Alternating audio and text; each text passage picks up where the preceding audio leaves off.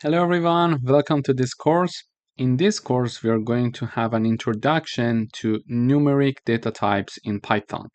So the first one that we would like to talk about is an integer.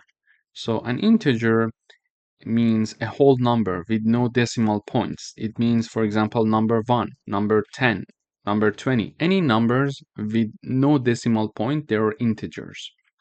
Secondly, we would like to talk about float numbers, numbers with decimals, and they can represent fractions. For example, 3.14 or 5.20.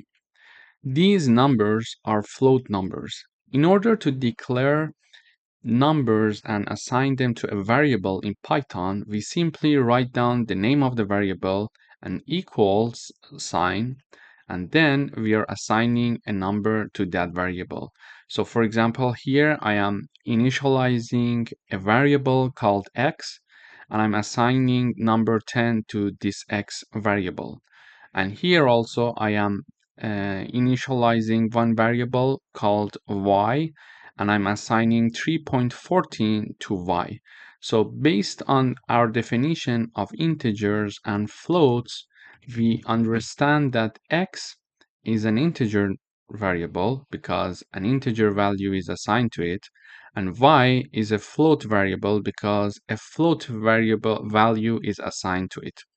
By the way, if we want to comment something in Python, we need to have this pound sign before that. For example, when I am writing something after the pound sign, for example, hello from Python, and because we are having a pound sign here before that, it means that it's a comment. So compiler is not going to understand and read these parts. These parts are mainly provided between developers. So if I am developing a code for myself, I can have these comments throughout the code in order for me to have a better understanding of this code. For example, after 2 years, when I come back to my code, I may not remember all the details, but by writing down comments, I can read the comments and it helps me to understand the code better. And also, if I want to, for example, pass this code to another developer,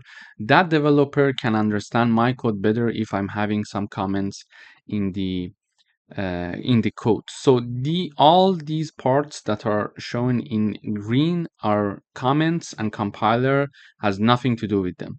However, the rest of the code, as you see here, are shown with different colors, and therefore compiler is treating them as something to work with. So here I am initializing one x variable equals to 10 and one y variable equals to 3.14. However, if I would like to see these variables in the output, I can simply print them. So let me comment these parts. So when I type down the print keyword and I type down the x, and when I compile, I see in the output that number 10 is being printed out in the output.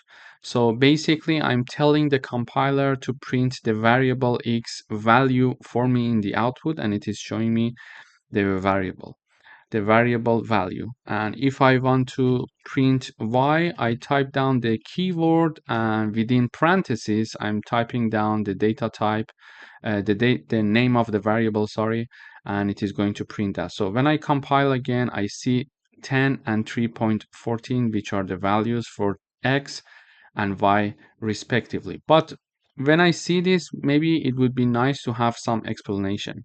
So now I comment these two lines using a pound sign, and I uncomment this part by printing out by removing the pound sign. And in order for me to have a better understanding of my output, because I may have the print sign for 10 lines, so I would like to have something to be printed out before the variable value, so I can easily recognize which number represents which variable. So I'm adding a comment here. For example, I'm typing down the print keyword, and within parentheses, I have two parts and they are separated by a comma. In the first part, in the code, I'm having x equals, and then in the second part, I'm typing down the name of my variable, which is x, and I'm in the second line, I'm having y equals, and separated by a comma from the second part in the parentheses, which is the name of the variable that I would like to print. So when I run this code, you see this time it prints for me x equals and then 10, y equals 3.14. So when I have, for example, 100 lines to be printed, I don't have to remember, okay, 10 was the number of which variable, so I need to go back to in the code and check, etc. Instead of that, I can simply print this text in the terminal so I understand 10 is the value that represents variable x and also y equals 3.14. So in this video, we learned about integers and float data types in Python, and we learned how to print them in the output. And also we learned how to comment some parts that compiler has nothing to do with them. For example, now the compiler is not printing this part because there is a pound sign behind that. But if I uncomment this part and I compile, I see 10. Let me go up a bit. Okay, I see 10. Then I see x equals 10, y equals 3.14. So this is being printed, which is this 10 number, because it is printing x, and x is equal to 10. Sorry, I went up too much. And then I'm having this line being printed out, and then this line being printed out.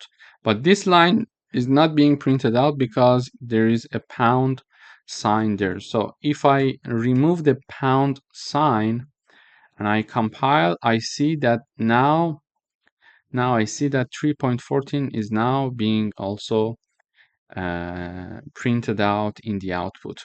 Thank you for watching. In the next videos, we are going to have some coding exercises with respect to initializing and declaring integer variables and float variables. Thank you for watching.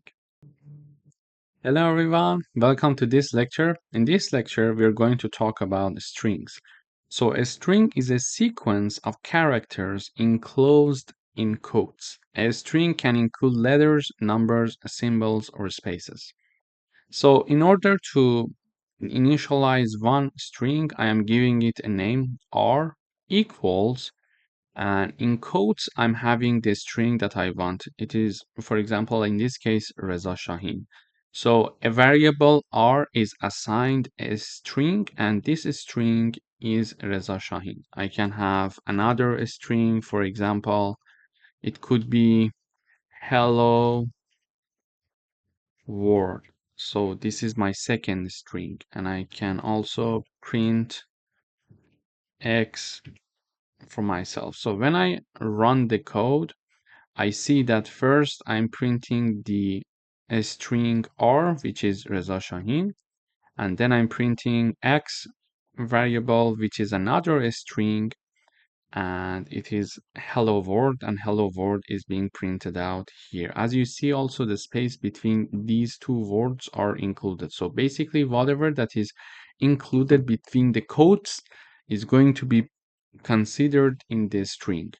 So this is how we declare and we print out one string in Python. Thank you for watching. Hello everyone, welcome to this lecture.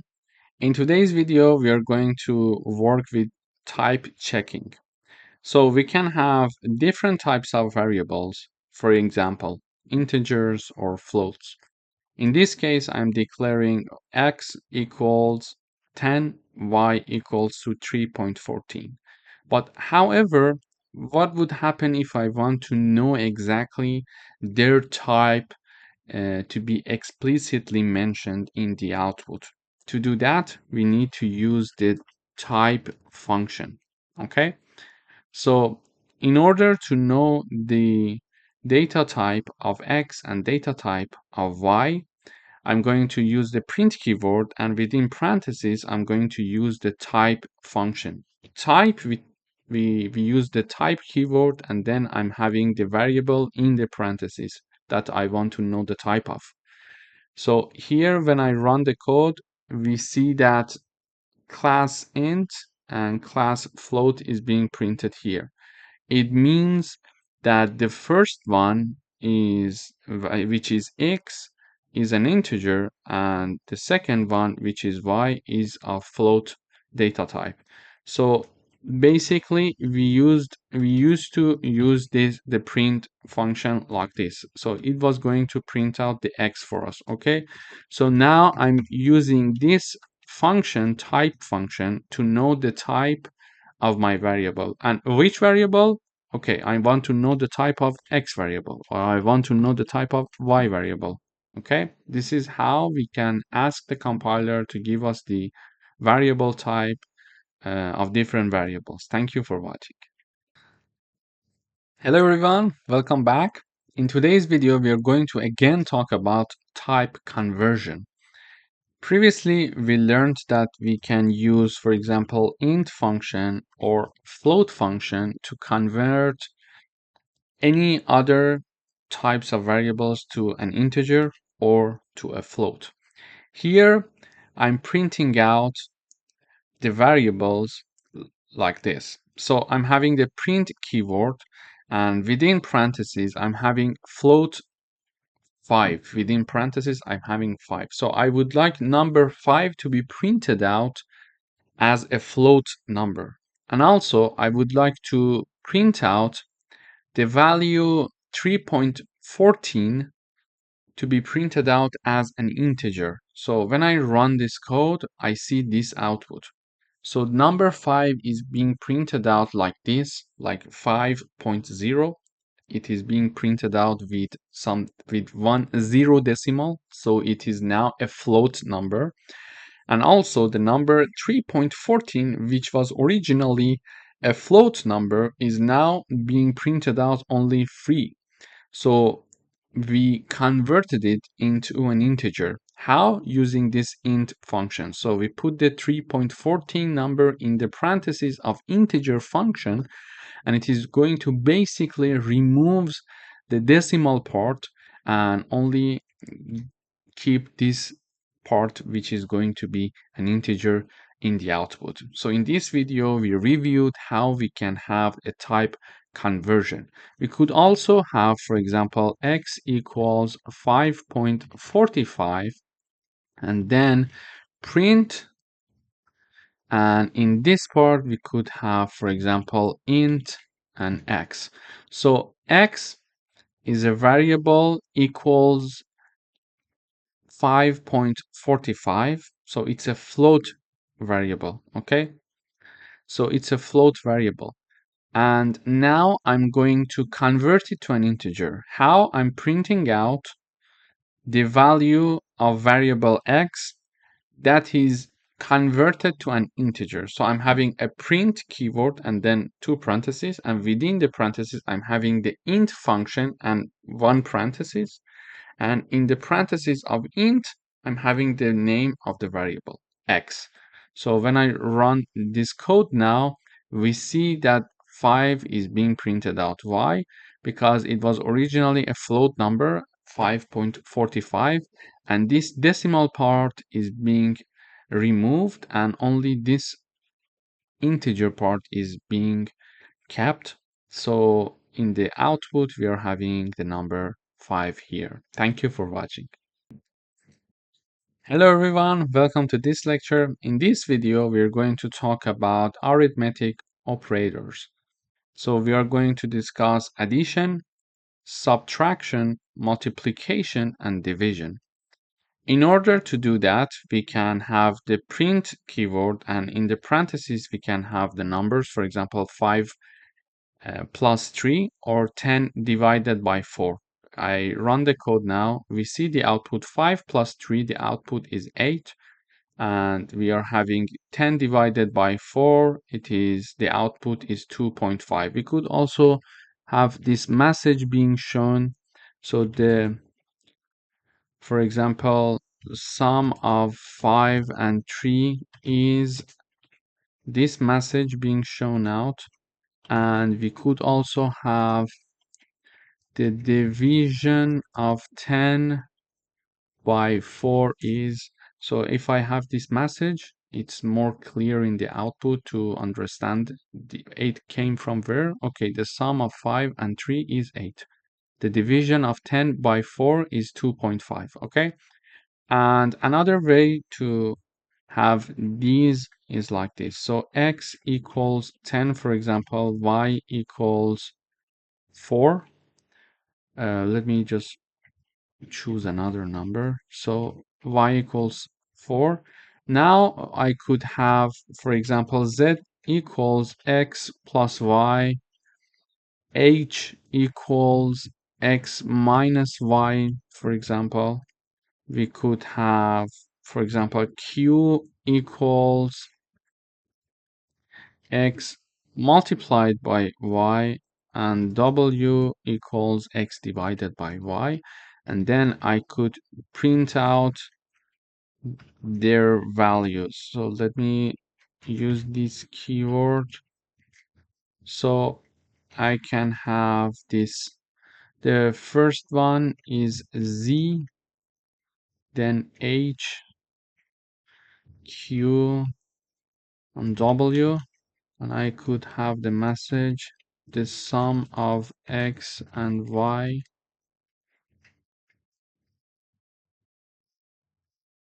I could have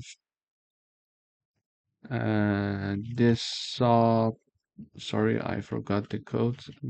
The subtraction of x and y, the multiplication of x and y, and we could have it here, the division of x and y. So let me explain what I did here. So what previously we were printing out the sum directly using the numbers, but I would like to use variables in the print out keyword function. So for example, variable z, print variable z, h, q, or w. To do that, I'm declaring x and y. X equals 10, 20, and y equals 5. I'm having z equals x plus y. So 20 plus 5 is going to be assigned to z. We expect it to be 25.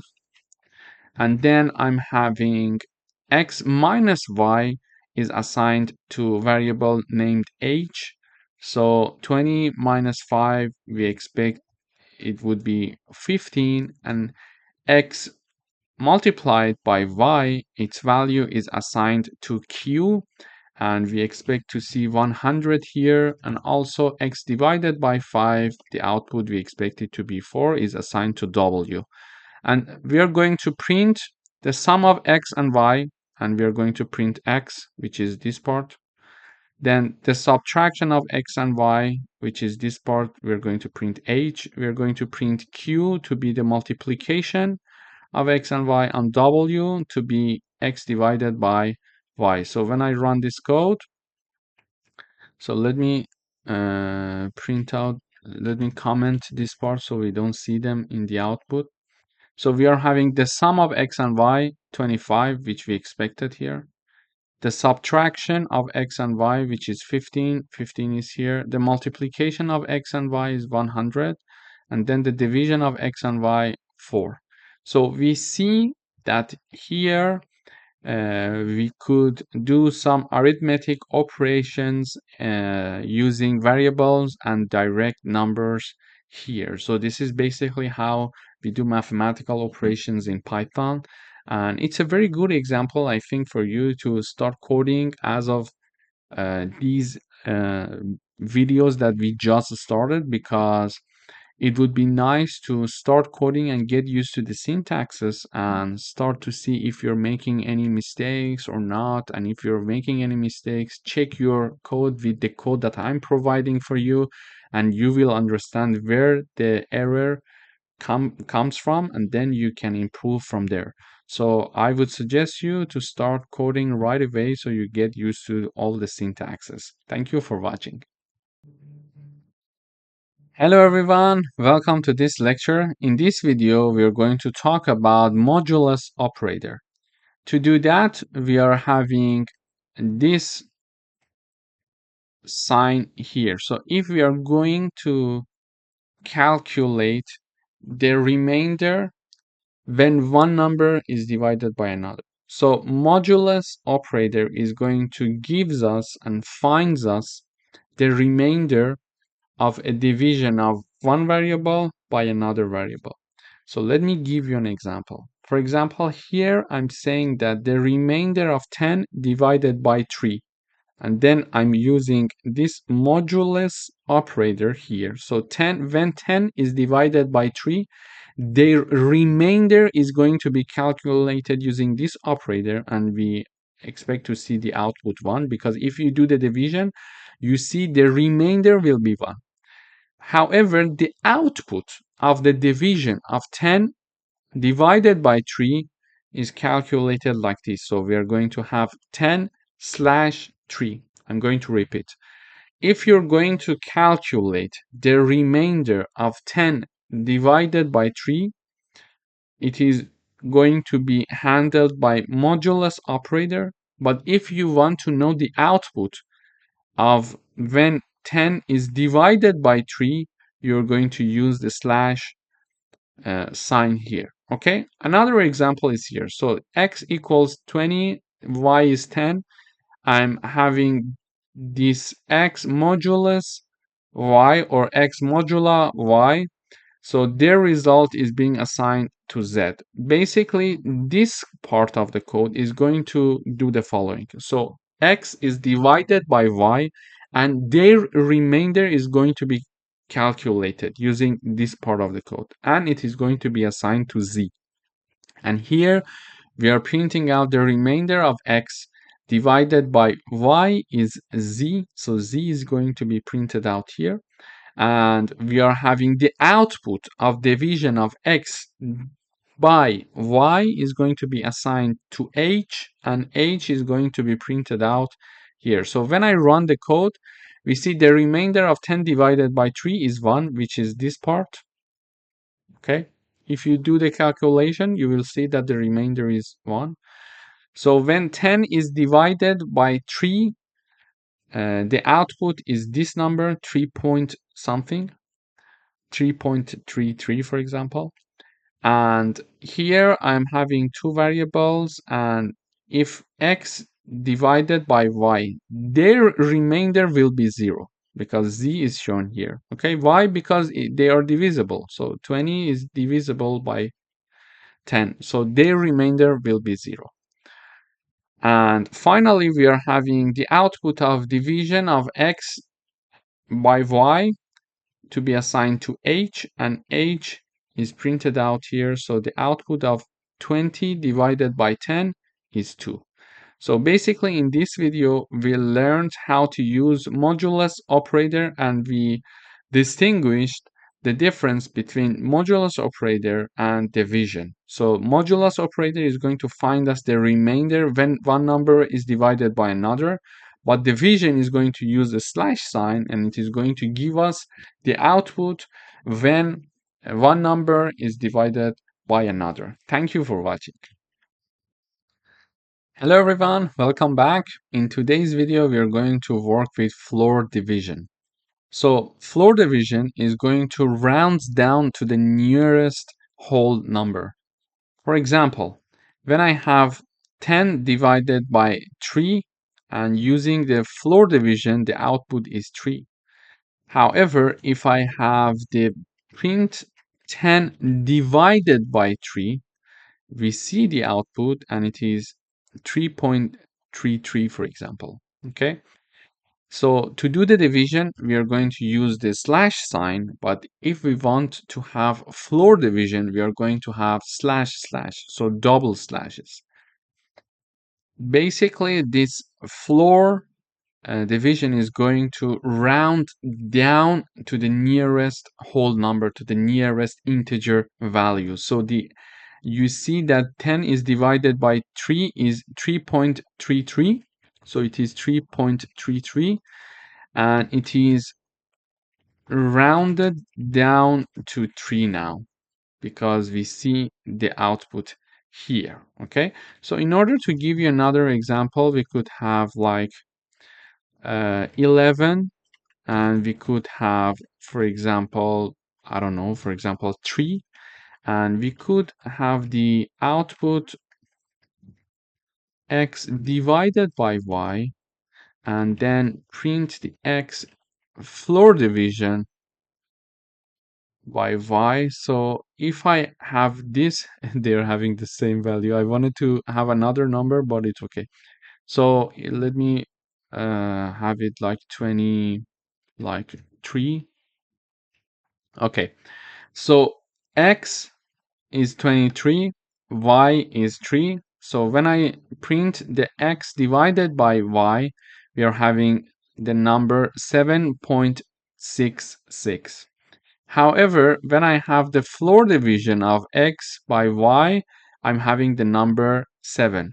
Basically, the floor division is shown by slash slash, as you see here, or as you see here, and it is going to round down the output of the division to the nearest integer value. Okay, round down. This is why even 7.66 is rounded down to 7. Thank you for watching. Hello everyone, welcome to another lecture. In today's video, we're going to learn how to read information from the user through the terminal. So here I'm firstly initializing, I'm declaring one variable called integer value. And basically I'm assigning this to my variable. But what is this line? So using the input function, let me have the comment here. Using input function, I'm getting the input from the user. Okay, so using this function, this keyword that is reserved in Python, we can get input from the user, and by default it is a string. When we get it from the user, by default we get something as a string. And then I'm having my int parentheses. It is going to convert the string into an integer value. So given this explanation, I'm assigning the integer value that is declared here one input, and in the input and in the first parenthesis, in this part, I mean, you see the message saying that enter an integer, and then the user is going to enter a number, and that number is going to be stored firstly as a string because this is a default by Python. And using the int function, I'm going to convert that string into a number. So let me run the code first before giving you another example, so it would be more tangible, I think, for you. So when I run this code, this message is shown in the terminal. Enter an integer. Exactly this message is being shown here. As you see, the program is ongoing because it is waiting for me to enter something, okay? So integer value, and you see this green point here, it says that the program is in this line. So integer value variable is declared here, and the value that is going to be assigned to this variable is the following. We are asking the user to enter an integer that is shown in the terminal, and whatever that I enter here is going to be stored as one string by default. And then using this int function, which I explained here, I'm going to convert that string into an integer. So let me type down. So when I type down 40, it is going to print you entered the integer and then 40. Why? Because I'm having a print function here also, and I'm having this message for the first part separated by a comma from the second part. So in the first part, I'm showing the message you entered the integer, so you entered the integer. And in the second part, I'm having the name of my variable integer underline our underscore value, which is here. Okay, so using the input, I'm getting some information from the user, and because it is by default a string and I want it to be an integer because I would like to read an integer from the user, I'm converting that string to integer using this int function. Okay, so the second example here is the following. So I'm having another variable called float value, and I'm going to show the message enter a float using the input again function. Okay, and then whatever, as you know, whatever that is entered by the user is by default defined to be a string. It is something, it is a rule of Python. Okay, and using the float function, I'm going to convert that string that is stored from the user into a float variable. And that is going to be assigned to this float value variable. Okay. So firstly, I am getting the input from the user. Then since it is by default stored as a string, I need to convert it to a float because I am looking for a float. If I was looking for an integer, I was going to convert it to an integer. Okay, so and then the entered value is converted to a float number, and that is going to be assigned to float value variable. Okay, so we are going to get an input from the user, and then I'm going to convert it to a float, and then I'm going to have that float number in the final stage being assigned to my variable, and this variable name is float value. It could be x, it could be y, it could be anything. So let me type down simply x here. Okay, it is x.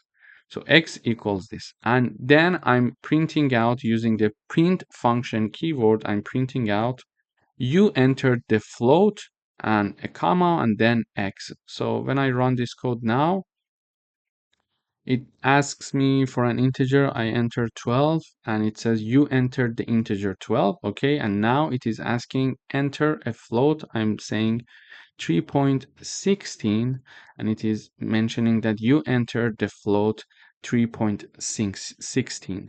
So in this video, we learned that we need to use the input function to get some information from the user, to show the message to the user and store it, and it is by default stored as a string.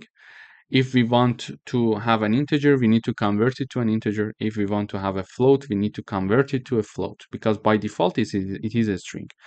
In order to convert it to an integer, we use the int and parentheses, and within parentheses we put whatever we want, which is the input in this case from the user. And we have the, if we want to convert it to a float, we are going to use this float function parentheses. So for example, I can have int and input. So this is how this is going to work. Int and these parentheses, these two parentheses, and then input with the corresponding parentheses. In the input, I'm going to show, for example, write quotes saying that enter an integer for me. Okay, and then the user is going to enter something. It is stored in this part using this input function, and whatever that is stored, because it is in the parentheses of int function, because we're having one int keyword here and one parenthesis in the left and one parenthesis in the right. So whatever that is inside it, it is going to be converted from the string that is by default to an integer. The same rule goes with the float. Thank you for watching. Hello everyone, welcome to this lecture.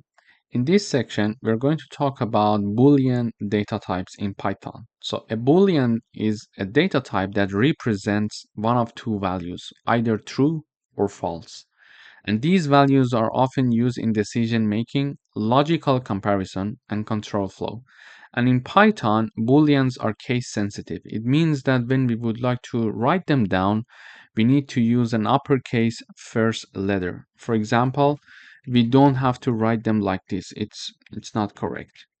You see, these examples are not correct. If we want to write down true, we should write it with an uppercase first letter like this. Okay, so let me illustrate it with an example. Here I'm initializing one variable called is sunny and I'm assigning true to it. And I'm having is raining and I'm assigning the false assigned to it. So when I compile this code, I'm going to see two variables being printed in the output in the terminal. So the first one is this print that we are printing out the is sunny variable, and the second one is that we are printing out the is raining variable. So because is sunny equals true and is raining equals false, I would expect to see one true and one false in the output when I run the code. So let me just compile. So it is compiling. Okay, we see now one true and one false. So basically, we are assigning Boolean data types to these two variables. The first one is true and the second one is false. And we are simply printing out the values that are assigned to these two variables. In the next lectures, we are going to do some coding exercises using these Boolean data types to understand how they can help us to have a control flow, logical comparison, or decision making. Thank you for watching. Hello everyone, welcome to another lecture. In today's video, we would like to write a program that assigns true or false to a variable and prints it. To do that, we learned how to declare a variable. So here I'm declaring a variable is underscore student and I'm assigning true to it. Okay, and I'm basically printing out this variable using the print keyword. So let me run the code. So when I run the code, I see true in the output. I could have, for example, uh, is young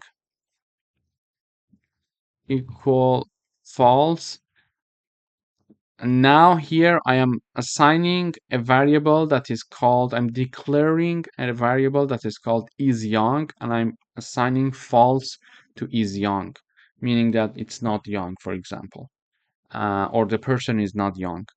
And using the print keyword, I'm printing out this variable. This could be y, this could be x, for example, this could be x.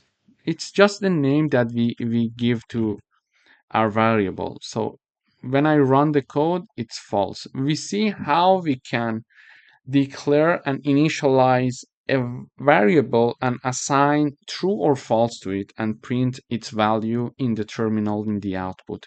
This is how we can start working with booleans in Python. Thank you for watching. Hello everyone, welcome to this lecture. In this video, we're going to talk about Boolean expressions. So Boolean expressions evaluate to true or false. So these expressions include equal sign, not equal sign, lower than, larger than, lower than or equal to, and larger than or equal to. Using these logical operators, we can have some output when comparing, for example, two numbers. For example, here I'm having a print keyword in Python, and in the parentheses, I'm checking if 5 is larger than 3. So if this equation is correct, it is going to print out true for us. And in this case, it is correct. So we expect to see a true in the output. and we are printing out 10 equals 20.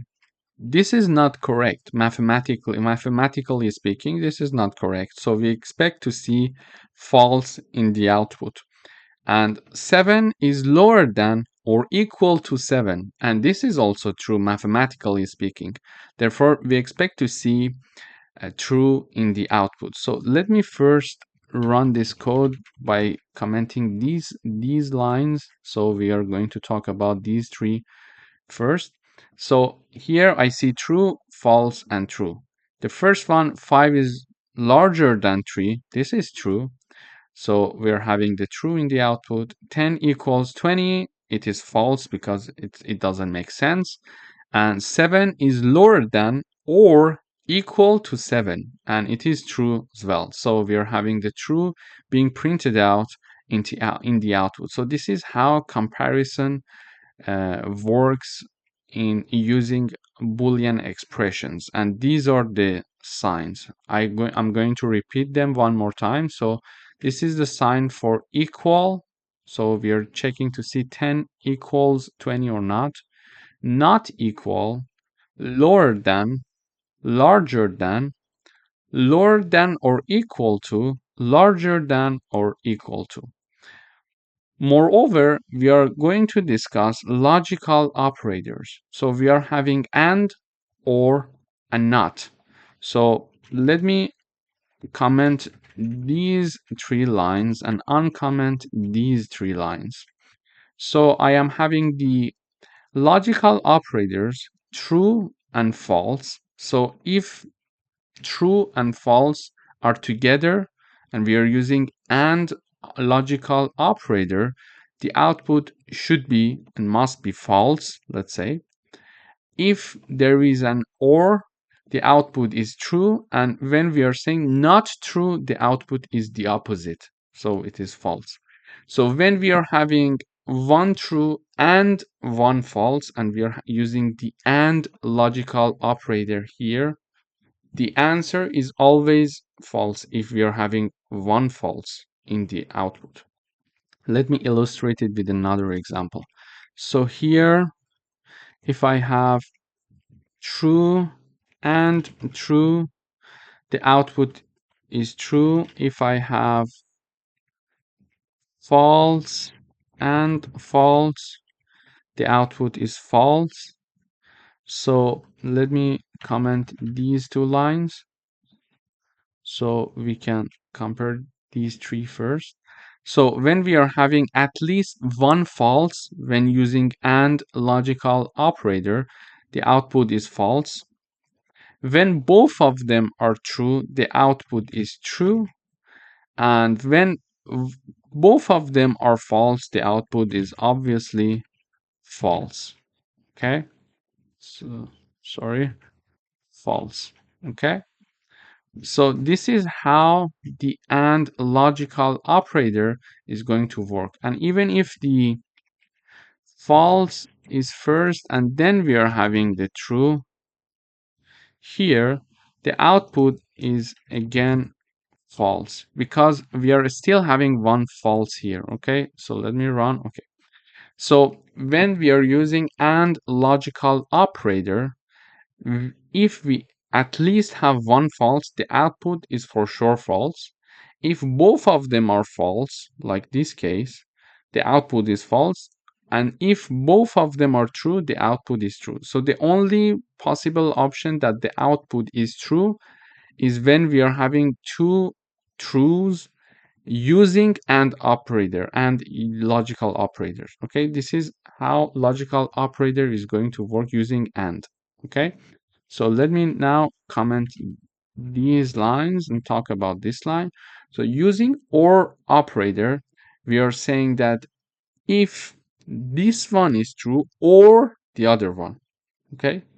In this case, when at least one of them is true, the output is true. So if I run, you see true in the output.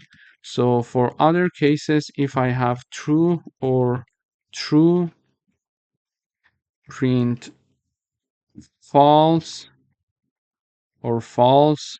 So let me run this code. So here I'm saying true or false, the output is true. True or true, the output is true. False or true, the output is true. And false or false, the output is false. So using OR operator, logical operator, if we have at least one true, the output is true. And if both of them are false, the output is false. Because we are checking to see if we are having at least one true when using OR operator. So either this or that must be true. If either of them is true, the output is true. But if both of them are false, the output is false. Okay. And finally, we are having the not logical operator. When I'm having true and before true I'm having not, it is going to return the opposite output for me. So the opposite of true is false. So when I run the code, we see false in the output. So this is a bit abstract for now, the logical operators. You may understand the context, but you may not see how it may be useful for the moment if you have no background in programming. But later on in the very same course, in the section where we are going to talk about if conditions, if and else and elif conditions, we are going to use these logical operators practically, and in practice and examples, coding exercises, you will see how practical they are. And you will understand their usage better, much better in that section. But this is just an introduction for you to understand what logical operators are. So we learned that there is and, there is or, and there is not. These are three logical operators that we are going to use. This is just an introduction, and in the section that we are going to talk about if conditions, we're going to use them practically in coding exercises. So I expect that there you will understand everything about logical operators. If you're not sure yet about the things that I told you about logical operators, don't worry. This is just an example here, just to give you a little bit of thoughts about these logical operators, and we're going to see them in practice later on this course. Thank you for watching. Hello everyone, welcome to another coding exercise session. We're going to write a program that compares two numbers and prints whether the first number is greater than the second one. In order to do that, I'm initializing and declaring and initializing two variables called num1 and num2. I'm assigning 10 and 5 to them respectively. And in the output, I'm using the print keyword and I'm checking to see if the first number is greater than the second one using this comparison operator. So the first one is 10 and the second one is 5. So it means that 10 is larger than 5. Is it correct? Yes. Therefore, it is going to print true in the output. Okay. But if I have number 1 equal to 1, we expect to see the output to be false, as you see here. So this is how logical comparison operators uh, is going to work for Booleans expressions. Thank you for watching. Hello everyone, welcome back. We would like to write a program that uses logical operators to combine two Boolean values and print the result. To do that, I'm declaring and initializing two variables. The first one is weekend, and true is assigned to is weekend, so it means that it is during the weekend. And I'm having the has homework to be false. So, for example, one student is in the weekend because it's true and has no homework to do. Okay, so we are going to use and or, I mean this and or logical operators as the program wants to combine two Boolean values and print the result. Okay, so I'm printing out the result and I'm using logical operators. So when I'm having one true and one false, we learned that if we are using AND logical operator and at least one of them is false, the output is for sure false. So the output is false. And when I'm comparing a true and a false using OR logical operator, if at least one true is there, the output is true. Okay? So when I run the code, I expect to see false for the first one and I expect to see true for the second one. I'm going to repeat one more time. So if we are using AND logical operator and comparing one true and false, if at least one of them is false, the output is false. And when comparing and using OR logical operator, if at least one of them is true, the output is true. If it is still abstract, the context for you, don't worry. It is normal.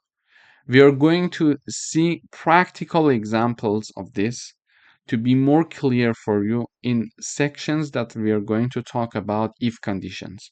Please wait until then. This is just an introduction for you to know what logical operators are in general. Okay? So don't worry, it is normal. This is just to set the ground as an introduction.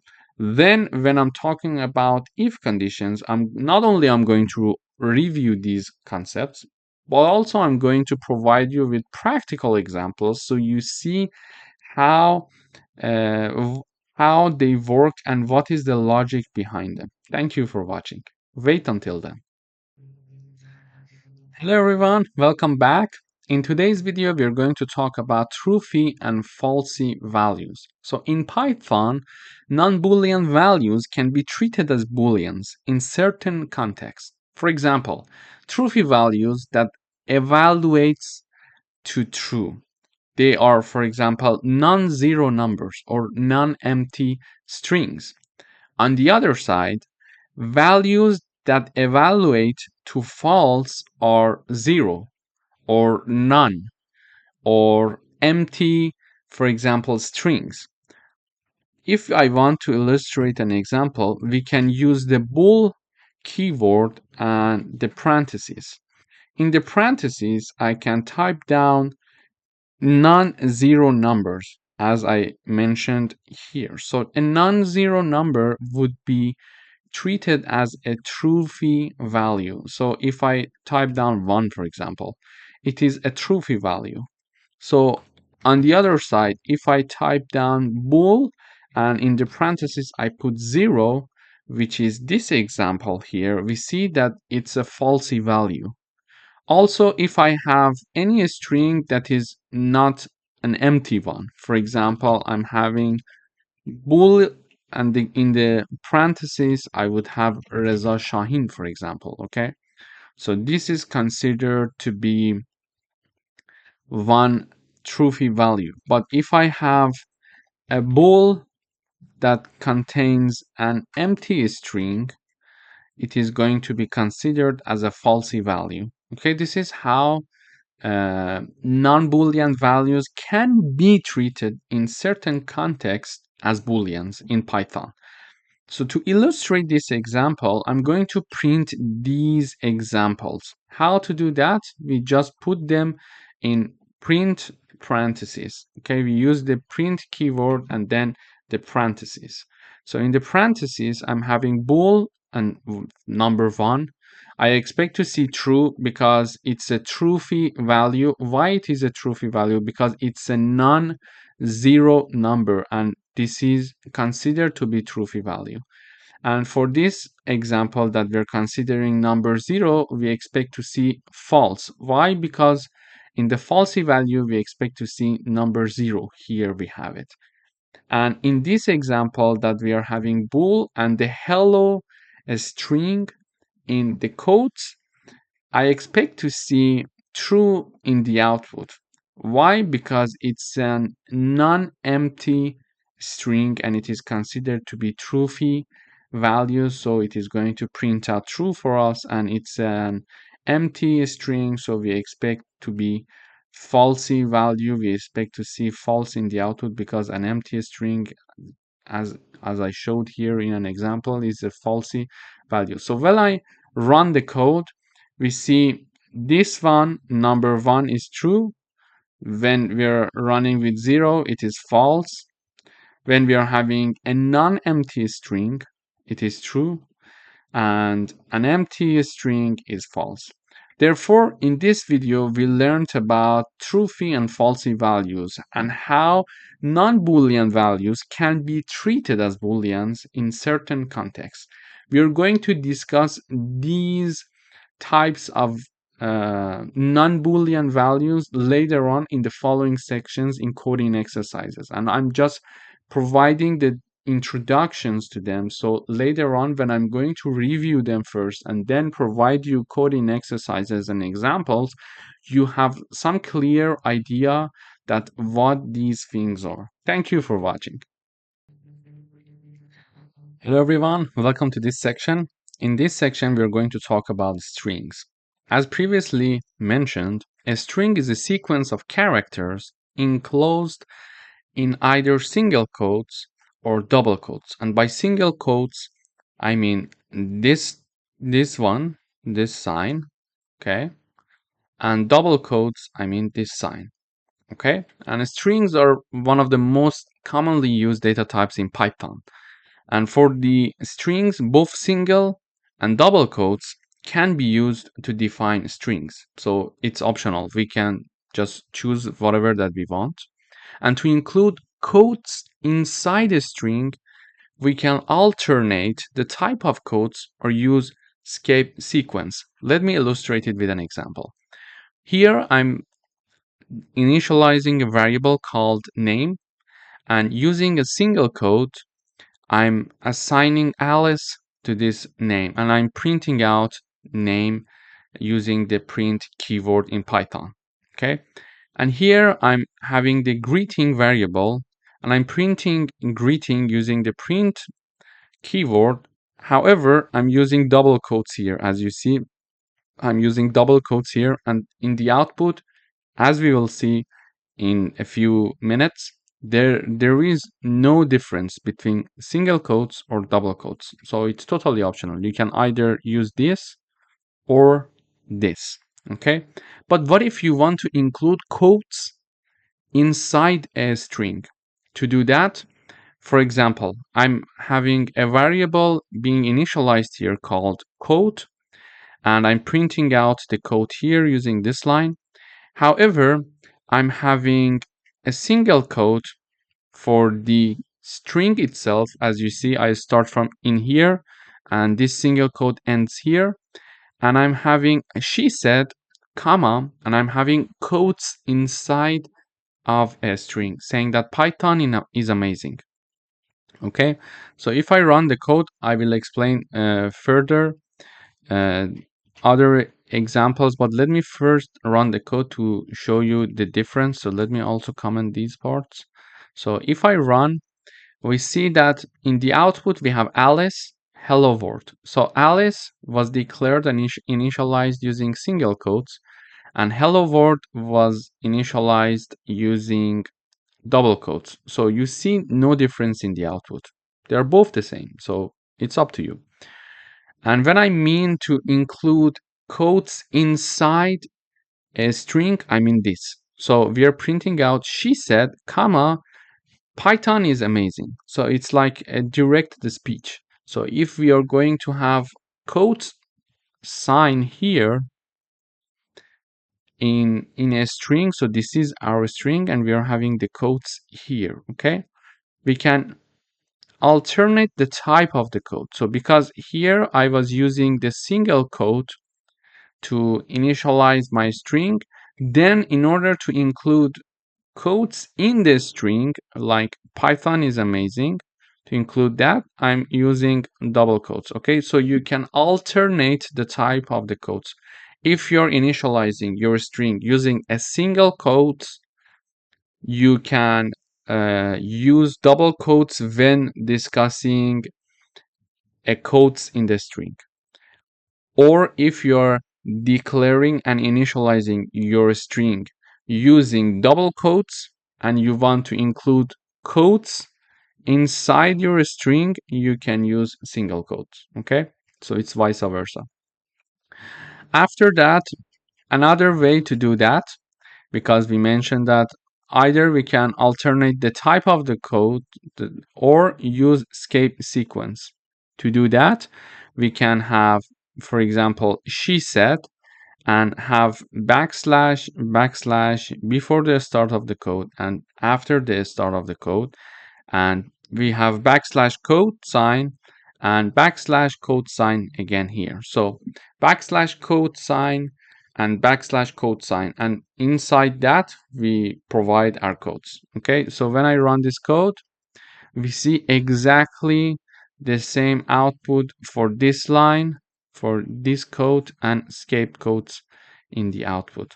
Okay, you see there is no difference. So it's up to you again. So you can alternate the type of codes or use escape sequence. So in this lesson, first of all, we reviewed the concept of strings. Then we mentioned that we can declare and initialize strings using single quotes or double quotes. It's up to us. And if we want to include quotes inside a string, as I'm showing here, okay, inside a string, you can either, there are two ways. You can either alternate the type of quotes or use escape sequence. In order to alternate the type of quotes, if you're using already single quotes to declare your string, for the quotes you need to use double quotes. If you're initializing your string using double quotes, for the quotes inside your string, you need to have single quotes, okay? Or you can use escape sequence. To do that, you're going to use backslash code and backslash code before the start of the code and at the end of the code. So you see the output, they're both the same, so it depends what you prefer. Thank you for watching. Hello everyone, welcome back. In this video, we're going to talk about the length of a string. In order to measure the length of a string, we need to use the len function, len and parentheses, to find the number of characters in one string. To do that, I can have one string called message, and I'm assigning hello to this message. Okay, but how many characters this string includes? Let us count 1, 2, 3, 4, and 5. But if we have a string that is very lengthy, how to measure that? It's hard to count it by ourselves. You see, in order to have that, we can use the len function. The len function works like this. We have the len and parentheses. In the parentheses, we type down the name of the string that we want the len function to measure its characters. Basically, I'm using the len keyword. I'm putting the name of my string inside the parentheses. This is going to calculate the number of characters in the message string, which is 5. We know it because we calculated it. And now I'm going to print the output. In order to print the output, I just put this part in a print function. And in a print function, inside the parentheses, I'm having len, and then the name of my string, which is message. So when I run, I see 5. If I have another string, so I have my name, and the string is, for example, Reza Shahin. So now I'm going to print len my name. Okay, so when I run this code, we see that there are 11 characters in this string. So if I calculate, we see 1, 2, 3, 4, 5, 6, 7, 8, 9, 10, 11. Okay, so it can calculate the number of characters. And yes, it calculates the space as well. Whatever that is between the quotes, it is going to calculate it, even the space here. Okay, so we are going to have 11 characters. But if we have a string that is lengthy, it's hard for us to calculate it by ourselves. So we'll let the len function do the job for us. Thank you for watching. Hello everyone and welcome back. In this video we are going to talk about string indexing. So strings are indexed starting from 0 for the first character. Negative indexing allows you to access characters from the end of the string. For example, -1 is the last character in a string. Let me illustrate it with an example. I'm having a string called word and I'm assigning Python to this string. In the output, I'm printing out two characters indexes. Okay. So in the first one, I'm typing down the name of my string and then assigning 0 in the braces. And then I'm having word again here and number -1. So when I run, first I see P and then I see N. This P comes from the fact that this is the first index of my string, and the first index in my string is this P here. Okay, because we mentioned that it starts from 0 for the first character. So the first character is P here, and therefore when I type down 0 for the string word, it is going to print out in the output the P character. However, when I want to access the last index, instead of just going from the left side, I can start from the right side to go back. It's easier sometimes. To do that, I'm using -1 to access this last character in my word string. So let me illustrate another example. For example, my name. And I assign Reza to my name. So if I print my name, I print the first one, the first character with index 0. So let me comment these parts. So when I run, I see R here. Okay. So what if I print out the second character here using the 1 index? It is going to print E for me. The third one is Z, and the fourth one is A. So the fourth one is A, but we are typing down 3. Why? Because we started from 0. 0, 1, 2, 3. So the fourth one is 3. Okay. And instead of having 3 to print the last character of this string Reza, I could type down -1 to access this A, or -2, for example, to access Z here. It depends on what we're looking for. But this was a good example to understand string indexing. Thank you for watching. Hello everyone, welcome back. In this lesson, we're going to talk about string repetition.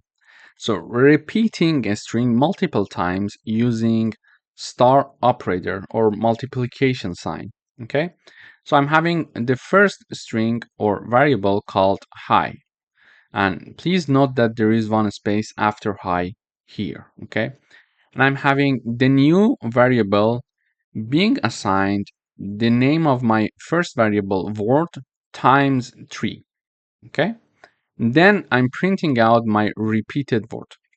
I'm going to explain one more time. I'm initializing the word variable and it's hi, it's a string. I'm initializing my second variable to be word times 3, and word was my first variable, which was a string. Okay, and in the third line I am printing out my second variable, which is repeated words. So when I run, I see hi with one space, hi space, and hi. Okay, so if I don't have this space, we see that they are very close to each other, as you see in this example here. So I consider this hi, so it is going to put space before printing out the next one. So this is how basically we can have a string repetition in Python. It's very easy. So if you want to have 4 repetition, you basically put 4 here, 5 here. So if I put 5 and I compile, we see 5 highs being printed in the output. Thank you for watching. Hello everyone, welcome back. In this video, we're going to talk about string slicing in Python. So we can extract a portion of a string using slicing. And the formula is this: string, the name of the string, start and the end. But what is very important is that start is inclusive, but end is exclusive. Let me illustrate it with an example. So I'm having a string called text, and I'm having hello world here. In order to extract a portion of this string, I use this formula here. So I'm printing out the string, which is the name of the string, our text here, and then I'm having braces from 0, colon, and 5. Okay, so there are two parts here: before colon, after colon. Before colon is the start point, after colon is the end point. And please note that the start point is inclusive, but the end is exclusive. So we are going to start here from 0, and then we are going to finish at 4, including 4. Why? Because we are having number 5 here, and the end is exclusive. This is just a basic rule in Python. We just need to be aware of it when working with string slicing. So if we want to go up to 4 and include 4, we need to go up to 5 because end is exclusive. So this code is going to give us from index 0 to 4, and index 0 it's here.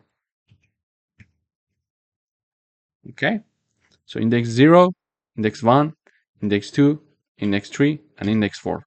Okay, so we go from 0 up to 5, but not including 5. Okay, then when I run the code, we see the output is hello. The first output is hello. This is for this one. Okay, from index 0 to index 4 is included here. Then in the second part, I'm having two parts again: before colon and after colon. So before colon, we learned that it's the starting point that is inclusive, but after the colon is the ending point and it is exclusive. So when I type down nothing in the right part, which is the end of the string, it means that start from 7 here and go until the end of the string. Okay, so what is the string 7? So 0, 1, 2, 3, 4, 5, 6, and 7. So 7 is the starting point. W is the starting point. Okay, so I'm having W, and I'm going to continue until the end of the string. Why? Because on the right part here, I don't have anything. If I had like 9, it was going to print out 7 and 8 because the starting point is 7. And when we are having number 9 there, 9 is exclusive, so it is going to go up to 9 and not including 9. So it was going to include 7 and 8 only. So when we type down nothing on the right side, it means that we are going to go until the end of the string. Okay?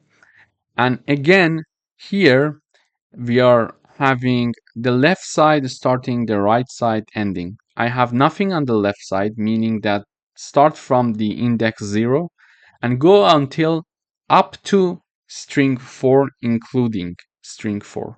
Okay, so because the end is not inclusive, it is exclusive. So when I see the print in the output for the second one, starting from index 7 until the end, it is printing a word. And when we are having the starting from 0 and ending at 4 inclusive, it is having the hello again for us. Okay, so this is the first part. The second part is that I am reinitializing the text variable called Python, and we are assigning the string Python to it.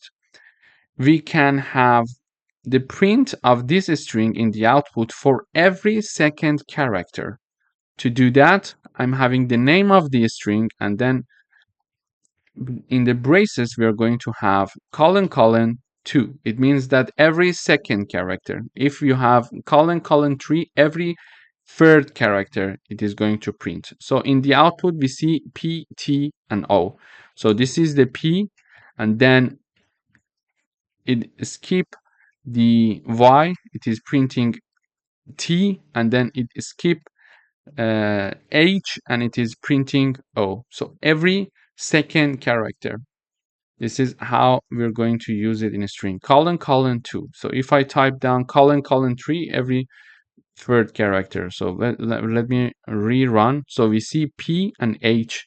So it prints P, 1, 2. These two are not included. Then H is included. Okay. And 1, 2. And there is no third character after N. So we cannot have anything. So we are having only P and H. So if I have 2 again, I'm having P, and it is not including Y, then it is including T, it is not including H, it is including O. So this is how it's going to work.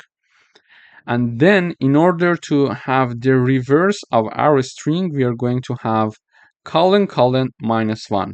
When we are having this code, we are going to see in the output the reverse of our string. So you see that we started with P for Python and ended with N. But here we are having N as the first character, O as the second character, H, T, Y, and P. So we are reversing the string using this code. Thank you for watching. Hello everyone, welcome to this lecture. In today's video, we are going to learn how to combine two strings in Python. So in order to combine two or more strings, we use addition operator. For example, I'm having the variable first name and last name, and they are assigned John and Doe as the first name and last name respectively. And in order to have the full name variable, I'm having first name plus one space and plus last name. So and then I'm printing out the full name in the output. So when I run, I see John Doe. So I'm adding this to have this space here. Okay, so if I don't consider this part, if I remove it, you see that they are smashed together. So you see John Doe. So it is better to have one space here, so it would be more nice. So in this video, we learned how to combine two strings and create our third string using addition operator or plus operator. In order to do that, we simply have the first name, which is our first variable. You see, this is our first variable. This is our second variable, and we are sorry, and we are using addition operator to add these two together and create our third string here, and I'm basically printing out the third string, which is full name. So this is how we can combine two strings. Thank you for watching. Hello everyone, welcome back. In this video, we are going to learn how to check if a substring exists in a string using the in keyword. To do that, I'm illustrating this with an example. So I'm having a variable called text, and it's a string, and the string is learning Python is fun. This is my string. And I want to check for substring. To do that, I'm having the print keyword, and in parentheses, I'm saying in the quotes, I'm saying Python, and then in text. And text is the name of my variable. So I'm basically what I'm asking the compiler is to see if the string Python is inside and is included in string text. And you see the Python is there. So we expect to see the output to be true because Python exists in the string text. To say it to compiler, we use the codes saying that Python or anything that we want to look for, and use the in keyword, and then use the name of the string that we're going to check whether a substring is there or not. So I'm saying Python is a substring of text string. Learning Python is fun. So is Python included, let's say, in this string? The answer is yes. So we expect to see true here. And then I'm checking to see if I check and see Java is included in the string text or not. So we see this string is learning Python is fun and Java is not there. But I'm checking to see if Java is included in this string or not. And since Java is not there, we expect to see false in the output. And also we can check for the absence of a substring. For example, we can say Java not in text, and the output is true because we are saying Java is not in the string text. Yes? And it is going to answer yes, it's true. Java is not in the string text. So when I run the code, we see true, false, and true as we expected. True, false, and true. Basically, it is saying Python is included in the text string because we see the Python.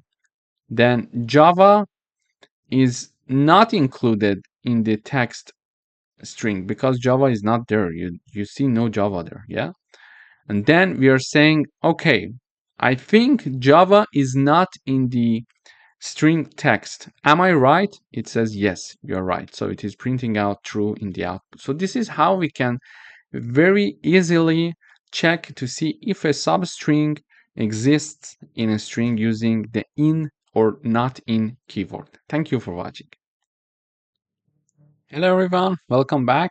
In this video, we are going to write a program that takes a user's first and last name as input, combine them into a full name, converts the full name to uppercase, and prints the length of the full name, excluding spaces. To do that, I'm having the first name and last name variables, and we are using the input function, if you remember, to take the input from the user for the first name, and it is shown as enter your first name, and the user is going to type down the first name and then enter your last name, and the user is going to type the last name. So the first name and the last name are going to be stored in first name variable and last name variable respectively. Then I'm having the full name, my third variable, which is the first name plus one space and plus last name. Then I'm having uppercase name variable, and it is basically is the full name variable dot upper function. So it is going to make this full name to be uppercase. So let me type down the input. For example, for the first name, I'm going to enter my first name, and for the last name, I'm going to enter Shaheen, which is my last name. Here, the full name is going to be Reza Shaheen with the space in between as you see here, okay? And this part, uppercase variable, is going to use this full name, which is this Reza Shaheen, and make all of the convert the full name to uppercase. So previously it was written like this, okay? It is going to make it to be like this, okay? It is using the upper function to convert all the characters in uppercases of the full name, okay? Then I'm having the length variable, and it is going to basically calculate the length of this character of this string, the length of this string for me when considering there is no space in between, okay? So first of all, I'm using the length function to know the length of my string, and in the parentheses, I'm having the name of my variable, which is the full name here, okay? Dot replace. So using replace, we can change some of the characters, and we are basically mentioning whatever you see as to be a space, empty place, empty space, just remove it, okay? So in the first part, we see if you find any space. In the second part, we see, for example, we can type down H. So if you see any space, type down H instead. But because I want to calculate the length of this string without the space between them, I'm going to say, if you see the space, consider no space. So basically, it is going to have it be like this. Okay, so when there is no space. So it is going to calculate the length of this string for me when I'm having the replace function. Then I'm having the print in the output full name, is the full name variable is being printed out, and we are saying the full name is, and we're having the variable called full name, uppercase name, and I'm having the uppercase name variable here, which is this part, and the full name was this part. And then I'm having the length of full name. When no space is considered, I'm printing out the length variable, which is here, and it is calculated based on the length of the full name variable, in which we are replacing all the spaces with no space. So it is going to calculate the length of this. So when I run, it says enter your first name, I say Reza, enter your last name, I say Shaheen. So it is printing out full name Reza Shaheen, uppercase name Reza Shaheen, length of full name with no space, it is 10. Let us check and verify this. 1, 2, 3, 4, 5, 6, 7, 8, 9, 10. So the length is 10. So we see that we calculated everything correctly. Thank you for watching. Hello everyone, welcome back. In this video, we are going to learn about converting case, upper and lower. Using the .upper parentheses function, we can convert all characters to uppercases, and using the lower function, we can convert all characters to lowercase. For example, I'm having one string here called text, and it is assigned Python, and I'm using the text.upper and parentheses, and then text.lower parentheses. So when I run this code, we see in the first example, in the first output, I'm having the Python being printed with uppercase, all of the characters, and in the second print, we see that all of the characters are printed in lower cases, because in the original example, P was written with uppercase, but in the second output, we see everything is written in lower cases. So let me illustrate with another example. So I would say Reza Shaheen, for example, here, and I print the name upper. My name is the name of my variable, my name.upper and my name.lower. So when I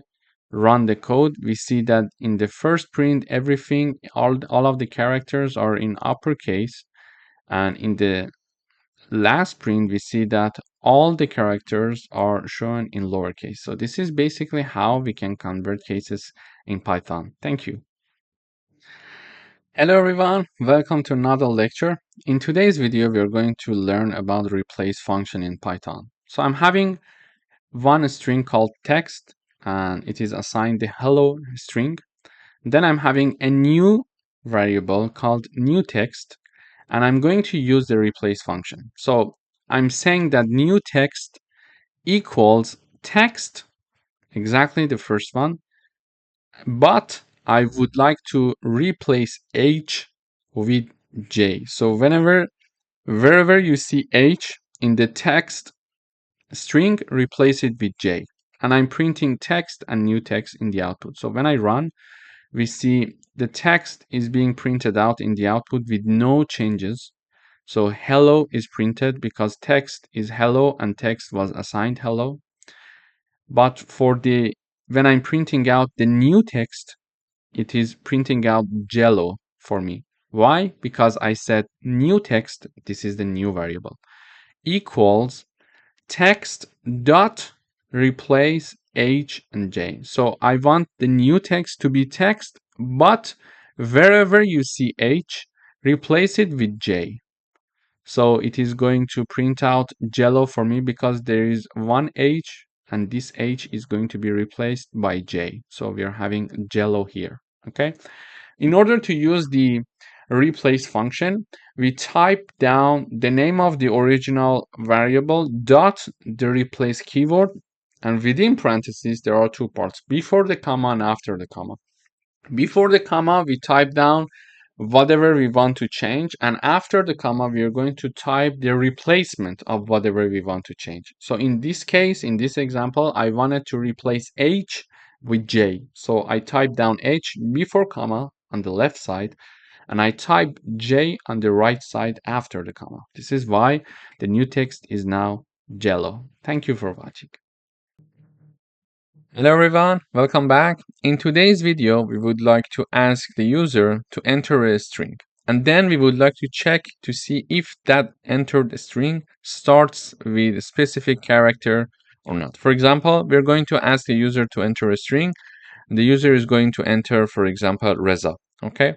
And then we would like to check and see if the entered a string by the user starts with R, with the letter R or not. Okay, so this is some validation. Maybe the user is going to enter something and we would like to check if the user is entering something that is starting with R, for example. Okay, this is how we're going to proceed. Here, to do that, here I'm showing this message to the user and saying that enter a string. Okay, and whatever the user is going to enter is stored in the text variable. Then we are having another variable called start, and we would like to enter the starting character to check.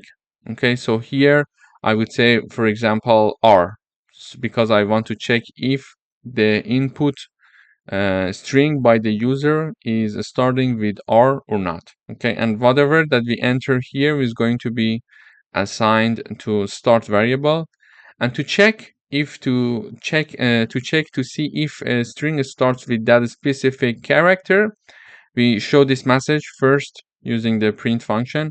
Does the string start with? And then I type down the name of the variable start with the character that we want to check. And then in order to actually tell the compiler to check this for us, we can type down the name of the string that the user entered, which is text, and then use the start with function. So this is the name of the function, start with function, and in parentheses we type down the name of the variable that is storing the character. Okay, so let me run the code once. It says enter a string. I type down Reza, and then it asks me to enter a starting character. I would like to check if Reza starts with R. When I enter, it says, does the string starts with R? And the answer is true. Yes, it starts with R. Okay. For example, if I type down, for example, a string Reza, and then I type down H, I would like to check if the string Reza starts with an H. When I enter, it says the answer is false because Reza does not start with an H. So this is how we can do it. Basically, we are first storing the string, then storing the character, starting character, and in order to call the start with function, we type down the name of the string dot start with function, and in parentheses we type down the name of the variable that is used to store the character. Thank you for watching. Hello everyone, welcome to this course. In today's video, we would like to talk about ASCII. It stands for American Standard Code for Information Interchange. And this is a numerical representation of characters, including letters, digits, symbols that are used in computer. For example, a numerical representation of letter capital A is 65. If it's a small a, it's 97, for example. For number 1, the numerical representation is 49, okay? So today we would like to learn how to get and how to obtain these numerical representations, okay? To do that, I am presenting you an example here. So here is a message being shown to the user saying that enter a character to find its ASCII code. Then whatever the user is going to enter, we're going to assign it to this variable called char. And then in order to understand what the numerical representation of the input of the user is, we're going to use ORD function. So in order to use ORD function, we type down the ORD, and in parentheses, we type down the name of our variable. And in this case, it is char, okay? And then Simply I use the print function, I type down this message, the ASC double I code of, and then the type of and then the name of the variable, and then is message, and then we use the ORD function, and in parentheses I put down the name of char. So let me run the code once. When I run the code, first of all, we expect to see a message from the program that asks us to enter a character to find its numerical representation. For example, here you see enter a character to find its ASC double I code. So now I enter capital A, and when I enter, it says the code of A is 65, as we mentioned here. If I type down, for example, capital B, it says it is 66. If I type down, for example, small a, it is going to give us 97.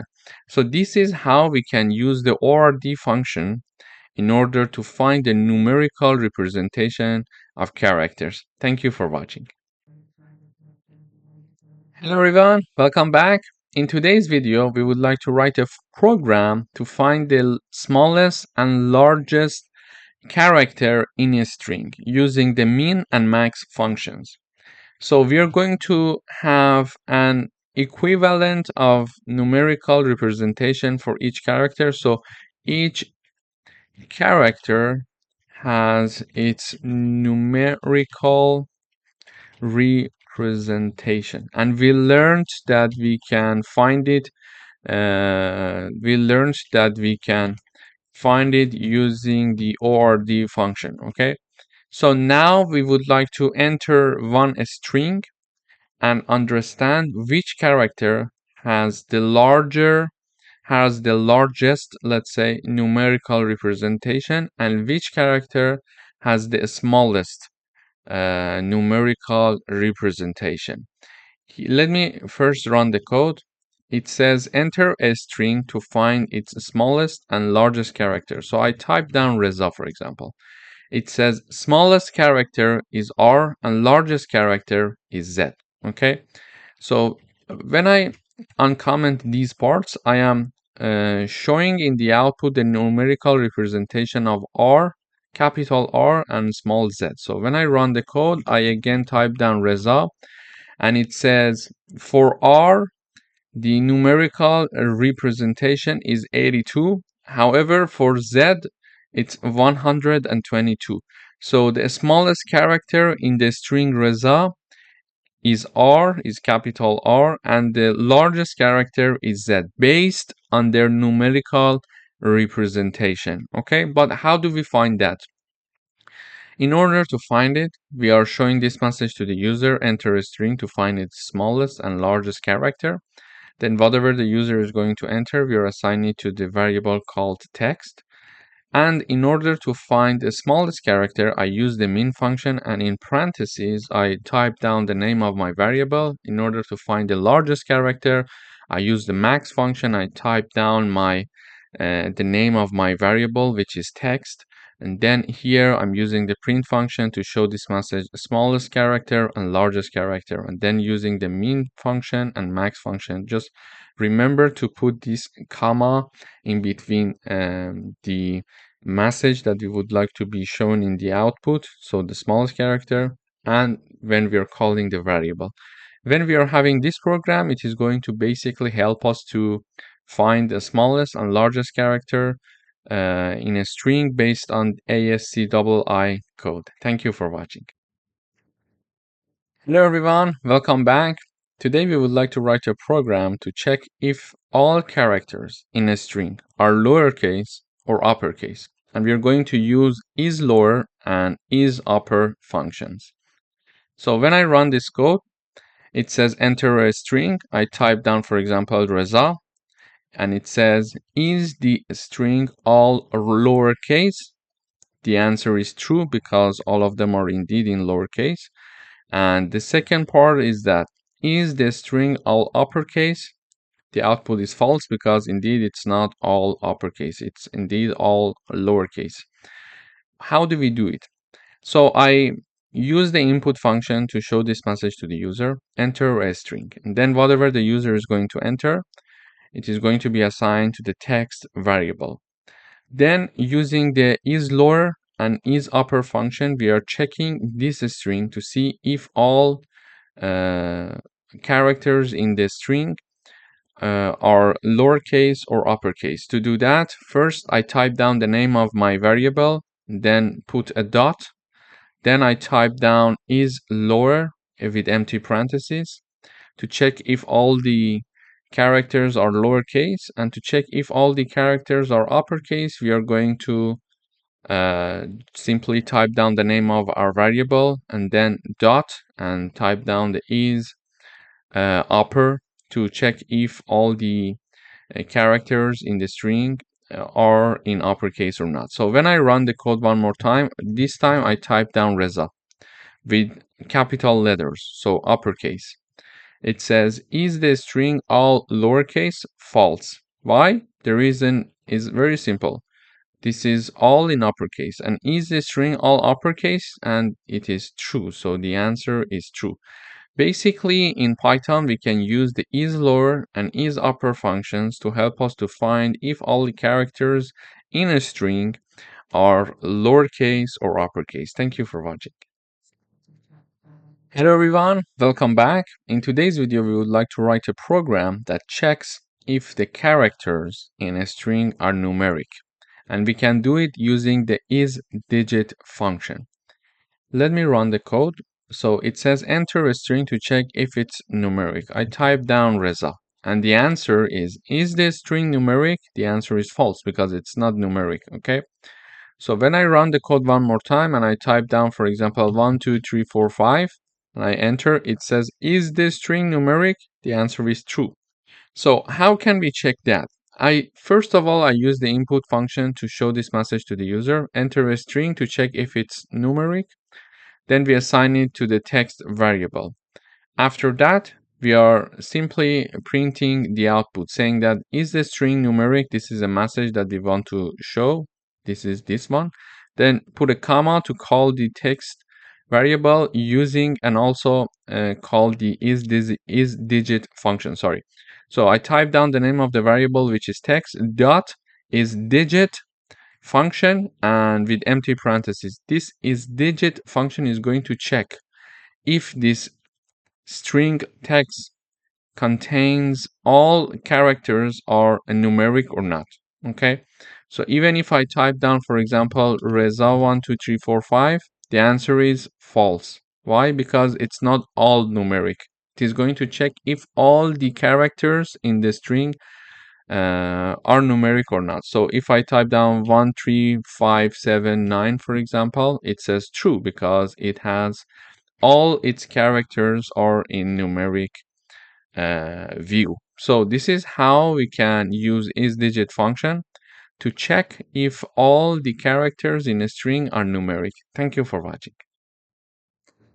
Hello everyone, welcome back. In today's video, we would like to write a program to check if a string ends with a specific character, and we are going to use ends with function. I'm asking the user to enter a string, and we are storing the string in the text variable, and then I'm asking the user to enter the ending character to check, and we are going to store it in the end variable here, okay? Then we are going to type down the name of the string dot using the ends with function, and in parentheses I'm calling the variable end that stores the ending character. For example, my string text is Reza, for example, and I would like to check if letter A, the character A, is the character that this text variable is going to end with. Okay, we would like to check to see if this string Reza is ending with A or not. This is how we're going to do it, and in order to do that, we're going to use ends with function. We type down the name of the string, which is a text dot ends with, and in parentheses I type down the name of the variable that is carrying the ending character. So when I run this code, it says enter a string. I type down Reza, for example, and then it asks me to enter the ending characters to check. I would say A, For example, it says, does the string end with A? And the answer is true. So if I type down, for example, Reza, and then I type down, for example, W, the answer is false because the string Reza is not ending with W. So the answer is false. Indeed, it is ending with an A. So this is how we can use the ends with function in Python to check if a string ends with specific character. Thank you for watching. Hello everyone, welcome back. In today's video, we would like to write a program to find the index of a character in a string. And we are going to use the find and index functions. First of all, we are going to ask the user to enter a string. And the enter the string from the user is going to be stored in the text variable. For example, the user is going to enter Reza. So text equals Reza, okay? Then we are going to ask the user to enter the character to find. So I would like to find the index of character Z, okay? So character would be equal to Z, okay? So I would like to find the index of Z in the string result. This is what the program is all about. And we're going to do it using the find and index function. Using the find function, I type down the name of my string called text and then dot find. This is the find function. Find, and in parentheses, I type down the name of the character that I'm looking for to find its string. Okay. And the result of this is assigned to find index. And here I'm using the print function to simply print the value that is stored in find underscore index. Then in order to do the same thing with index function, we are going to type down the name of the string text dot index function. So index function, and in parentheses, again, we type down the name of the character. Okay. So here is the char, and then the output of this is assigned to the index variable. Then we are printing out the index. So let me run the code. Before that, let me mention something else as well. So the index of R is 0. The index R equals 0. Index E index is 1. Z index is 2. And A index is 3. Why? We start from 0. So R, the index of R character in this string is 0. The index of E is 1. And etc. until the end. A equals 3. Why we start? Because simply we start from 0, and this is why the first element index is 0, and the last element, in this case the fourth character index is 3. So here it says enter a string. I type down Reza, and it says enter the character to find. So I type down Z, for example. It says character Z found at index using find function at index 2 and using index function at index 2 as well. So the Z character is at index 2 indeed, and we use the find function and index function to find the index of this character for us. This is how we can simply type down the name of the string dot the find function, and in parentheses we type down the variable that is carrying the character that we are looking for. And the same goes with the index function. We type down the name of the variable and then the index function, and in parentheses we type down the variable that is carrying the index, that the character that we are looking for to find its index. Thank you for watching. Hello everyone, welcome back. In today's video, we would like to write a program that counts the number of occurrences of a character in a string. And we are going to use the count function. Here I'm asking the user to enter a string, and the enter the string by the user is going to be stored in the variable called text. And then I'm going to ask the user enter the character to count, and whatever the user is going to enter is going to store in character. So for example, this is my string, and I would like to ask so let me put it like this. So this is my string, and I want the Python to count the number of occurrences of this A character, this A letter. So in this string, we are having 1 and 2 A's. Okay, I want Python to count it for me. To do that, I need to use the count function. First, I type down the name of my variable in which I'm storing the string. Then I type the name of the function that is count. And in parentheses, I type down the name of the variable that we're storing the character inside of it. So when I run this code, it should first ask me to enter a string and then ask me to enter the character to count. So enter a string. So this is my string, Reza Shahin. Okay. And then enter the character to count. So I would say A, and we see that the result is 2. So there are 2 A's in my string Reza Shahin. As you see, the answer is correct. 1A, and this is the second A. Okay.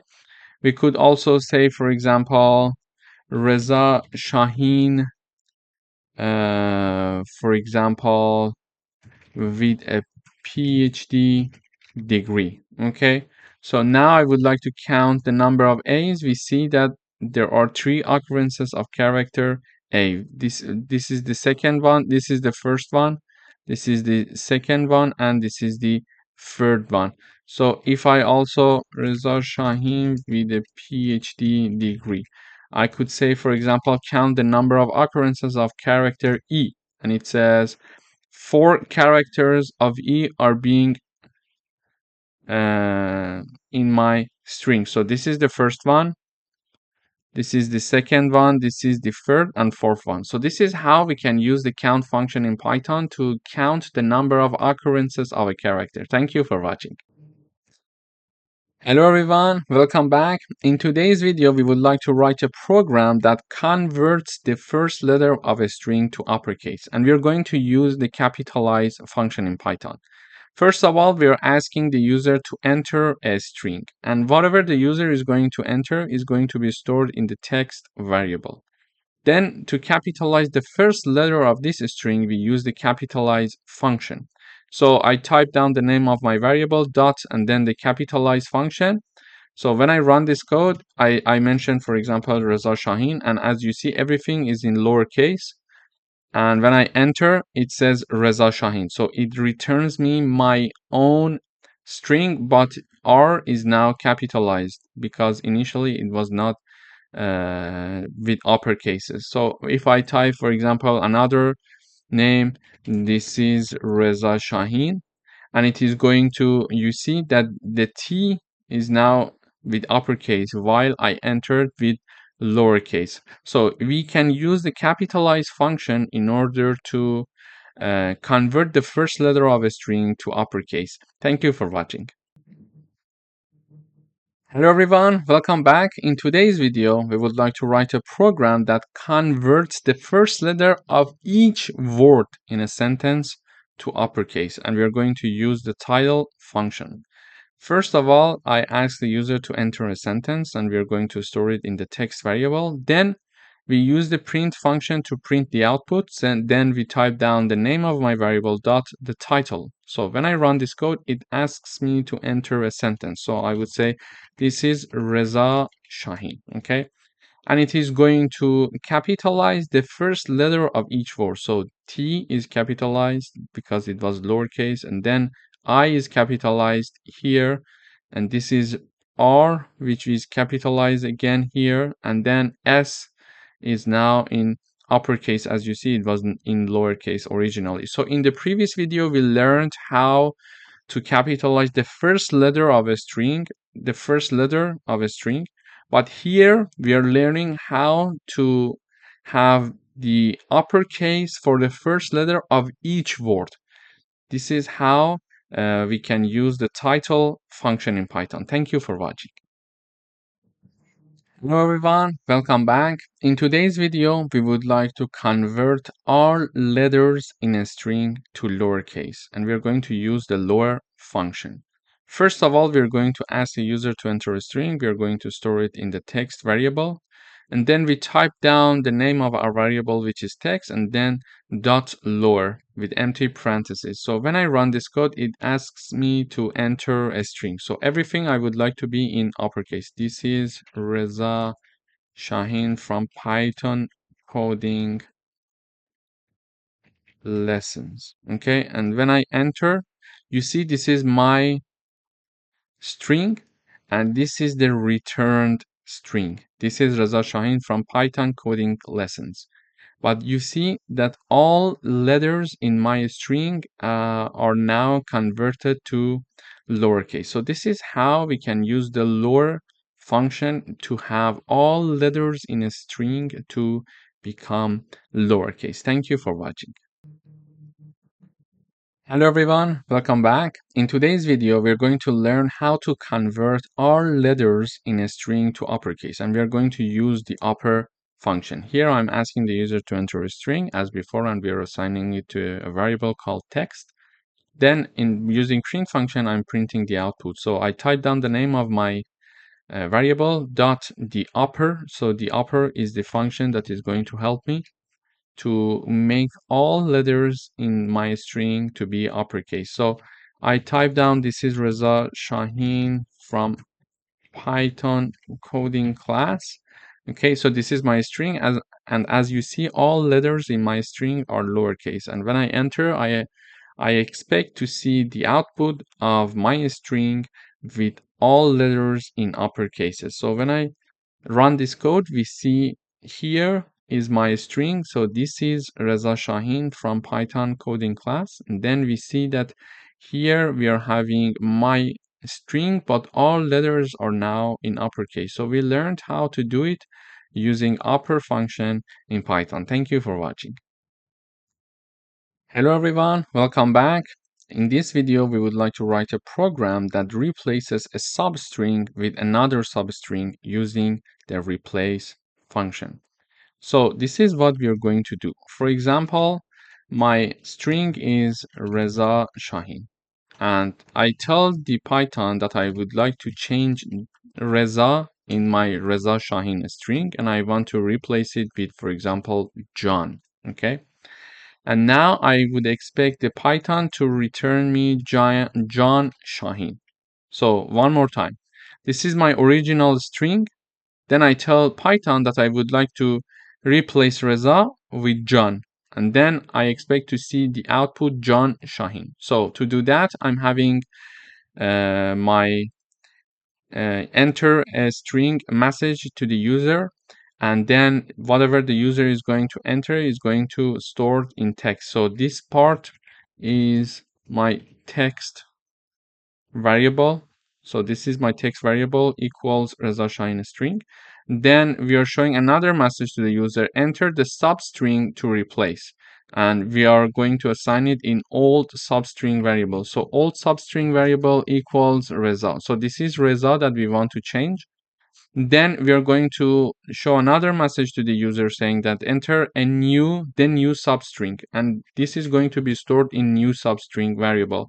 So this is John is my new substring, and finally we are going to use the replace function to print John Shahin instead of Reza Shahin.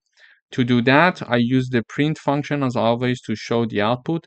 Then I type down the name of the original variable string. This is the text. Then I type down the name of the string, the name of the function, which is replace. Sorry. So replace, here I'm having it. Okay. So far I type down the name of my variable, which is text, and then I call the replace function. But in parentheses, there are two arguments to mention, one before the comma and one after the comma.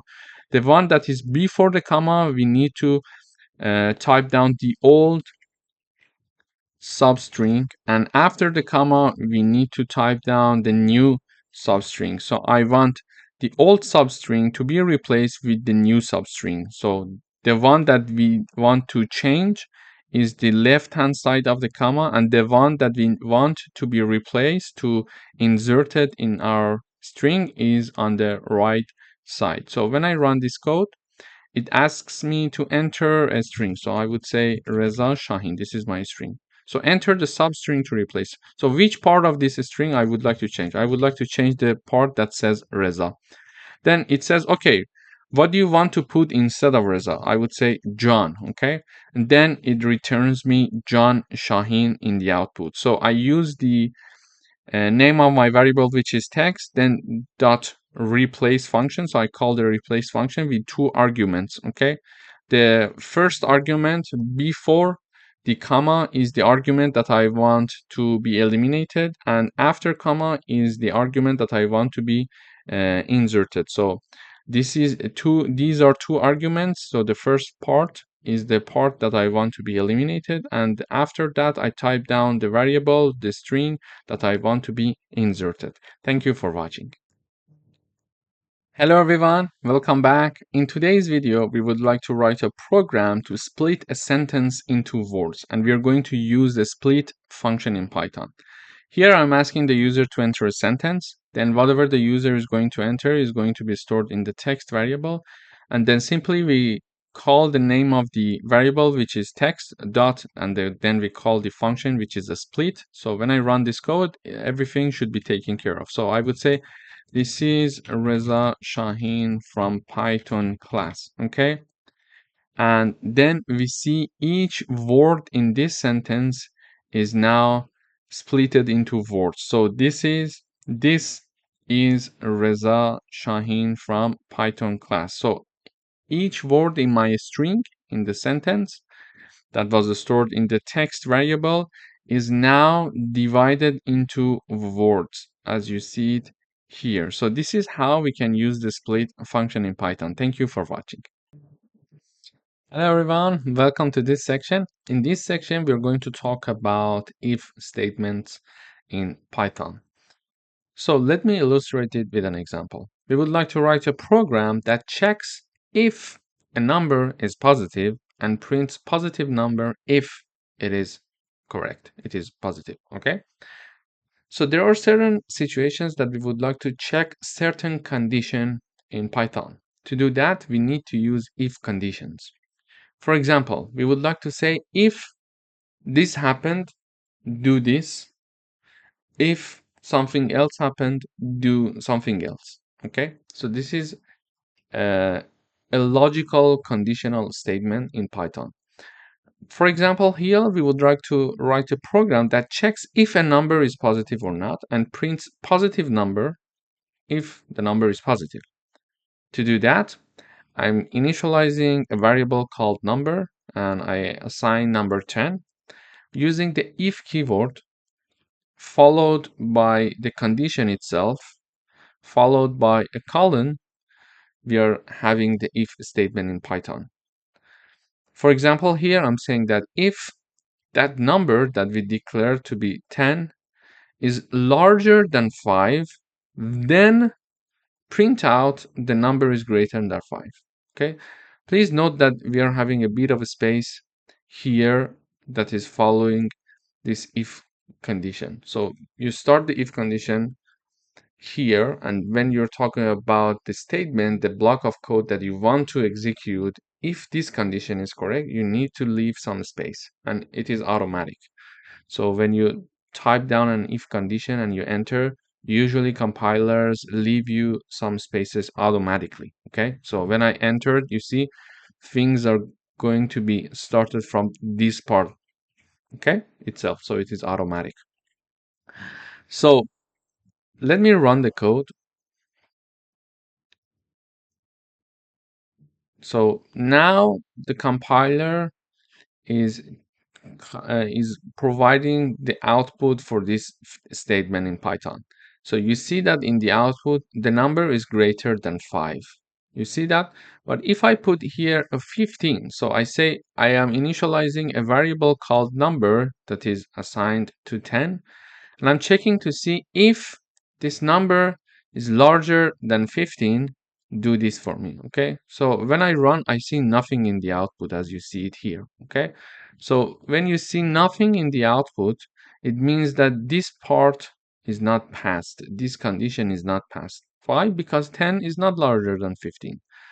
So in order to have one if statement in Python, we are having the if keyword followed by the condition. So in this case, we are saying number is larger than 15. Then don't forget to put this colon here as well. Then when you enter, you go for the printing or the rest of the execution of code that you would like to write down there. So for example, I could say if number is lower than 0, for example, print the number is negative. Okay. So this is another if condition that I'm typing down here. Please note that there is a little bit of a space. When I enter, it automatically leaves a little bit of a space, so it increases the readability of your code as well, because now you understand that this part of the code execution depends on this if condition. So if we enter this condition, then this execution will be done. So when I run, you see that in the output we see nothing. Why? Because this is 10. 10 is not larger than 15. Therefore, this if condition is not executed because this part is not passed. And by passed, I mean this part is not true. It's not correct. And also because 10 is not lower than 0, therefore this part is not also executed. So what if I put -10, for example, here, and I run the code? So you see that first it checks this if, and it says -10 is larger than 15. No, then this is not being printed out in the output. But it is checking to see -10 is lower than 0. Yes, so it is going to enter this part and execute this part, and it is saying that the number is negative. So this is how basically we can use if statements in Python. In the following videos, we are going to do some practical coding exercises to understand different situations in which we can use if statements. Thank you for watching. Hello everyone, welcome to another coding exercise. In this video, we're going to talk about if and else statements. In the previous video, we learned already about if statements, but now we are going to include else as well. So we would like to write a program to check if a person is older than 18 or not. Here I'm initializing a variable called age. I'm assigning number 18 to it. I'm having the if keyword here, and I'm checking to see age larger than or equal to 18. So if age is larger than or equal to 18, then colon. So then print out this part for me. So let me first comment this part of the code. So we work with the first part first. So it says that you are eligible to vote. So basically I'm assigning a variable. I'm having again, there are 3 steps. We use the if keyword, we put the condition, and then the colon. Okay. So we are saying that if age is larger than or equal to 18, then if this is true, print out you're eligible to vote. So if I put 10 here, it prints nothing. You see, it prints nothing because 10 is not larger than 18. In this case, we can have else conditions. For example, we want to check because in the output I see nothing. I get somehow, okay, did I do everything correctly? Because I'm not seeing any message in the output. But in order to make sure that you did everything correctly, it's nice to have sometimes an else condition. So if the condition is true, do this. Otherwise, using else keyword, otherwise do this. Okay. So I'm saying that age equals 10. First, I'm checking 10 is larger or equal than 18. No. Otherwise, because it does not pass this condition, print you're not eligible to vote. So when I run, you see that you are not eligible to vote. So it's not going to execute both of the conditions. It is going to either be in the first one or in the second one. Okay. So let me illustrate with another example. So the person age is 22. So this is a program to check if someone can vote or not. Okay, so when I run, it says 22 is larger than 18, so you are eligible to vote. Okay, But if I put, for example, instead of 22, 12, it says you're not eligible to vote in the output. Why? Because 12 is not larger than 18. So this if and else condition is somehow, if the condition is true, do this. Otherwise, say that, for example, you're not eligible. So anything that is not larger than or equal to 18 is going to be included in this else part. Okay, you understand? So this is how an if-else statement would work in Python. We check one condition. If this condition is true, do this. Any other things, otherwise, anything other than the condition that I'm putting there, just included in the else part. Then you say that, okay, in the else part, it means that you're not eligible. It doesn't matter if the person is 12 years old, 2 years old, 5 years old, or 17 years old.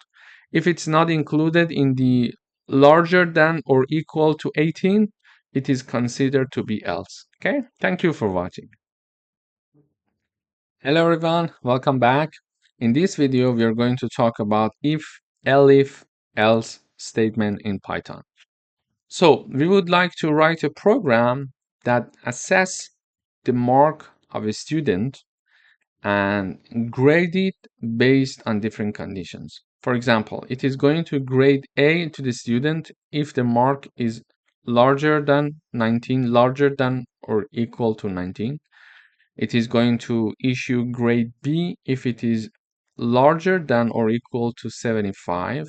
It is going to grade C if it's larger than or equal to 15, and any other number, else part, any other number that is not included in neither of these conditions is going to issue the grade F. So it means that if the mark is lower than 49, okay, or lower than equal to 49, it is going to enter this part, because any other number is going to be included in this part, and the only numbers that can be included in this part it means that it is lower than or equal to 49. So let me run the code first. It says grade B. Why? So I'm having the 85 assigned to marks. In the first part, I'm checking if marks 85 is larger than 90. No, so it is not going to print grade A. Then it comes here. When I'm having several conditions to check, as of the second one, I need to type down elif instead of if. Okay, this is something to note. I'm checking elif mark is larger than or equal to 75. So my number was 85, and it is larger than or equal to 75. Okay, it is true. So this condition is passed. Then it is going to print out grade B for us in the output. So if I type down 92, for example, now we see grade A in the output. So now it is 92. 92 is larger than 90. Yes, so it is going to enter this part of the code and execute grade A. So what if it is 55 and I run, it says grade C. So it is 55. 55 is larger than 90. No, it is not going to print this part, therefore. It jumps to the next if condition. Elif, as of the second condition checking, we are going to type down elif. Be careful about it. So elif 55 is larger than 75. No, so it is not going to execute this part. So it is going to jump to next elif. It says 55 is larger than 50. Yes. So it is going to enter this part and execute grade C. Okay. So what if I have number 40? So here, before running the code, I'm going to discuss the detail. 40 is larger than 90? No. Then it jumps here. 40 is larger than 75? No. Then it jumps here. 40 is larger than 50? No.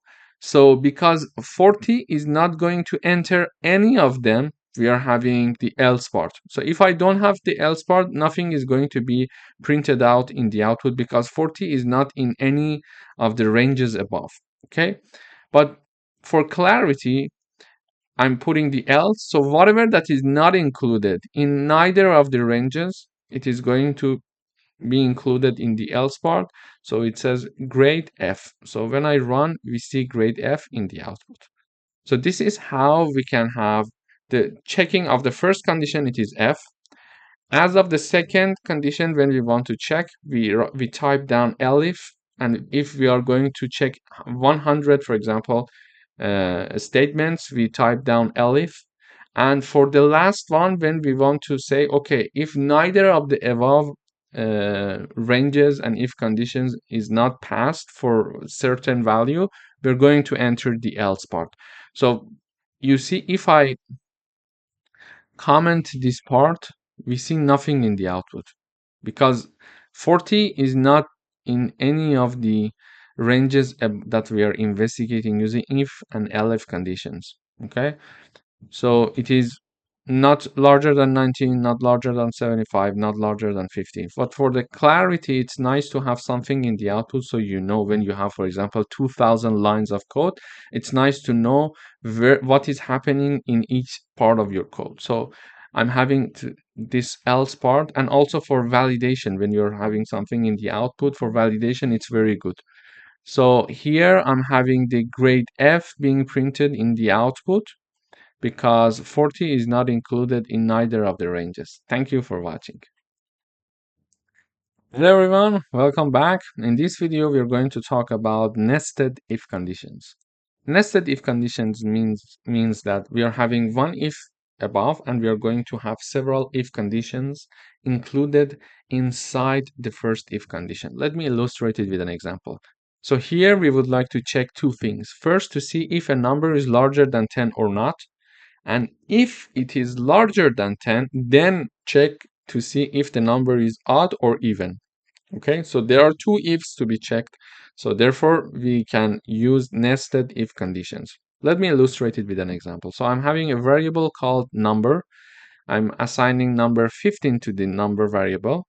First, I'm checking to see if this number is larger than 10 or not. So if the number is larger than 10, this part of the code needs to be executed. This part of the code is going to enter this if condition. Then this further part of the code is going to be investigated. Okay. And if the number is larger than 10, it is going to investigate this part that I highlighted. And if the number is not larger than 10, it is going to enter this else part here. Okay. So this is the first if condition. If the number is larger than 10, it is going to enter this part and investigate this part. If the number is not larger than 10, it is going to enter this part. So for example, let me check number 5. So when I run this code, it says the number is not greater than 10. So it checks to see if 5 is larger than 10. No, it's not true. Therefore, this part of the code is not going to be executed or even investigated. When 5 is not larger than 10, it is going to directly come to this else part because it's not larger than 10, and it is going to say the number is not greater than 10. But what if the number is greater than 10? So if the number is greater than 10, it is going to check if the number is divided by 2, its remainder equals 0. So when we want to see if a number is odd or even, one way would be to check if the number is when an even number is divided by 2, when the remainder of this division equals 0, it means the number is even. Okay, I will say it again. So when one number is divided by 2 and the remainder of this division is 0, it means that the original number that was divided by 2 is an even number. Take 10 as an example. So 10, when it is divided by 2, the output is 5. The output of division is 5, but the remainder is 0. Therefore, we can say number 10 is an even number. But if we have a division of number 11 divided by 2, there will be some value in the remainder of this division. Therefore, it shows that it is one of the signs of saying that this number is not even and it is odd. So one condition to check if a number is even or not is to see if the number is divided by 2, the remainder of this division must be equal to 0. If this condition is true, therefore the number is even. So we are checking to see if this number is divided by 2 and its remainder using modulus sign equals 0. It means that if this condition passes, it means that the number is even. Then we are going to have the number is greater than 10 and even. Otherwise means this part, okay? If this condition is not passed, it is going to enter this part. So let me run the code. So it says the number is greater than 10 and odd. It means that this part is executed. So let us go step by step. Number equals 15. 15 is larger than 10? Yes. So when this is the first condition, this is the second part. So when 15 is larger than 10, it is going to enter either of these conditions, okay? So first it says 15 divided by 2, its remainder equals 0. No, this is not true because it's 15 and it's not an even number. Therefore, this condition is not true because when 15 is divided by 2, the remainder is not equal to 0. So when this part is not executed, this condition is not passed. Therefore, this part is not executed and it jumps to this part. Says that, okay, if it is divided by 2 and its remainder is not equal to 0, it means that the number is odd. Therefore, it is printing out the number is greater than 10 and odd. So we learned in this video about nested loops. So this is the first if condition and this is another if condition inside of the first if condition. So in the first if condition, it is checking to see if the number is larger than 10 or not. Okay, but this second if condition that is checking to see if the number is odd or even is included inside the first if condition. So this is how we call a nested if condition, when one if condition is inside another if condition. We learned about if conditions and the nested if conditions, and we learned how to understand if a number is odd or even. Thank you for watching. Hello everyone, welcome back. In this video, we're going to work on a coding exercise to show a message depending on the temperature degree that we read from the user. To start, we initialize a variable called temperature and we show the message to the user, enter the temperature in Celsius. Then whatever that the user is going to enter, we are storing using the input function and it is by default stored in a string data type and we need to convert it to integer. This is why we're using the integer int function, in fact, to convert the entered value by the user that is stored as a string to be converted to integer here. And then the entered value by the user is being assigned to this temperature variable. So depending on the temperature, we are going to show different messages to the user. Therefore, we need to use if conditions. So we would like to say if the temperature that is entered by the user is larger than or equal to 30, we would like to show the message to the user saying that it's a hot day, stay hydrated.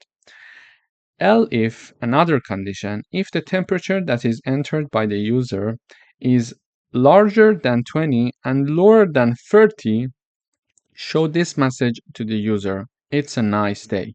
And otherwise, mention that it's a cold day, wear a jacket.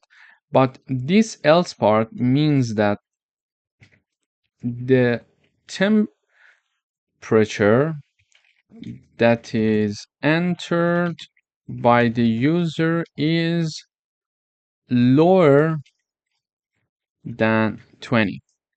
How come? How did I understand it? Because we are entering a number, so the user is entering a number and we are storing it in temperature variable. So this temperature variable is either larger than 30 or it is between 20 and 30.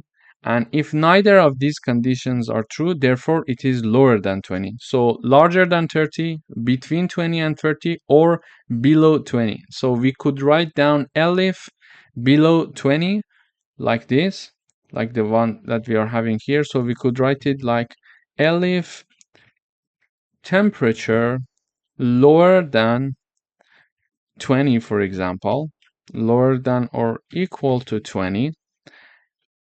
In this case, print it's a cold day, very jacket, or we could simply use the else part, because when neither of these conditions are true, then this else condition is true, and it is going to show the message it's a cold day, very jacket. So when I run this code, I have the enter data 35. So it shows the message enter the temperature in Celsius. This is this message here. So I enter this temperature and it says it's a hot day, stay hydrated. How? Because when I entered 35, it checks this if condition and it says that 35 is larger than 30. Therefore, this statement is true and it is going to print this message for me in the terminal. But if I say the weather is 25 degrees, it says it's a nice day. So it starts from here. It says 25. Is it larger than 30? No, this statement is not true.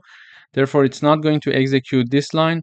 And therefore, it is jumping to the next condition. It checks to see 25. Is it in this line? So 25, is it larger than 20 and lower than 30? Yes, it is true. Therefore, when this statement is true, it is going to print this message for us in the output, which is it's a nice day. And if I type down, for example, the degree 5, it says temperature, is it larger than 30? So 5 is not larger than 30. So this statement is not true. It jumps to the next condition. 5, is it between 20 and 30? No, it's not true. So it's jumping to the next condition. And because neither of them are true, therefore, this else is being executed. So it says that it's a cold day, wear a jacket. So this is how we can use practical exercises in Python to practice some concepts that we already learned. Thank you for watching. Hello everyone, welcome to another coding exercise session. In today's video, we are going to talk about if statements when they are combined with logical operators. So let me illustrate it with an example. Here I'm having one variable called temperature. It is equal to 30 and we have humidity equals to 70. So we want to say if temperature is larger than 25 and at the same time humidity is larger than 60, then it's hot and humid. So first, if temperature is larger than 25 and humidity is larger than 60, print it's hot and humid. Then elif, we're going to have elif, if either the temperature is larger than 25 or humidity is larger than 60, then print it is either hot or humid, otherwise print the weather is comfortable. Okay, this is what we want to write in the output. So don't just see this part of the code, just see these lines, these three lines, okay? So if temperature is larger than 25 and humidity is larger than 60, print it's hot and humid. So far, we learned about if statement and nested loop. So we could write something like, for example, if temperature is larger than 25, let me uncomment this part and I comment this part.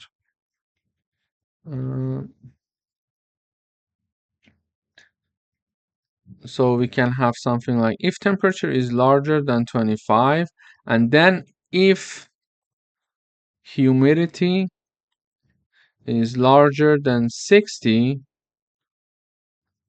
print hot in the output. Okay, so this is one way to type this code down.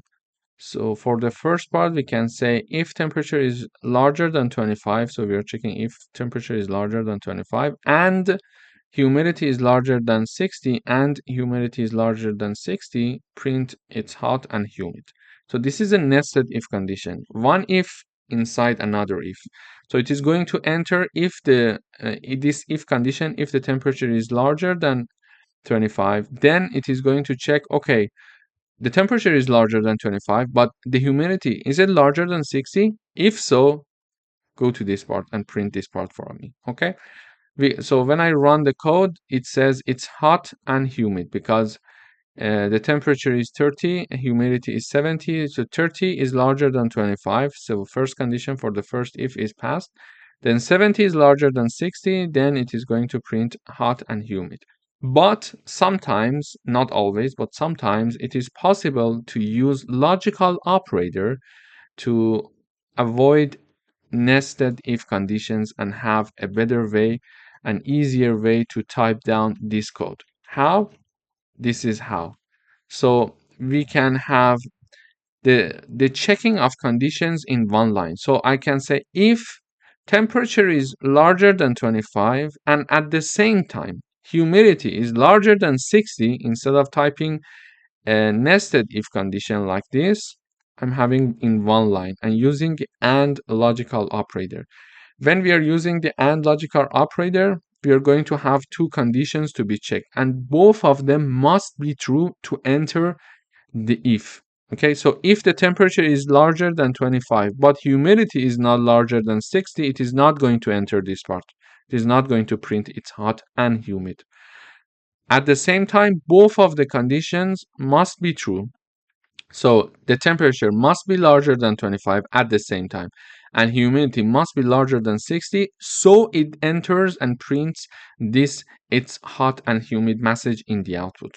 Okay, and I would like to have another condition to be checked. Because it's another condition to be checked, I'm using elif keyword and I'm saying if temperature is larger than 25 or humidity is larger than 60. What's the difference between these two lines? So it's and it's or. So when it's and, it means that the first condition and second condition, both of them must be true to enter the condition. Okay? But when we are using the or logical operator, it means that either the first one or the second one must be true. Okay? One of them at least must be true to enter the condition. This is for sure. But not necessarily both of them. If one of them is correct, it's done. We are going to enter the if condition. So it says temperature is larger than 25, okay, or humidity is larger than 60, then print out it's either hot or humid. Otherwise, if neither of these conditions are true, print the weather is comfortable.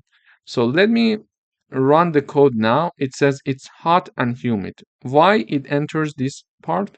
Because it starts from this part and checks to see temperature is larger than 25. Yes, because it's 30, and humidity is 70. 70 is larger than 60. Yes, so both of the conditions are true. It is going to print this line for us. But if I have the temperature to be 15, for example, and I run the code now, we go and analyze the code now again. So it says temperature is 15. 15 is larger than 25? No.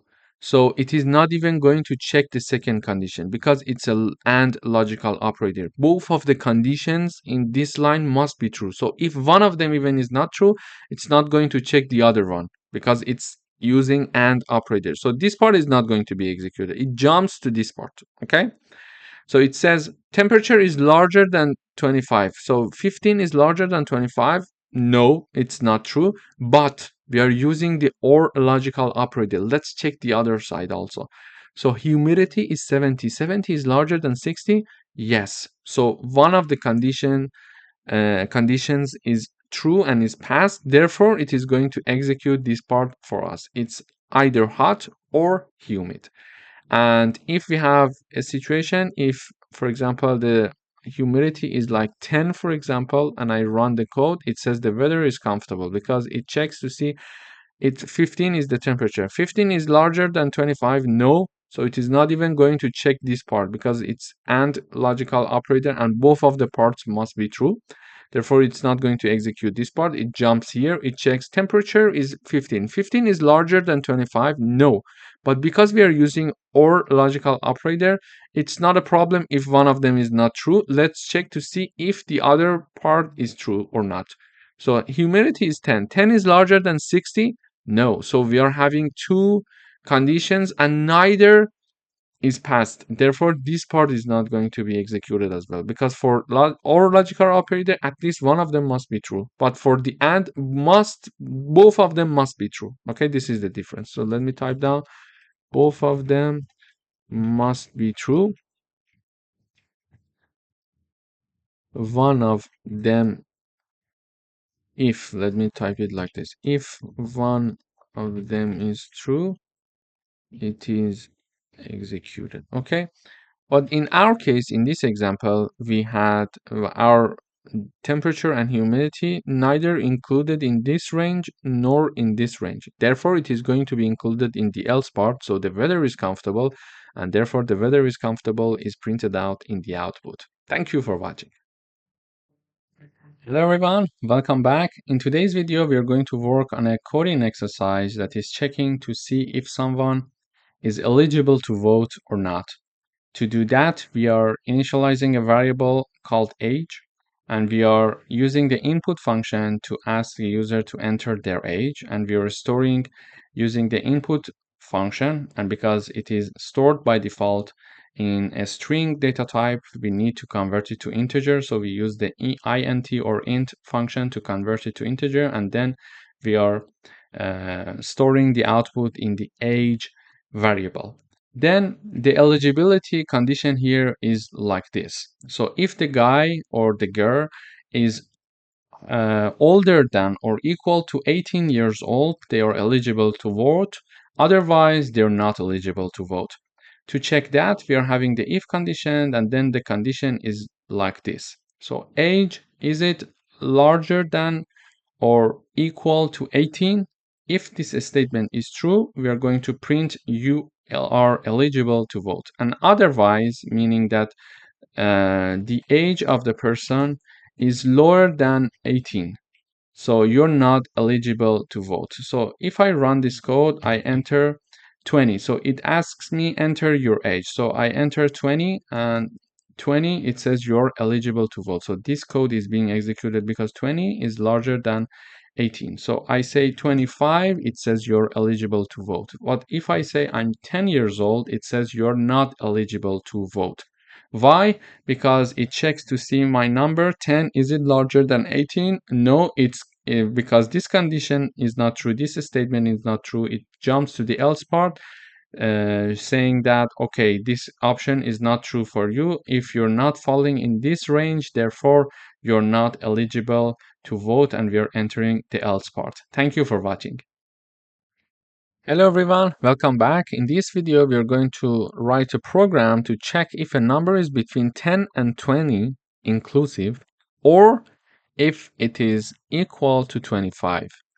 So I'm having a variable called a. It is assigned number 15. First is to check to see if this number is between 10 and 20. We can use and to check if the number is between 10 and 20. To do that, I'm having the if condition, if keyword. I'm having this part of the condition first, saying that a is larger than or equal to 10, because it says inclusive. We are having the equal sign as well. And at the same time, it is lower than or equal to 20, because we want to make sure it is between 10 and 20. If it was saying that it's larger than 10, we didn't need this part. Okay, we want to check it must be at the same time larger than 10 and lower than 20. So we need one and operator, logical operator. Why? Because both of the conditions must be met.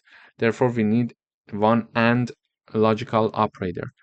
So it says to check if a number is between 10 and 20, or the program itself, the problem statement itself is saying or if it is equal to 25. So either this condition or this condition. So either this condition must be true, or this condition must be true, because it says to check if a number is between 10 and 20 or it is equal to 25. So it says that we are having this to check if it is between 10 and 20 using AND operator. In the parentheses, we are having the first condition being checked and the second condition, or if it is equal to 25. So I'm having OR logical operator and then checking to see if A equals 25. So if either this part or this part is met, because when we are using OR logical operator, either of the conditions should be true to enter the part. So either it is between 10 and 20 or it is equal to 25, it is going to print condition met. Otherwise, it is going to say condition not met. So when I run the code, it says condition met because the number is 15. Okay. So when the number is 15, it is passing this first condition. It says that, okay, 15 is larger than 10 and lower than 20. So it is going to execute the condition met message without even checking this part. Why? Because there is one OR in the middle. So for the OR, we need to have at least one condition to be true. So this part is true. So we don't care about the second part. We are not going to check the second part. We are going to directly type down the message condition met. So if I have the number 5, what would happen? It says condition not met. So 5 is not larger than 10 and lower than 20. Okay, so let us check the second part. So 5, is it equal to 25? No. So neither this part nor this part is true.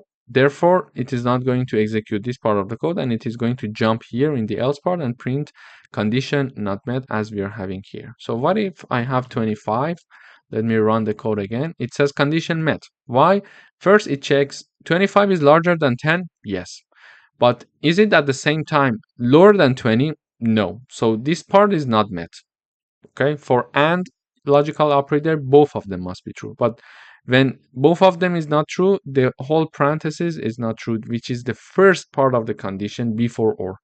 But because we are having OR logical operator, it may be true that the second part is true. So, and we need only one condition for the OR logical operator to enter the condition. So let's check the second part. We say 25 equals 25. Is it true? Yes. So it enters and print out the condition met in the output. So this is how we can have the combination of writing if statement with two logical operator at the same time in one example in one line. Thank you for watching. Hello everyone, welcome back. In this video, we're going to write a program to compare two numbers and print whether the first number is greater than, less than, or equal to the second number. So we are going to use comparison operator. So we are having the first variable equals 10, the second one equals 20. We check to see if x equals y. We are going to say x and is equal to y. We are printing out this code. If x lower than y, x is lower than 5, and else x larger than y. Why we are having this else part? So there are three things to check: greater, less than, less than, or equal. So when this part, when a number is not equal and it's not, so the first number and second number, they are not equal to each other. So the first number is also not only it's not equal to the second number, but also it's not lower than the second number. Therefore, it is larger. Okay. So let me illustrate with an example. It would be better. So when I run the code, it says x is less than y. So x is 10 and y is 20. It checks 10 equals 20. No, it's not passing this part. Okay, so this part is not executed. It checks the second condition. 10 is lower than y. 10 is lower than 20. Yes, so it is going to execute this part of the code. Okay, so when I have both set to be 20, it says x is 20 and y is 20. It says that if 20 equals 20, yes, it says in the output, it prints x is equal to y, and we are having this part here. But what if x is 30? So when I run this code, it says x is greater. So when x is not equal to y and it is not lower than y, the only condition that is left is x larger than y. This is why we are having in the else part x is greater than y. We could have another elif saying that if, for example, we could say elif x larger than y. We could also have this part. They are identical. So when I run this code, we still see x is greater than y. So elif x larger than y, x is greater than y.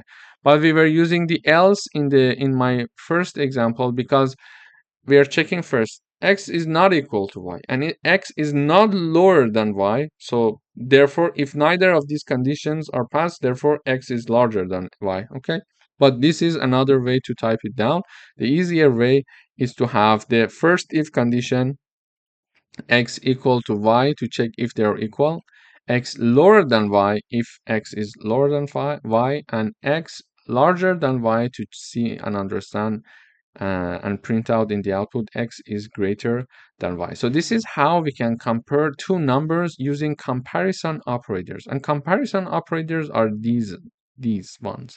So this is the equal, this is the lower sign, and this is the higher and larger sign. Thank you for watching. Hello everyone, welcome to this lecture. In this video, we want to write a program that asks a user for a password until they guess it correctly. To do that, we are having one variable of a string type. It is called correct password, and the correct password is Python123. And we are having a user input string, and it's of an empty string. As you see, nothing is stored already in this user input when we are declaring it and initializing it. So we would like to write a program that asks a user to enter a password, and the correct password is this one. And we are going to repeat this asking enter the password until they enter the correct password, so the access is granted. Okay, how do we do that? Using a while loop. So we type down the while keyword, then we are having the condition and then the column. But what is the condition? So we would like this while loop to continue as long as the user input is not equal to correct password. So if we are having this sign, two equal sign, it means that they are equal. And if we are having this sign, it means that they are not equal. Okay. So here I'm saying as long as this while loop should be continued as long as user input is not equal to correct password. Okay. This is the condition for my while loop. Then I'm asking in the loop, which is here, these are the execution part of the loop. So when we are entering the loop, these parts are going to be executed. How do I know that? Watch the space from the left line, the left side. Okay, this is all of them are having some space from the left side of the of the page. Therefore, they are included in this while loop. And you see that this line is having more space as compared to this part. It means that this part is going to be executed for this if condition. Okay. So after passing the condition saying that the user input is not equal to the correct password, so we are going to enter this loop in the beginning of the program. Why? Because the correct password is Python123 and user input is an empty string. Therefore, they're not equal. So we are going to enter for the first iteration. When we are entering for the first iteration, we are asking the user using the input keyword, we are asking the user enter the password. And whatever the user is entering, it is going to be stored in user input. Okay. Then using the if condition, we are checking to see if they are equal or not. So we are saying that if user input, what they entered here in the line above it, is not equal to correct password, show this message to the user. Wrong password. Try again. And it goes back up again. And the user input is not equal to the correct password. We are asking the user enter the password again. And then we are checking if they are not equal to each other. We are saying wrong password, try again. So this loop is going to continue as long as user input is not equal to the correct password. But what if the user is going to enter the correct password? If the user entered the correct password, so user input is indeed equal to correct password. Therefore, we are not going to enter this while loop, and then we're going to jump here and print access granted. So let me run the code one time. So it says enter the password. So we are in this line. You see this green line? We are this line is the part that is being executed. The user input is an empty string and the correct password is python123, and it checks these conditions saying that okay, user input is not equal to correct password, therefore we need to enter this while loop. And in this line it says okay, enter the password, and whatever I enter, it is going to be stored in user input. Then it is going to check the user input with the correct password to see if they are not equal. If they're not equal, it is saying that wrong password. So I'm typing down, for example, Reza Shahin. It says wrong password, try again. So it showed this message and then it went up and saw that Reza Shahin again is not equal to password. So let us enter this loop again, and it is going to ask the question one more time. Enter the password again. Reza, I'm saying Reza. It says wrong password. Try again. When I enter my password, it is stored in user input variable, and it says user input is Reza, correct password is python123, and they're not equal. Therefore, this condition is true. Therefore, it execute this part, this message, wrong password, try again. So you see it here. Okay, and it goes back up again because user input and correct password is not equal again. The condition is true, it enters here and it shows the message enter the password. So we are going to see this repetition as much as possible until we are going to enter the correct password. So when I enter the correct password, python123, it says access granted. So when I enter, what happens here? When I enter the password here, it is storing the python123 in the user input, and it says python123 as the user input is not equal to python123. No, this is false, so it is not going to enter this part. It goes back up again, it checks python123 is not equal to correct password. This condition is not true because they are indeed now equal. Therefore, it is not going to execute this part of the code again, and it is not going to enter this while loop again. So it is going to come here and execute this line, which is access granted message in the output. So this is how the while loop can be useful and practical in real world examples, as you see in this example here. Thank you for watching. Hello everyone, welcome to another coding exercise. In today's video, we would like to check if two numbers are divisible or not. So we are initializing two variables called num1 and num2. We are asking the user to enter the first number and then asking the user to enter the second number, and the entered number from the user are stored respectively in num1 and num2. And to check if they are divisible or not, we need to have this condition. So if the first number is divided by the second number and the remainder of this division equals to 0, it means that the numbers are divisible. Otherwise, not divisible. Okay, so the condition to see if a number is divisible by another number is to do the division. So we divide the first number by the second number and we check the remainder of this division. And if the remainder of this division equals 0, it means that these two numbers are divisible. Otherwise, they're not divisible. Okay, this is a condition to be checked. To convert this statement into Python code, we need to have the if condition. So we check to see if num1 divided by num2 and the remainder of this division using modulo operator equals to 0. If this statement is true, we are going to print this message saying that num1 is divisible by num2. So, and they are separated by a comma. Please note that because num1 is a variable and num2 is a variable, and this part is a string message that we are showing in the output.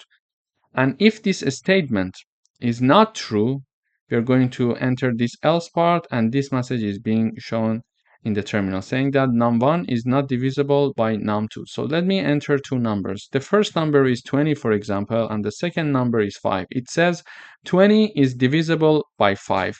So it does the division, the code in Python does a division and checks the remainder, and when the remainder equals 0, in this case, yes, this statement is true, therefore it is printing out this message for us saying that 20 is divisible by 20. But if I say the first number is 11 and the second number is 2, it says 11 is not divisible by 2. So this is how we can check the divisibility of a number by another number using if conditions. Thank you for watching.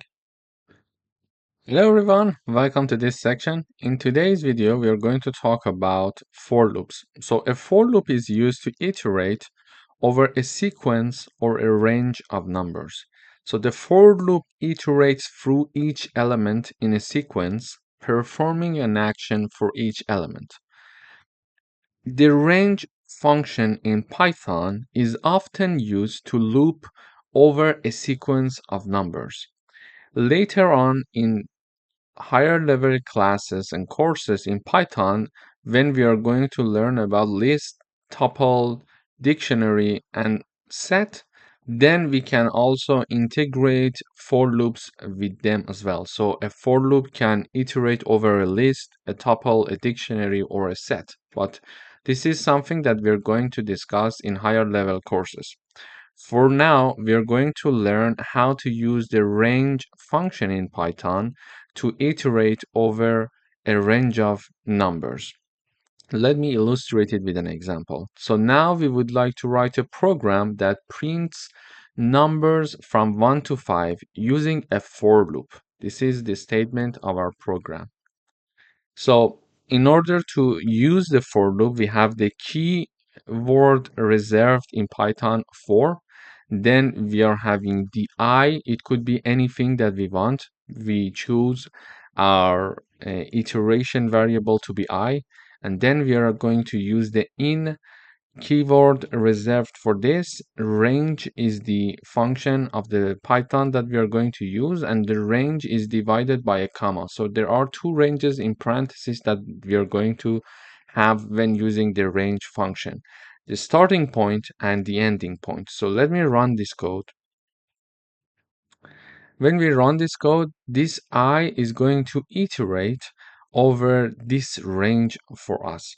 One thing to mention is that the starting point in Python for range function is inclusive, but the ending point is exclusive. It means that it is going to iterate over for all I in the range between 1 to 6, but it is going to iterate over 1, 2, 3, 4, and 5, not 6, because the end is exclusive. So it is the start point that is inclusive, okay? And then we are going to print I. So in the output, we are having number 1 to 5 being printed out. But how does it work? So let me put some comment here. So for the first time, we say that we are using this range function. And when we are having the range function, we need to choose the start point and the end point, okay? Start point, end point. And when we are going to have the range function, for example, here we would like to go over numbers from 1 to 5. So the starting point is 1, and it is going to include 1 because it's a rule in Python. So the starting point is inclusive. So it is going to start from 1 and it is going to iterate until it's 5. But because if I write down 5 here, because the end point is exclusive, it is going to iterate over 1, 2, 3, and 4, and not 5, because the end point is exclusive. Okay, so I'm going to put 6 here, therefore it is going to go until 5. So this is how the range function works. And if I want to explain further, we see that for the first time I get the value 1. Okay, when I equals 1, it is basically having this print function being implemented, because we are having print, and in the parentheses we are having I, and I equals 1, so we are going to print 1 in the output, and we see it here. Okay, and then it goes up back again, and I now equals 2. I now equals 2, and it is going to print 2 for us, and we are having it here, and it goes up again. I is incrementing, and we are having the I equals 3, print 3, I equals 4, print 4, and finally I equals 5, print 5. So this is basically what happens in each iteration in this for loop, that we are having this output here. So in this lesson, we learned how to write a for loop. We are having a for keyword and one variable to be defined here, then using the in keyword and providing the range, a starting point and an ending point. Starting point is inclusive and the ending point is exclusive. So if I type down until 6, it is not going to go for the 6th one, it is going to go until 5, okay, until the end of 5, including 5. And for this loop, I am printing I. So I, when it starts, because it starts from 1, I equals 1, it is printing 1. Then I is 2, I is 3, printing 3, I is 4, printing 4, I is 5, printing 5, and that's it. It is finished. The for loop is finished, and these are the output of our program.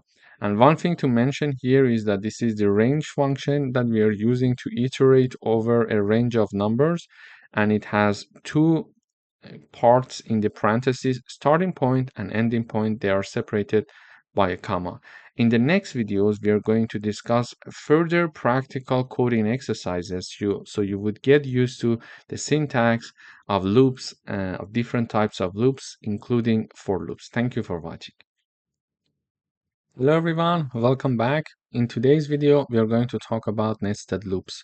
So a loop inside another loop is called a nested loop. A nested loop is useful for working with multi-dimensional data like matrices.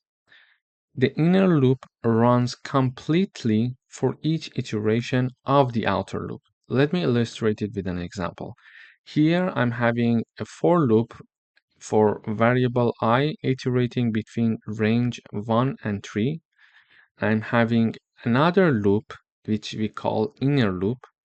So the first one, the loop for the I is outer loop, the loop for the J is inner loop. So we are having another loop here that ranging from 1 to 4, okay? And we are going to print I and J. So if I want to illustrate this, so I equals 1, it enters, when I equals 1, it enters this part. And when it enters, J equals 1 as well. So it is going to print 1. So it is printing 1 and 1, okay, as you see here in the output in the first line, okay? Then I still equals 1, but J is going to increase its value. So J equals to Y, because we are in the outer loop. So when we enter the inner outer loop, the outer loop is 1. So I equals 1. However, when I equals 1, we are going to iterate over all the values that j can take first. And when that is finished, we are going back up again to the outer loop and then increase the value of I. Okay, let me illustrate it with this explanation. You will get what I mean. So I equals 1, j is going to increase from 1 to 2. Therefore, it is going to print 1 and 2 as you see here in the output, the second line. Then I equals 1, j equals 3. It is going to print 1 and 3 in the output as you see here. Okay, so the maximum number that I can get is I can be equal 1 and 2. J can be equal to 1, 2, and 3.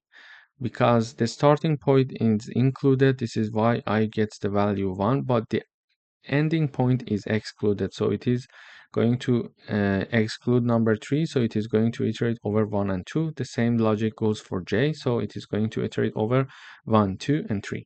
So when I equals 1 in these three scenarios, we are going to iterate over j equals 1, j equals 2, and j equals 3. As you see here, I equal 1, j1, I1, j2, I1, j3. Okay, and we are going to print I and j using this line.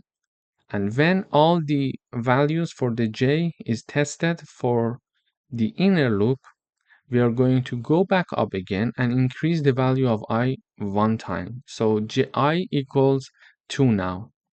So now I equals 2, j starts from 1 again. J is 1.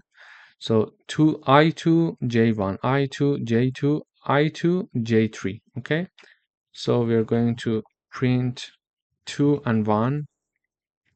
I equals 2, J equals 2. It is going to print 2 and 2 for us. And finally, I equals 2, J equals 3. It is going to print 2 and 3 for us. So this is what we see exactly in the output. So let me go back over the code one more time. So we are having one outer loop and one inner loop. So the outer loop is iterating over different values between 1 and 3 for variable I. The inner loop, it is iterating for variable j between 1 and 4. Okay, and in each iteration we are going to print the value of I and j. So the first time when we enter the outer loop, I equals 1. However, when I equals 1, we are going to iterate over all the j's. So one time I1, j1, I1, j2, I1, j3. Then we are going to increase the value of I when all the values of j are tested. We are increasing the value of I from 1 to 2. So we are having 2, 1, 2, 2, and 2, 3. And we are printing them in the output as you see here. Basically, this is the concept of nested loop in Python. Thank you for watching. Hello everyone, welcome back. In this video, we're going to talk about while loops in Python. So a while loop repeats as long as a specific condition is true. So the while loop requires a condition to be true, and if the condition becomes false, the loop stops. So we need to be careful to avoid infinite loops by ensuring the condition eventually becomes false, okay? For example, here we're going to print numbers from 1 to 5 using a while loop. Exactly the same exercise as the previous video, but here instead of for loops, we are going to use while loop. So I'm initializing I variable to be 1 before starting the loop, and then I'm having the while keyword, and then the condition here and colon here. Okay, so three parts: the keyword while, the condition here, and the colon. Okay, so I'm going to write down while I is lower than or equal to 5, do these things for me.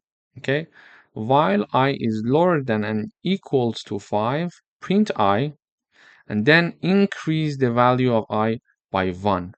Okay, this sign, let me plus equal, it means that when I'm typing down I plus equal 1, it means I'm typing down I equals I plus 1. So they are basically the same in Python. So I equals I plus 1 is exactly, it is going to do the exact thing as I plus equal 1. Okay, but because it is more concise and more and shorter, we're going to use this way of writing it. But whenever you see this, it means this. Okay, you can type it down somewhere in comments for yourself for a while to get used to it. So let me illustrate it with an example. Initially I equals 1, and when we are going to enter this condition, it checks to see 1 is lower than 5. Yes, it's true. So print I.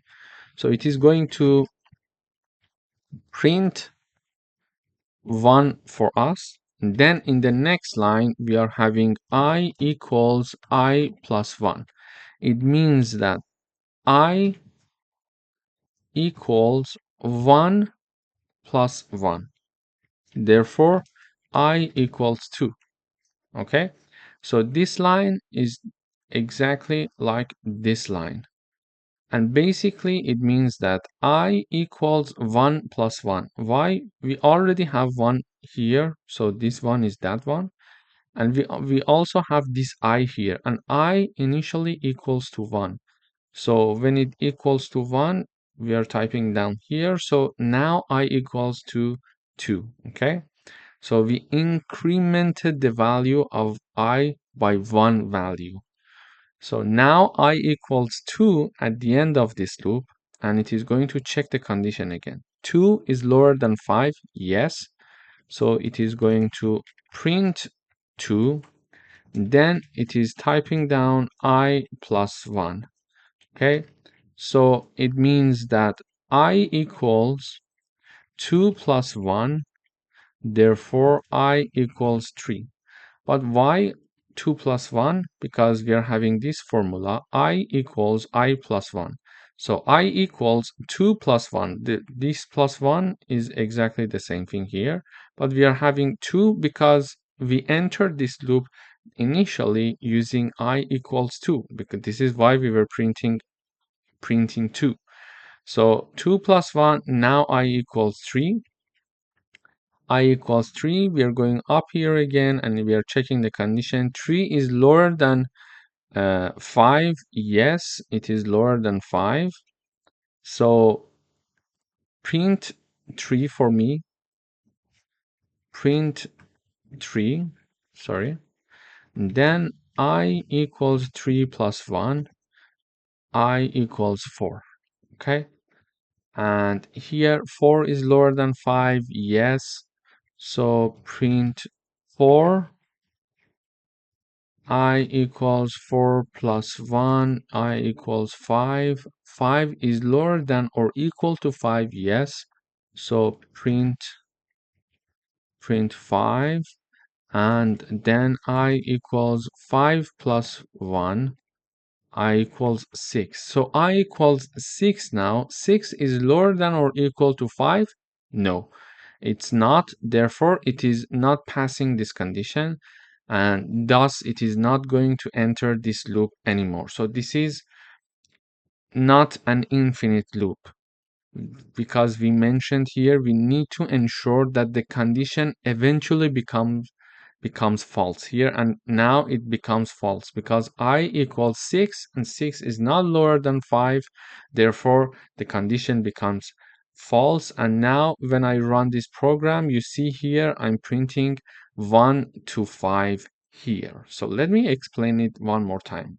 If we want to have the while loop, we need to initialize the variable a priori to the while loop. So I'm initializing this I here, then I'm having the keyword while, then the condition and one colon, sorry.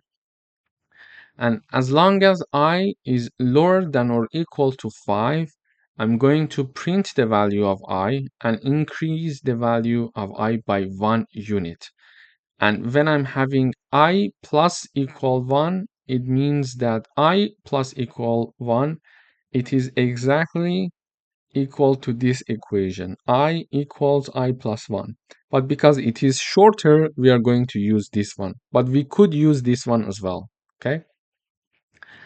So when I equals 1, I print 1 and I increase the value of I by 1 value. So 1 plus 1, it's 2.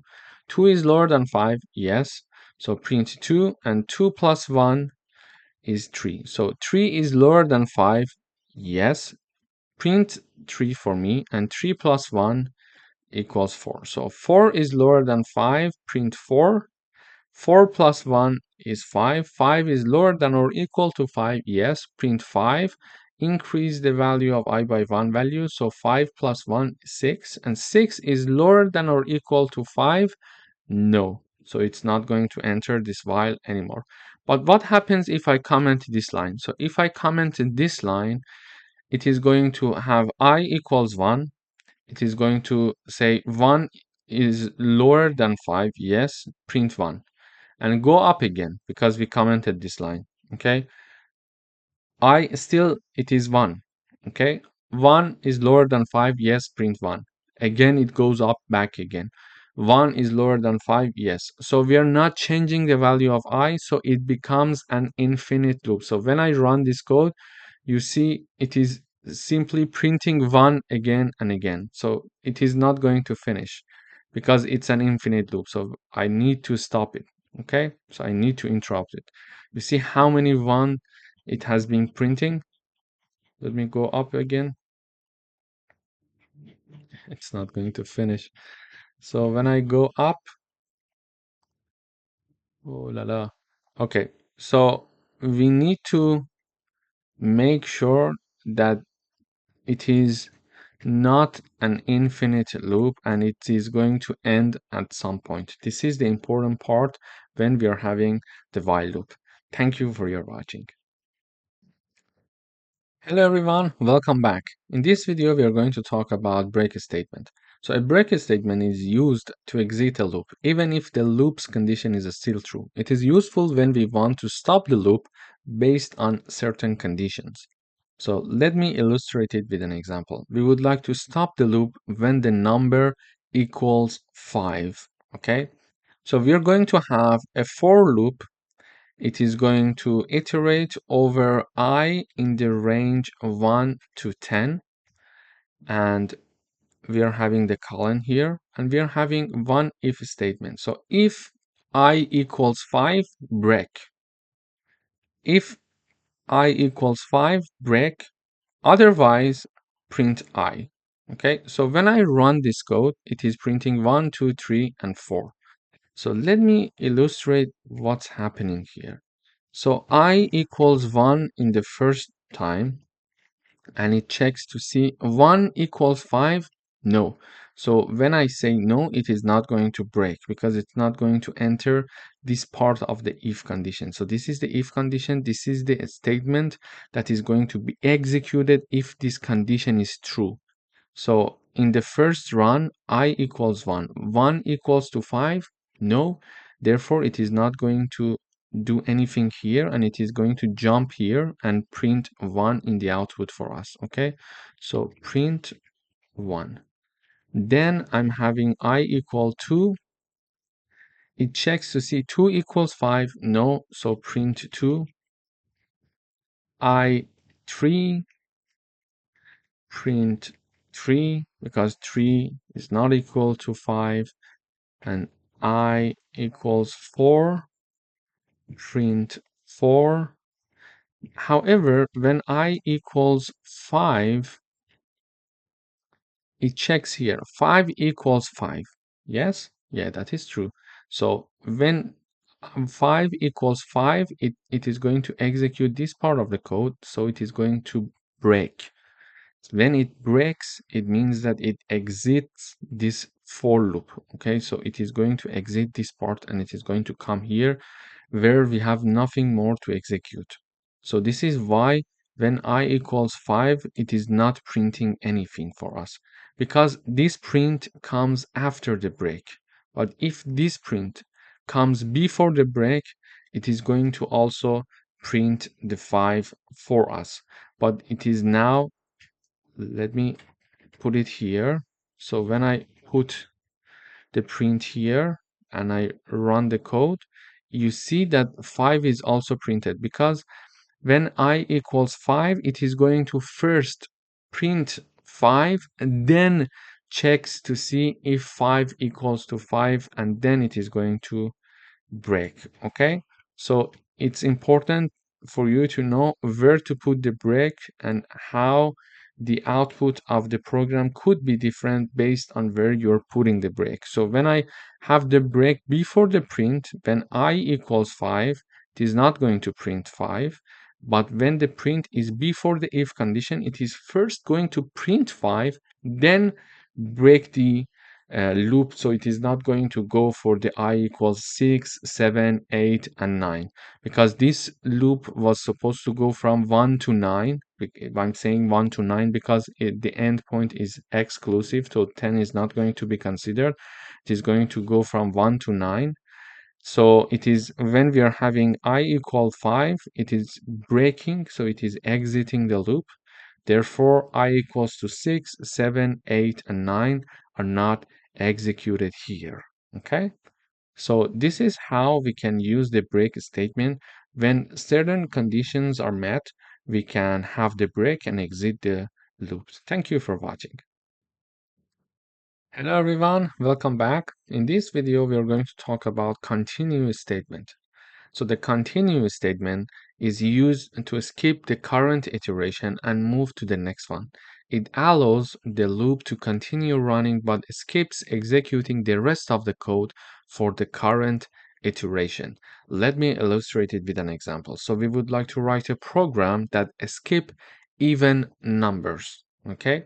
For that, we are looping over all values for variable I in the range between 1 and 6, and if this I variable is divided by 2 and the remainder of this division equals 0, we're going to continue.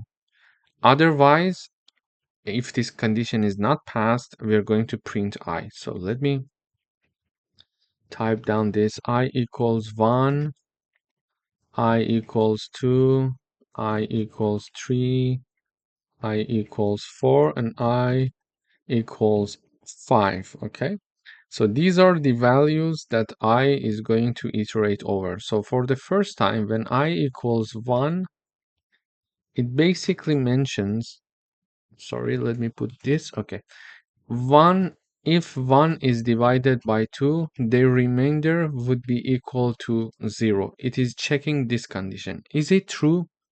No, because it's not true. It is going to print 1 for us. So in the output, we will have the print 1. Okay. Then it moves to the next number. So I is incremented by one value.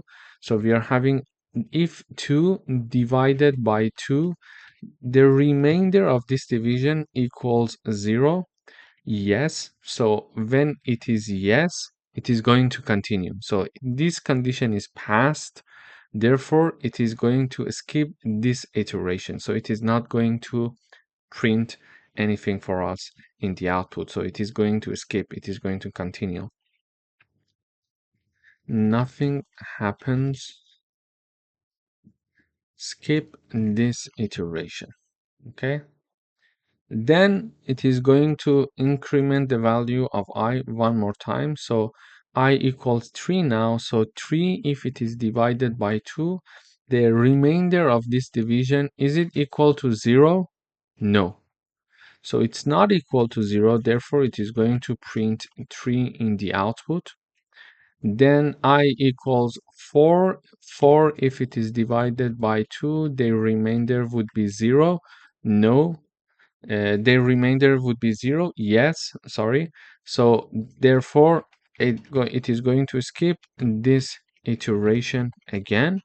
And finally, when I equals 5, 5 is divided by 2. The remainder, is it 0? No, so it's not 0. Therefore, it is going to print 5 for us. So looking at the output, we see that it is skipping the even numbers. It is printing 1, 3, and 5. So let me run the code one more time. So we are printing 1, 3, and 5. You see here in the output, we are having 1, 3, 5. As we expected, we are printing 1, nothing happens. Printing 3, skip this iteration, and printing 5. Let me go through the analyzing of code one more time. So we are having a for loop starting from I in the range between 1 to 6. So I is going to take values between 1 to 5, okay, between 1 and 5. So in case that when we are entering this loop, if I is divided by 2 and the remainder of this division is equal to 0, do nothing and go back up and increase the value of I. Continue is doing basically this thing. Otherwise, print the value of I. So 1 divided by 2, the remainder is 0? No, because it's not an odd number. It's not an even number. So the definition of even number is when it is divided by 2, the remainder must be equal to 0. Therefore, when this does not happen, the number is odd.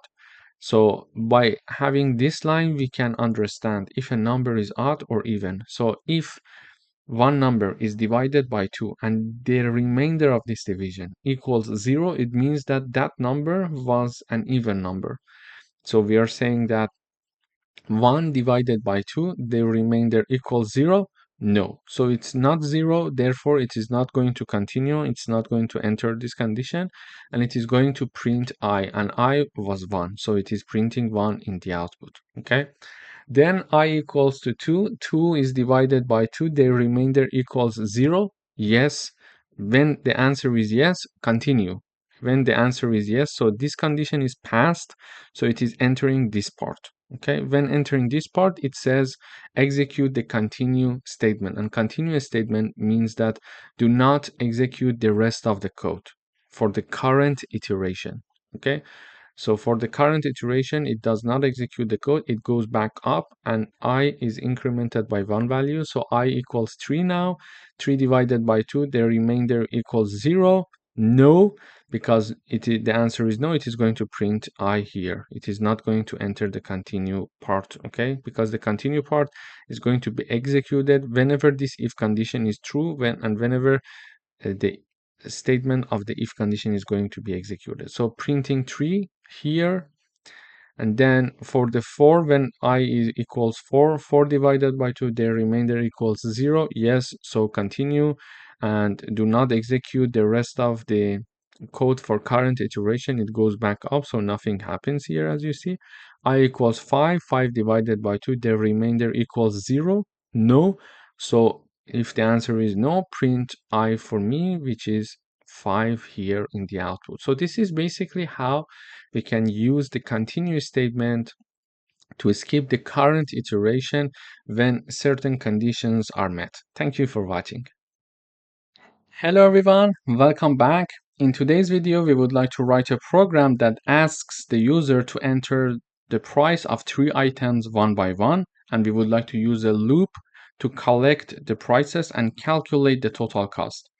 To do that, we are initializing a variable called total cost to be 0. Then I'm using a for loop starting from I. So the I variable is initialized starting from 1, and ends at 3 because the start is inclusive and is exclusive. So if I type down the range between 1 and 3, I is going to take values 1 and 2 because the end that 3 is exclusive. So therefore, if we want to ask for 3 items, we need to ask for the range of 1 to 4. So for any I in the range 1 to 4, we are going to ask the user to show the message saying that enter the price of the item 1, for example, item 2 and item 3, and whatever the user is going to enter is going to be converted to float, and then be assigned to the price variable here, okay?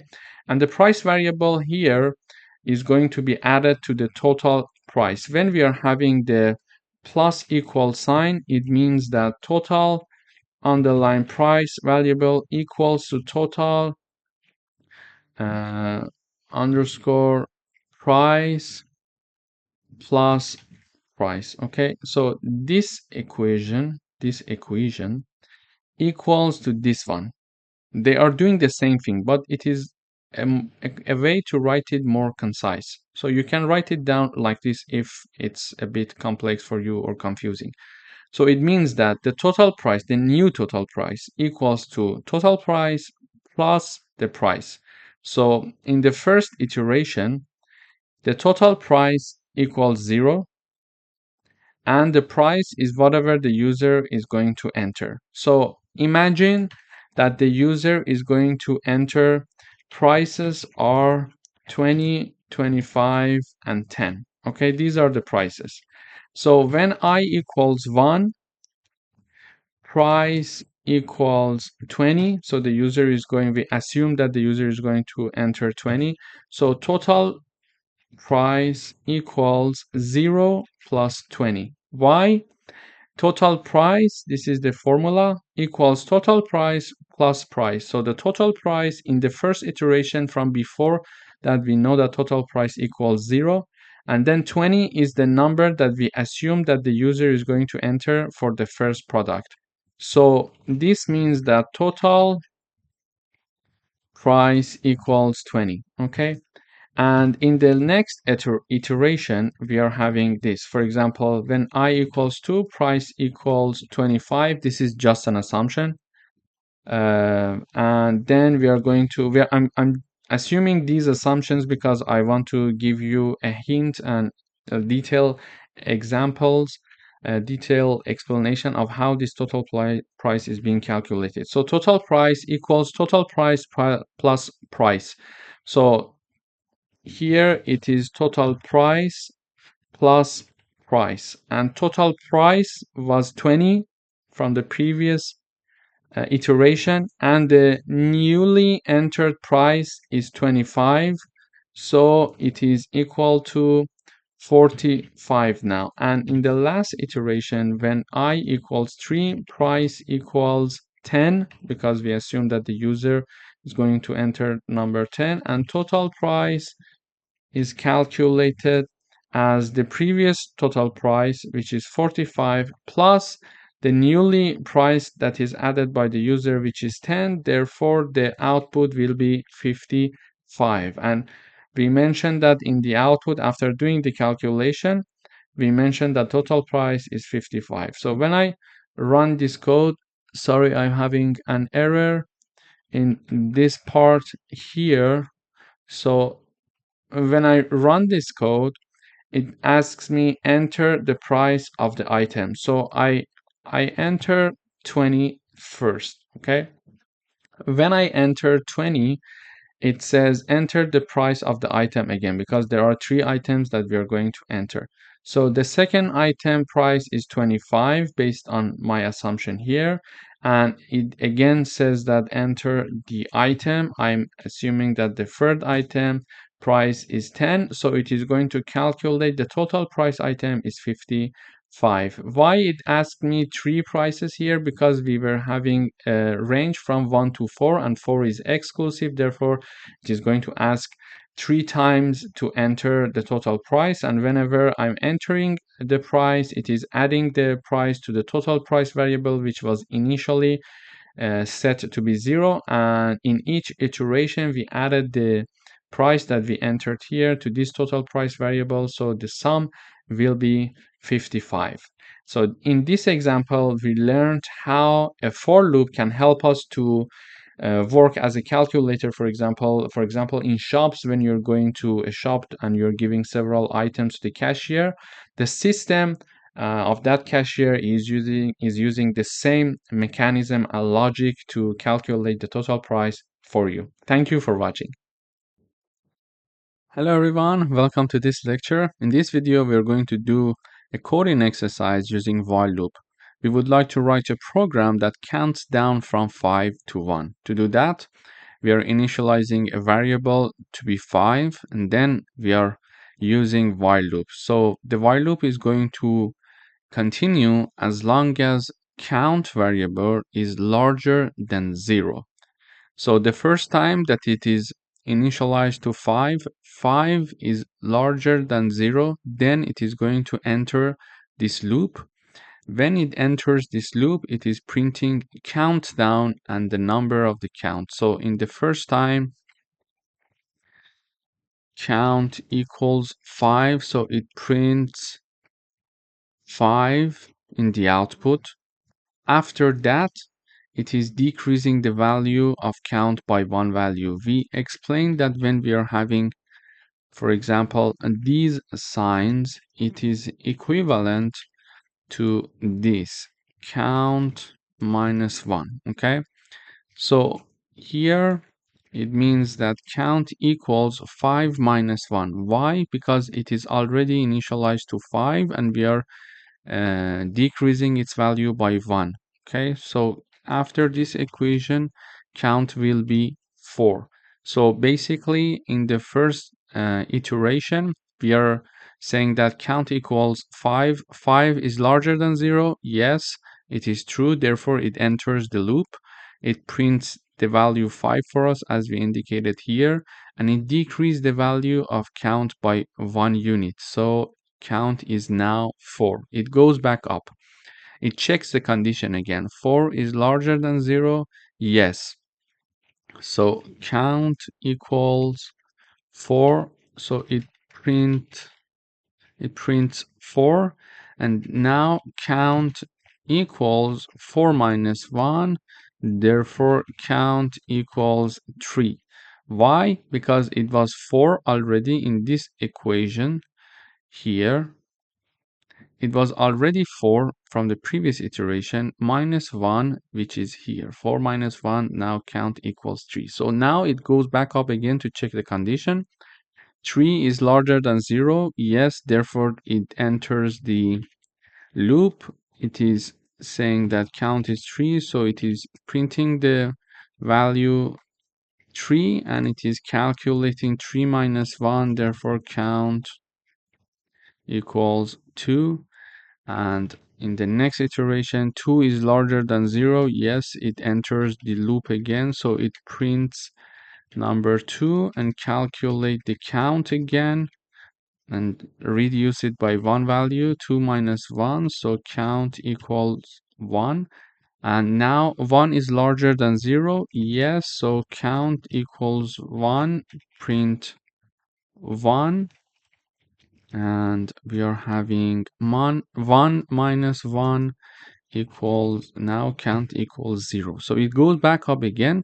It checks count is larger than 0. So count in the final iteration, it is 4. So 4 is larger than 0. No, it's not. Therefore, it's not going to enter the loop. Therefore, these two lines are not going to be executed, and it is going to print the last message in the terminal blast off. So when I run the code, we should see the same output as we anticipated here. So 5, 4, 3, 2, 1, and blast off. So 5, 4, 3, 2, 1, and blast off. As you see, we can use while loops in many practical examples in real world. For example, countdown. Thank you for watching. Hello everyone, welcome back. In today's video, we are going to learn how to print the words of a string one by one using a for loop. To do that, we are initializing a string called word, and we are assigning the Python string to this word. And we are writing down a for loop, and we are initializing a variable called a letter, and letter is going to iterate using the in keyword the word string. Okay, and then for each iteration it is going to print this letter for us. So in the first iteration, letter equals p. In the second iteration, letter equals y. In the third iteration, it is going to equal, it is going to be equal to T, then letter will be equal to H, then letter will be equal to O, and then letter will be equal to N. So this letter that we are having here is going to iterate over this word string, and it is going to print the letter here using the print function. So in the first iteration, letter is taking the P letter, then Y, then T, then H, then O, and then N. So when I run this code, I expect to see Python this a string, but one by one, letter by letter, it is being printed. And we already learned if we want to print this string in one line, we can simply use this syntax and we can say print and the word variable that is called word, it is going to print us the output of our string. So in this lecture, we learned how to iterate over a string and how iterating over a string can help us to print all the letters of a string one by one. And from before, we reviewed that if we want to print the whole string itself in one line, we can use the print function and put down the name of our variable that is containing that string and simply print out that string here for us. So here you see that the Python is being printed. Thank you for watching. Hello everyone, welcome back. In this video, we would like to write a program that prints the multiplication table for a given number. So my given number in this example is 5, and I'm looping over variable I ranging from 1 to 11. So it loops through numbers 1 to 10. And in each iteration, I'm printing out number multiplied by I equals number multiplied by I. So when I run this code, you see in the output, we are looping through 1 to 10. So we are looping from 1 to 2, 3, 4, 5 until 10. And my given number is 5. So we are having a multiplication table, sorry, of number 5 here. As you see, 5 times 1. So number times I, 5 times 1, 5 times 2, etc. equals, and the output is number times I that is being printed out here. So 5 times 1, it's 5, 5 times 2, it's 10, 5 times 3, it's 15. But how it is happening? So we know that number equals 5, okay? It's a fixed number because we are not changing number. It's just a number that we set to be 5, and we can change it for another example if we want. But I is changing from 1 to 10. So when I equals 10, y equals 1, we are having 5 times 1 equals 5. Okay. Then we are having I equals 2, 5 times 2 equals 10. Then I is incremented to 3, so 5 times 3, it's 15. Then I equals 4, so 5 times 4 equals 20. I equals 5. 5 times 5 equals 25. I equals 6. We are having 5 times 6 equals 30. We are having I equals 7. So 5 times 7 equals 35. I equals 8. 5 times 8 equals 40. I equals 9. So 5 times 9 equals 45. And finally, the last value for I is 10. So 5 times 10 equals 50. This is how this loop is being executed. So I starts from 1 and it ends at 10. So we started from 1 and it ends at 10. And in each iteration, the number equals 5, this variable number. Okay, it is a fixed value 5, so 5 is fixed, but I is changing and it is looping through 1 to 10, and the output is being printed out here using this formula, number times I. So this is basically is how we are printing out the multiplication table for number 5. So if I have the number to be 6 here, so when I run the code, I have the multiplication table for number 6. This is a fixed number. We can change it as we wish. Thank you for watching. Hello everyone, welcome back. In today's video, we would like to write a program that calculates and prints the sum of all numbers from 1 to 10. To do that, I'm initializing a variable called total to be 0. I'm having a for loop and I'm iterating over variable I between the range 1 and 11. So it loops through numbers 1 to 10. Okay. And for each iteration, I'm having total plus equal I.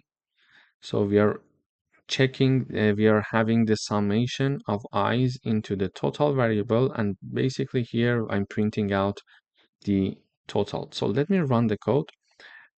It says that the sum is 55, but how this 55 is being printed? I mentioned earlier in another coding exercise, when we are having plus equal sign, it means that we are having this formula, total plus I, okay? So this is the formula. So the first time I equals 1, we enter. It means that total equals, so total is initially set to be 0, okay? So new total equals 0 plus I equals 1 plus 1. So total equals 1, okay? Then I equals 2, total equals 1 plus 2. Why? So this one comes from this formula. So this is total plus I. So this one is the value of total which we calculated in the previous iteration to be 1. And this 2 comes from this I that is coming from this I, okay? I equals 2 in this iteration. Therefore, now total equals 3. We have I equals 3. Total equals 3 plus 3 equals 6. Okay, why 3 plus 3? So this 3 comes from this 3. So we calculated the total in the previous iteration, and this 3 comes from I equals 3 because the formula, the new total, is total plus I. Okay, the already value of total plus the current I. And then when I equals 4, we are having the total equals 6 plus 4. Therefore, total equals 10. Then I equals 5. We are having total equals 10 plus 5. So total would be 15. Then we are having I equals 6. Total equals 15 plus 6. So total equals 21. Then we are having I equals 7. Total equals 21 plus 7. Therefore, total equals 28. Then we are having I equals 8. We are having total equals 28 plus 8. It equals 36, if I'm not mistaken. 26, yeah. 28 plus 8 is 36. And then we are having I equals 9. So total equals 36 plus 9. So the total is now 45. And finally, I equals 10. And total equals 45 plus 10. So total is 55, which is this number that we got here. So basically, in this code, we are iterating over values for I between 1 and 10. We are looping through numbers 1 and 10, and we are calculating and adding the current number to the total number. So total initially equals 0. In the first iteration, total is 0. We are adding the first iteration, I equals 1. So total is now 1. Then I equals 2, 2 plus that previous one. Then I equals 3, 3 plus the previous 3 of the total. So we are increasing the value of 1 to 10 in each iteration to total. So we are having one total which is summing over all the values that is being iterated between 1 and 10. So it is going to give us the sum of all numbers from 1 to 10. This is how it works, because total starts from 0 and we are increasing the value of the I in each iteration. As you see here, I'm adding 1, 2, 3, 4, 5, 6, 7, 8, 9, and 10. And these are added to the previous value of I. So you see, to previous value of total, because total was 0, so I equals 1, 1 plus 0, it's 1. Then this old value is here, and in the second iteration, number 2 is added to that, so it is 3 now. And the I is 3, we are adding it to already existing total, which is 3, so it's 6 now. 6 is added to number 4, their summation is added to number 5, their summation is added to number 6, their summation is added to numbers 7, 8, 9, and 10. So we reach the output of sum of all numbers from 1 to 10 is 55. Thank you for watching. Hello everyone, welcome back. In today's video, we would like to write a program that calculates the diagonal of a rectangle given its width and height. Here, because we want to do some mathematical operations, we are importing the math library to use its function. For example, one of the functions that we want to use is the sqrt. So this is why we type down the keyword import and then the math keyword, which means that we are going to use the math library and we are going to import the math library. Then we are going to show this message to the user, enter the width of the rectangle using the input function. And because whatever that we get from the user using the input function, it is by default in Python treated as a string, we need to convert it to a float. And because we want to convert it to a float, we are going to use the float function, and this is the float function. So we are using the float function, so everything that is inside these parentheses is going to be converted to the float. So therefore I type down the input function inside the float function, and inside the input function parentheses I say enter the width, for example, and the user is going to enter a number. That number is stored firstly in a string data type, and then it is going to be converted to a float, and the output is going to be assigned to the width variable. The same reasoning happens for the height variable. We are going to show this message to the user saying that, okay, enter the height of the rectangle, whatever the user is going to enter. Firstly, it is stored in a string data type. Then we are going to convert it to a float, and then it is assigned to the height of the rectangle. Okay. Then we are having this variable diagonal equals to the formulation. So this is the formulation to calculate the diagonal of a rectangle. In order to calculate that, we need to have a square root of width to the power of 2 plus height to the power of 2. Okay. And when we are having this output, we are going to calculate its square root, and it is going to give us the diagonal of a rectangle. So in order to compute the diagonal of a rectangle, first we need to have the output of width to the power of 2 plus height to the power of 2, and then have the square root of their summation. So this formula is written in Python like this. So we call this math function and math library, sorry, and then the sqrt function, Then width to the power of 2, star star 2 means to the power of 2, plus height to the power of 2, star star 2.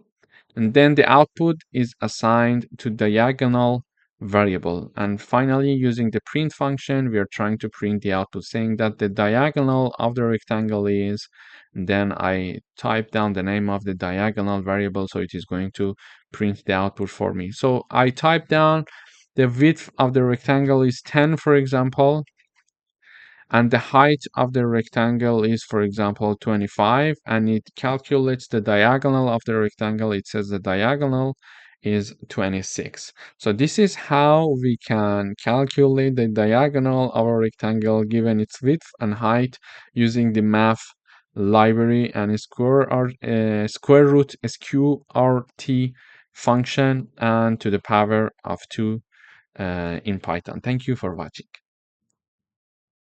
Hello everyone, welcome back. In today's video, we would like to write a program that truncates a floating point number to its integer part without rounding.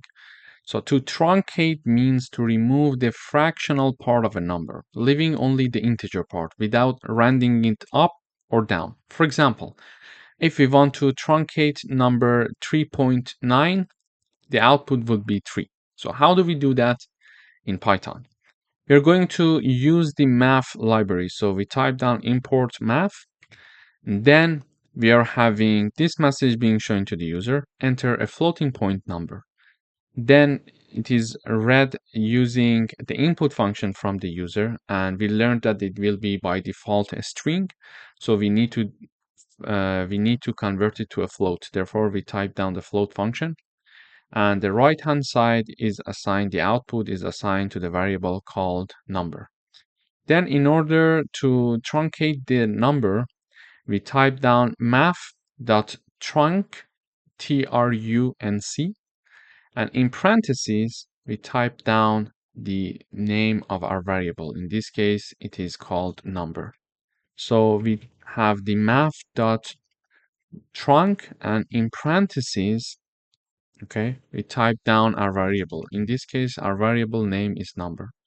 And the output is assigned to a variable called truncated.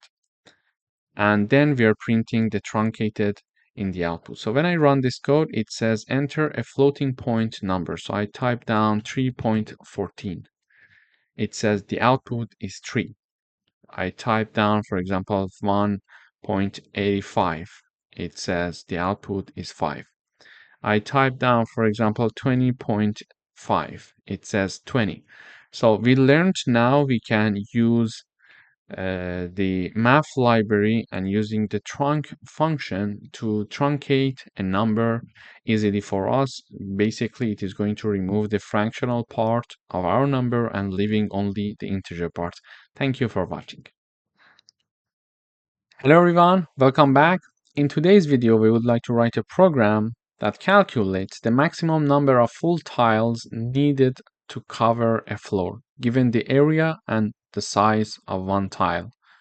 Here, what we mean by to cover a floor, given the area. So for example, if the output is to have 28.5 tiles to cover the floor, when we are using the floor function, it is going to return number 28. So it is going to round it down. So let me illustrate it with an example. Here we are having the math library being imported. We are showing this message to the user, enter the total area of the floor in square meter. And we are storing it in area variable. Then we are saying that enter the size of one tile in a square meter. And we are going to store it in tile size variable. Then the variable tiles needed equals math.floor. So this is the floor is the function of the math library. And in parentheses, we are calculating this area divided by tile underscore size. Basically, if I run this code, it is going to be something like this. So enter the total area of the floor. So imagine that for example, the room that I would like to cover it with tile is 20 square meters. And for example, enter the size of one tile in a square meter. and it's, for example, one tile is 0.7 square meter. Okay, so when I run, we see that the output says you will need 28 full tiles to cover the floor. But when this area is divided by tile size, which means 20 divided by 0.7, if you do it yourself with calculator, you will see that the output is 28.571, for example, approximately. Okay, but because we are using the floor function from the math library, we see that it is rounding it down to number 28. So it says that you need 28 full tiles to cover the floor. This is how actually this floor function from math library is going to work. So basically we are going to ask the user to enter the size of the area of the floor in a square meter, for example, then the size of each tile in a square meter, and then divide the area by the tile size and round it down to the closest integer number. Then it is going to show us in the output using the print function saying that you will need, for example, 28 full tiles to cover the floor. Thank you for watching. Hello everyone, welcome back. In today's video, we would like to write a program that calculates the total number of pages required to print a given number of lines, where each page can hold a fixed number of lines. Here, we are using the math library. We are asking the user enter the total number of lines to print. It is assigned to lines variable. Then we ask the enter the number of lines per page, and it is going to be assigned to lines per page variable.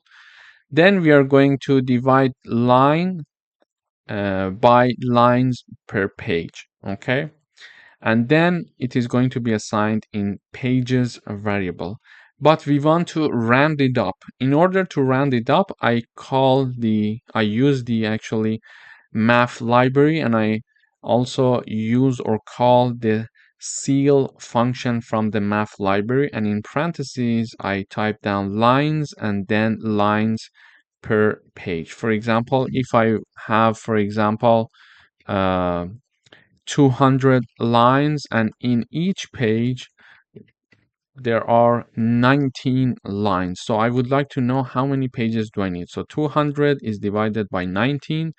The result, if you do it yourself, will be approximately 10.52, but because we are using the ceil function, the output will be 11, so it is rounding it up. So let me run the code. It says enter the total number of lines to print, so the total number of lines, it's 200, for example. Then enter the number of lines per page. I would say it's 19, for example. It says you will need 11 pages to print 200 lines.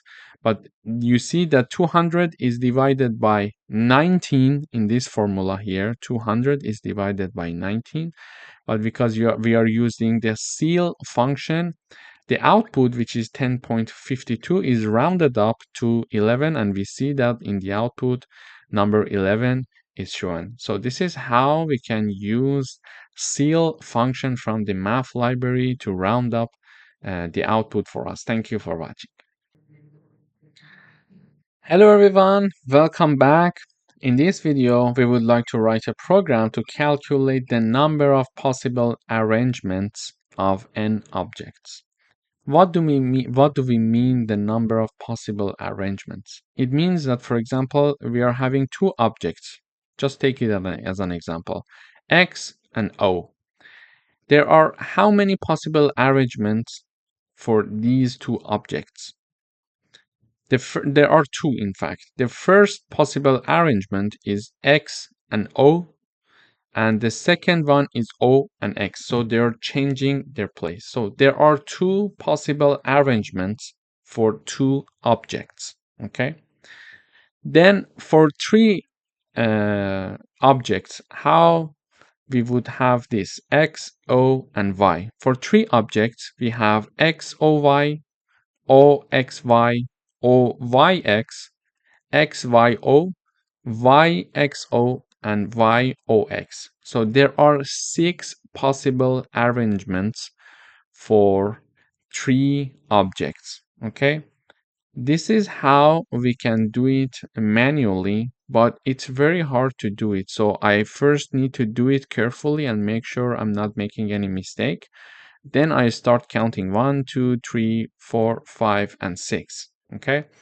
So here, in order to understand it in Python, it's very easy to use math library and factorial function to do this for us. We're going to tell the user enter the number of objects, and whatever the user is going to enter is stored in n, and simply we are using the math library and then factorial function, and in parentheses we put the name of our variable, which is n. So when I run this code, it says enter the number of objects. I say 2, it says the number of possible arrangements is 2. So if I run one more time and enter the number of objects, so this time I enter 3, it says that the number of possible arrangements is 6. So here is the output. So this is what I did myself to calculate it, and here is the output in Python in just 1 second. So if we mention that we have 4 objects, we see that the output is 24. Basically, it is going to calculate n factorial for us. It means that if we have n object, there are n factorial possible arrangements. So if we have only 2 objects, for example, therefore we are having 2 factorial, therefore the output is 2. But if we are having 3 objects, it will be 3 factorial, and the output is 3 multiplied by 2 multiplied by 1, so the output is 6. And when we are having 4 objects, the output is 4 factorial, and it means that we are having 24 possible arrangements. And it's very hard to compute it when we are dealing with a large number of objects. For example, if we are going to have, for example, 5 objects, we see that the possible arrangement, is 120. Then if we are having, for example, 8 objects, we see that the possible arrangement is 40,320. So we see that it's very useful to do things in Python. It's easier and it will give us a solution very fast. Thank you for watching. Hello everyone, welcome back. In this video, we would like to write a program to calculate the time in years it will take for an investment to double at a given annual interest rate using the following formula. So this is the formula, and we are having the logarithm 2 divided by logarithm plus rate.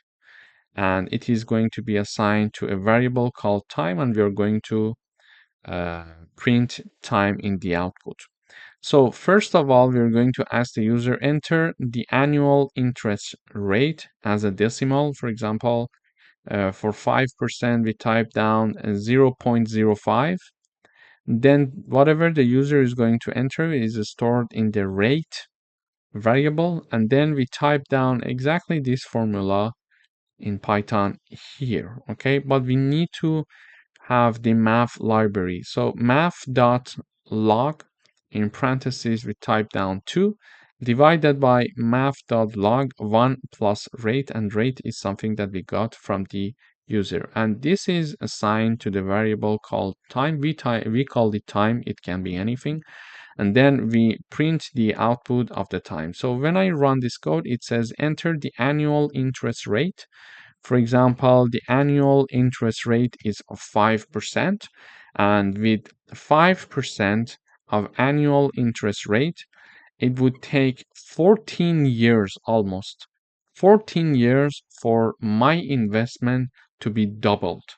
Okay, so if I put $100 in my investment bank account, it would take 14 years, approximately 14 years, for my investment to become $200, so to be doubled. So this is how we can calculate it in Python using the math library and logarithm function. Thank you for watching. Hello everyone, welcome back. In today's video, we would like to write a program to find the remainder of a division. In order to review, when we want to divide 10 by 2, 10 is our numerator and 2 is our denominator. Okay, so we are asking the user to enter a numerator and we are storing it in variable x, for example. Let's say I name it x. And then I am asking the user to enter the denominator, and whatever the user is going to enter is going to store in a variable called y. Okay, so a numerator is asked from the user, which is stored in x. A denominator is asked from the user, and it is stored in y. Then, in order to find the remainder, I need to use the math library and fmod function. So this is my fmod function. And to access that, I need to type down math.fmod. And in parentheses, I need to put two arguments, one before comma and one after comma. So the one that is before comma, I need to put my numerator. And my numerator is stored in variable x as you see it here. So I type down x, and then after comma, I need to type down my denominator, which is stored in variable y. And we can name it whatever we want. We can name it h, we can name it r. It depends on what we want, okay? Then this fmod function from the math library is going to calculate the remainder of the division of my numerator divided by denominator, and we are going to use the print function to print our remainder in the output. So when I run this code, it says enter the numerator here. Okay, so I want to divide 10 by 2, for example. 10 is my numerator and my denominator is 2. It says the remainder of 10 divided by 2 is 0.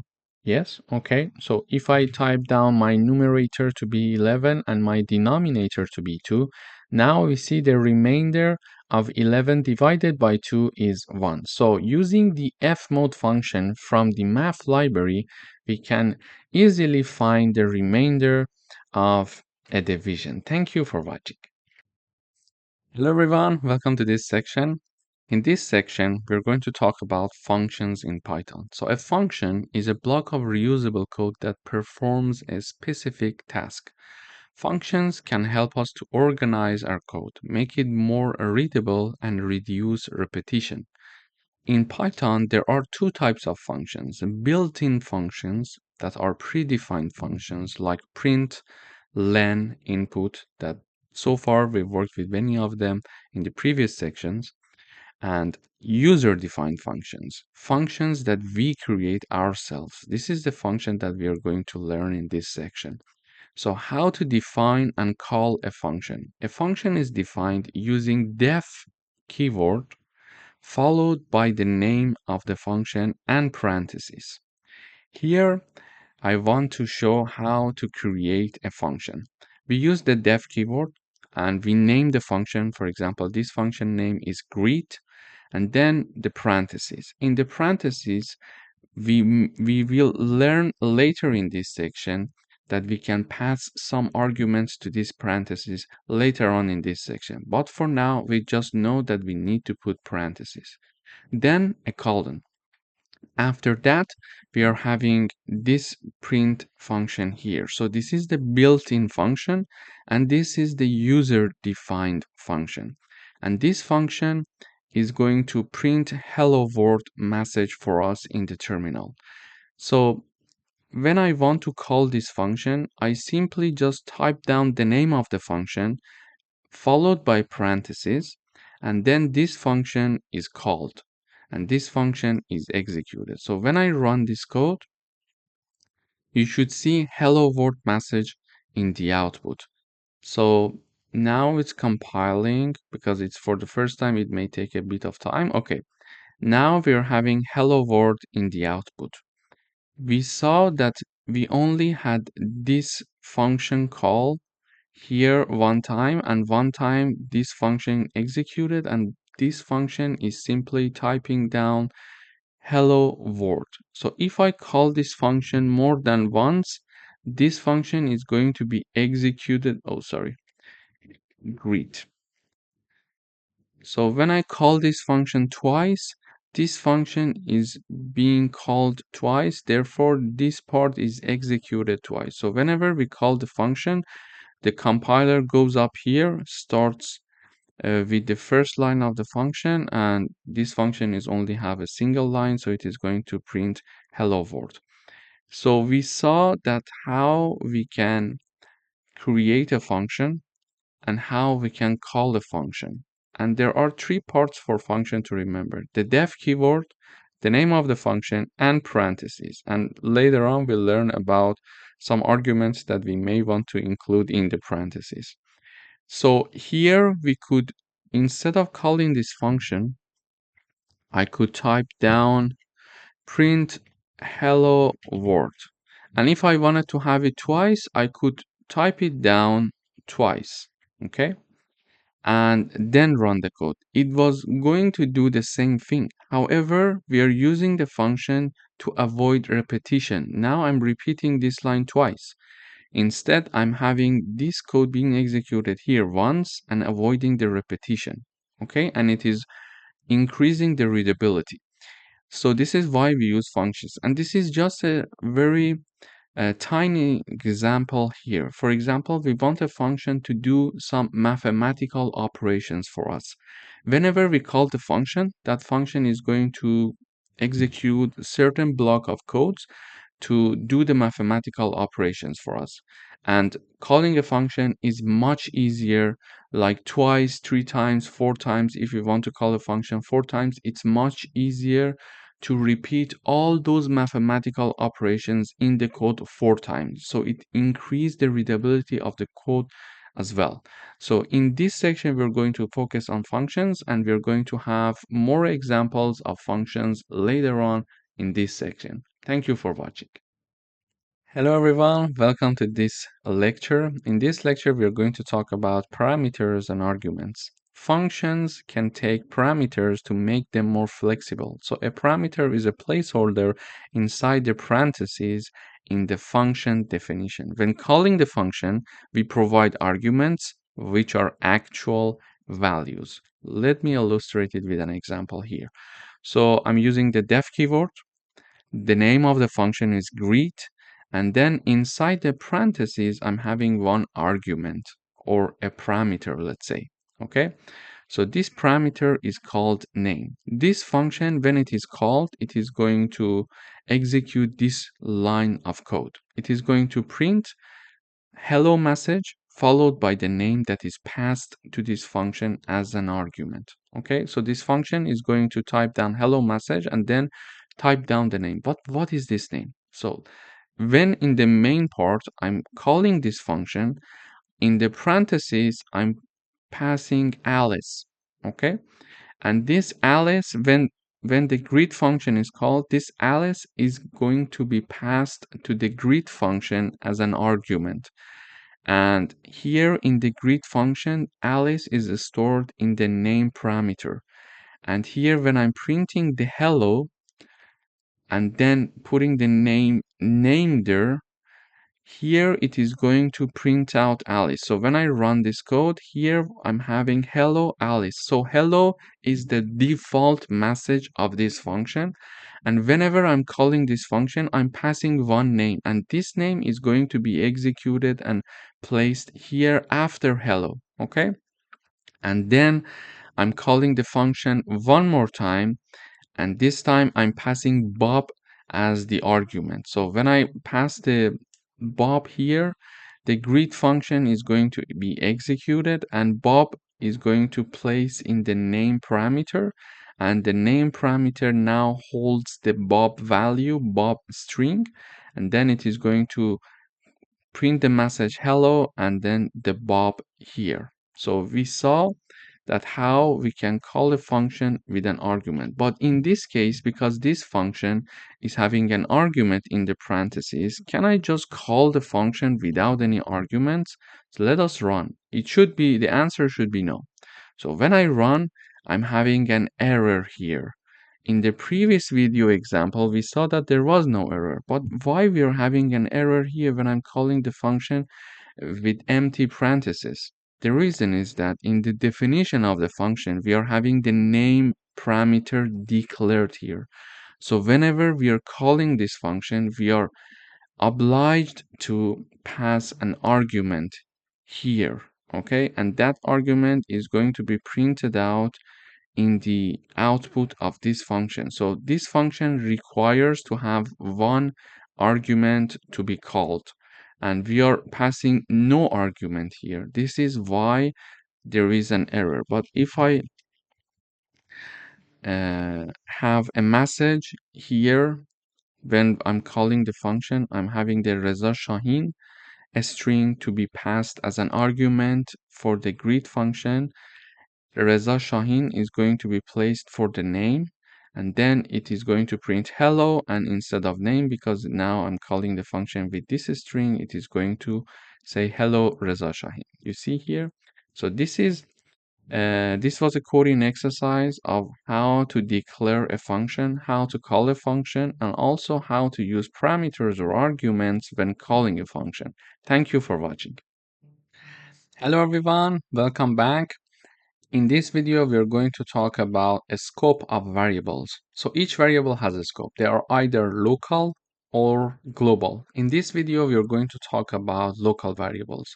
So variables that are declared inside a function are local variables, and they can be only accessed within that function. Let me illustrate it with an example. I'm having a function called greet, and I'm using the def keyword, and there is no argument for this function. So when I call this function, a local variable is initialized to be equal to hello world string, and then it is going to print this variable for me, which is called message. Okay, so I'm having the greet function being called here. So when I run, I see that I'm calling the greet function. The compiler goes up here, initialize the message variable, and then it prints the message variable. So we see the message variable in the output hello world. Okay, but can I access this message variable?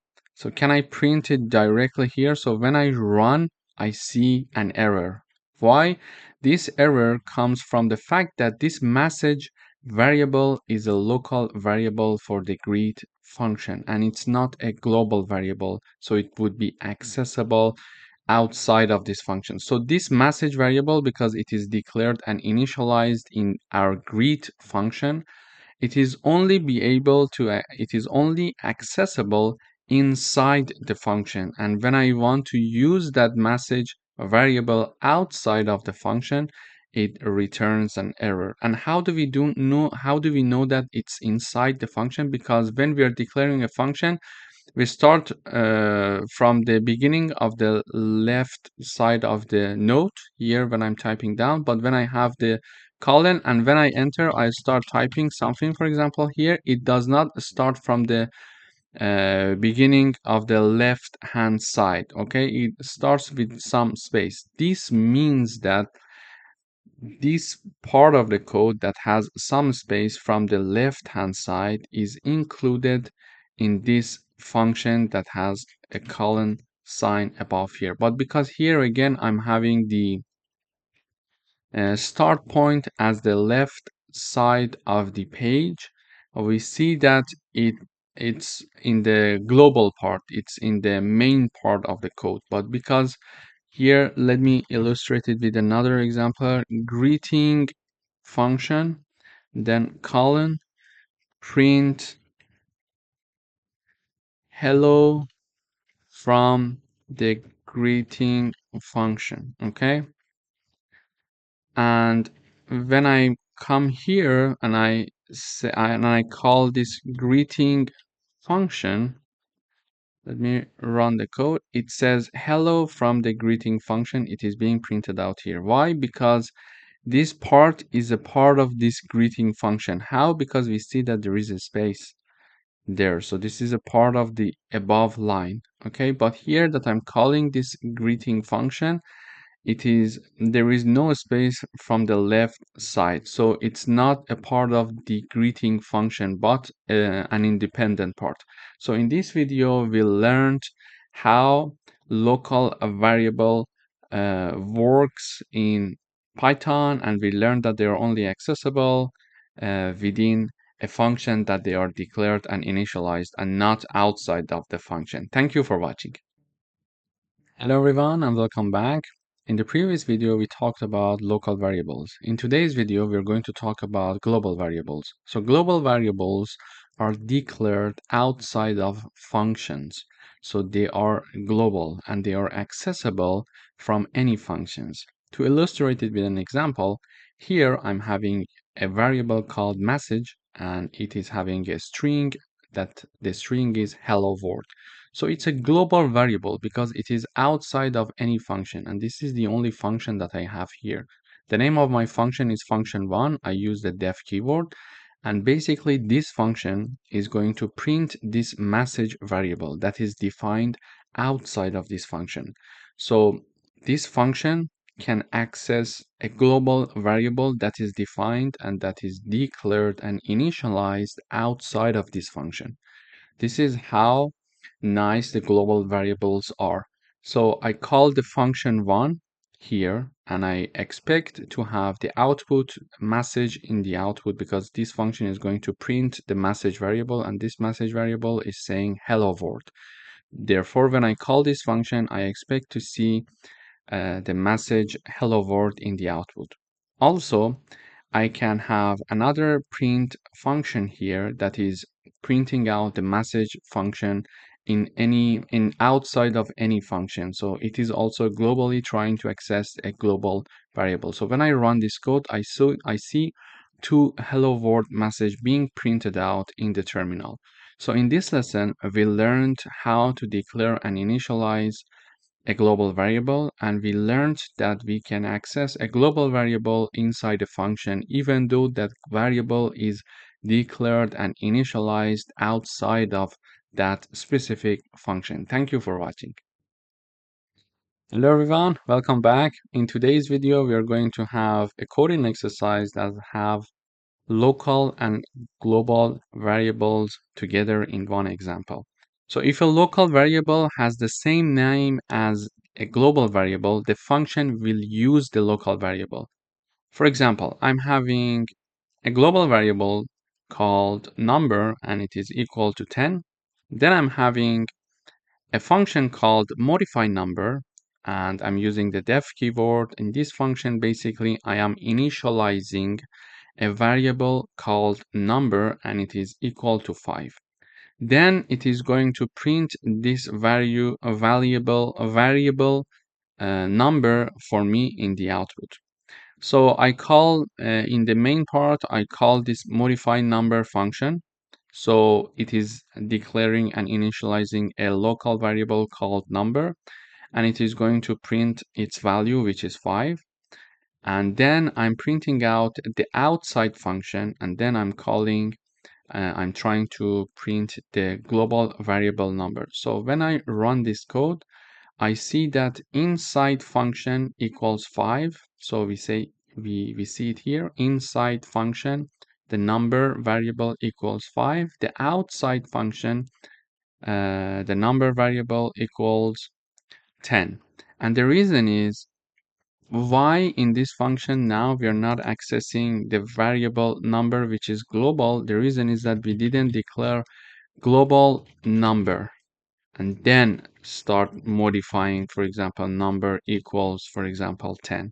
This is why when we are not typing down this line of code, when we are typing down only the declaration of a variable like number which has the same name as the global variable, it is going to consider it as a local variable. However, if I comment this part and I have this part right here and this part right here, I'm using this line for the declaration of the global variable inside my function, and then I'm having this global variable equals to 20. So now the global variable has been modified to 20. So when I run this code, I see inside function the variable is 20, and outside function the variable is also 20. So this is very important to use the global number uh, creation and declaration of the global variable inside the function if we want to use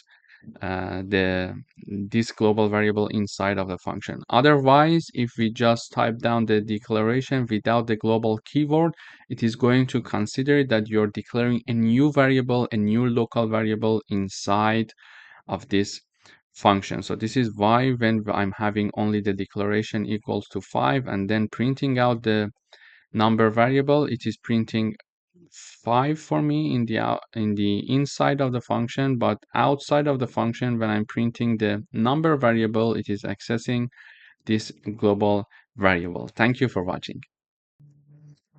Hello everyone, welcome back. In this video, we're going to write a program that declares a function that takes a number as a parameter and prints whether it's an even number or odd. So here is my function. I'm using the def keyword to declare my function, and I'm having the name of the function called check even odd, and I'm having one argument for this function that we call it number. It could be x, it could be y. We can get to choose this number, okay? And this function is basically checking to see a number if it's even or odd. In order to understand if a number is even, we need to do a division. So when this is a definition of an even number. When a number is divided by 2 and the remainder of this division equals 0, it means that that number is even. Otherwise, that number is odd. So let me write it down for you. If a number is divided by 2 and the remainder of this division equals 0, it means that number is an even number. Otherwise, it is an odd number. So this is a definition of an even number. So if a number is divided by 2 and the remainder of this division equals 0, it means that number is even. And if a number is divided by 2 and the remainder of that division does not equal 0, that number is an odd number. Okay? So for example, when 10 is divided by 2, the output of this division is 5, but the remainder of this division is 0. So we understand that 10 is an even number. But when 11 is divided by 2, the remainder of this division does not equal to 0, is not equal to 0. This is why 11 is an odd number. So now we want to define a function that checks whether a number is even or odd. To do that, we are having one if-else condition here. So the number that is passed to this function, we are having this operation on that number. So this number is divided by 2. And we are checking to see if that number that is passed as an argument to this function, it is divided by 2. And it's the remainder of this division equals 0. We are checking the if condition. If this happens, print even. Otherwise, print odd. So it checks to see if a number is passed to this function. That number is divided by 2. Its remainder equal to 0. If this statement is true, then this part is true. Then it is going to enter this if condition and it is going to print even. Otherwise, it is going to print odd for us. Let me illustrate it with an example. So I call this check even odd function, and I'm passing number 10 as the argument. And I'm calling this function one more time, and I'm calling the function, I'm passing the argument that is 7. So let me run the code. So when I run the code for the number 10, I see even in the output. When I have the number 7, I see odd in the output.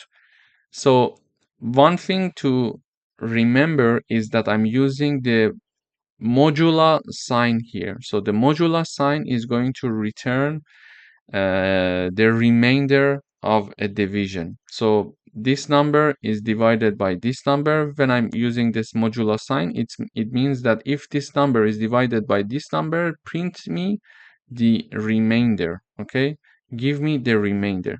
So when I'm having, let me illustrate it with an example. So when I have 10 divided by 2 here, when I run this code, you see number 5 in the output, okay? 10 divided by 2. But when I have print 10 modulo 2 and run this code, we have the output 0. What does it mean? It means that if 10 is divided by 2, the remainder of that division is what number? This is 0. Okay, so this is how the modulo sign is going to help us to understand the remainder of a division. It was a very good example. And now we see that here I'm having this block of code being executed whenever we call this function. Just imagine that we were not using the function. So I'm calling the function 2 times using 2 lines. Okay. And this part of the code is written only once. So if I wanted to not have a function, and every time that I was checking a number to see if it's odd or even, I had to write these 4 lines. So whenever, for example, I want to check 10 numbers, each time I had to write 4 lines of code. So 10 numbers multiplied by 4. So 40 lines to check 10 numbers if they are odd or even. However, here I'm having only 4 lines being written only once. And when I'm calling that function, I'm just using 1 line to call this function to do the mathematical work for me. So if I want to call this function 10 times, it will take 10 lines plus these 4 lines that are written only once. It will be 14 lines of code. However, if I want to this mathematical operations, these 4 lines for 10 numbers to be checked, the result will be 40 lines of code. And this is just a simple example. So it is very useful to use functions to reduce the repetition in our code and therefore increase the readability. Thank you for watching. Hello everyone, welcome back. In today's video, we would like to write a program that declares a function that takes 3 numbers as parameters and returns the largest number. I'm declaring my function using the def keyword. The name of my function is find_max, and it is taking 3 arguments, a, b, and c, and they're separated by commas. And basically, this function is going to return the maximum number among these 3 numbers. So this is a user-defined function. The user-defined function in this example is find max because we are defining this function, okay? But we are having one built-in function as well. If you remember, we discussed this in the introduction. For example, the print function is a built-in function. So the Python itself give us this permission to use the print function to simply print and do no further works, okay?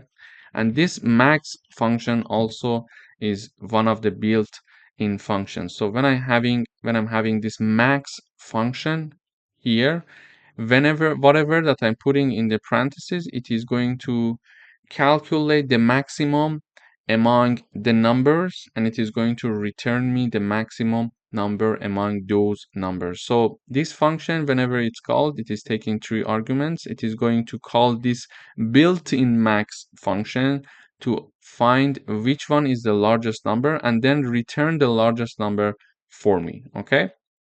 Now I'm having a variable called largest. It is equal to this line. Basically, this line is going to find max. It is going to call the find max function, and these are the three arguments: 10, 20, and 15. So these three variables are used here as A, B, and C respectively. So 20 is B, C equals 15, and A equals 10. And then this function basically is going to call the built-in function and find the largest number, which is 20, and return that number. And that output of that function is going to be assigned to this variable largest, because there is an equal sign here. And it is going to basically print the largest variable, which we expect to have the output 20.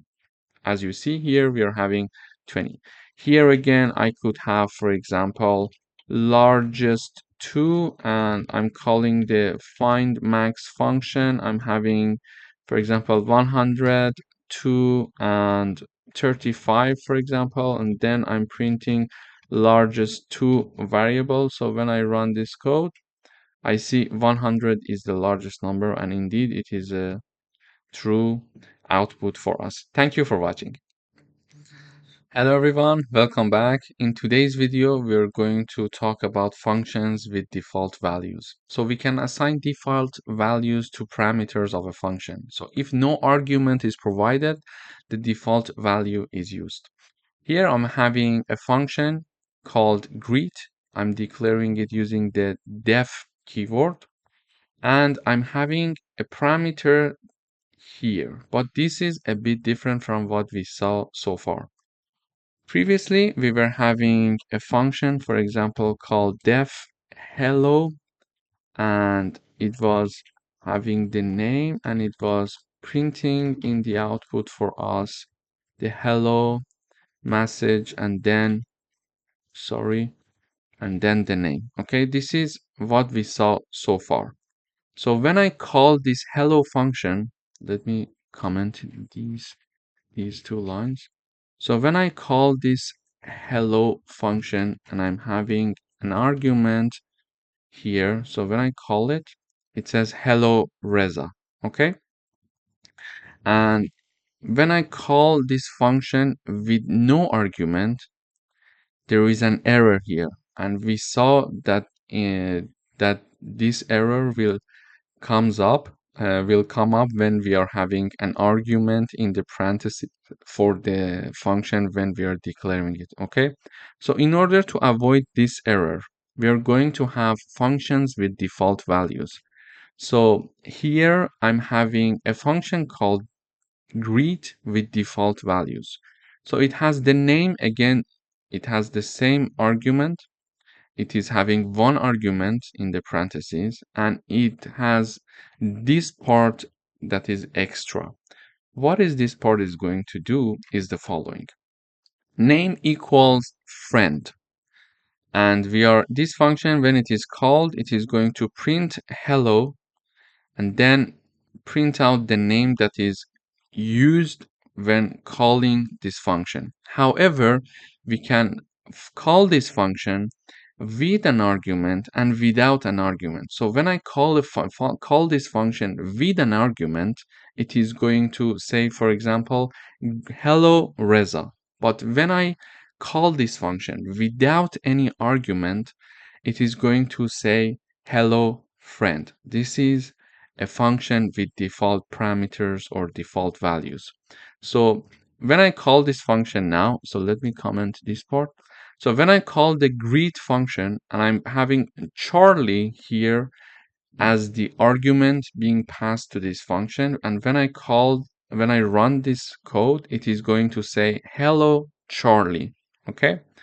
But here when I call this function and I put nothing in the parentheses, if I call the hello function with empty parentheses, we saw that there will be an error. Why? Because it requires an argument. But when I call this function greet, it requires an argument indeed as well. But when I call it with empty parentheses, it is going to by default set this friend string equal to name and assign it to the name, and then consider that name in the output. Whenever I call this function with no argument, it is going to use this default value. This is why we call them functions with default parameters or default values. So let me run the code. Now I'm calling this function and I'm passing no argument. It says hello friend. In the next line, I'm calling the function and passing an argument. It says hello Charlie. Okay, so let me review it one more time. Functions with default values are like this. When we are calling the function with an argument, it is going to place the argument here. So when I call the function with the Charlie argument, Charlie string, it is going to set Charlie to name, and then in the output says hello Charlie, as we see in the code here. But when we have the greet function being called with empty parentheses, it is going to by default use the friend keyword here and put it equal to name and print hello friend in the output. Okay, so this is how a function with default value would work. We learned that this is not possible in normal functions, because in normal functions, when I have this hello function and it has no default value, I must have an argument when I'm calling this function. Otherwise, if I call this function with empty parentheses, it is going to return an error for me. And how we can understand that a function is a normal function or it's a function with default values? It's a good question if you're having it. This is the answer.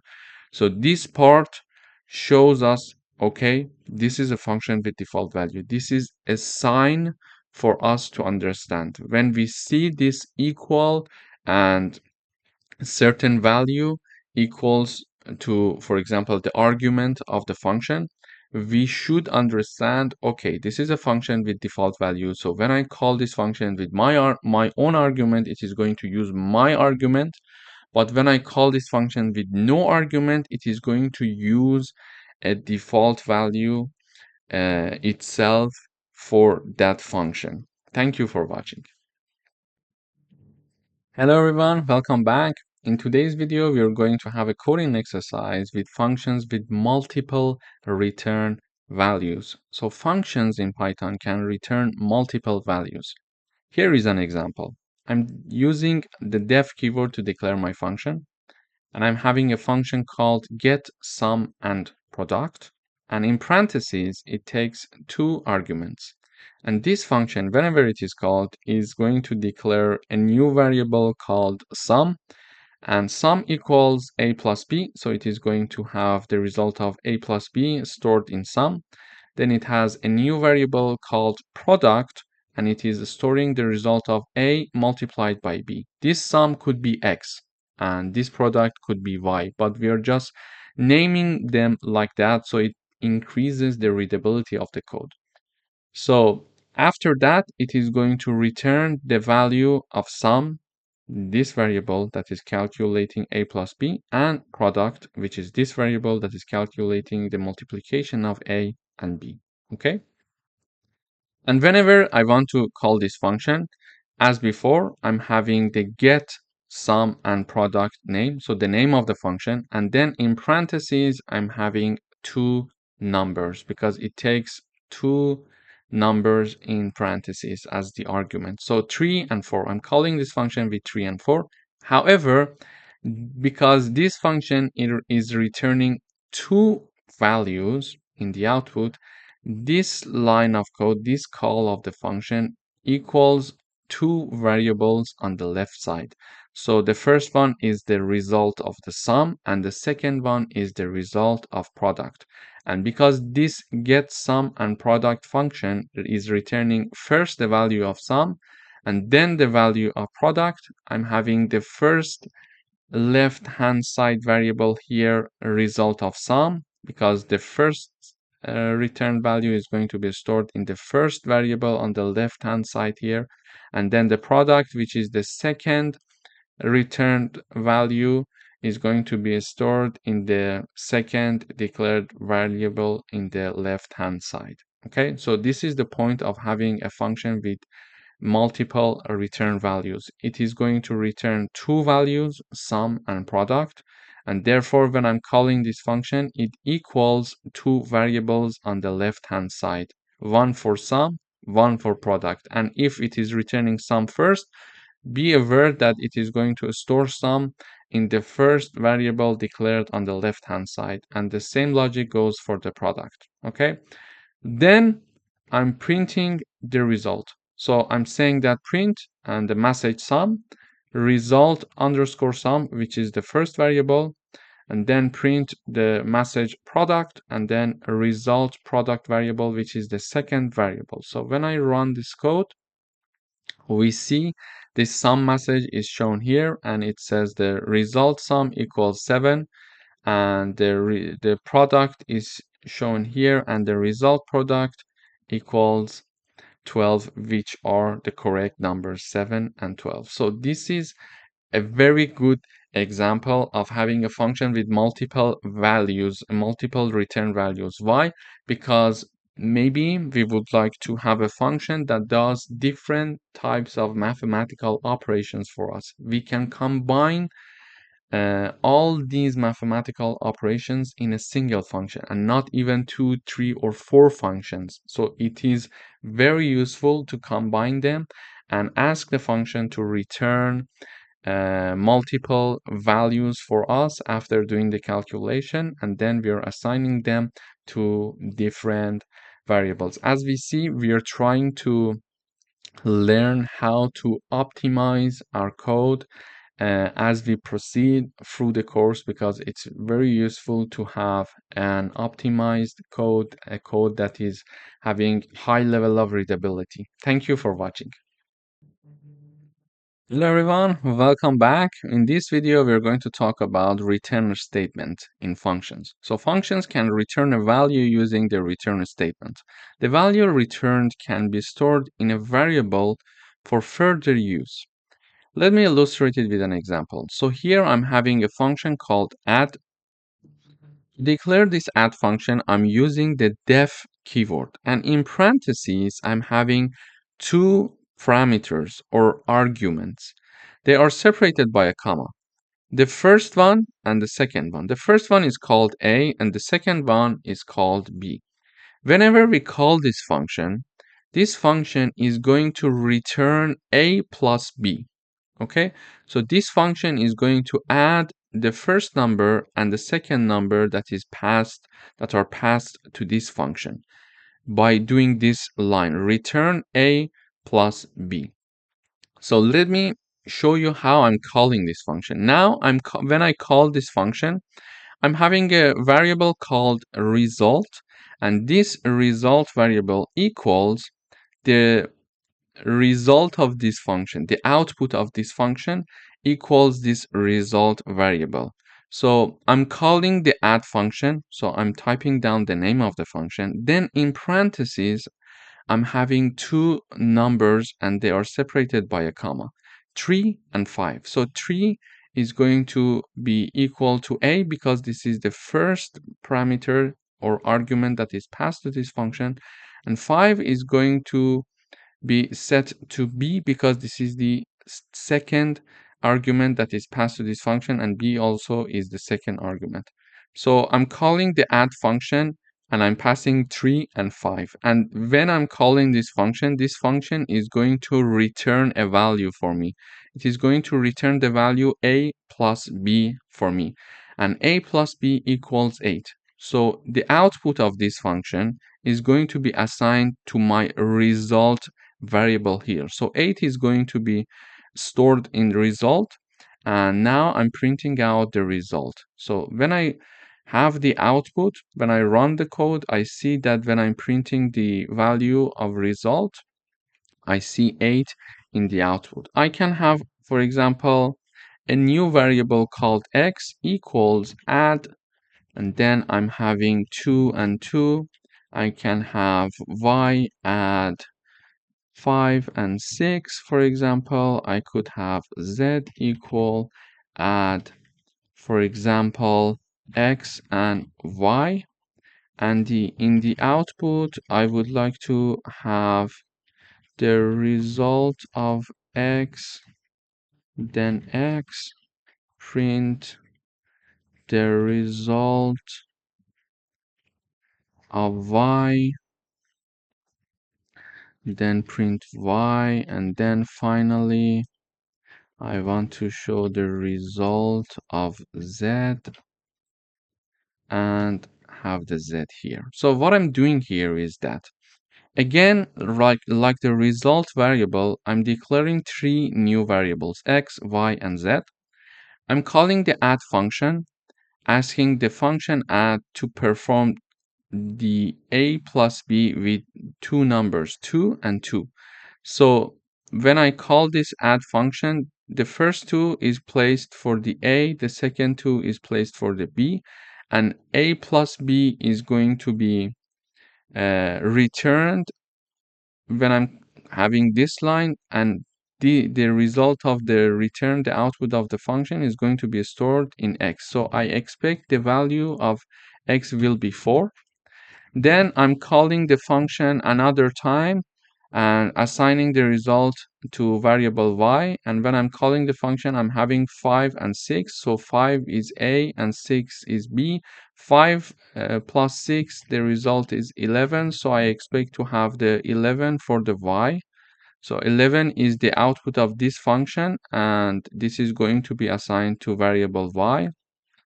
And then I'm calling the function one more time, this time with the variable x and variable y, and they are previously taken 2 values. So I expect the result will be 15 because x is 4 and y is 11. So x is now placed for the a and y equals b. So 4 plus 11 equals 15. So when I run this code, I see the result of x. So here also I'm printing out the output of x, y, and z.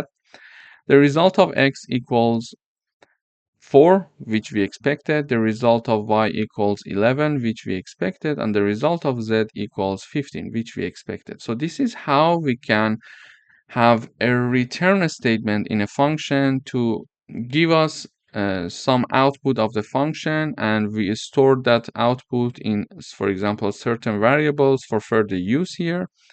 And also we learned how functions can be useful, because now I'm performing this line of code a plus b one time only, but I'm using it 4 times in my code. Instead of typing down these mathematical operations 4 times, I'm just calling it with different parameters.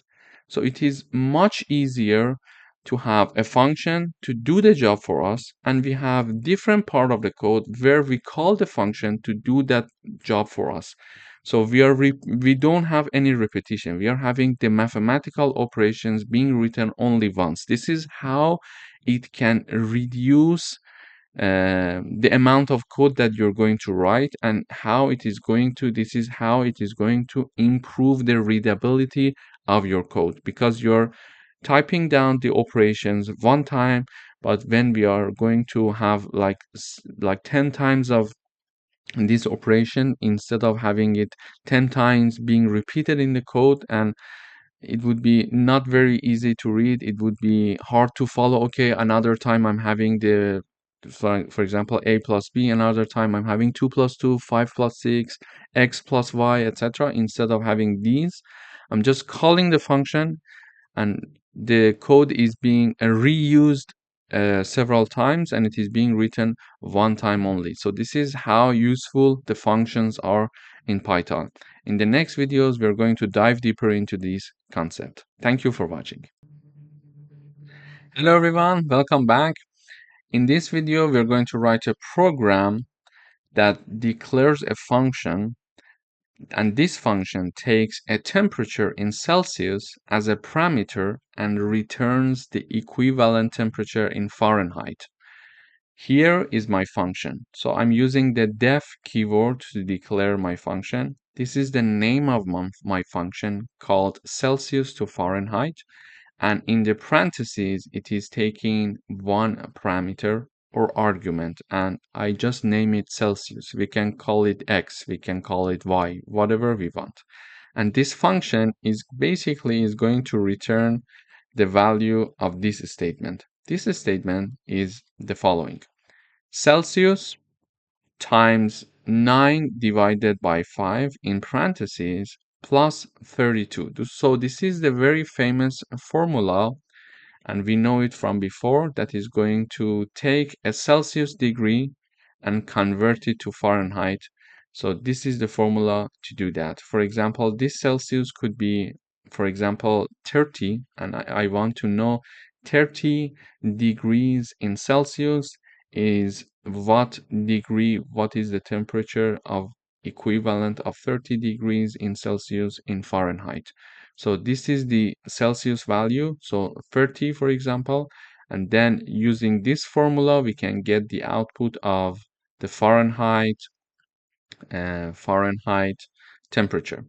Now to do the job for me, I'm having a variable called temp. I call it x for the sake of simplicity. So I'm having a variable x, and we are calling this Celsius to Fahrenheit function. We're calling this function using the argument 25. What does this 25 mean? This means that I'm having 25 degrees in Celsius and I want to know its equivalent in Fahrenheit. And it is going to call this function with 25 equals Celsius. So 25 is multiplied by 9 divided by 5 in the parentheses, and then plus 32. The output is going to be returned. So when I call this function, this is doing this part for me and return its value. So, and the return value is assigned to X variable. Okay, we are assigning it to X variable. And finally, I'm printing out the X variable. So when I run the code, I see the equivalent of 25 degrees in Celsius is 77 degrees in Fahrenheit. We could try like 18 degrees in Celsius and find its equivalent in Fahrenheit. And we see its equivalent in Fahrenheit is 64.4. So this is how we can take a number and do some mathematical operations on that number and return the output. In particular, in this example, we learned how to get a number as the degree in Celsius and do certain mathematical operations to convert the Celsius number to the Fahrenheit number and return the output. And the returned output is stored in variable x, and then we are printing out the x variable. Thank you for watching. Hello everyone, welcome back. In today's video, we would like to write a program that declares a function that takes two numbers as parameters and print their sum. I'm declaring the function called add numbers, and I'm using the def keyword, and in parentheses I'm having two parameters, a and b. And whenever this function is called, it is going to print the value a plus b for me. To call this function, I'm typing down the name of the function, and then I'm typing down two numbers, so 3 and 7. When I call this function, 3 is placed for A and 7 is placed for B, and A plus B means 3 plus 7, and it is going to print the value of 10 for me because it is 3 plus 7. So when I run this code, I see the output 10. I'm having another, for example here for you. I'm having add numbers, meaning that I'm typing down the name of the function. I'm passing two numbers, 10 and 20. I run this code, the output is 30. And let me define another function here, exactly like this. So when I'm having add my numbers, and I'm having A and B as the argument. Oops, sorry. A and B. I'm having the colon. It is going to return A plus B for me. Okay. So when I call this add my numbers function with two values like 100 and 200. So if I run this code, I see the output is 300. So we see here that I'm having another function called add my numbers.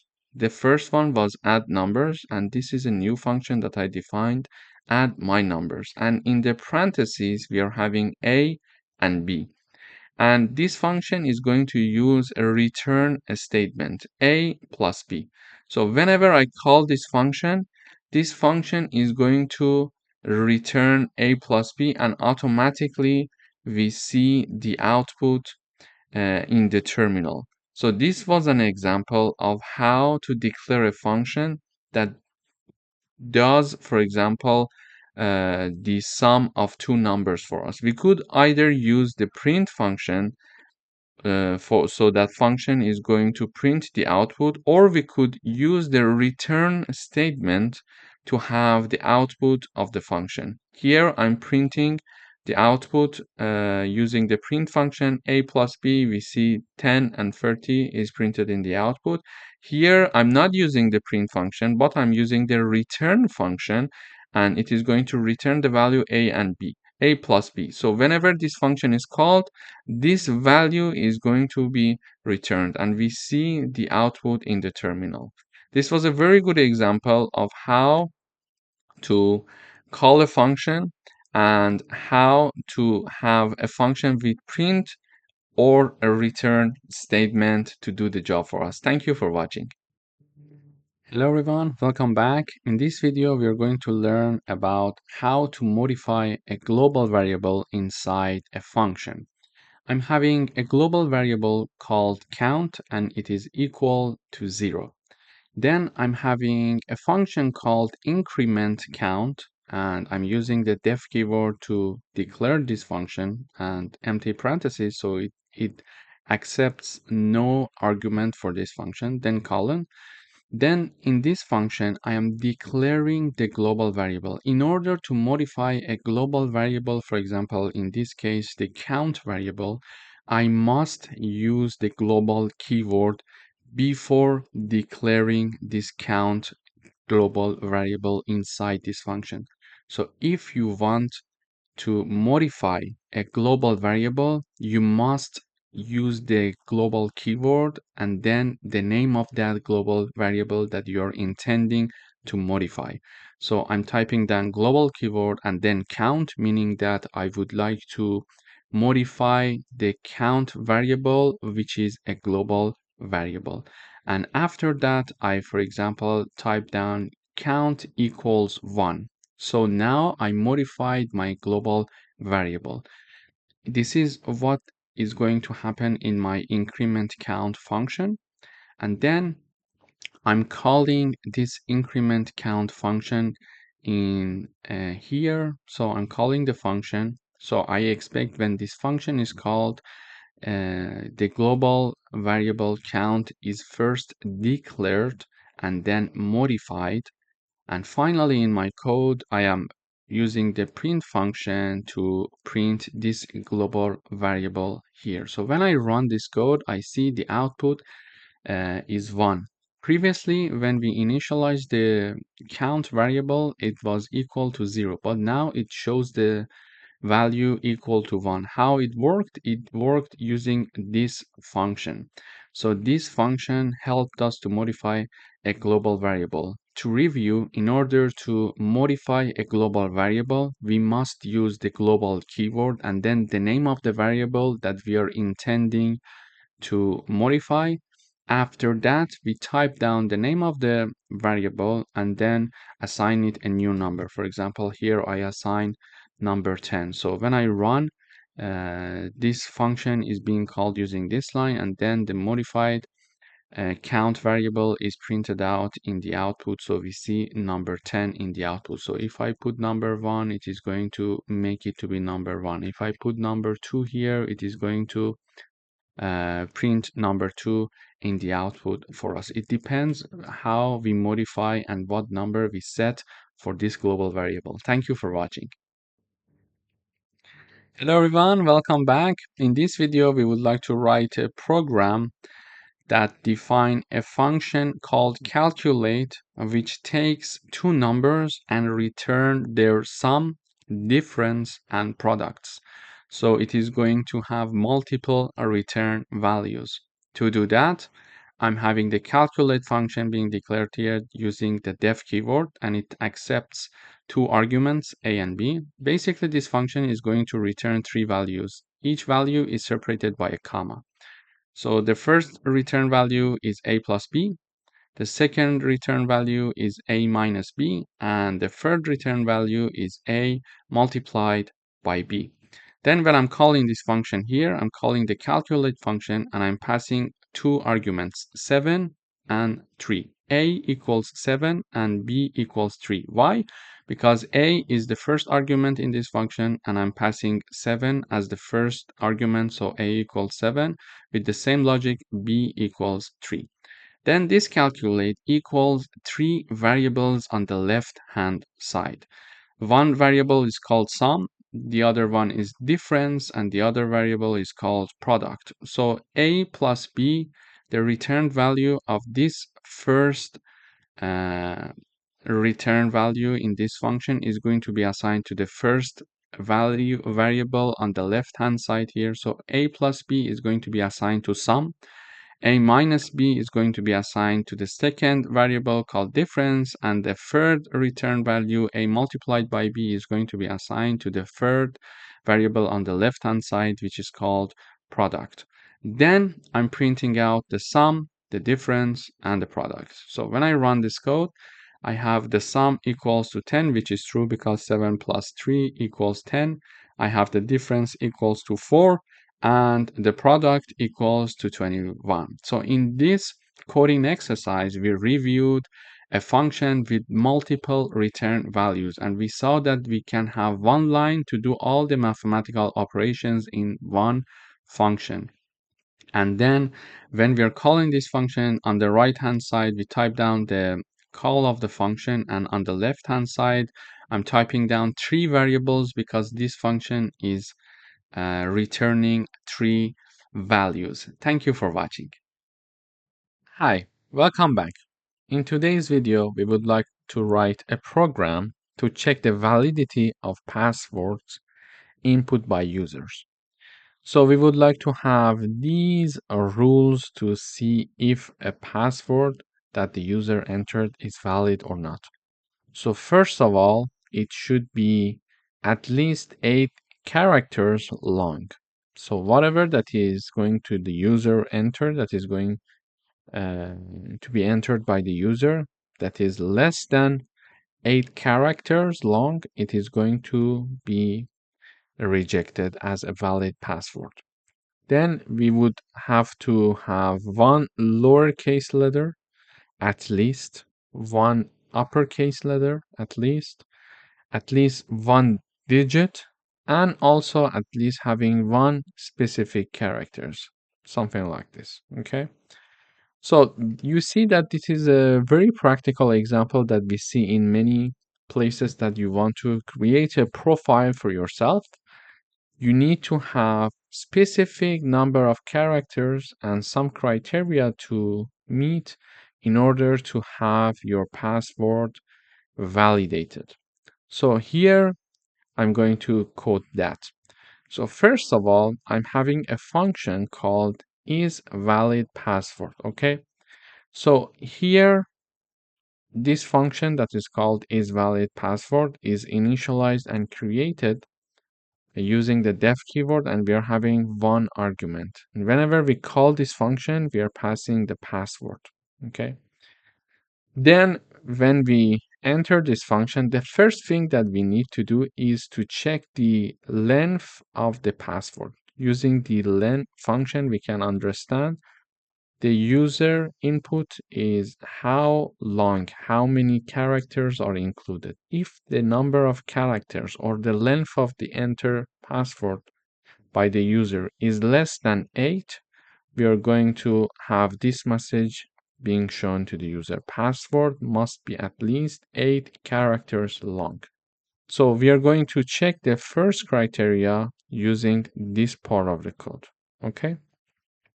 Then we need to check if it has at least one lowercase, at least one uppercase letter, at least a digit, and have a specific character or not.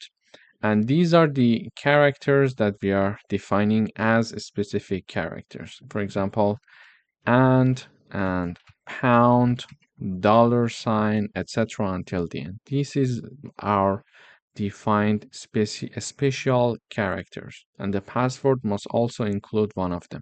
Okay, special characters.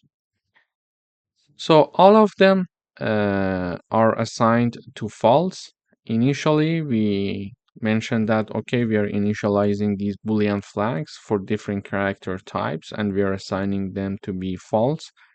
And we're going to check the entered password by the user. If they are meeting these criteria, we are going to assign true to them.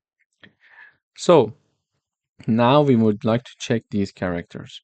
First of all, we check each character in the password. So for each character that is in the password that the user entered, we're going to check if that one character is having a lowercase. If this happens, we are going to mention, okay, it assigned true to has lower Boolean variable. It was initialized to be false. But now that we see that the entered password by the user has one lowercase, we are going to assign true to it. And we check also to see if there is at least one character that is uppercase. If this is true, we are going to assign true to has upper, which was initialized to be false. Then we are going to have the is digit. And also for this character, we see if at least there is one character that is a digit. If so, we are going to assign true. And also we are going to have here another for loop. So saying that, okay, for the character, for each character that is in password, if that character is inside this, okay, if it equals to any of these signs. If so, assign true to has special Boolean flag variable. And this part is just for checking the character in the password.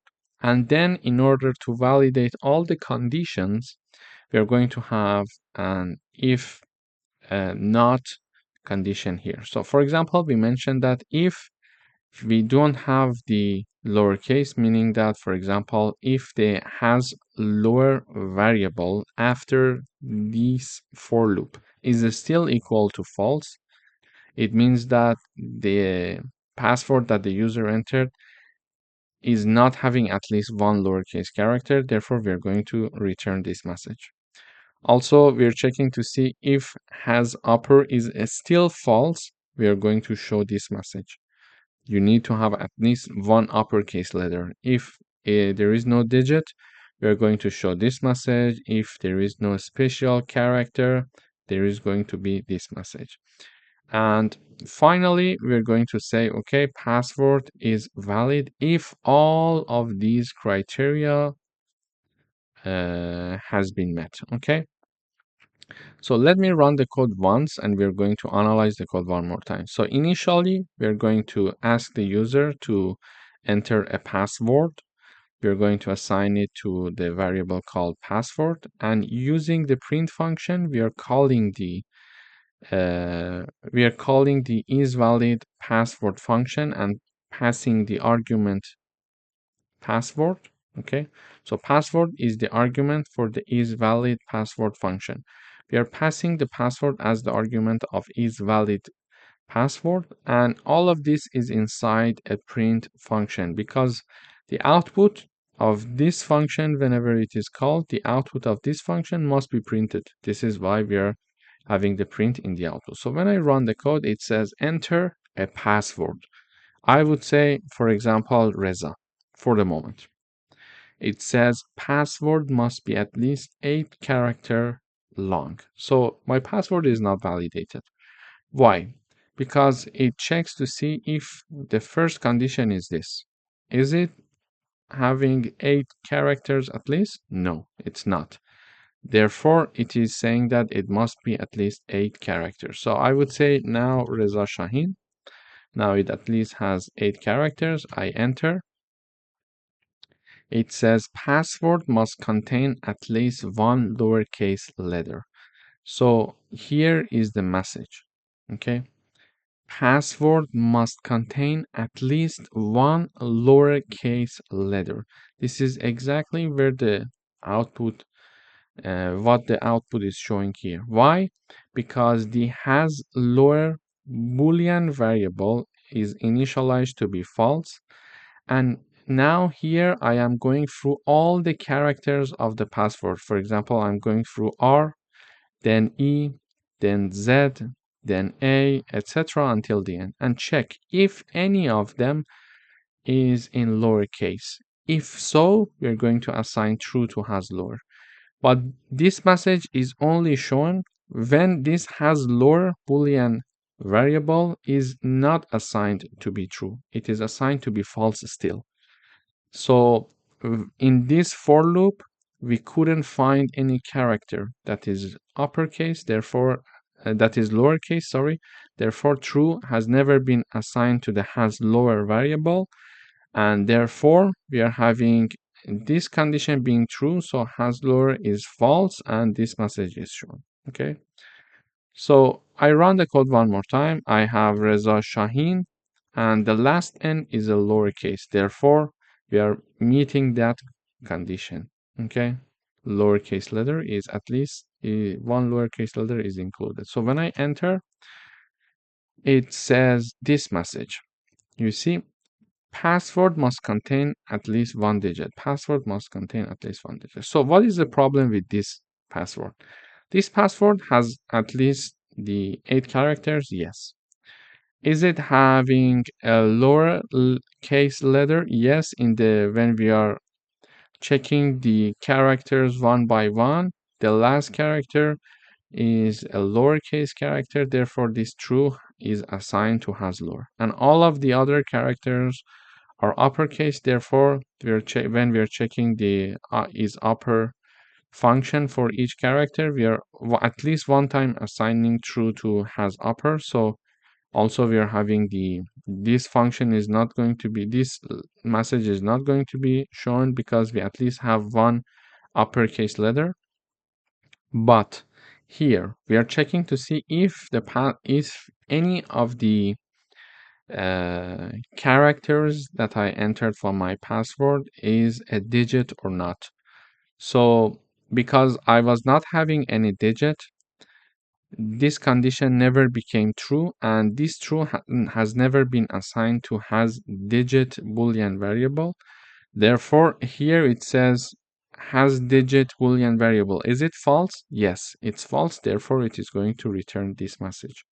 So now I'm going to enter the same password, Reza Shahin, and I put number 1 in the end. So when I run the code, we see that we get another message. Password must contain at least one special character. This message is shown. So the problem of the digit is now solved because now we are having at least one digit, because when we were iterating through each character, we saw that we had one digit, and true has been assigned to has a digit variable. So this message is not shown.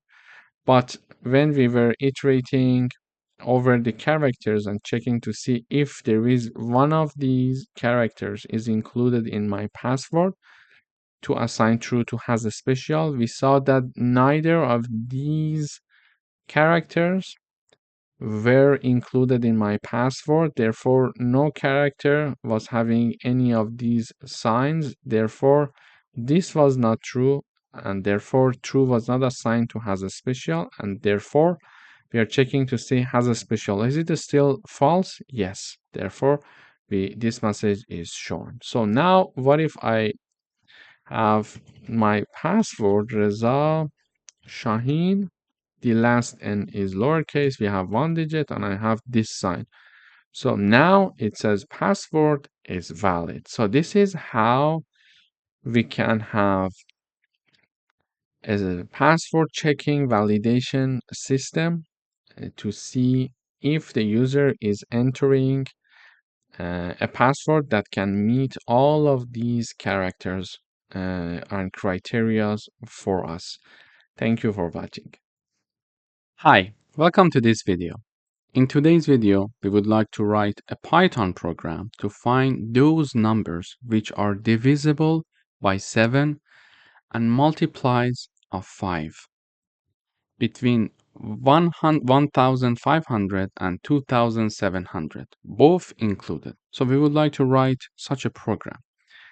In order to write such a program, first of all, we need to define the range. So the starting point is 1,500 and the ending point is 2,700. Okay.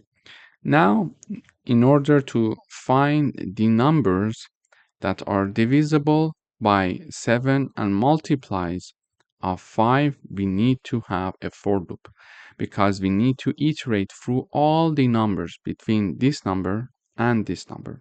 And then, if they are divisible or multiply of 5 and 7, we are going to print those values. One important point to consider here is that we are saying that we want those numbers which are divisible by 7 and multiplies of 5. It means that it should pass both conditions, not either of them. If we were looking for either of them, we had to have or word here instead of and. So when we are having and, it means that both conditions must be true. Okay, now we know what we want. We're going to have a for loop saying that for each variable num in the range start and end plus 1, because we know that when we are having a for loop, the starting point is inclusive, but the ending point is exclusive. So when we write down the end, which is 2,700, it is going to loop up to 2,699. Okay, so the end point in for loops is exclusive. So range, starting point, ending point. Okay, so the starting point is inclusive, but the ending point is exclusive. So we're going to start from the starting point 1,700, 500, sorry, and the ending point, we want it to be 2,700. But if we write down this number there, it is going to go up to 2,699. Therefore, we need to add 1 here to have the full range. Then we check if that number is going to be divided by 7 and its remainder of this division equals 0, it means that it is divisible by 7. Yeah. So one condition to understand if a number is divisible by 7 or not is the following. So a number is divisible by 7 only if that number is divided by 7 and the remainder of this division equals 0. In this condition, we know that that number is divisible by 7. So if a number is divisible by 7 only if that number is divided by 7 and the remainder of this division equals 0. In this condition, we can say, okay, that number is divisible by 7. So this we are checking here using the modular operator, because we learned that using modular operator, we can understand the remainder of the division between two numbers. And because we were having the division by 7 and multiplies of 5, therefore we need to have the AND operator here.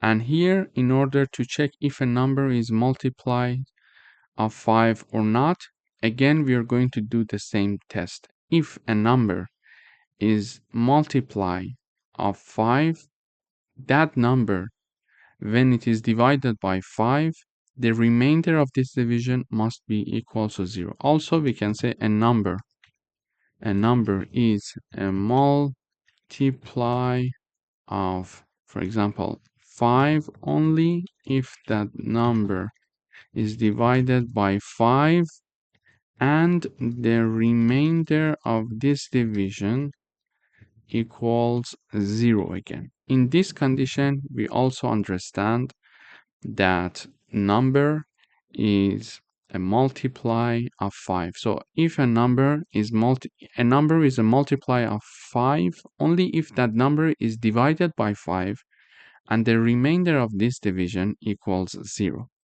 So we are using modulo operator to check this. So if this number is divided by 5, the remainder equals 0. So if both of these conditions are true, because we are using AND operator, print that number for me. It means that that number is also divisible by 7 and multiplies of 5.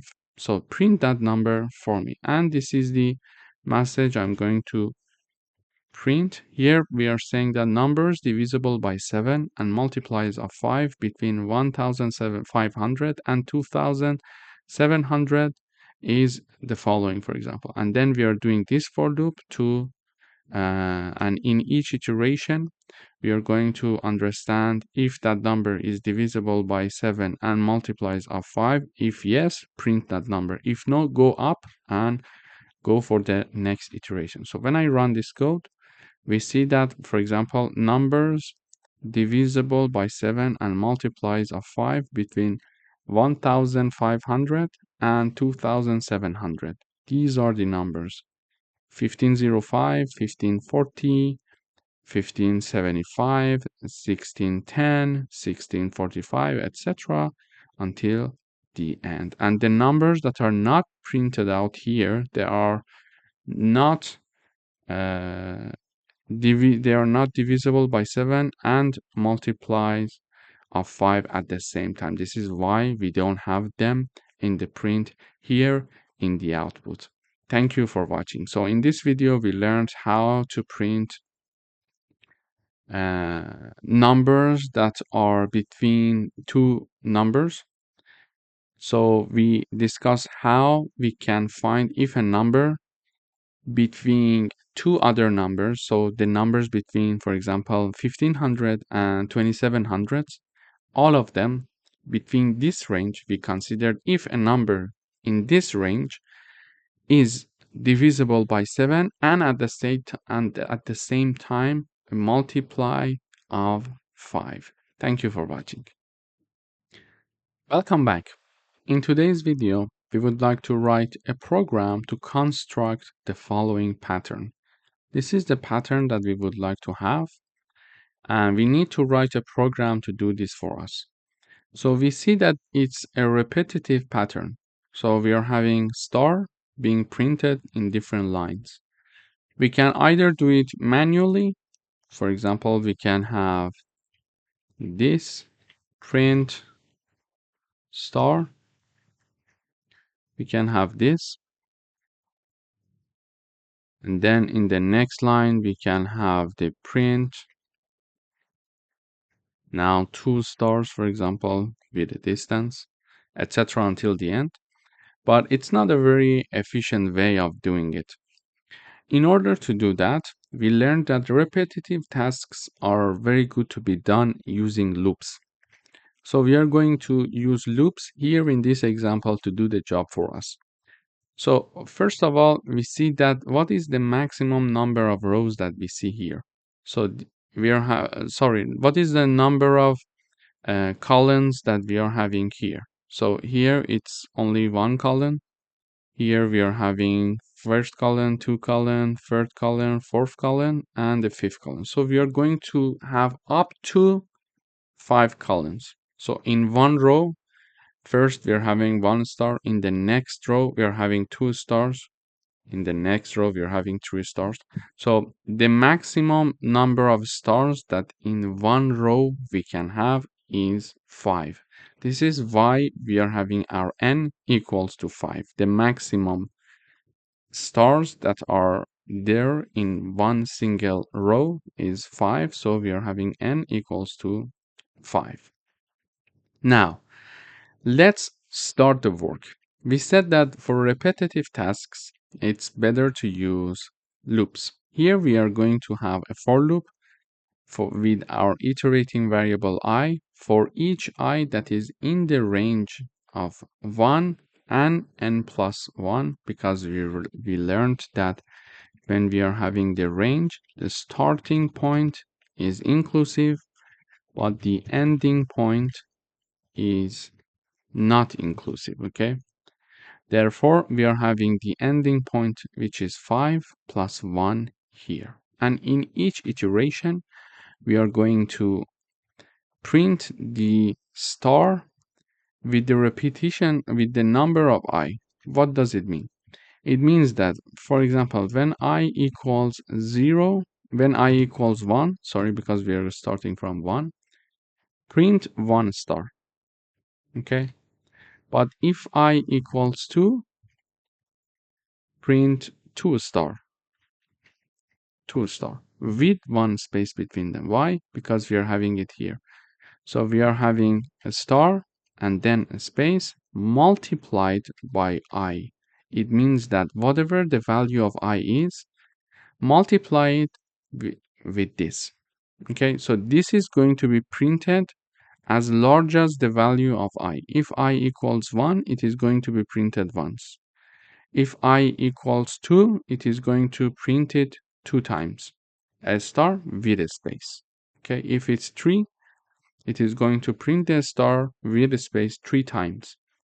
Therefore, here, when we are having the I equals 1, we are having 1 star being printed. When we are having I equals 2, we are having 2 star being printed. And then it goes up, increase the iterating variable, I equals 3, it is going to print 3 stars, then 4 stars, until it is 5 stars, okay? So now let me run the code. We see that in the first iteration, we are having I equals 1 because the starting point is 1. We are having 1 star. Then I equals 2, we are having 2 stars, 3 stars, 4 stars, until the end 5 stars, because we are having the endpoint exclusive. 5 plus 1 is 6, and we are going to have therefore up until 5 inclusive, and we are going to have this print. So this print is the first half of the pattern. Okay, so this part is now created.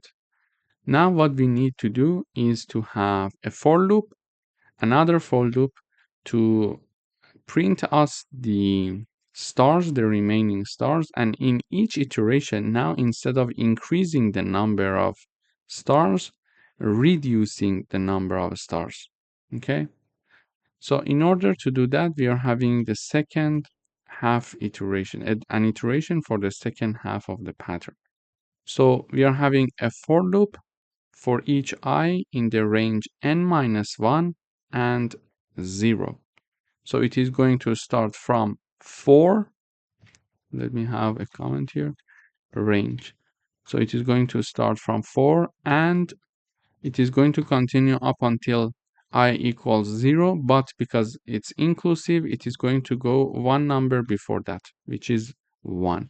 And in this iteration, the point is this. We are going to reduce the iterator variables. So by default, I, when it is equal to 1, in the next iteration, it is going to be 2. In the next iteration, it is going to be 3, etc. But when we indicate that this number, the third argument, we are going to start from 4, I equals 4.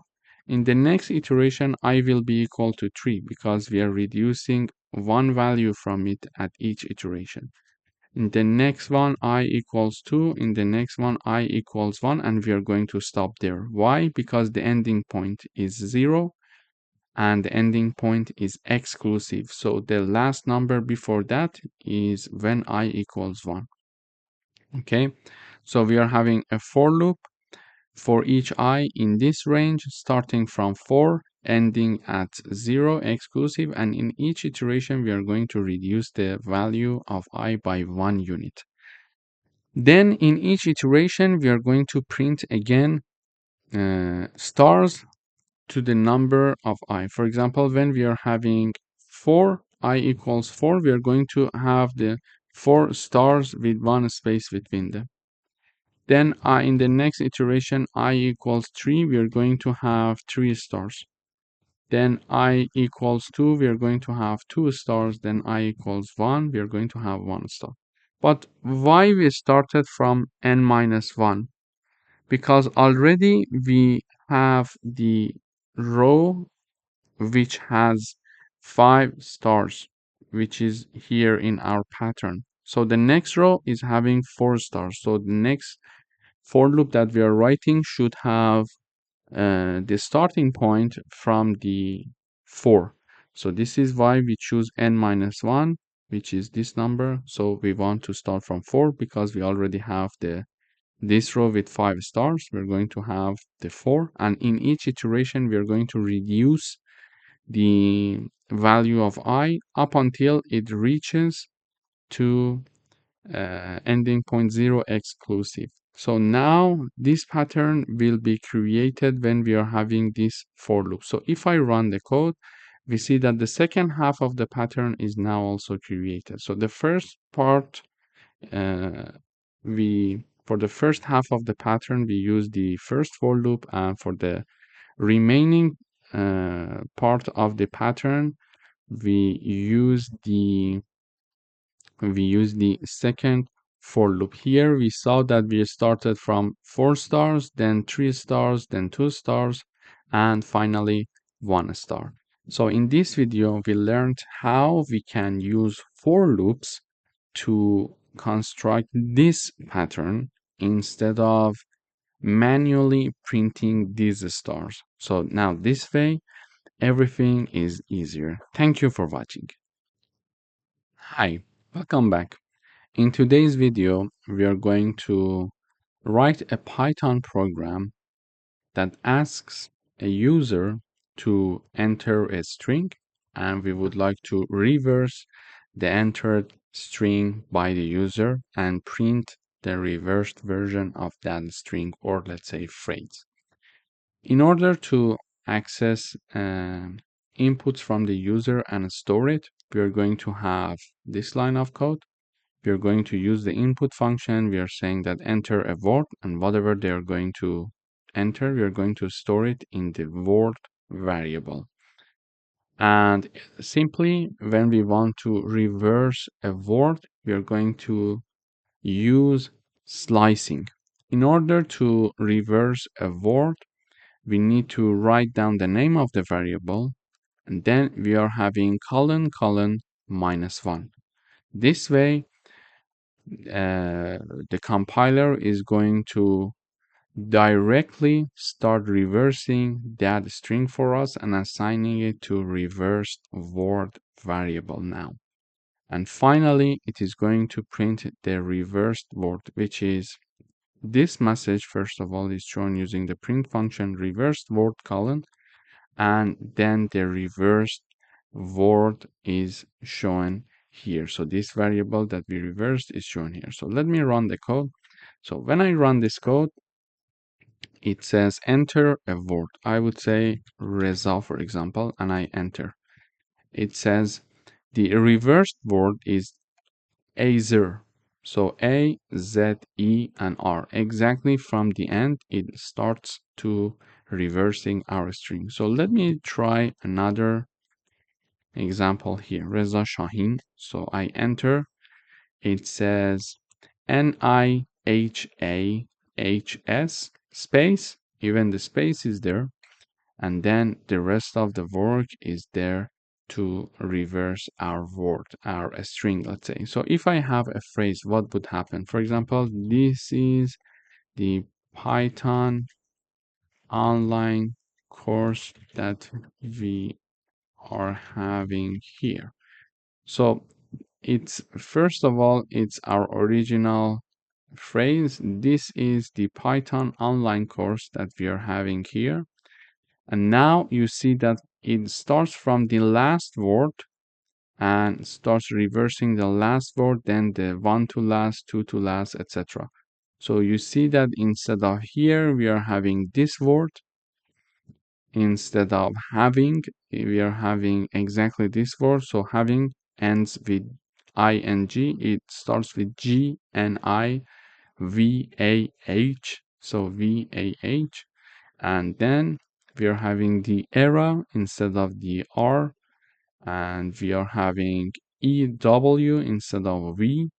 And the all of the words are reversed here. So in this video, we learned how we can get one string or a phrase from the user and then start reversing it simply using this methodology. So we write down the name of our string that is holding the string inside of it. So the word variable is having the input string from the user.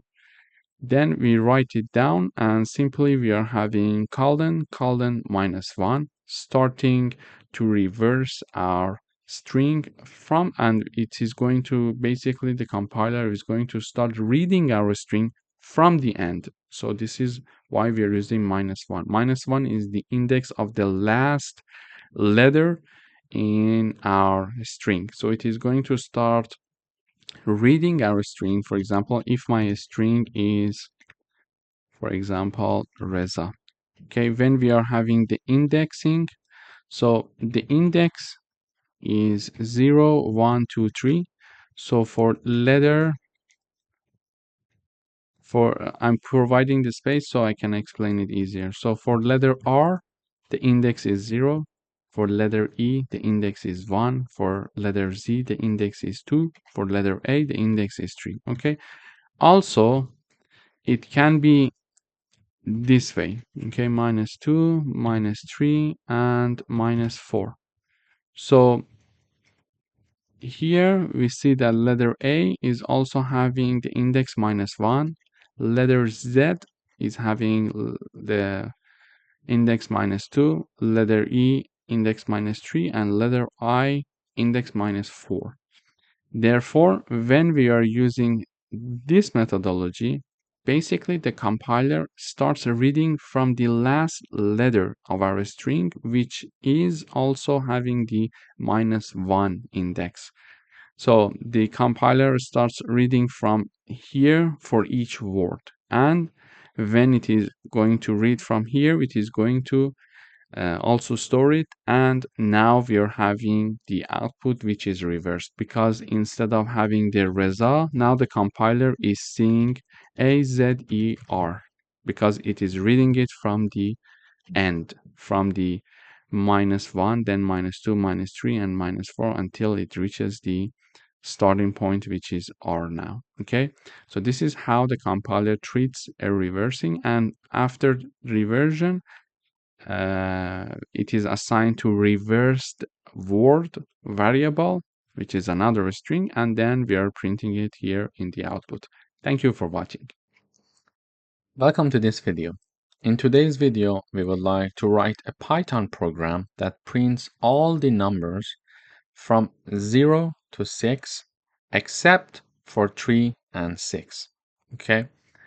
In order to do that, the one method is to print, for example, 0, then print 1, etc. until the end manually. But we learned that if we are doing repetitive tasks, it's important to use for loops.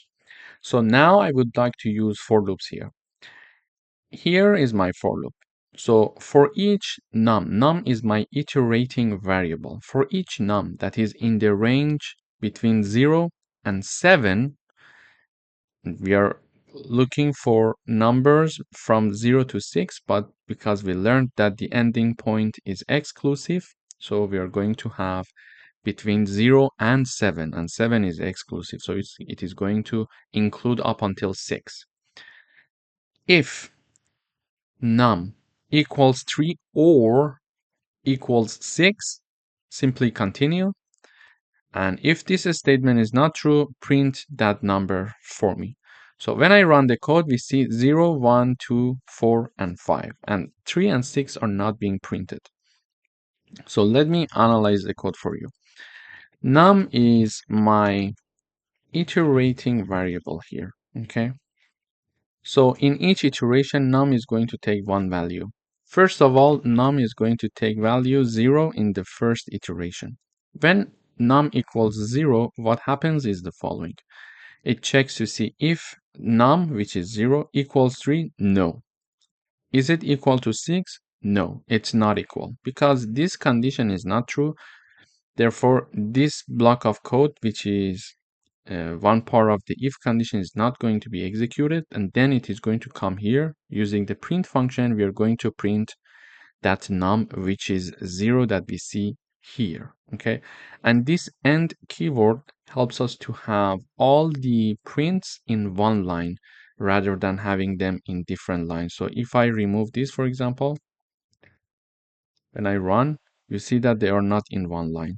They are in different lines, okay? So when I have this, everything is going to be printed in one line and with a space, okay? So you see it here. In the first iteration, num equals 0, and we're going to have the 0. Then num equals 1, and we are going to, in the next iteration, 1 equals 3. No. Is it equal to 6? No. Therefore, we're going to go to the print again. We're going to print 1 and put 1 space. Then num equals 2. 2 equals 3? No. 2 equals 6? No. Therefore, we're not going to go to this part and we're going to print. Simply, we are saying that, okay, 2 is printed with 1 space. After that, we are having num equals 3. Here in the next iteration, num equals 3. 3 equals 3? Yes. And because we are using the OR operator, we are not even going to check this part, because when we are having OR operator, either of the conditions must be true. So we don't care if it's the first one or it's the second one. If one of them is true, we are going to have the result to be true, okay? So whenever we are, let me review it here for you. Whenever we are having the AND operator, both conditions must be true to enter it, okay? When we are having the OR operator, however, one of the conditions must be true to have the true output. To have the true output, okay? So when we are having an operator, both conditions must be true to have the true output. But when we are having the OR operator, one of the conditions must be true to have the true output. So we are having the OR operator, and one of the conditions, either this one or this one, must be true. And num equals 3 means that 3 equals 3, so it's true. Therefore, we are going to continue and execute this part of the code. So when this condition is true, we are going to say, okay, so we enter this if condition, and the code in the if condition is continue, meaning that do nothing, skip, okay? So nothing will happen, and we are getting out of the if, and we are going to increase the num one more time. So we are having num equals 4. This is why when num equals 3, nothing happens actually. When num equals 3, we are using the key word that is continue, meaning that, okay, carry on, skip, and do nothing. And when we say continue, okay, it is going to go for the next iteration where we are having num equals 4. So num equals 4, we enter the this part again. So 4 equals 3, no. 4 equals 6, no. So this part is not executed, and we are printing 4. Then num equals 5. We are having this condition is not true because 5 is neither equal to 3 nor to 6. We are going to print 5. And finally, we are having num equals 6. So we are saying that num equals 3, no. Or num equals 6, yes, therefore continue, enter this part and use the keyword continue. So we are going to continue and do nothing, skip. This is why nothing is being printed here in the output when we are having that num equals to 6. And this can be true for many other situations. For example, we can have num1 in range, for example, between 0 and 101. Let's say between 0 and 100 we want to investigate, but because the ending point is exclusive, I'm saying 0 and 101 colon. Then we check, for example, if num1 divided by 2 equals 0. In this situation, print, for example, the number is even, and we can have this condition here. So when I run the code now, we see that, okay, let me also print the code. Okay, we see that the number is even, the number is even. So also I need to have the num1 in each iteration, so it is going to show me which number is even. So when I run the code, it says the number is even. It's 2, 4, 6, 8, 10, etc. until the end, you see. So we see that here I'm having a for loop from 0 to 100, and if that number, that iterating variable in each iteration is divided by 2 and the remainder of this division equals 0, it means that that number is even, and we are going to print that number. So this is another exercise combining the concept of for loop and if conditions. Or we could say if it was divided by 7 and the remainder of the division equals 0, it means that that number is divisible by 7. So we can say divisible by 7. So if we want to print the numbers that are divisible by 7 between 0 and 100, we can run this code. We see that all the numbers that are divisible by 7 are printed here in the output. And also we could say, for example, if the number is divisible by 7, continue, do nothing, okay? Otherwise, print the number for me. So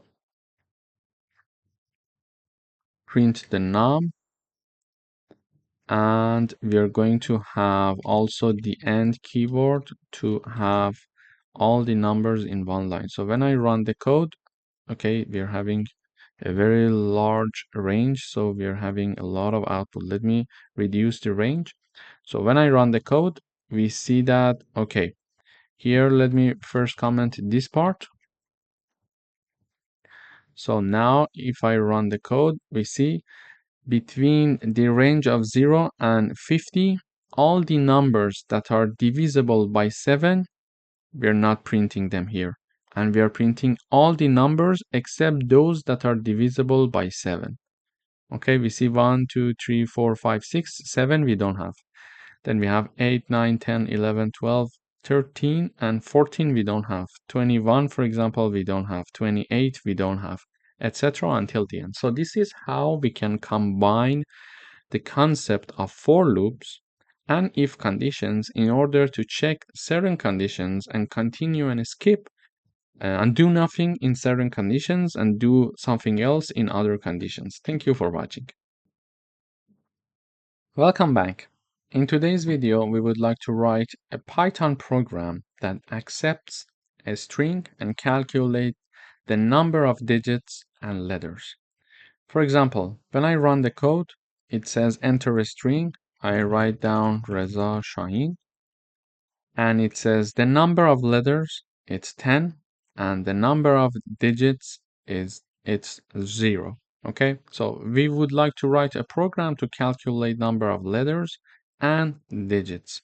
Okay, in order to do that, first of all, we're going to start with this message. We're using the input function to show this message to the user, enter a string, and then we are going to ask the user to enter a string, and whatever the user is going to enter, we are assigning it to text variable. We are having two counters here, letter count and digit count. So we are going to initialize them to be 0 because whenever we see a letter, we are going to increase it. So this way we are counting the letters and digits. Now we need to have a for loop. So in order to have a for loop, we are having our iterating variable, which is called char. So for each char in the text, this is the variable that we stored the string that we got from the user. If that character is a letter, increase the value of letter count by 1. And if that letter is a digit, if that character, let's say, is a digit, increase the digit count. And we are going to use the is alpha and is digit function to do that. Basically, this function is going to help us to see if one character is a letter or it's a digit. So in order to understand if a char is a letter, we can use the is alpha function, meaning that, for example, if the name of my character is char, like this, char dot is alpha is going to tell us the answer is true or false. If it's true, it means that this character is a letter. If the output is false, it means that this character is something else. It's not a letter, let's say. So here, in order to check if one character is a digit or not, we are also going to use the is digit function. Okay. So here we are going to check to see if that specific character is a digit or not. If character is digit, this line of code is going to return true for us. If that character is not a digit, it is going to return false for us.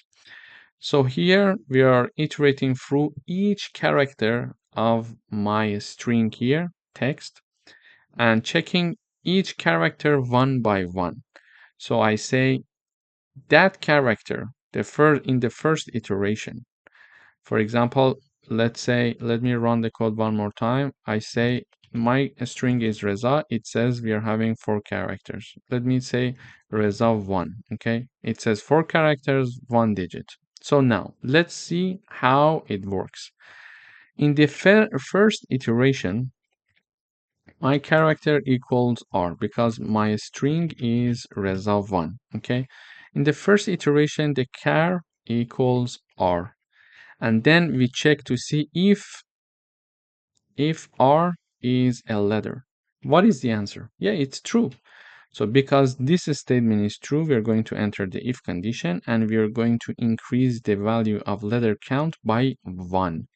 So letter underscore count plus equal 1, meaning that we are going to increase it. Then in the second iteration, char equals E. And we are going to check if this character, which is E, is a letter. Yes, yes. Therefore, we are going to increase this value again. We are going to have letter count. Another time it is increased. So here, letter count was equal to 1. Initially, it was 0 because we initialized it here. Okay. Then after this iteration and doing this, it became 1. Now after the character E in the second iteration, we are increasing the number of letters. Now it is also increasing by another 1 value, so it becomes 2. Now we are having the character. What is the next character? This is Z. Okay, character equals Z. We check to see Z is a letter. Yes, the answer is true. So we are going to increase this value again. We are going to increase this value one more time. Therefore, the number of letter counts now equals 3. In the next iteration, we are going to have char equals to 1. We check to see if char is a letter. Yes, so we are going to increase the letter count one more time. So now it's equal to 4. And finally, the last character is this one, okay? Is this one, 1. So we can have char equals 1. So this time, when the character is 1, we check this part. If the character is a letter, the answer is no. It's false because it's not a letter, it's a digit. This time, my character is getting the value 1. Therefore, because this statement is not true, it's not going to execute this part. It goes and check the next condition. Here, we are checking to see if our character is a digit. Is it a digit? Yes, the answer is true. Therefore, we are going to increase the value of digit count. Therefore, here the character equals 1. So digit count plus equal 1, meaning that the digit count equals 1. So now we iterated through all the characters of my string and we calculate the final number of letter count to be 4 and digit to be 1. So after finishing this for loop, we are having the number of letters in the output. We are using the print function. So letter count is being printed, number 4. This is exactly what we expected. This is what we calculated. And also, we are seeing that number of digits. So it is digit count. So it is 1, which is exactly what we had here. So this is how actually we can get a string from the user. We can initialize the counters for letters and digits, and then we can loop through the string that we got from the user, and each character can be investigated one by one to see if it's a letter or if it's a digit. And in the end, because when it is a letter, we are going to increment the value of letter counter. If it's a digit, we are going to do the same. We are going to increase the counter. And in the end, we are going to print the letter count and digit count. Thank you for watching. Hi, welcome back. In today's video, we would like to write a Python program to check if a triangle is equilateral, isosceles, or scalene. So first of all, we need to know what are these triangles. Let me review the definitions. So a triangle is equilateral if all sides are equal. Okay, so a triangle is equilateral if all sides are equal. For example, side 1 equals side 2 equals side 3. So, for example, side 1 is 5 centimeter and side 2 and side 3 are also 5 centimeters. Therefore, side 1, for example, equals 5, side 2 equals 5, side 3 equals 5 as well. It means that side 1 equals side 2 equals side 3. When we are having this situation, we call our triangle equilateral. Now, we call a triangle isosceles if a triangle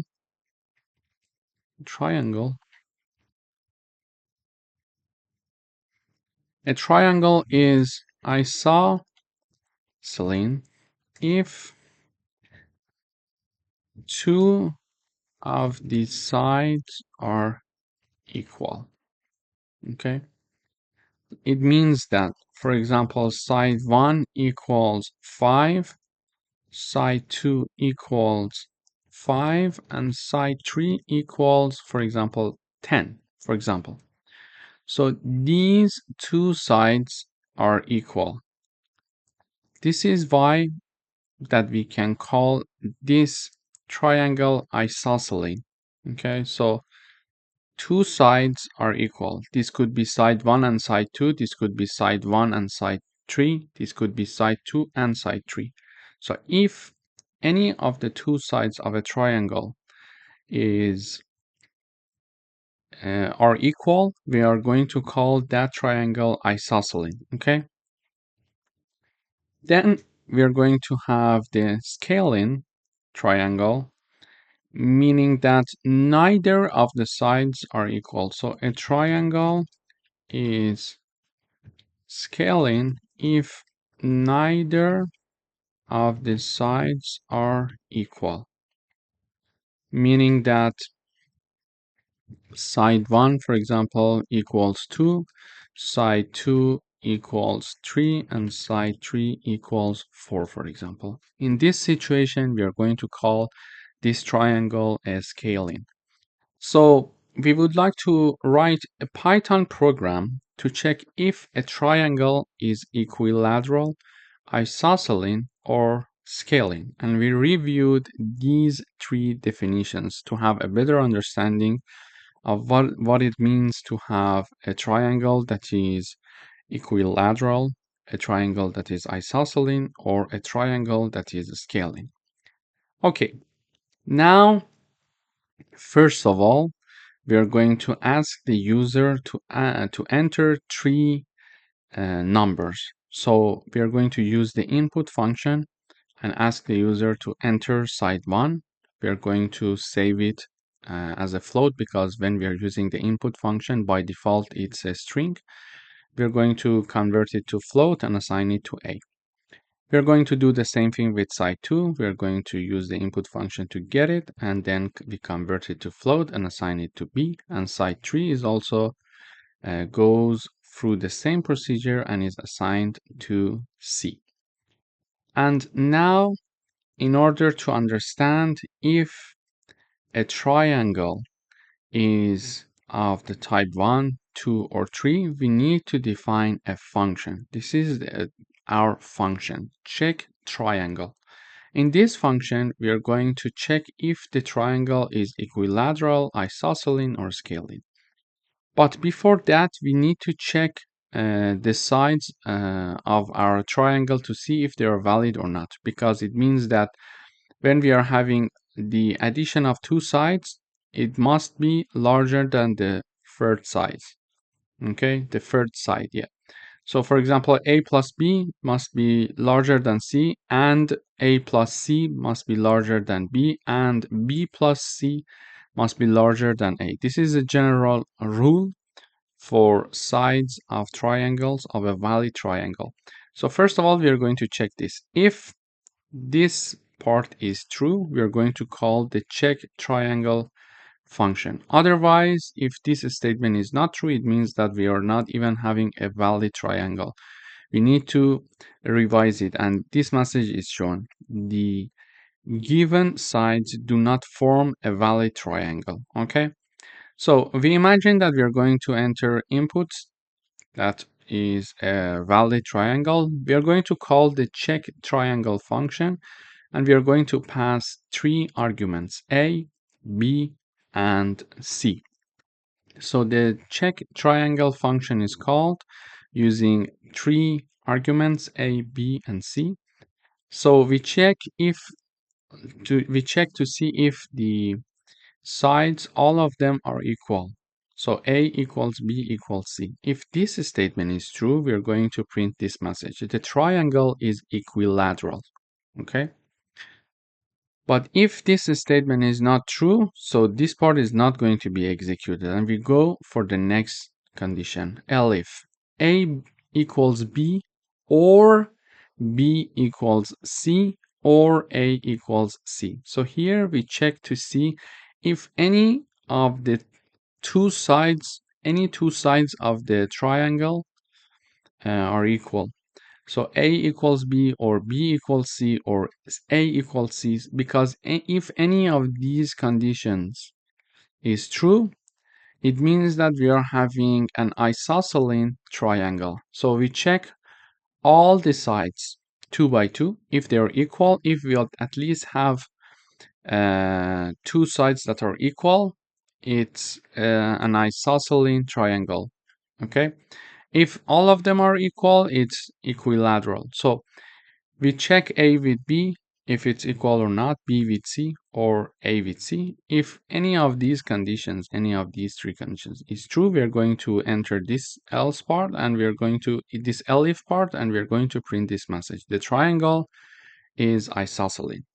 Otherwise, if neither this condition nor this condition is true, it means that the triangle is scaling. So we are going to print the scaling message in the output.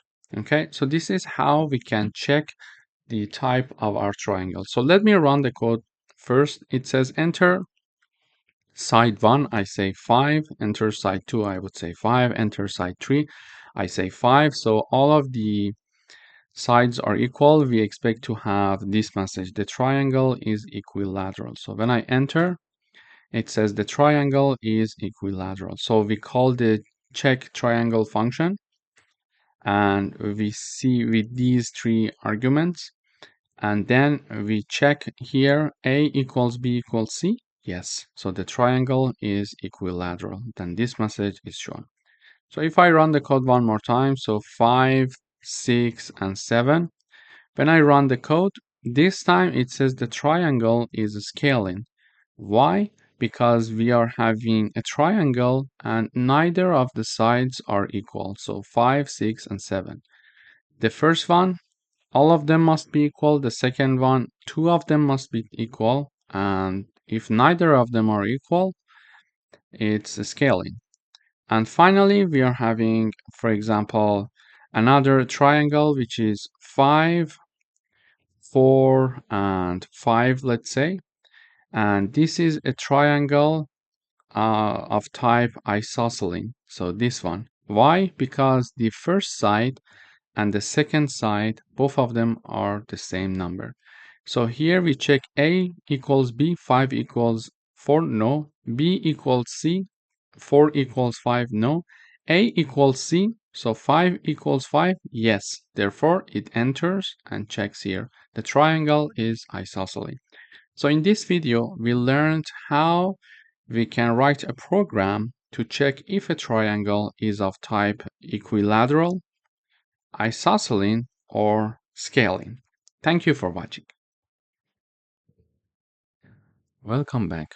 In today's video, we would like to write a program to count the number of characters in a string.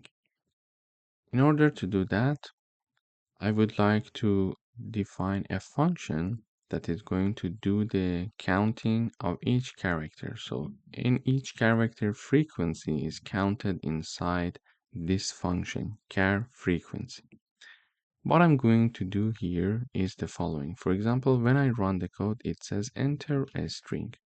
So I write down Reza, for example. When I enter, we see that it says R, the frequency is 1, E, the frequency is 1, Z, the frequency is 1, and A, the frequency is 1. So our program counts the number of frequency of each character. When I run the code one more time, I type down Reza R, for example. This time it says we are having two R, one E, one Z, and one A. So here, first of all, I ask the user to enter a string. And we use input function to get the string from the user. We assign it to text. Then we are having the call of the function of the char frequency. This is the name. And we are passing text variable as an argument of this function. And the output of this function is assigned to variable called frequency, okay, which is a dictionary. But let's see what's happening inside this char frequency function. When we call this function, the compiler comes here. It checks the name of the dictionary, the name of the function, and okay, so this is the function that was called. When this function is called, this part of the code is going to be executed. So first of all, we are creating a dictionary to store character count. And as a reminder, when we are having a dictionary, we're going to have key values. Okay, so a dictionary is having key value pair. It means that, for example, for the key one, we are having value 1, then we are having, for example, key 2 and key 2, then we are having value 2, for example, etc. Okay, so just imagine that we are having a dictionary with 2 keys and 2 corresponding values. So it's a key value pair, a dictionary. We are having the key 1, its corresponding value, key 2, its corresponding value. Here exactly, if you see that R is my key and its corresponding value is 2. So in a dictionary, we can easily count the number of frequency for each character. Now I created an empty dictionary here. Then we are looping over the S.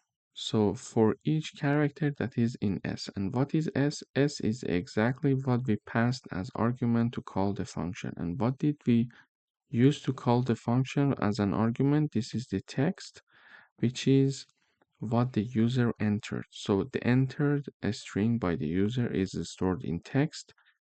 We pass text as an argument for the char frequency call of function. Here we just name it s, and we are now looping over the string that the user enters. So we are looping over the string that the user entered. Okay.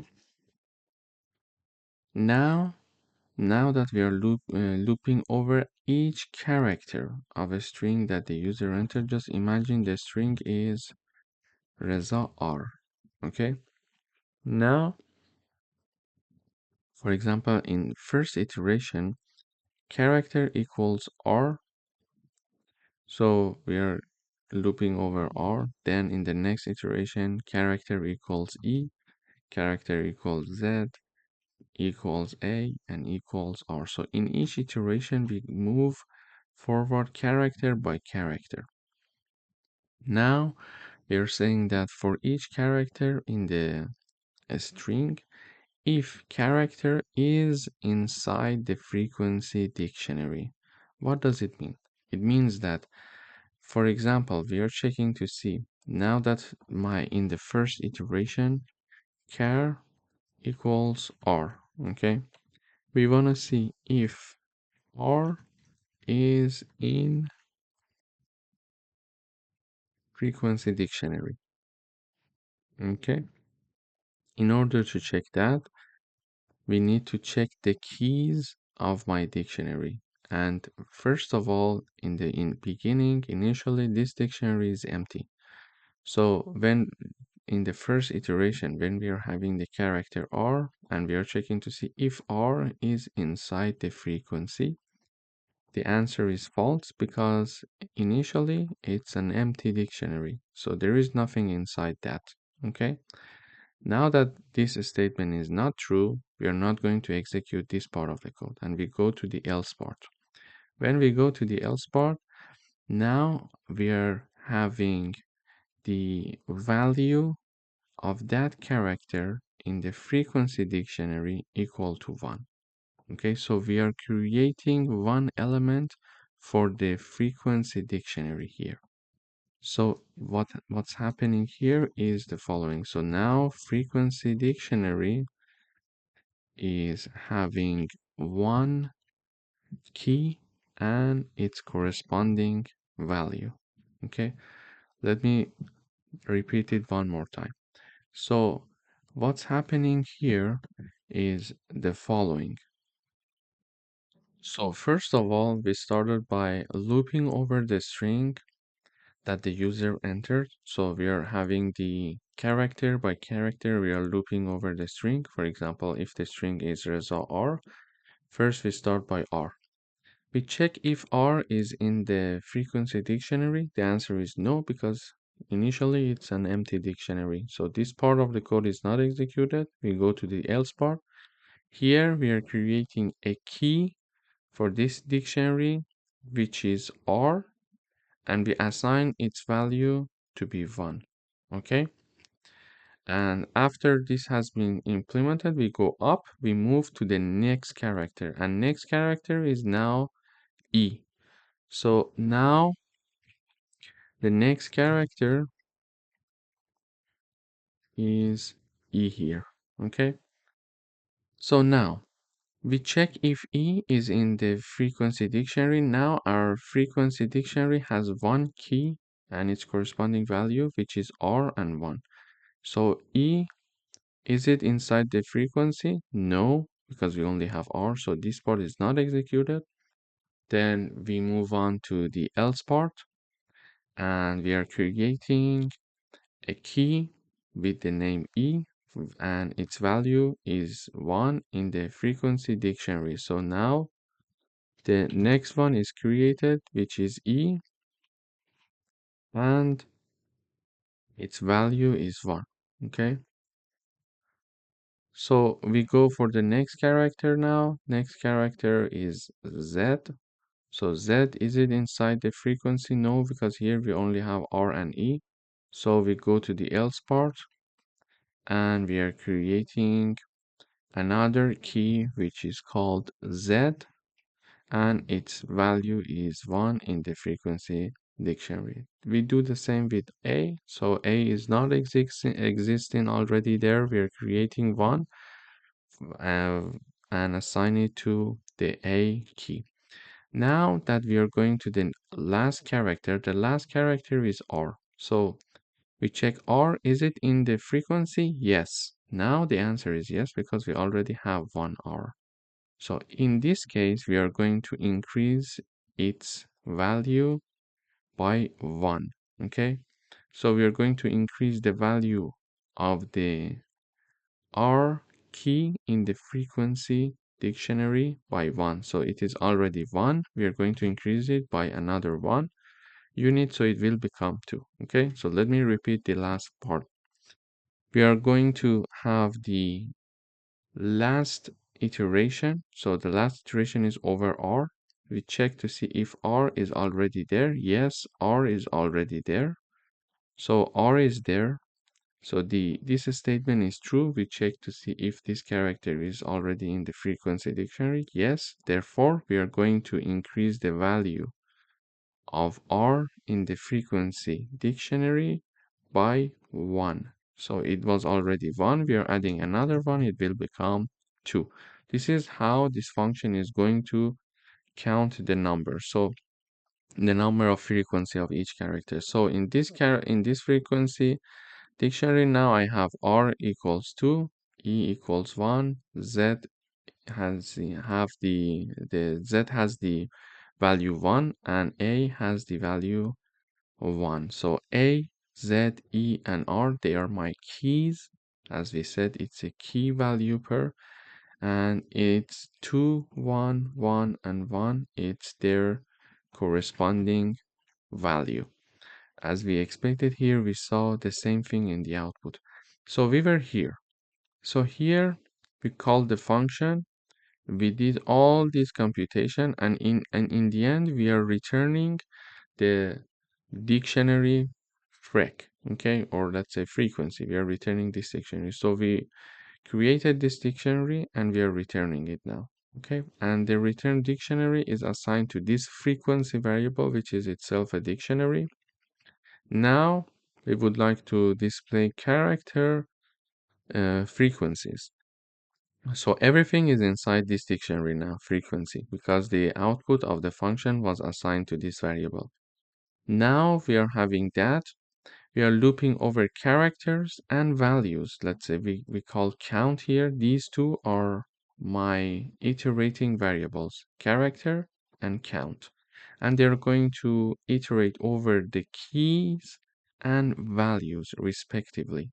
Okay, keys and values, keys and values. For example, this char iterating variable is going to iterate over all the keys R, E, Z, A, and this count variable is going to iterate over their corresponding values 2, 1, 1, and 1. Okay. In frequency.items, when we are having the frequency.items, frequency is the name of the dictionary. .items means that the items function is going to help us to iterate over the keys and values. Now, in each iteration, we are going to print the character with its corresponding value. So in each iteration, we see R, for example, and its corresponding value is 2. So R is my character, its corresponding value is 2. We're printing it. Then in the next iteration, we are having E and 1. So E and 1, Z and 1, and A and 1. So this way, we are having a function to count the frequency of characters. And also in the end, to display these character frequency, we are using a for loop to iterate over key and value pairs of my dictionary. So in this video, first of all, we reviewed dictionaries, we reviewed how they are created, and we learned that a dictionary is a key value pair, and then we learned how to count the number of frequency of different keys in a unique dictionary. After that, we learned how to iterate through key value pair in a dictionary. Thank you for watching. Welcome back. In today's video, we would like to write a Python program to get a string made of first and last two characters of a given string. So if the string length is less than 2, return empty string instead. Or we can say, or a message, return an error message. Okay. So here is my code. When I run, it is going to return the first two and last two characters of a given string. For example, I'm calling the function using this string Python. What I get in the output is PYON. So the first two characters and the last two characters. I called it using hi Reza. I say I get hi, the HI and ZA in the end. And when I call the function with the string less than 2 characters, I'm going to get this message. It must have at least 2 characters. Okay, so this is my code. But how can we do that? So here I'm having a function called first and last two. It accepts one parameter. Whenever we call this function, we need to have one parameter. So here I call this function first and last two with the argument Python. So I'm calling the function with a string. Here, first of all, in the function, I check to see if the length of the argument that is passed to call this function is less than 2 or not. So if it's less than 2, we are going to return this message. It must be at least 2 characters. Okay? So if the length is less than 2, it is going to show this message. But if it's not less than 2, we're going to return this part. And what is this part? Basically, this part is having a new string being returned with the first two characters and the last two characters of the S string. So for example, if my string is Python, here what's happening in the return, it is returning the S2 plus S minus 2, okay? And basically this part is going to create a new string that is py, which is the first two characters of my string Python, which is py, plus the last two characters, because we are having the index minus 2, okay? So the last two characters plus on, okay? So this one will become PYON in general in the end. So this is what we have as the output, as you see here. But why -2? So if I have a string here, let me give you another example. If I have a string called Python, the indexing works like this: 1, 2, 3, 0, 1, 2, 3, 4, 5. So this is the indexing. So index of the P character is 0, index of Y character is 1, etc. until the end. The index of N is 5. So the character N has the index 5. We also have another method for indexing a string. We can start from the end. So when we start from the end, the last one is -1. For example, the character N, the index is -1. Then the character O, the index is -2. Character H, index is -3. Character T, index is -4. Character Y, index is -5. And finally, the character P, its index is -6. So we can either count from left to right for indexing where we are having from 0 until 5, or we can count from right to left, which will have this way. So n equals -1, o equals -2, etc. So this is the indexing of our characters of this string. So when we are having the string s, the first two characters, it will be index 0 and 1, which is p and y. And when we are having the -2 and then colon, it means that start from the -2, which is o, and go until the end, which is o and n. Okay? So this is how we can have this. So -2, it will be O and N. If I write down -3 and then colon, it means that it starts from H and continue until the end. This is how we can create a string from the first two letters and the last two letters. Thank you for watching. Welcome back. In today's video, we would like to write a Python program to change a given string to a newly string where the first and last characters have been exchanged. So what we are doing here is the following. I'm having, for example, a string called Python, and in the output, we see that the first character, P, and the N, the last character, they have been exchanged in the output. So N is now my first character and P is my last character, while the rest of characters remained the same. You see it here. Yeah. So also this happens for the hello. H and O, they have been exchanged.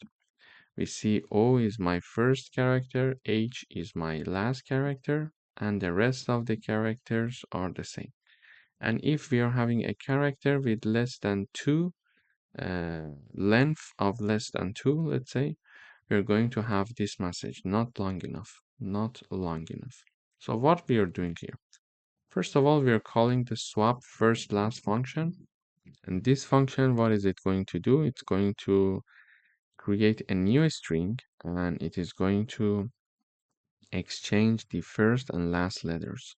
So swap first last function, we are calling it with an argument s. Here when I call this swap first last function, I'm having a string as argument that is passed. Then we check if the length of the passed argument is less than 2 or not. If it's less than 2, we're going to have this message being shown, not long enough, exactly as we have here. But if the length is larger than 2, we're going to return this part. Because this statement is not true, then we're going to go here and execute this part of the code. So what this part of the code is doing. So my string is hello, let's say. Okay. This part of the code is saying that s with the index -1. So the character with the index -1 of my s string, and this is my string. The character -1 refers to the last character, okay? Character with the index -1 refers to the last character. So create a new string where the first character is O because we are putting it in the beginning. So the first character is O. Why?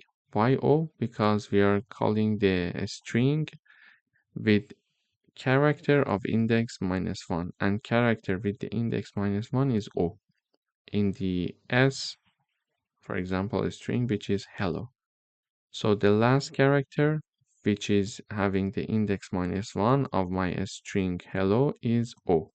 Okay, so I write down O here, plus, then we are having a new separation, let's say. So we are having now character from 1 to -1, and the ending point is exclusive. So we are writing it down like the following: from index 1, which is E, until index O, which is the -1, but the end is exclusive, therefore we're going to be having this. Okay, and why we are having index 1 from E? Because when we are having a string like hello, the indexing starts from 0, 0, 1, 2, 3, and 4. Okay, this is my indexing. And now H is having index 0 and E is having index 1. Okay, so from 1, which is the starting point, and the starting point until ending point. But we need to be very careful. Ending point is exclusive. So ending point is exclusive. We are going up until -1, but -1 is not included. Okay, so we start from 1, which is E. We go up until -1, but because it is not included and it is excluded, uh, we are not going to have that. So we are having ELL. Okay, so ELL plus. Now we are having the index 0 of our string. So we mentioned that this string hello, the index 0 is the first character, which is H. So here is my H now. So now we are creating a new string with these characters. So O, E, L, L, and H. Okay.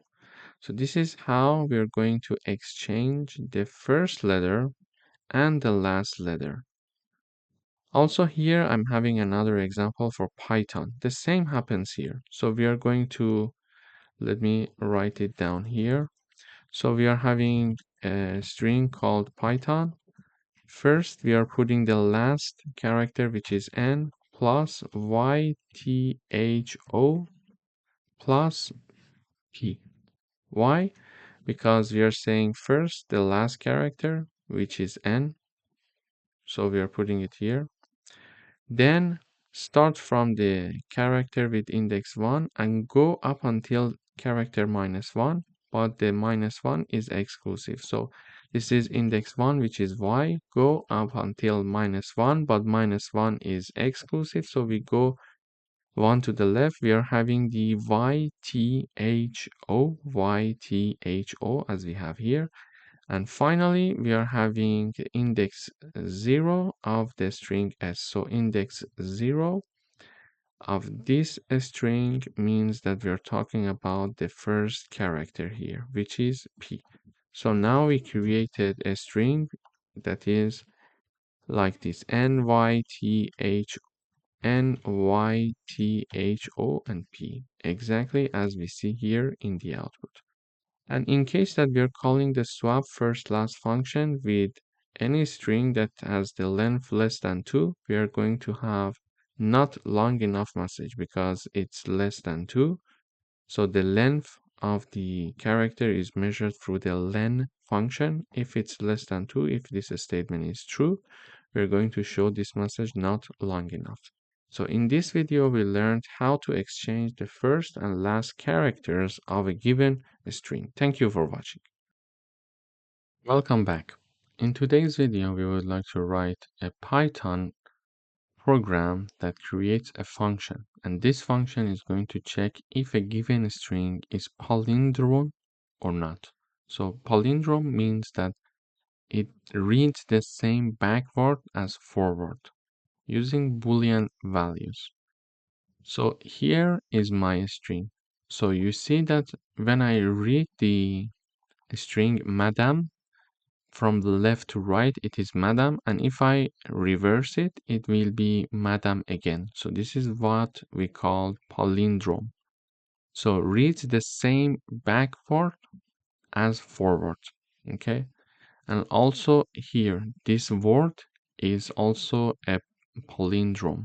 So race car is my string, and if I read it from the right, which is RAC, which E, race, and CAR, race car. So from right when I read it, it's race car. From left when I read it, it's race car.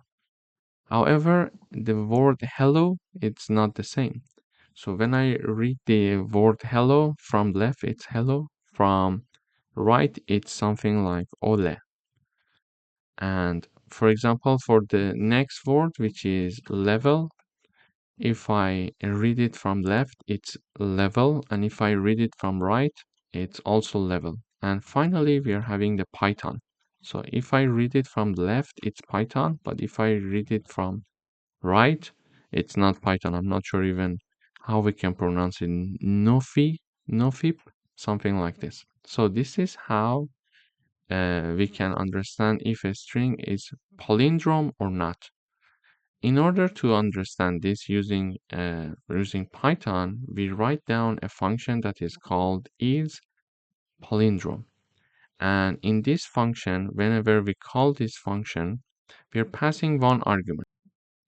So we call this palindrome function with one argument called s. So whenever I call this function, I'm having one string. So the string is madam here. So isPalindrome race car. So whenever I call this function, I'm having one argument being passed. So in this function, first of all, we use the def keyword to declare our function. This is the name of the function, and this is the arguments of the function. And in this function, we only have one argument. So in this function, what we are checking here is the following. We check to see if the string s equals to s when it is being reversed. So it checks to see if s string equals to its reversed version, and its reversed version is colon minus one. Okay, s colon minus one. This is the reversed version. Whenever I want to reverse a string, I'm going to do this. Okay, so now because this function, let's say this code will help me to reverse my string, I'm checking to see if my original string equals its reversed version. Okay, so here we check to see if it equals its reverse version. And when I call this isPalindrome function with the madam string, or let's say argument or parameter, the output is true. Why? Because the original string, which is madam, is equal to its reversed version. Then we are having the race car, it's also true, but for hello, it's false. For level, it's true. For Python, it's false. So one thing here to mention is the following. So for example, if I have my string equals Reza, okay, this is my string, then my new string equals my string colon minus one. So now print the reversed string is, then I would like to have my new string being printed. So when I run this code, you see that my original string is Reza. I want to reverse it. So now that I want to reverse it, I create a new string called my new string, and my string, which is Reza, is reversed using colon -1. And now I'm printing my new string, and you see that it is reversed. Other. It's the reversed version of Reza. Okay? So this is how we can reverse a string. So here we are exactly doing the same thing. In this function, we are having the original string and checking to see if it equals its reversed version. If this part is true, if they are equal, we are going to have the true in the output. If they're not equal, we are going to have the false in the output. So in this video, we learned how we can check if a string is palindrome or not. Thank you for watching. Welcome back. In today's video, we would like to write a program that calculates whether a person is eligible for voting based on their age or not. Here is my function. So it is called can_vote, and it needs one argument. And whenever we call this function, therefore, we need to have one argument. And for example, here, I'm calling the canVote function with the argument 20. So I'm passing this argument to the canVote function to check if this person with 20 years old can vote or not. Also with the age 18, also with age 16. So we're going to have three inputs to check whether the person can actually vote or not. So here, whenever this function is called, this code is executed and checked, investigated, let's say, these if parts. So first of all, we are checking to see if the age that the user entered or the age that we are investigating is larger than or equal to 18. If so, if this condition is true, it means that we are eligible to vote, because this is the only condition that we are defining here. So this person is larger than, it's more than 18 years or equal to 18, that person can vote. So we're calling the function with number 20. We check to see, okay, 20 is larger than 18. Yes, so you are eligible to vote. So when we run this code, we see this message here. You are eligible to vote. Then we call the function with number 18.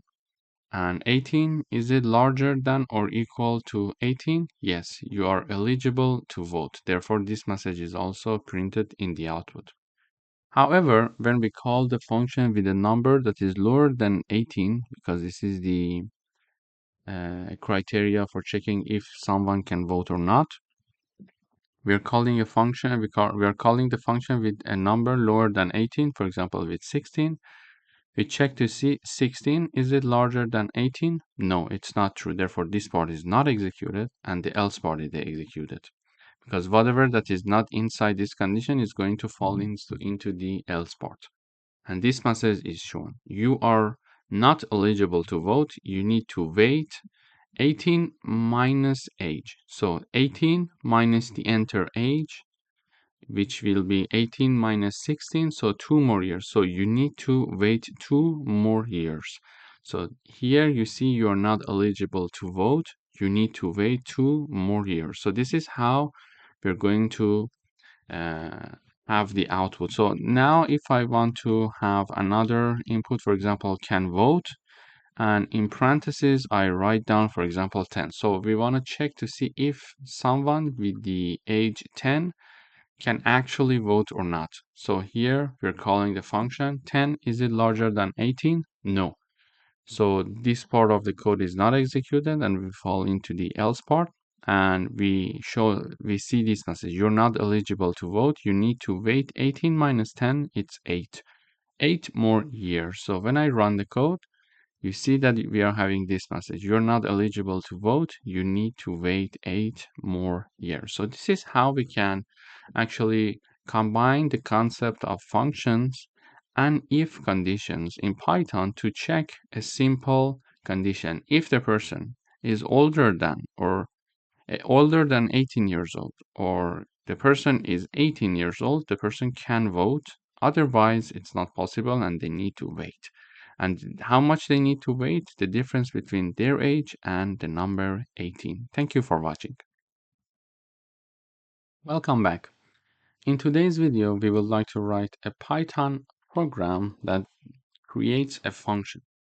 And this function is called factorial. This function needs to calculate the factorial of a number that is a non-negative integer. So whenever I call this function, I need to have an argument being passed. So here I'm calling the factorial function and I'm having one number, for example, number 5. It means that I would like to calculate the factorial of 5. So here, when this function is called, n equals 5 in this part, and 5 is it lower than 0? If it's lower than 0, show this message, invalid input. Please enter a non-negative integer, okay?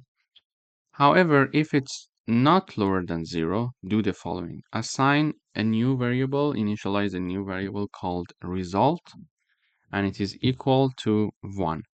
And define an iterating variable, which is I. So for each I that is in range 1 and n plus 1, and we know that the ending point is exclusive, so we are having the range, starting point, ending point. And the ending point is exclusive. This is why we are having n plus 1, okay? So actually it is going to go start from 1 and goes up to n. And in each iteration, we are going to have the results equal result multiplied by I. So this formula exactly equals this formula. So if you think that this one is easier to understand, you can simply write it down. The results will be the same because they are the same thing. So in the first iteration, I equals 1, we are going to have result equal 1 multiplied by 1, and therefore result equals 1.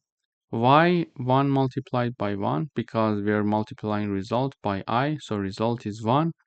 And in the first iteration, I is also 1, so result is 1. Then we are having I equals 2. So result will be 1 multiplied by 2. Result will be 2. Why? So we are having result multiplied by I. So result is 1 because from previous iteration it's 1. And I equals 2. So it will be 2 here. Then we are having I equals 3. For example, we are having result equals 2 multiplied by 3. 2 multiplied by 3. So now result will be 6. But how? Because we are having result multiplied by I, so result is 2 from the previous iteration, we have it. And also I equals 3. So we are having number 3 here, 2 multiplied by 3, it's 6. Then we are having I equals to 4. Result equal 6 multiplied by 4. So result is 24. And finally, in the last iteration, we are having I equals 5. So result 24 multiplied by 5. And the result will be 120. So result will be 120.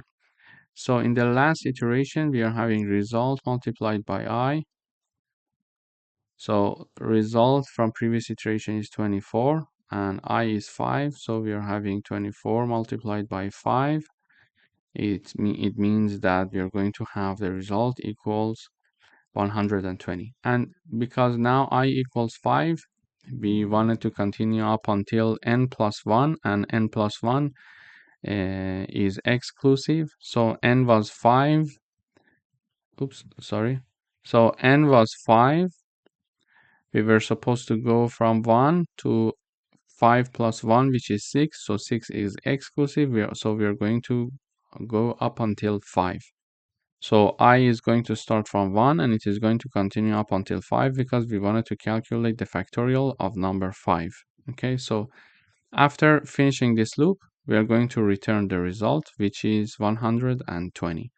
So we're going to return it and therefore print this because we called this function with the argument 5. So it is going to return the result.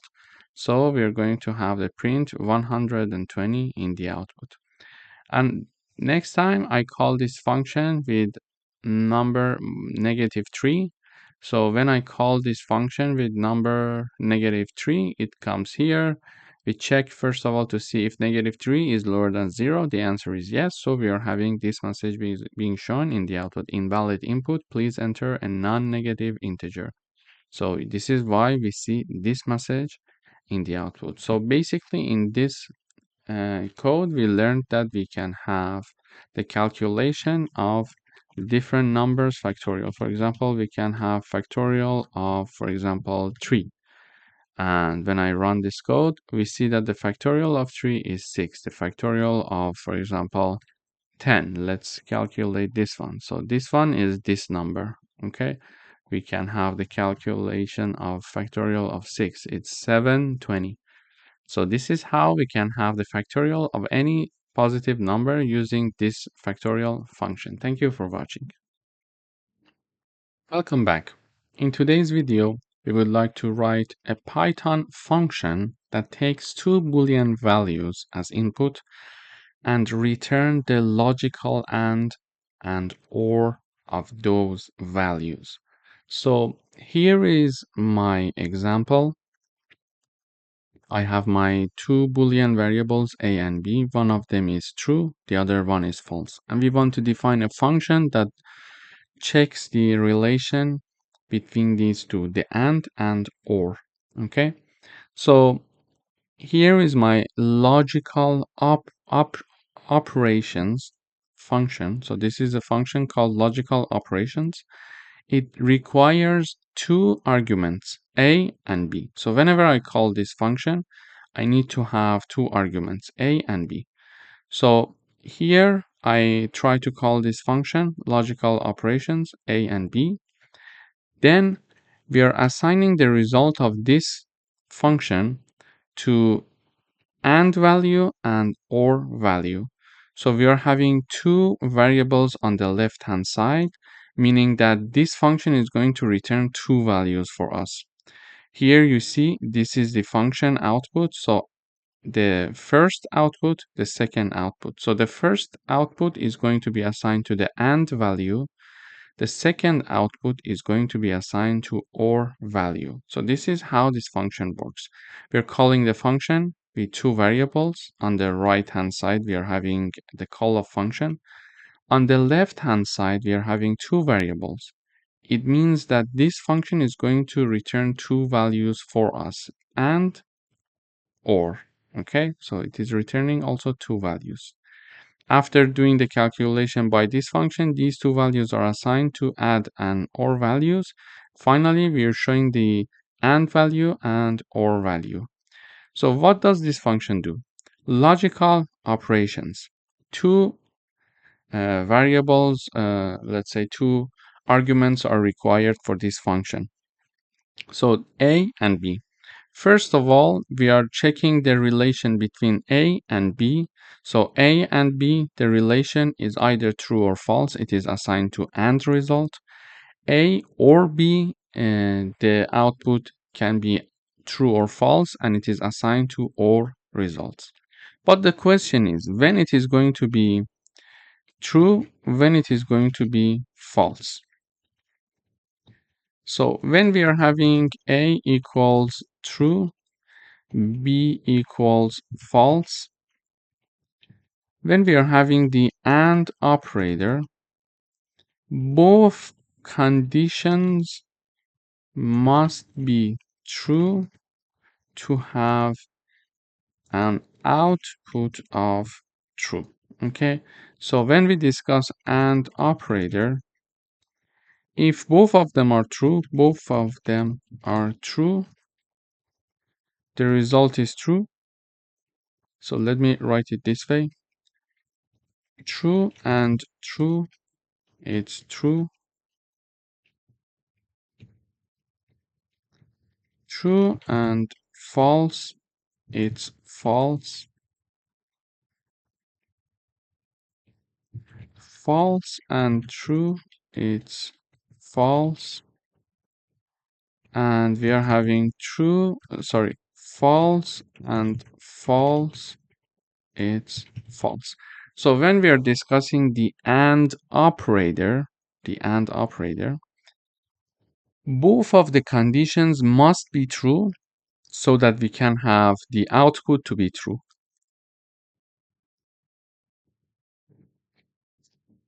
You can see it here. So true and true, so the output is true. But if one of the conditions is false, for sure the output will be false. So when we are having true and true, the output is true. But when we are having true and false, the output is false. When we are having false and true, the output is false. When we are having false and false, the output is false. So when using the AND operator, the only situation in which the output will be true is when we are having both conditions to be true. Okay. But what about the OR operator? So when we are having the OR operator, when we are having true or false, the output is true. When we are having false or true, the output is true. When we are having false or false, the output is false. And finally, when we are having true or true, the output is true. So, however, when we are discussing the OR operator, at least one of them must be true to have an output of true. Okay, at least one of them must be true. So we are having true or false because we are at least having one true, the output is true. False or true, the output is true. False or false, the output is false. And true or true, the output is true. So this is the review of and OR operator. Now we are having the A equals true, B equals false, and we would like to check A and B.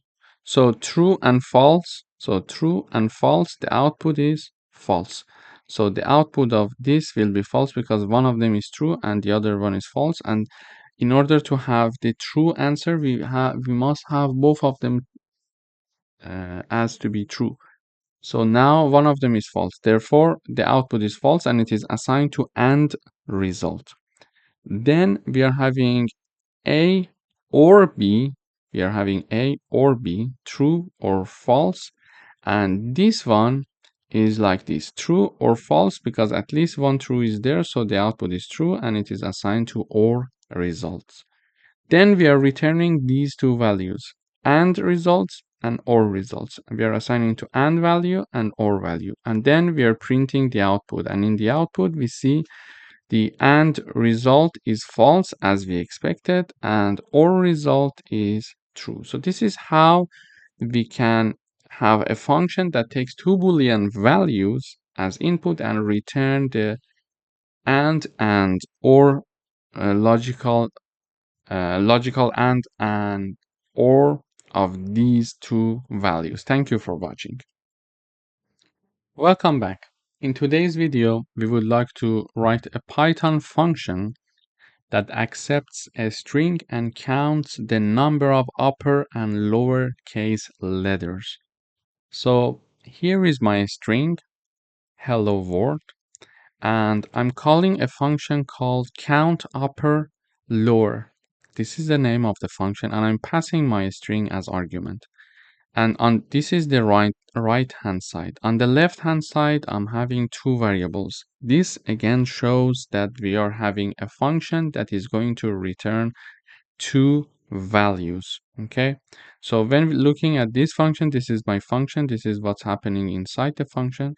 As we see in the return part, we are having two variables as the return part. So the first one, upper count, is assigned to upper, and the lower count is assigned to lower. And finally, we are printing the upper and lower uh, letters. So in the output, we see for the hello world string, we have two uppercase letters, which is H and W. Then we are having the lowercase letters, which is 8. But how can we do that? So this place is where we call the count upper lower function, and we pass the string as argument. So when this function is called, we are having two variables being initialized. So upper count and lower count, both of them are initialized to be 0. Then we are having a for loop in order to count the uppercase and lowercase letters. We can do it manually, but it's hard, so this is why we use for loops. In order to do that, we are having a for loop iterating over s, which is the argument, which is here the text, and text is holding our string. Okay, so we are iterating over this string character by character. In the first iteration, we are having H. In the second iteration, we are having E. In the third iteration, we are having L, etc. until the end. So in the first iteration, let's say, let me write it here. First iteration, character equals H. Okay. And we are checking to see if that H is uppercase letter. Using the isUpper function, we can understand that. If this statement is true, add one value to the upper counter, which was initialized to be 0. So H is an upper letter, so add one value to the upper count. Therefore, the upper count now is 1. Upper count is now 1. Okay, so we continue with the rest of the letters. Now that we want to continue with the rest of the letters, in the second iteration, we are having the char equals to E. Okay, so now char equals to E. Here we check if E is uppercase letter. Is it true? No, it's not, because it's not uppercase letter. It's lowercase. Therefore, this part is not executed. We go here, so we check if E is lowercase letter. Yes, the answer is true. So we are adding the one value to the lower count variable. So lower count is now equal to 1 as well. Okay, so this is the lower count now.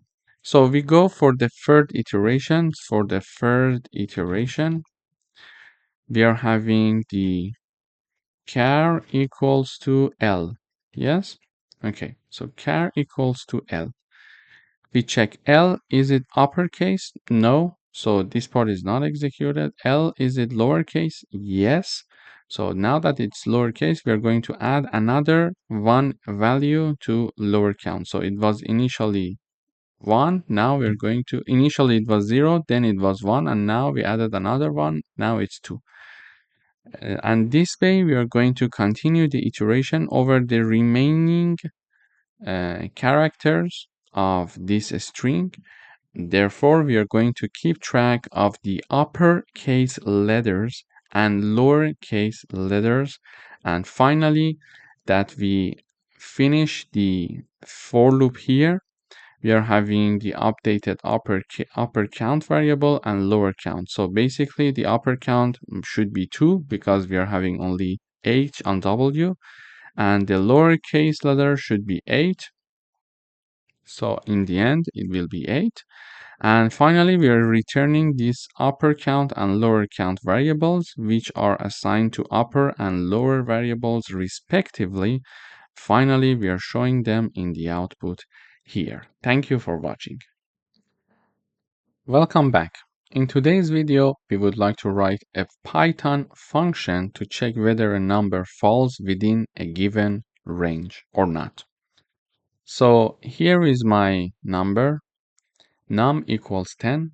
We are here calling the isInRange function here, and we are passing three arguments. First of all, we're passing our number, which is 10, then starting point and ending point of our range. So we would like to see if this num is inside this range or not.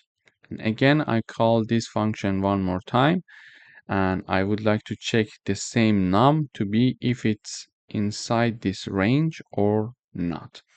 This is how we're going to proceed with the program. So is in range function is called with three arguments, number, starting point, and ending point. And finally, in this function, we're going to do a work that is very straightforward. We're going to check if this number, which is the first argument, okay, is larger than or equal to the start, which is the second argument, the starting point, and at the same time it is lower than or equal to the ending point, which is the third argument. Okay, so this is going to return either true or false. If this statement is true, meaning that the number is between these two ranges, so it is going to return true for us. If this number is not passing these two conditions, so it means that it's not larger than or equal to start or and lower than or equal to end, it is going to return false. So when I run the code, first of all, we see true. So we are passing number 10, 5, and 15. Basically here we are checking to see if number 10 is lower than or equal to 15 and it is at the same time larger than or equal to 5. This is what we are checking here. Okay, and the answer is true. Indeed, 10 is larger than 5 and lower than 15. So it is going to return true. This is true for us. Then we are having the same number being checked being checked to see if it's between 11 and 20.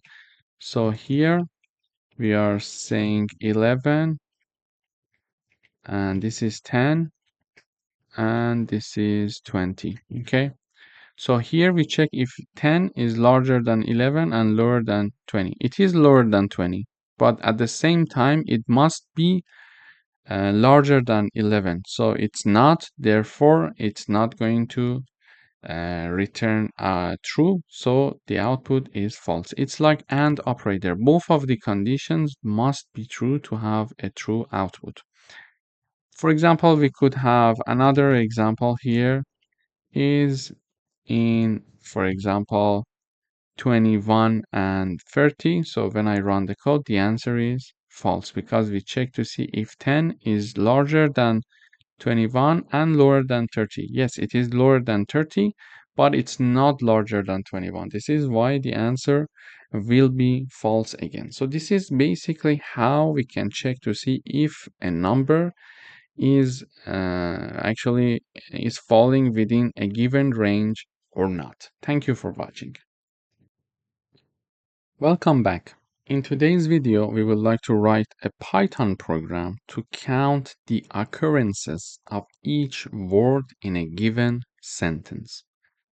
So here is my sentence. Hello world, hello everyone. This is a word of coding. This is my sentence. And in the output, we see hello is being repeated 2 times, word is being repeated 2 times. So hello and hello, word and word is being repeated 2 times. And the rest is being repeated only 1 time. So everyone, this is a of coding. Everything is being repeated once, apart from hello and word. But how can we count that? In order to count that, here I'm creating my string called sentence. I call the count words function and pass sentence as its argument. Then here we are creating a new variable, let's say a new string, and it is assigned to the argument that we passed, and we use the lower function and a split function. So the argument that is passed is my sentence. So this sentence using the is lower is first of all converted to lowercase letters. All of them are converted to lowercase letters. Then we are having the split function to convert this sentence into words. Okay, they are separated now by a space. So we are using the split function to have a list of words instead of having one sentence. This way we can count to see if one word is being repeated or not. Okay, so first of all we are doing the lowercase. Second of all we are splitting the sentence into words. So this is and then it is assigned to words here. Okay, so now in the words I'm having a list of words, a list of my strings. Okay, and for example, one element is hello, the other one is word. Hello, everyone. This is a word of coding. Each of them is a different and unique element in these words. Now we are creating one dictionary called word count. We learned that the dictionaries are having the key value per. So key value per. This is the dictionary logic. For each key, we are having its corresponding value. For example, if we are having the word count, we are having, for example, first key is hello, and its value is 1, for example. It means that for the key hello, we are having its corresponding value 1. And here in the output, for example, we are having the key hello, and its corresponding value is 2. Why? Because 2 represents the number of repetition of hello. So we need to create a dictionary that is created of key value per. So it is going to help us to understand how many times a word is being repeated. So now we are having a for loop. For each word in words here, okay, so word is my iterating variable, words is my variable here. We are iterating through each word of this sentence. So we are, first of all, this is hello, then in the second iteration, my word is word, then in the third iteration it's hello, then it's everyone, etc. Okay, so let me write it down. In the first iteration, word equals hello. Second iteration, word equals word. Then third iteration, it is equal to hello again until the end. Okay, we are going to iterate through each of these words one by one. So in the first iteration now, word equals hello. We are going to see if this word, which is hello, is in the word count dictionary or not. It's not, because we just created it and it's an empty dictionary. So it's not. This one is false. This part is not executed. Therefore, we are creating the key in the word count dictionary and assign its value to be 1. So our dictionary was empty. Now we are adding the key, which is hello, to the word count dictionary, and its corresponding value is 1 now. Why it is hello? Here is word. Why it is hello? Because in the first iteration, word equals hello. Okay? So this is how. Then we go for the next iteration. In the second iteration, word equals word. So we check to see word, is it in the word count dictionary? No, in my word count dictionary, I just have hello and its corresponding value. So this part is not executed because this part is false. Then we come here.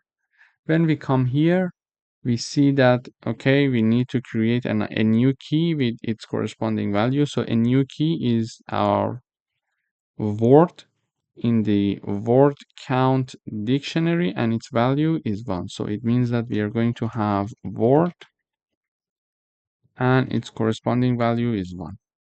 Okay, so we are having the iterating variable being inserted as the key, as the next key of the word count dictionary, and its value equals 1. Its value equals 1. And why we are having the word here? Because we are iterating in this, we are in the second iteration, and this word equals word in the second iteration. So we go up back. So we go for the third iteration. The third iteration, we are having the third word, which is hello again. So we check to see if this word is already existing in the word count dictionary. Here, do we have hello? Yes, we have one hello. Okay, we have one hello. So this part is true. And we are going to add one value to the key of the word count dictionary. And what is that key? That key in the third iteration is hello, and hello is already there. So we are adding one value to its value. So value is already one. We are adding one value, it will become two. So we are adding one value to the word key, which is in the first iteration hello of the word count dictionary. Okay. So this is how we are having now hello 2. Then we go up, then the next word is everyone. So everyone, its value is 1. This is, for example, then counted, and then until the word. So when we are having the word again, so we already had one word, we are going to increase this word to 2. And then we are going to continue with the rest of them as this logic. So we learned that in this video, first of all, we lowercase all the letters, and the reason is because if we are having one hello with capital H and one hello with lowercase h, it is going to consider both of them to be equal. So now we are going to lowercase everyone. So this one is also hello now. So the compiler will see them as uh, one uh, similar word. But when we are having one h which is large, which is uppercase, the compiler differentiate this one with this one because the compiler is sensitive with the capital or small letters. So this is why we had the lowercase. Then we have the split because we want to split this sentence into words. We assign it to words now. We create a dictionary which is empty. We loop over the words inside the words. Here we check and we remove the punctuation. So whatever that we are having, question mark, comma, the period, etc., all of them are removed, and we are updating the word here. Then we are going to check to see if that specific word in the first iteration hello already exists in the word count dictionary or not. So it's no. We are going to insert it for the first time and assign it the value 1. Then in the next iteration, when we encounter hello, for example, we see that okay, hello was already there, and we are going to simply add one value to its value. Now it's 2, etc. So until the end, we can count the number of occurrences of each word in a given sentence. Thank you for watching. Hello everyone, welcome to this lecture. In this section, we are going to focus on lists in Python. So a list is a collection of items that are ordered and changeable. They are created using square brackets, and items in lists are separated by commas. A list can store items of different types, for example, integers, string, or even other lists. And we can access the list elements using index, starting from 0. Let me illustrate it with an example. In order to declare and initialize a list called fruit here, we are having a square bracket here, and there are 3 elements in this list of mine, and they are separated by a comma. So you see here, there are strings. This is why we are having double quotes. There are 3 elements, and they are separated by commas here, and they are declared in square brackets here, sorry. In order to access elements of a list, we can simply use the print function, type down the name of the list, and then the index.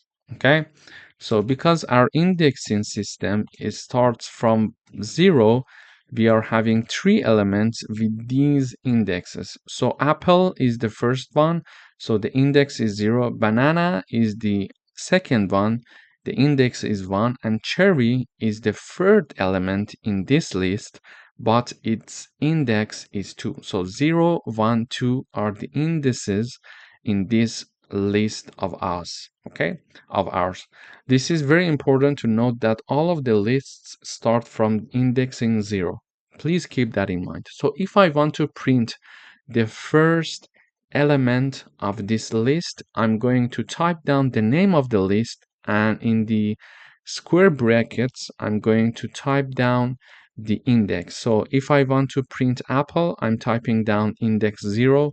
If I want to print banana, I'm typing down index 1. And if I want to print out cherry, I'm typing down the index 2 here. So let me run this code. So when we run this code, we see in the output apple, banana, and cherry. So in this video, we learned about lists and how to create them and how to access the elements of a list. In the next videos, in this section, we are going to dive into deeper concepts of list, and we are going to have some practical coding exercises so we can have a comprehensive view and understanding of lists in Python. Thank you for watching. Hello everyone, welcome back. In this video, we are going to learn how to measure the length of a list. So we are declaring this list called fruits. It is having 3 elements. It's very easy to say that when we are having a small list, we can simply count the number of elements of this list here. However, if we are having a very large list that is containing like 200, 300 elements, it's very hard to uh, check the length of the list manually and start like saying, okay, 1, 2, 3, 4, 5, etc. Therefore, we have a reserved function in Python called len and parentheses that is going to return the number of items in a list. So let me give you an example. We are having this list here, and in order to measure the length of the list, I'm printing out the len function, and in the parentheses, I'm putting the fruit. So basically, the function is this fruits. Okay. So this is the function. We are typing down the name of the function, and then in parentheses, I'm typing down the name of my list. And because I want to print this value, I'm putting it in the print parentheses. So when I run this code, I see it says 3. So in this video, we learned how to use the len function to know the number of items in a list. Thank you for watching.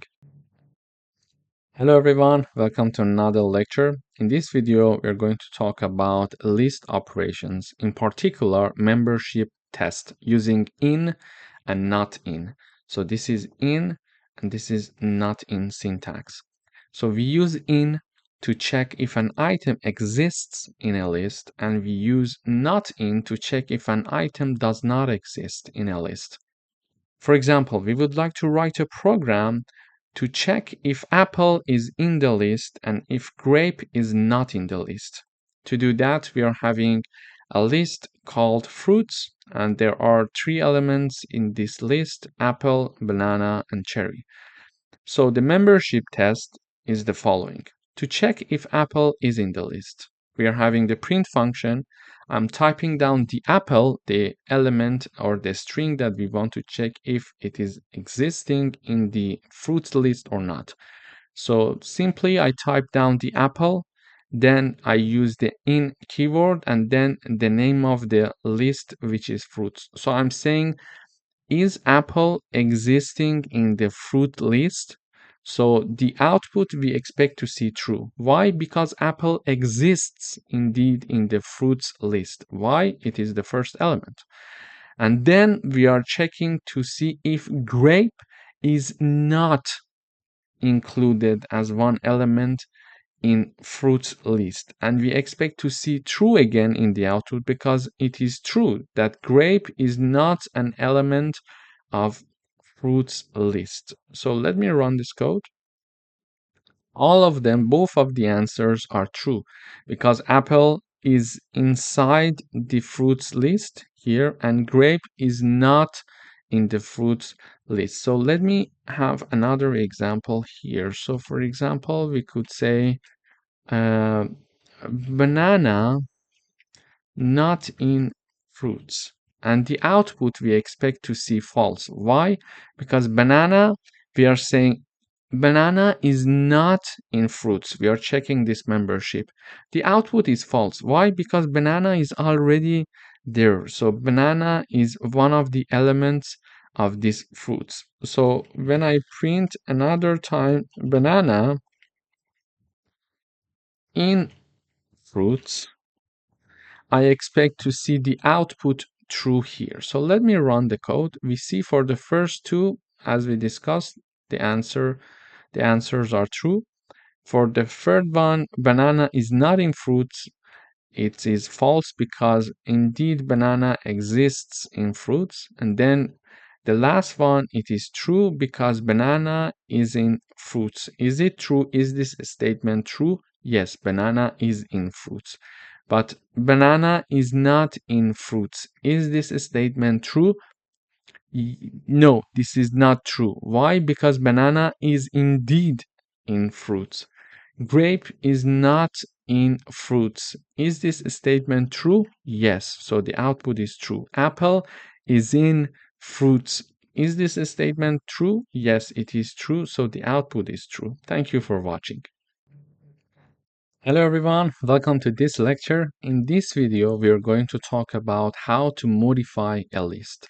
So lists are mutable in Python. It means that we can change their elements by accessing their index or performing certain operations.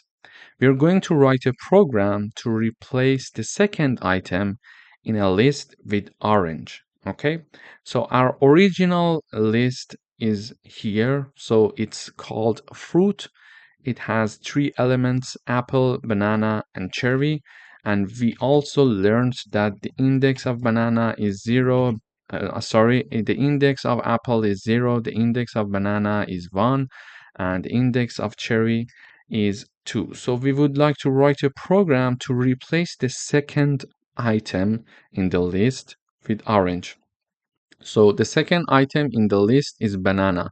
We're going to modify this banana and replace it with orange. But how can we do that? It's very easy. We type down the name of the list and the index of the second item, banana, which is the index is 1, based on 0, starting from 0, the banana index is 1, and we are setting equal sign to orange. This way, I'm modifying the second element of this list. After that, I'm printing my list. How? I'm using the print keyword and put down the name of the list. So when I run this code, we see that apple, orange, and cherry is being now printed in the output. But what if I would like to change cherry to something else? So for example, I would like to modify cherry. So I would type down the name of my list and the index of my third element, which is cherry, and the index is 2, and I'm going to uh, have the equal sign, and I'm just typing down pineapple. Okay, so now I would like to replace cherry with pineapple and then print out the fruit list. So when I run this code, I see this new list of mine here: apple, orange, and pineapple. So this is basically are the rules of how to access certain elements in a list for further modification. Thank you for watching. Hello everyone, welcome to another coding exercise. We would like to talk about how to understand the index of one element in a list. So we would like to write a program to find the index of banana in the list that contains apple, banana, and cherry. So this is my list called fruits, and apple, banana, and cherry are three elements in this list.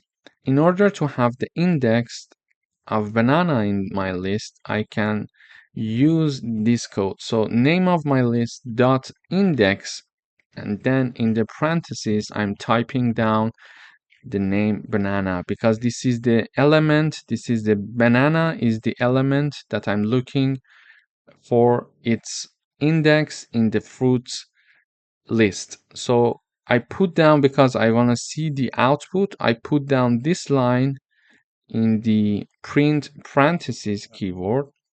So when I run this, it says 1. So it means that the fruits list is having the banana element at the index 1.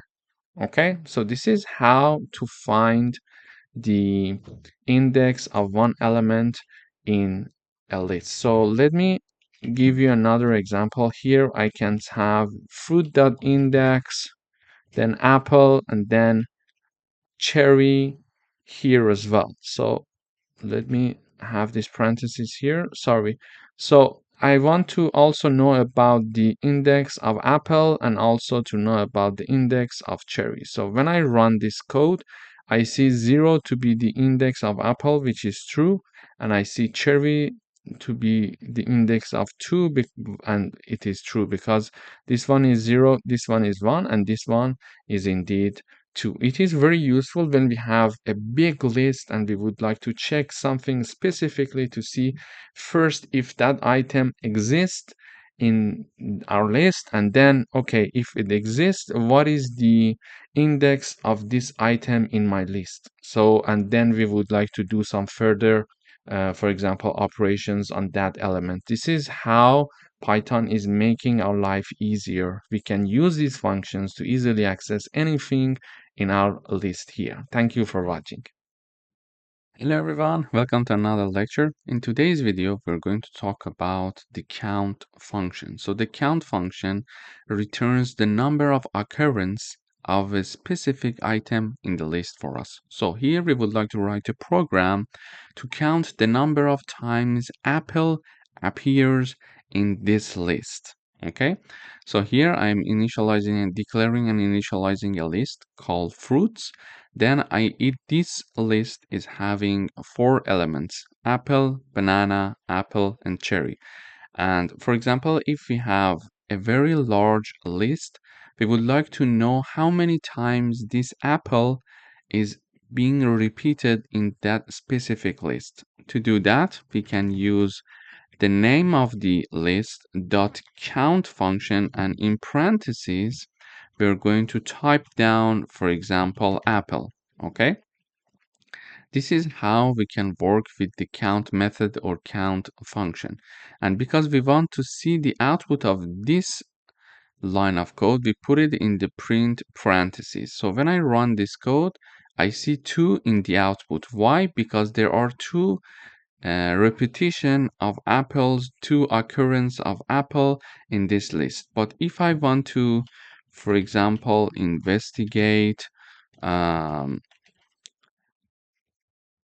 another element, for example, banana, when I run this code, I expect to see number 1 as you see it here. Yeah.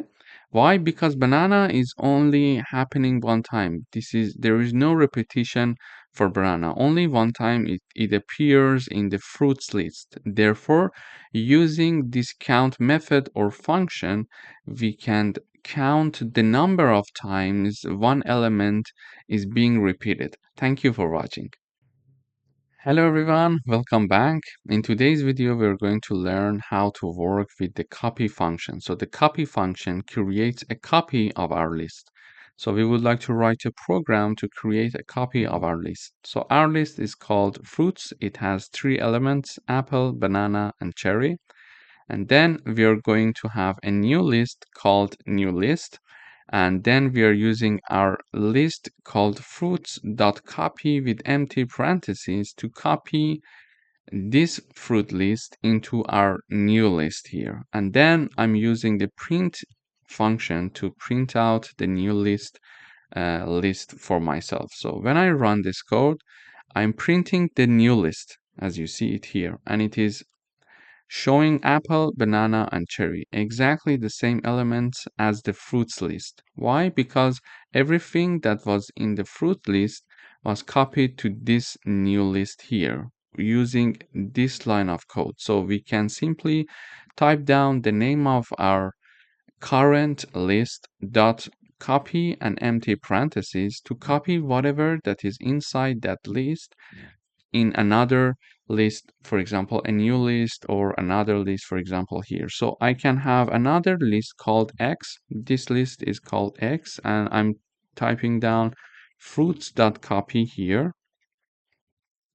And then I'm printing this list that is called X. As you see, the fruit list is also copied and pasted into the list that is called X. And when we are printing the X here in the output, we using this line, we see that apple, banana, and cherry is there. So simply using the copy keyword, we can copy and paste everything in another list. Thank you for watching. Hello everyone, welcome to this lecture. In this video, we're going to learn how to modify a list using three predefined functions in Python. First append, then extend, and then insert. So append adds an item to the end of the list. So using append function, we can use only one item each time that we're using and calling this function to the list.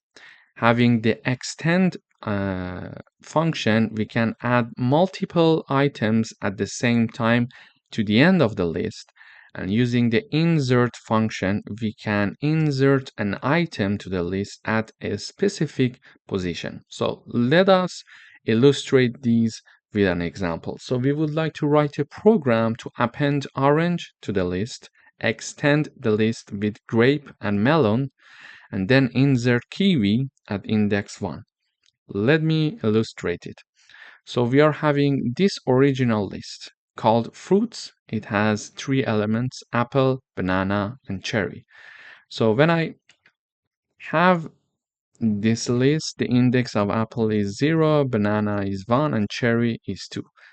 And we were told to append orange to the list. To do that, I'm typing down the name of the list dot append, which is the name of the function, and in parentheses, I'm typing down in double quotes because it's a string orange when calling this append function. So one more time, fruits, the name of the list dot append, and in parentheses I'm typing down the elements that I would like to add, and because in this case our item is a string, we are having double quotes. Okay, and then I'm printing the fruit list one more time.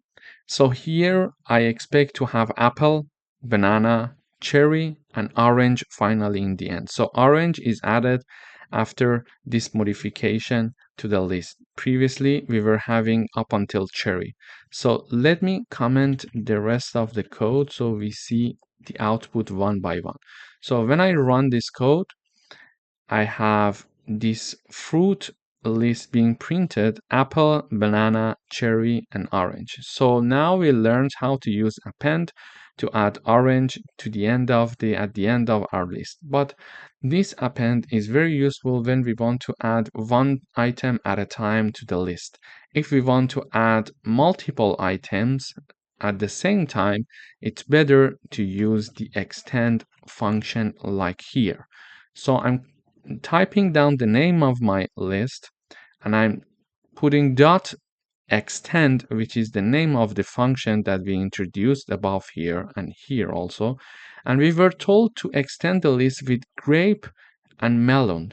Okay, so when we are having the parentheses, in the parentheses we need to have a square braces. Be very careful about it. Sorry, a square brackets, and then having two items separated by a comma. If we were having three items, we were going to have another comma here, then pineapple, for example, here. Okay, so I'm not going to add pineapple because it was asking only for grape and melon. So we use the extend function. We are having the parentheses here, as we see here. Extend has parentheses, but square brackets are used here and in the start and the end of the function before the end of parentheses, and then we are having grape and melon separated by a comma, and they're in double quotes because they are string. After that, we are printing out the fruit function. So we were having apple, banana, cherry, and orange. So up until here is the same as the last version of our list, but now we expect to have grape and melon in the output as well. So when I run this code, I see apple, banana, cherry, orange, grape, and melon. They are added to the list of ours here in the end. So extend function can help us to have multiple insertion at the same time. Finally, what if we want to add one element at a certain position? For that, we need to use the insert function. And the insert function takes two arguments in the parentheses. First, the index where we want to insert the new element, and in the second part we are typing down the element that we want to insert. So here we are having the kiwi to be added in the index 1. So when I run this code, I expect to have apple as the index 0, kiwi as the index 1, and then the rest of the list like this as I'm typing down here. So everything as of index 1 is shifted to right because we inserted kiwi in index 1. So when I run this code, we see that kiwi is indeed added at index 1 here. So apple, kiwi, banana, cherry, orange, grape, and melon. So in this video, we learned how to modify a list in Python using append, extend, and insert functions. And we also learned the differences between them. For example, append can add item one at a time to the list, to the end of the list. Extend, however, can add multiple items to the list simultaneously in one go. And then we are having the insert function that can help us to insert one specific item at a one specific index or location in our list. Thank you for watching. Hello everyone, welcome to this lecture. In this video, we're going to learn how to modify a list using remove, pop, delete, or del, and clear functions in Python. So basically, when we are calling the remove function, we need to put one item in parentheses, and it is going to remove the first occurrence of the item that is mentioned in parentheses. Then we can have the pop function. It is going to remove the item at the specific index. So in the parentheses, we can type down the index, or the last item is going to be removed if no index is specified in parentheses. Then we are having the del keyword, the delete keyword it means, and then the list name, and then the index in a square brackets. It is going to delete the item at the specific index. And finally, we can have the clear function that is going to remove all elements from the list. Let me illustrate it with an example. So we would like to write a program to remove banana, pop the last item, which is this function here, delete the first item, and then clear the list. Okay, to do that, I'm having one list called fruit, and it is containing of 4 elements. It is containing 4 elements: apple, banana, cherry, and orange. So it says that use the remove function to remove banana. To do that, I'm typing down the name of my list dot remove, and in parentheses, as indicated here, we need to type down the name of the item. So I'm typing down the name of the item, remove banana. So banana is typing down here, and now I'm printing out the fruit list here. So let me comment these parts because we're going to uncomment them step by step. So I'm removing banana from the list and then I'm printing out the list. So I expect to see apple, cherry, and orange when I'm printing out the fruit list after this modification. So this banana must have been removed, must be removed. So we are seeing apple, cherry, and orange. Indeed, this remove function helped us to remove the banana string from this list. Then we are having the pop function here. So it says pop the last item.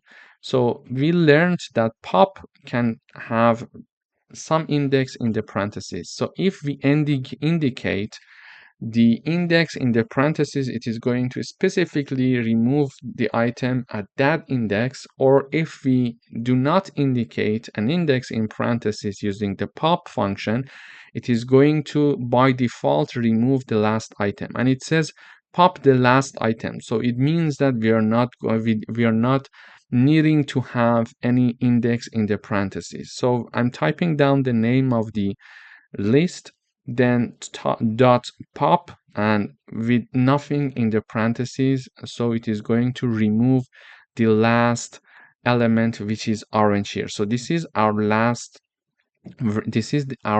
version of the list: apple, cherry, and orange. And then I'm calling the pop function with no index in the parentheses, so it is going to by default remove the last item, which is orange here. So we expect to see our list containing only apple and cherry when we are going to call this fruit list one more time and print the output.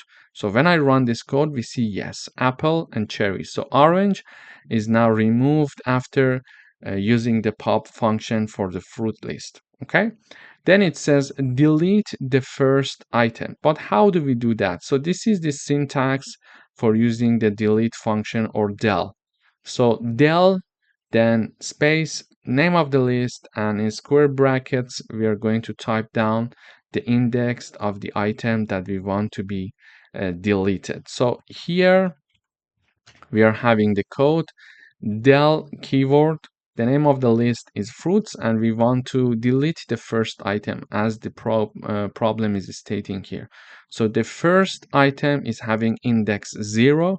I'm removing the first item and I'm printing out the list uh, fruit one more time. So when I run this code, the last version of my list was containing apple and cherry, and then I del the first item of the fruits list. So I expect not to see the apple anymore when I run the code, and see only cherry, because using this we remove the first element of this list. So yes, we are seeing only cherry in the output after we are removing the first element of the fruits list using the del keyword. Okay. After that, it is asking us to clear the list. In order to clear the list, we are having the fruits dot clear and nothing in parentheses, and we are printing out the fruit list one more time, and we expect to see nothing in the list, so we are clearing the list and there will be no item in the list after calling the clear function for the fruits list. So let me run the code one more time. Yes, we see an empty list here. So in this coding exercise, we learned how to modify a list using remove, pop, del, and clear function. Thank you for watching. Hello everyone, welcome to this lecture. In this lecture, we are going to learn about another list operations. In particular, we are going to learn about repetition. So we use the star operator to repeat a list a specific number of times. Let me illustrate it with an example. We would like to write a program to repeat the list apple and banana 3 times. To do that, we are declaring and initializing a list called fruits, and it is containing apple and banana separated by a comma. So there are 2 elements in this list. To do the repetition, I'm having a repeated fruits list here, and it is equal to fruits, this original list, times 3. Very easy syntax, okay? Then I'm printing the repeated fruits here in the output, and I expect to see apple, banana, apple, banana, and apple, banana, because this list is going to be repeated 3 times, and it is going to, let's say, copied and pasted 3 times in the repeated fruits list. So when I run this code, I see apple, banana. This is the first time of repetition. Apple, banana. Second time, apple, banana. So 3 times the original fruits list is repeated in the repeated fruit list, using this star syntax to have the repetition in lists. Thank you for watching. Hello everyone, welcome back. In this video, we are going to learn how to work with the reverse function. So the reverse function reverses the order of the list. We would like to write a program now in this video to reverse a list. So this is our list called fruits, and it has 4 elements: apple, banana, cherry, and pineapple. And by reverse, we mean that apple should be replaced by pineapple, and pineapple should be replaced by apple. So they're changing their positions. And also banana and cherry, the same thing happens for them as well. To do that, we are simply type down the name of the list dot reverse with empty parentheses, and then I print my list here. So when I run this code, I see pineapple, cherry, banana, and apple. So originally the list was lit like this.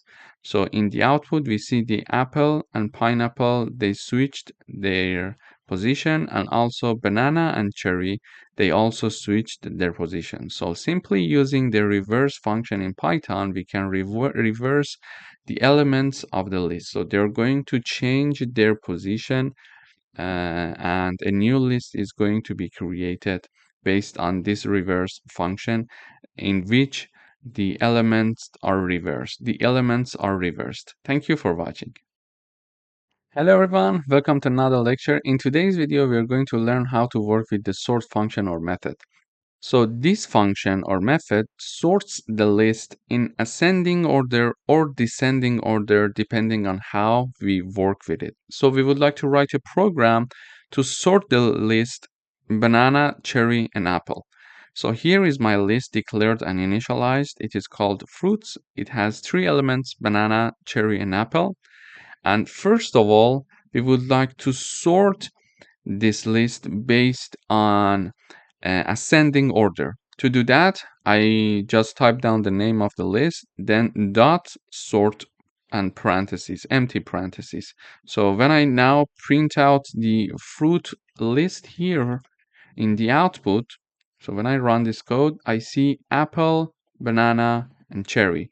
So apple comes with an A, and then banana with a B, and cherry with a C. However, originally the list was banana, cherry, and apple. Now it is in the ascending order, alphabetical order.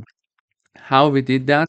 We simply just used the sort function to do this job for us, and after that we printed out the fruit list. But we can also do it in the descending order. How to do that? We simply again type down the name of the list and then dot sort. However, this time in parentheses we type down this keyword, reverse equal true. This code is going to sort the list for us in the descending order. And after that, I'm printing out the fruit list one more time.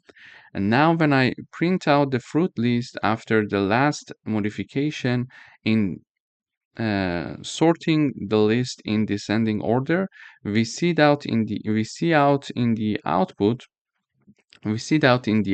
we have cherry, banana, and apple. Now it started from C and then B and then A, so it's in descending order. So in this video, we learned how to sort a list in ascending order and also in descending order. But just one point that we need to be careful about and keep in mind is that when we are willing to uh, sort our list in ascending order, we simply type down the list name dot sort and empty parentheses. However, when we want to do it in descending order, we type down the name of the list dot sort, and then in parentheses we type down reverse equal true. So this is all we need to do. Everything else is taken care of. Thank you for watching. Hello everyone. We would like to write a program that creates a list of 5 numbers and then reverse the order of the list and print both the original and reversed lists. So this is my list.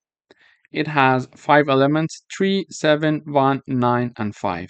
So we would like to print this list and also the reversed version of this list. And what is the reversed version?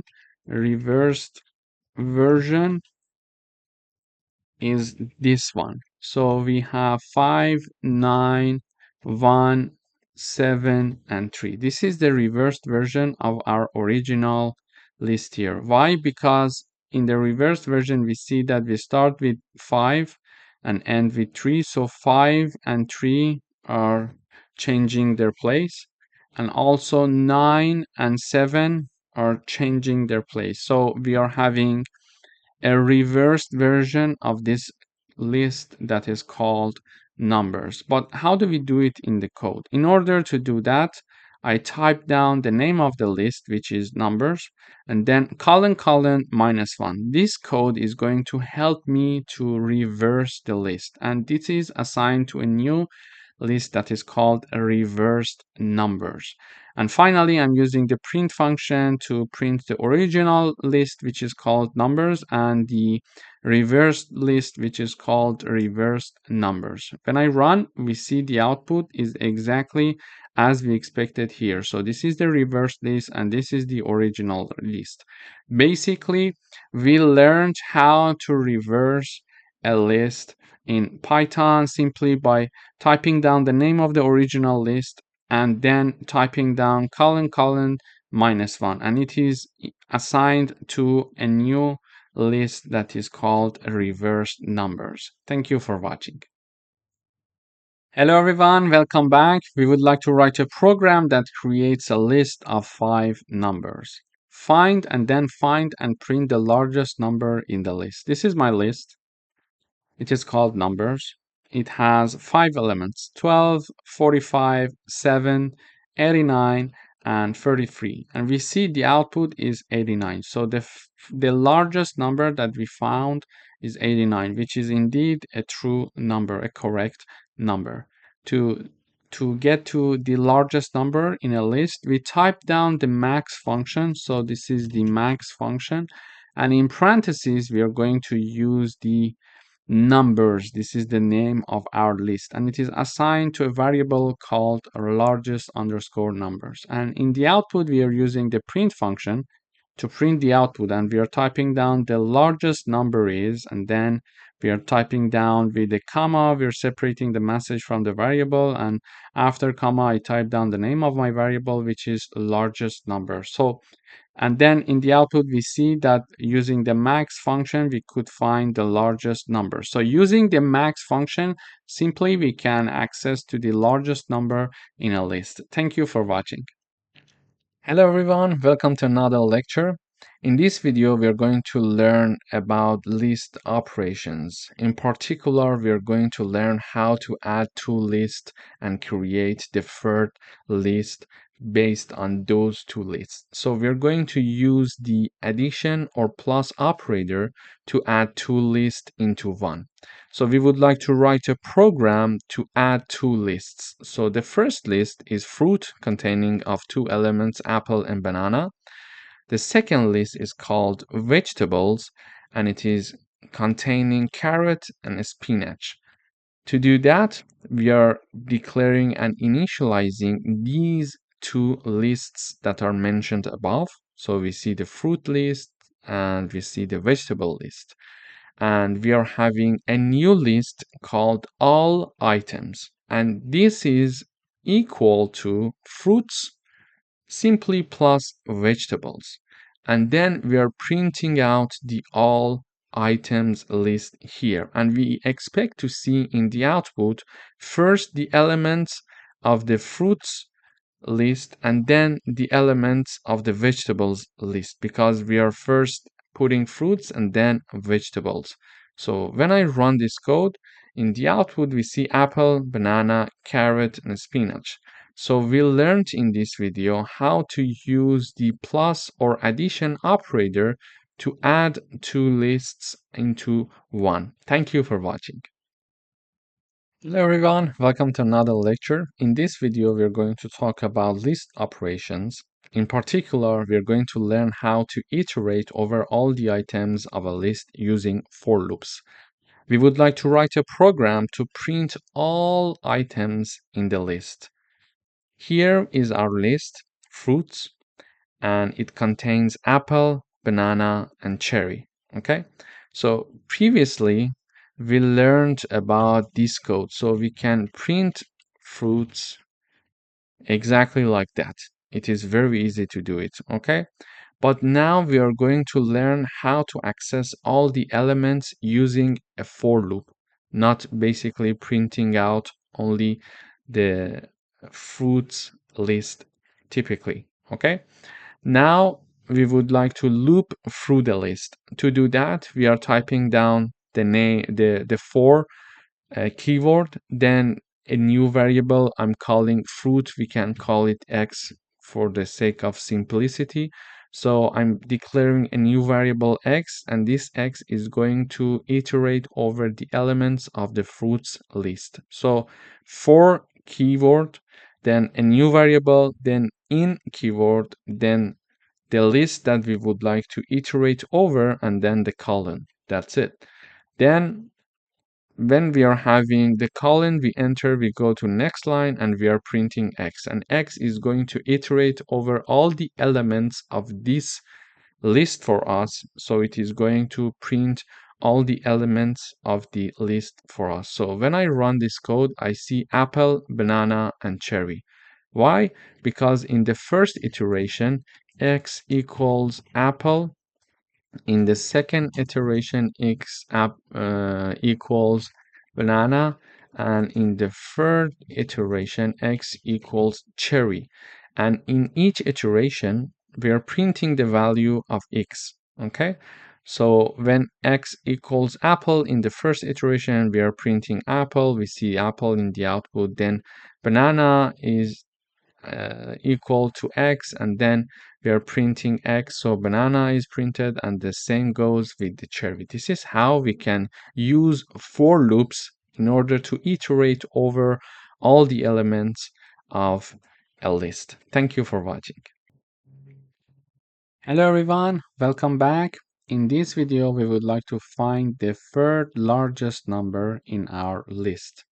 This is our list. It is called numbers and it has some elements. And we would like to find a third largest number in this list. To do that, I'm printing using the print function. I type down the message third largest number, and then I call the third largest function. And this function basically is doing the work for us, and we are passing this list that is called numbers as the argument. Okay, now to do that, I'm having this list being converted to a set using the set function. Why? Because in set, we do not allow duplicates. Okay, we do not allow duplicates in sets. So this is why we are first of all, we are converting this list to a set, and then we are sorting this set. I'm going to tell you why not being allowed to have duplicates is important in this example. Then whatever is the output of this part is going to be assigned to the unique number. So we are having a set called unique numbers.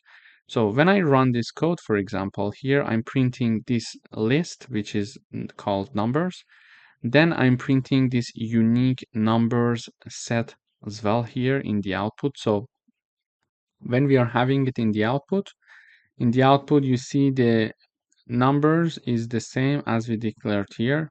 but the unique numbers is having 2, 5, 7, 9, and 10. So duplicates are removed. We were originally having two number 2s, and we were having two number 7s, but in this unique numbers, we are seeing that we are only having 1, 2, and 1, 7. And this is because of this set function that we use here. So if I remove this set function, and when I rerun the code, I see the unique numbers is being printed here as a list. And as a list, when it is being printed, you see the duplicates are there. So we are having two number 2s and two number 7s. So this unique numbers is being written here when we are not using the set function. We learned if we would like to access to the largest number, we type down the index -1. So when I type down the unique numbers, then here I'm having -3, for example, it is going to access the third number from right. Okay, so we are looking for the third largest number, and we sorted the list for ourselves here because we are removing the set. Okay, now this is the sorted list, and the third largest number is 7 as you see it here. So -3. So this function is going to basically sort these numbers list, then assign it to unique numbers list. Then we are going to access the third element from the right of this unique numbers list. And here is the third element from the right. We see number 7 is the third largest number. Okay, so in this example, this is correct. But if we wanted to look for the fourth largest number, what would have been the answer? When we are having this -4 here and I run the code, we see still it says let me type down fourth here, fourth. So when I run the code one more time, we see the fourth largest number is -7. So I type down -4 to access the fourth largest number. So this is the first largest number, second largest number, third largest number, and the fourth largest number is not 7 anymore because 7 is the third largest number. But because there is duplicate, the code is making, a mistake. So the fourth largest number is 5, but we are having 7 in the output. This is why we need to convert this list to a set. Therefore, this set is going to remove duplicates. So when I run the code, you see the fourth largest number is 5, which is true because first largest number, second largest number, third largest number, and fourth largest number is 5. Okay, so this is important to remove duplicates. This is why we use this set function, and then we sort the converted list to a set, and we are assigning it to unique numbers. Therefore, we are not having any more duplicates in our code. So let me review it one more time. We are willing to find the third largest number. Here, let me type down third again. And let me type down -3 here again. I'm having this list. I'm calling my third largest function, and I'm passing as the argument this list that is called numbers. Then I'm using the set function to remove the duplicates, then using the sorted function to sort it in ascending orders. When we are having a set in ascending order, we can simply understand the third number, the third element from the right will be the third largest number because it is sorted in ascending order and it has no duplicates value in it, okay? And it is assigned to unique numbers here. Then let me just comment these parts because these parts were added because I wanted to show you the output for better understanding and analyzing the code. So then I'm using the name of this variable, which is unique underscore numbers, and using the brackets, I'm accessing the uh, third largest number from the right, because we learned if we type down -1, we can access the number from the right, the first number from the right. To access the second number from the right, we use -2. To access the third number from the right, we use -3. So this is how we can access to the third largest number in our list. Thank you for watching. Hello everyone, welcome back. In today's video, we would like to find the pair of numbers with the maximum product in a list.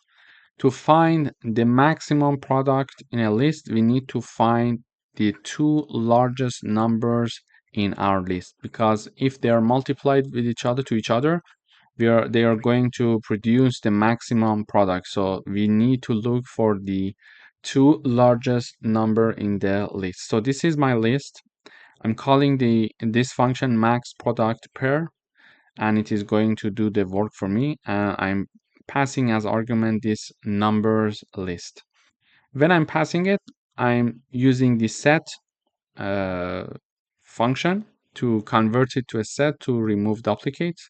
Then I'm using this sorted function in order to sort it in ascending order, and it is assigned to unique numbers. Then when I print unique numbers, just for better understanding, we see that the unique numbers set here is sorted in ascending order, and the maximum numbers in this set for us are 10 and 20. So if 10 is multiplied by 20, it is going to produce the maximum product in our list. So if 10 is multiplied by 3, it is lower than 10 multiplied by 20. Any numbers that are in this list, if they are being multiplied with each other, are lower than the product of 10 multiplied by 20, because these are the largest numbers in our set. And to access these two numbers, we initialize two variables called max1 and max2. To access the last element of this set, I type down the name of it, and then using the -1 index to access the last element from the right, and then -2 here to initialize it to a second variable called max2. And then finally, I'm returning these two variables. So when I run the code, we see that the pair with maximum product is 20 and 10. So these two numbers, if being multiplied to each other, they are going to produce the maximum product in our list. Thank you for watching. Hello everyone, welcome back. In today's video, we would like to append a list to a second list. I'm having two lists here, list 1 and list 2. Each of them is having 3 elements, 1, 2, 3 for the list 1 and 4, 5, 6 for list 2. Then I print the message in the output appended list. Then I call the append list function, and I'm passing two lists as arguments. They are separated by a comma. And basically here, this function, what it is going to do is the following. It is going to return list 1 plus list 2. So list 1 plus list 2 is going to append the list for us, and we see in the output. So when I run, I see that 1, 2, 3 is from the first list, and 4, 5, 6 is from the second list. So we see that here, using this example and using the plus operator or addition operator, we could append two lists into each other. Thank you. Hello everyone, welcome back. In today's video, we would like to write a program that creates an empty list called shopping_list and add 3 items of our choice to the list. For example, apple, bread, and milk. Then print each item from the list on a new line. To address this problem, we're going to create an empty list like this, and it is going to have no element in the beginning because it's an empty list. Then we are going to use the append function. So this is the function that we have, and using the append function, we are adding new elements to this empty list. So first we are typing down the name of the list, dot append, and in parentheses we type down the string that we would like to be added to this shopping list. For example, apple, bread, and then milk is added to this shopping list. And then in order to print each item from the list on a new line, we need a for loop, because if we use the print function and simply type down the name of the list, it is going to print the whole list for us and not to print each item from the list on a new line. Because we want to do that, we need a for loop, and we are going to iterate through the list, and in each iteration we are going to print one element for each item in shopping list. Shopping list is the name of the list, and item is the iterating variable that we are creating here. So for each item in the shopping list, print item. So in the first iteration, item equals apple. In the second iteration, item equals bread. And in the last iteration, sorry, item equals milk. So, and in the first iteration, it is going to print apple. So when I rerun the code, apple is being printed. In the second iteration, bread is printed, and in the last iteration, milk is being printed in the output. So this is how we can create an empty list, then add items to the list, and how to print the items in the list one by one. Thank you for watching. Hello everyone, welcome back. In today's video, we would like to write a program that creates a list of three numbers, for example, 10, 20, and 30, then calculate and print the sum of the numbers in the list. So here is my list. I am declaring and initializing a list called numbers, and it has three elements, 10, 20, and 30. In order to calculate the sum of the elements in this list, we can use the sum function, and then in parentheses I'm going to type down the name of the list. So this sum function is going to add all of the numbers and calculate the sum of all the numbers in this list, and then it is going to be assigned to a variable called total. So we are basically using this sum function calculating the sum of the numbers in the numbers list, which are 10, 20, and 30, and it is going to be then assigned to variable called total. Then in the final stage, we're going to show the message the total is, and then type down the variable name. So when I run the code, I see in the output the sum is 60. So 10 plus 20 is 30, 30 plus 30, it's 60. And we can have, for example, more numbers here. For example, if I add another number, we see the sum is 110. Then if I have another number, it will be recalculating all the sum of the numbers in this list after each run. Thank you for watching. Hello everyone, welcome back. In this section, we're going to talk about tuples. So a tuple is a collection of data type in Python that is used to store multiple items in a single variable. They are useful for grouping related data type together, especially when data should remain constant. So now we are going to discuss the differences between tuples that we are going to discuss in this section with lists that we learned in the previous section. So tuples generally are immutable. It means that they cannot change after creation. They cannot be changed after creation, okay? But in lists, we saw that they are mutable. It means that we could add elements, we could remove elements, and generally we could modify the elements. This is not possible to be done in tuples. And when we want to define tuples, we use parentheses. However, when we wanted to define lists, we were using square brackets. In general, in terms of performance, tuples are faster because they are not changeable. They are immutable because of their immutability. However, lists are slower because they are mutable, because we can change them. Because of this option, they are slower.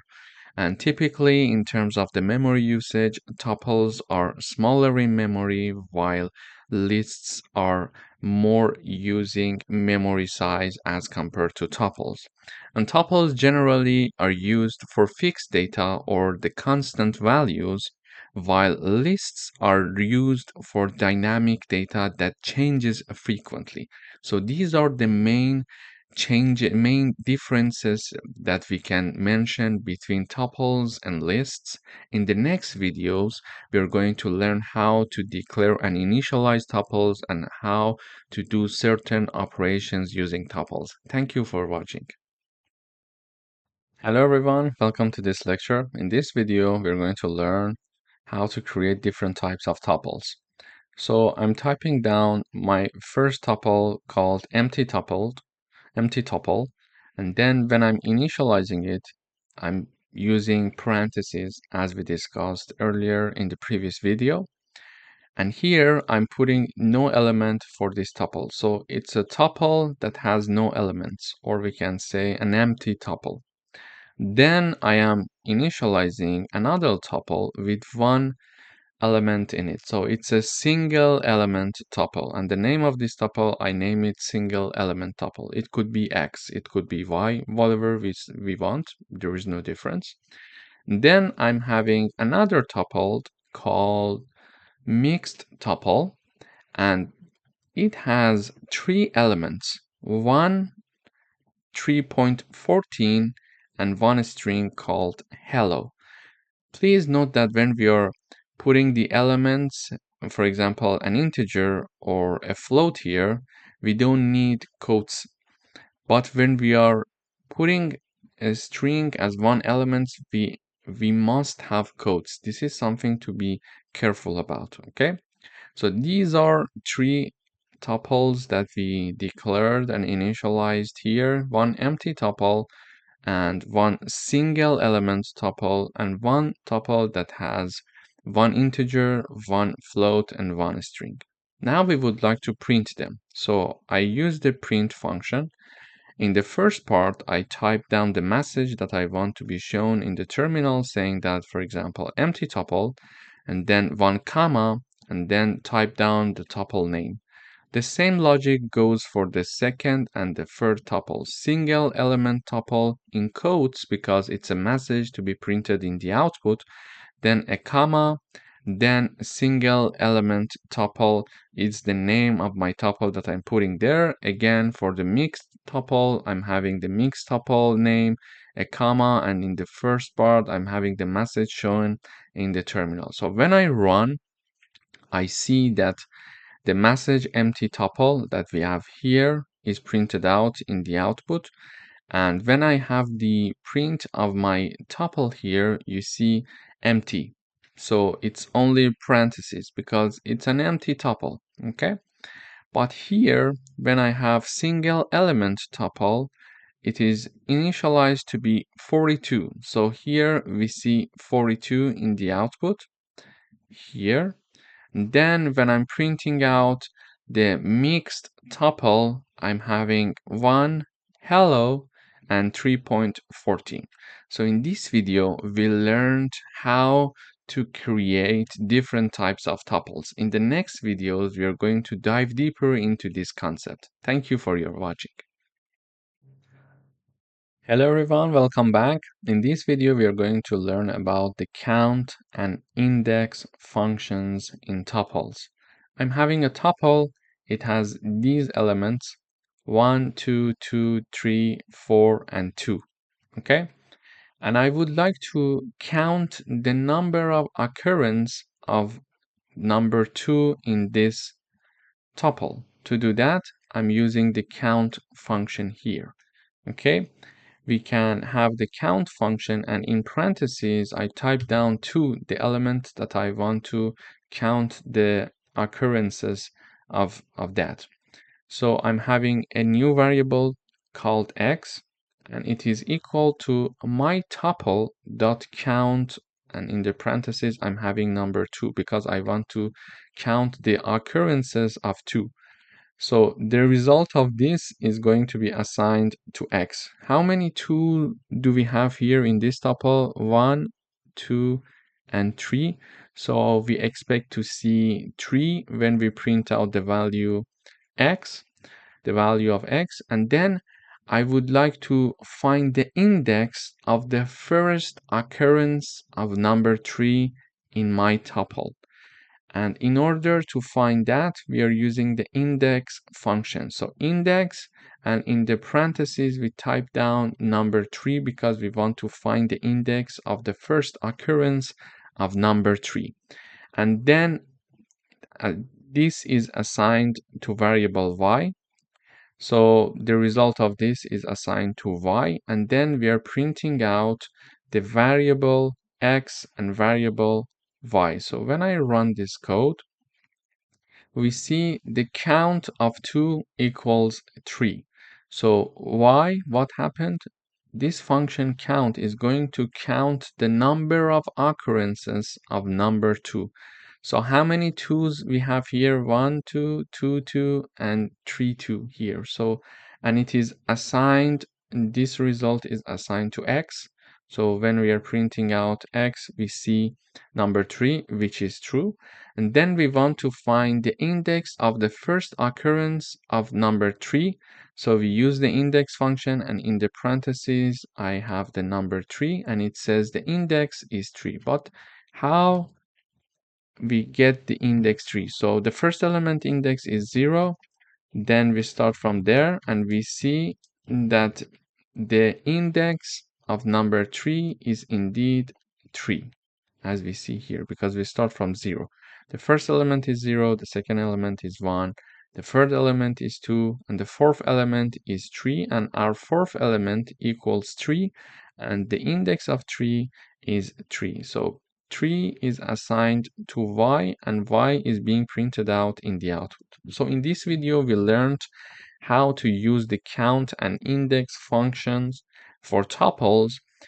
So basically, we have the name of the tuple dot count, and then in the parentheses, we type down the number that we want to count, the number of occurrences of it. And then we are having the name of the tuple dot index, and in the parentheses, we have one number, and that number is the number that we want to find the index of its first occurrence. This is how it works with tuples. Thank you for watching. Hello everyone, welcome back. We would like to do membership testing in tuples. We have a tuple called fruits. It has 3 elements: apple, banana, and cherry.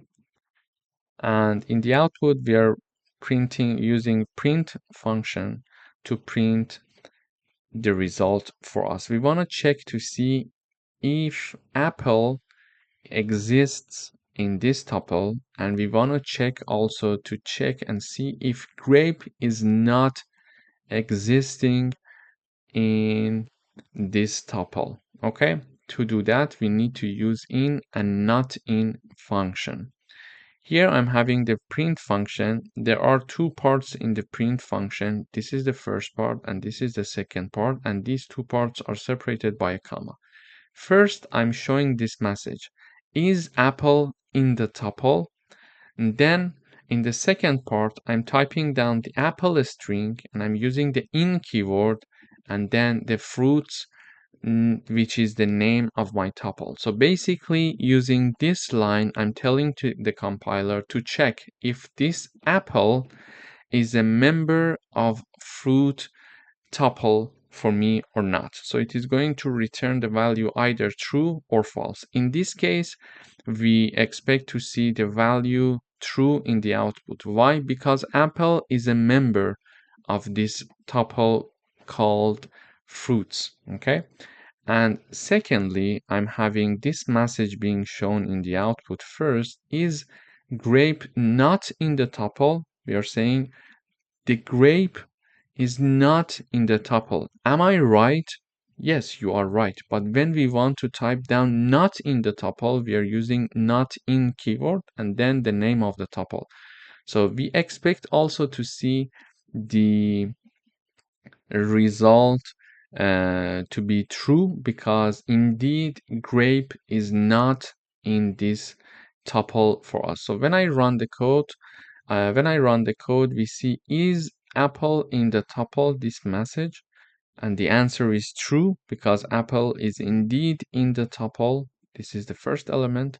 And then we are showing this message in the output: is grape not in the tuple? So we are using this syntax, grape not in fruits, the name of our tuple. And we see that grape is not one of the elements. And the answer is true. This statement is true. Grape is not in the tuple. So this is how we can use membership testing using in and not in keywords in Python. Thank you for watching. Hello everyone, welcome to this lecture. In this video, we're going to talk about packing and unpacking for tuples. So packing and unpacking are convenient features in Python that allow for grouping multiple values into a single entity called packing and breaking them apart into individual variables called unpacking. So let me illustrate it with an example. Here I'm having my tuple and it is assigned 10, 20, and 30. So we can say my packed tuple is this one, okay? So I'm printing out my tuple here and I'm saying in the message packed tuple. So when I run this code in the output, I see packed tuple is having 10, 20, and 30. So it allows me for grouping multiple values into one single entity. So this is why we're using tuples initially. So we call this action as to be packing, okay? We could also remove the parentheses if we want. So when I run this code, again, I'm having the same output. So it is called packing, but unpacking means the following. So this my tuple has three elements, 10, 20, and 30, okay? The unpacking is like the following. Because it has three elements, I'm having three variables here called x, y, and z, and they are assigned to my tuple. So when I run this code and I'm printing out x, y, and z, I see that unpacked values are 10, 20, and 30. It means that the first element of the tuple is assigned to x, the second element of the tuple is assigned to y, and the third element of the tuple is assigned to z. This is called unpacking. And I could, for example, print only the value of x here. So when I run this code, you see the output 10. So x is assigned 10. So this is how we can unpack a tuple. We can break the tuple apart into individual variables, and these individual variables are x, y, and z. So let me just type down y and z here. So in the next video, I'm going to have a coding exercise to dive deeper into this concept. Thank you for watching. Hello everyone, welcome back. In the previous video, we learned how we do packing and unpacking. So packing is very similar to initializing a tuple. Therefore, in this video, we are going to focus on unpacking tuples. I'm having a tuple called person info. It has three elements, two strings and one integer. So the first element is Alice, the second element is 25, and the third element is engineer. Now to do the unpacking, I'm having three variables here being initialized and declared. I'm having name, age, and profession. They are equal to my tuple, person info, okay? And they are going to take the values of this tuple respectively. For example, this name is going to take the first element of my tuple because it is mentioned first.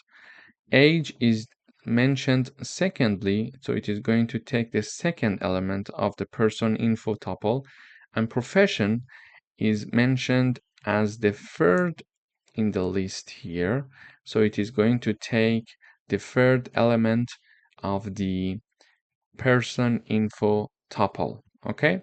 Then I'm printing out three things here. I'm having the name, the age, and the profession.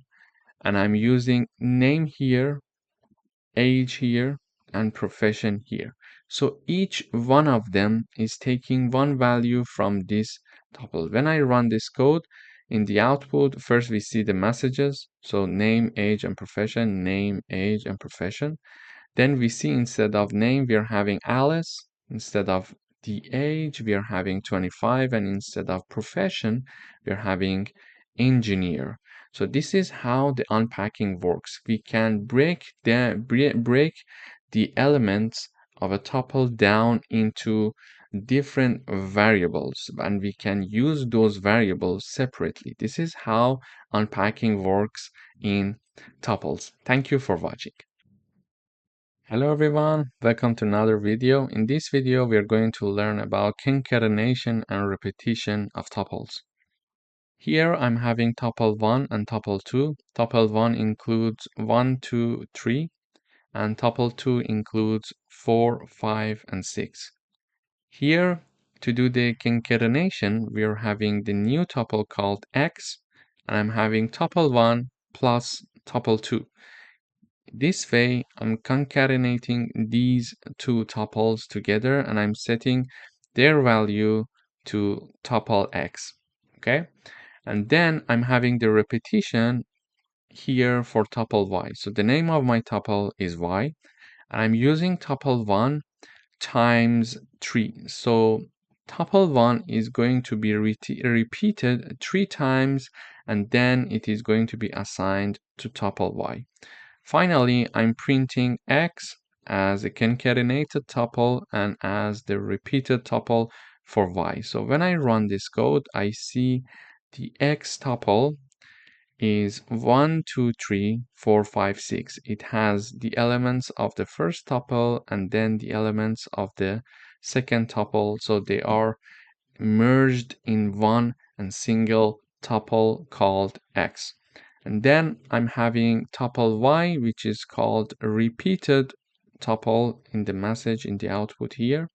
And we see it has 1, 2, 3, 1, 2, 3, and 1, 2, 3. So basically it was having tuple 1 times 3, which is this tuple. So 1, 2, 3, the first repetition, 1, 2, 3, second repetition, and 1, 2, 3, the third repetition. So this is how we can do the merging and repetition for tuples. Thank you for watching. Hello everyone, welcome to this lecture. In this video, we're going to learn how to access different elements of a tuple and how to do slicing. So I'm having one tuple called my tuple, and it has the elements 10, 20, 30, 40, and 50. So it has 5 elements. And we know indexing starts from 0. So the first element has the index 0, second element has the index 1, third element has the index 2, fourth element has the index 3, and fifth element has the index 4. So now we would like to access the first element in this tuple. To do that, I'm using the print function, and in the parentheses I have 2 parts separated by a comma. In the first part, I'm typing down the message saying that first element, colon. Then I type down the name of my tuple, and in the square brackets, I type down the index of the element that I would like to be printed out. So now that I want to print out the first element, which is 10, I type down its corresponding index, which is 0, because we mentioned that indexing starts from 0. So when I type down 0, it is going to print 10 for me in the output. Then I would like to print out the last element in this tuple. I could either type down, for example, I could either copy this line and paste it here, and instead I type down index 4 to have this element, the last element, being printed. Let me correct it. Okay, so the last element being printed, or I could type down -1. I could also type down -1 to have access to this element. This one is -1, -2, then -3, etc. Okay, so this is how We can also access elements, start counting from the right to left using the minus. So I type down -1 also to access the last element, or I simply can type 4 here. So let me make it a bit closer to each other. Okay. So yes, and this is for this. Okay, now it's good. So let me run the code up until here. So let me comment the last line. So when I run the code, I see first element is 10. So 10 is being printed in the output using the index 0. Then the last element is 50 using index 4. Or we could access the last element using -1. So the last element is 50 here again. We could also, for example, type down, for example, if I want to access this 40, I could either type down the index 3 or -2. So I type down -2 to access this 40 element. I would say element 40. Okay. So when I run this code, it shows the message element 40 and my tuple index -2 is printing the 40 here for us. Okay. But what if we want to print several elements of a tuple? So when I run this code, this part is called slicing. So we slice certain parts of the tuple to be printed out in the output. Okay.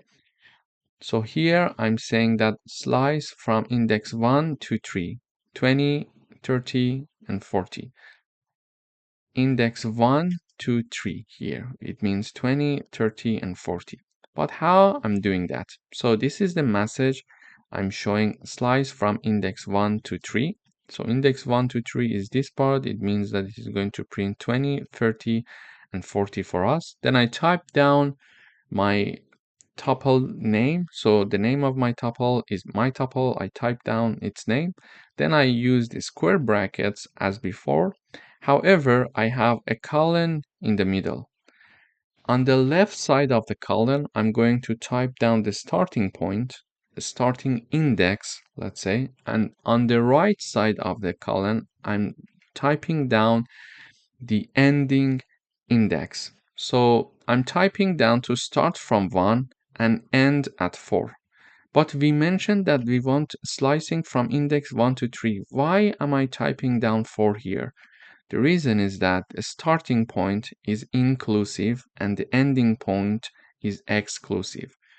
So it is going to include index 1 when I'm having this code here.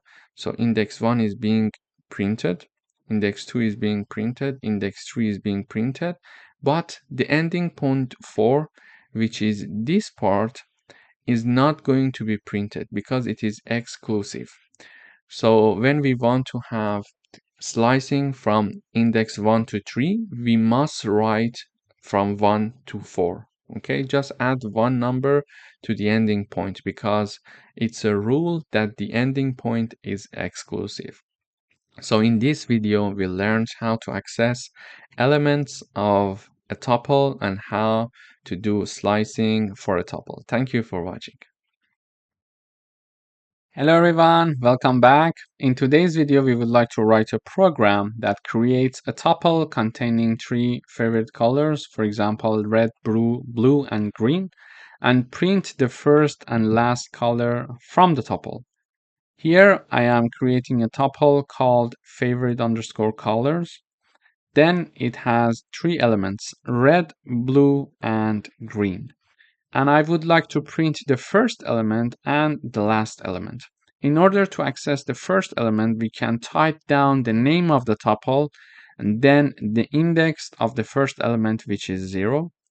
And then in order to access the last element in the tuple, we type down the name of the tuple and then we type down the index -1 to access the last element in a tuple. So when I run this code, I see the first color is red and the last color is green. So if I have, for example, another color, for example, yellow, and if I have another color, white, for example, so when I run the code one more time, you see the first element is red and the last element is white. So white is the last element, and using -1, I'm accessing the last element in this tuple. If I want to print yellow, what can we do? I can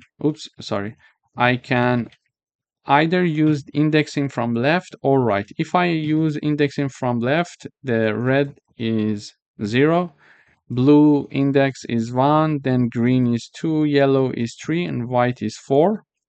And if we want to index from right, we can access to white using -1, access to yellow using -2, then access to green using -3, and access to blue using -4, and access to red using -5 here. So if I type down -2, for example, I can print the yellow in the output. And also, if I type down 3, I am going to have yellow still in the output. Either 3 or -2, we are going to access the yellow in element here in this tuple. So in this, let me modify it to -1.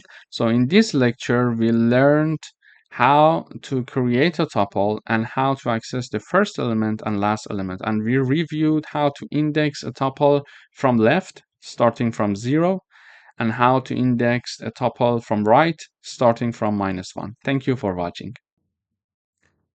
Hello everyone, welcome back. We would like to write a program that creates a tuple with 5 numbers, then find and print how many items are in the tuple. Here I'm creating the tuple. It has 5 elements from 1 to 5. In order to count the length or the number of elements in this tuple, we can use the len function. So using the len function, I can know how many numbers or elements are inside this tuple. Using the len function, in the parentheses, I type down the name of my tuple. Then this is assigned to a variable called count, and count is being printed using the print function. So I'm showing the message the tuple contains, and then count, and then item. So when I run this code, it says the tuple contains 5 items. So this is how basically we can count the number of elements in a tuple. For example, if I have more elements, now I add more elements here and I rerun, it counts 7 numbers. And if I add, for example, 3 more elements, you see that it can dynamically change the length and it can recalculate everything. So now it is saying that it has 5 elements or items, and this tuple is called number tuples, and we can change and modify the tuple in the first stage and add or remove anything in the line that we are creating and initializing the tuple. So when I add more elements to this tuple, we see that the length of the tuple has increased. And also, if I remove, for example, some elements and I rerun, we see that we are having only 3 elements. And as you see here, there are only 3 elements in the tuple indeed. Thank you for watching. Hello everyone, welcome back. We would like to write a program that creates a tuple of 5 city names, and then convert the tuple into a list, add a new city to the list, and then convert it back to tuple and print the final tuple. So we would like to first write a tuple, convert it to a list, add a new city to the list, and convert it back to tuple, and then print the final tuple. Why do we need to first convert a tuple to a list and then add a city? Why don't we directly add the city into the tuple, because when we create a tuple, it's not possible to modify them. This is one of the features of the tuples. This is why when we want to add something to the tuple, it's not possible. So a trick would be here to convert the tuple to a list, then add a city to that list and create a new tuple and convert that list into a tuple and assign it to the new tuple. So here, for example, I'm having a tuple called cities. It has London, Paris, Tokyo, New York, and Sydney inside of it. And then this cities is being converted to lists using the list function. Basically, I type down the list keyword, and in the parentheses, I type down the name of my subtuple, and it is assigned to cities list. So cities list is the list version of cities tuple for now. Then I take the cities list and use the append function to add Berlin to my list. So now my list is updated and it has a new city called Berlin. Okay. And now the appending is done. I need to convert it back to tuple and create a new tuple. To convert it to a tuple, we use the tuple function, and I'm using it here. And in the parentheses, I type down the name of my list, the updated list, cities underscore list, which has Berlin inside of it as well. Then this is assigned to my variable, which is a tuple, which is called updated cities. Then I'm using the print function, updated tuples, and then put down the updated cities. So when I run this code, I see London, Paris, Tokyo, New York, and Sydney is already there, and Berlin is added, and it's a tuple because we see parentheses here. Okay, so let me review it one more time. So we want to declare a tuple. Then in order to add a new city to this tuple, because tuples do not allow this, we convert this tuple to a list, we append the new city in that list, and then we convert that list to a tuple.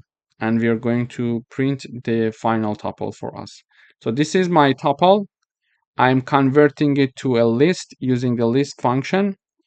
And now cities underscore list is exactly equal to this cities tuple because it's just converting from a tuple using the list function, and it is assigned to this. Okay.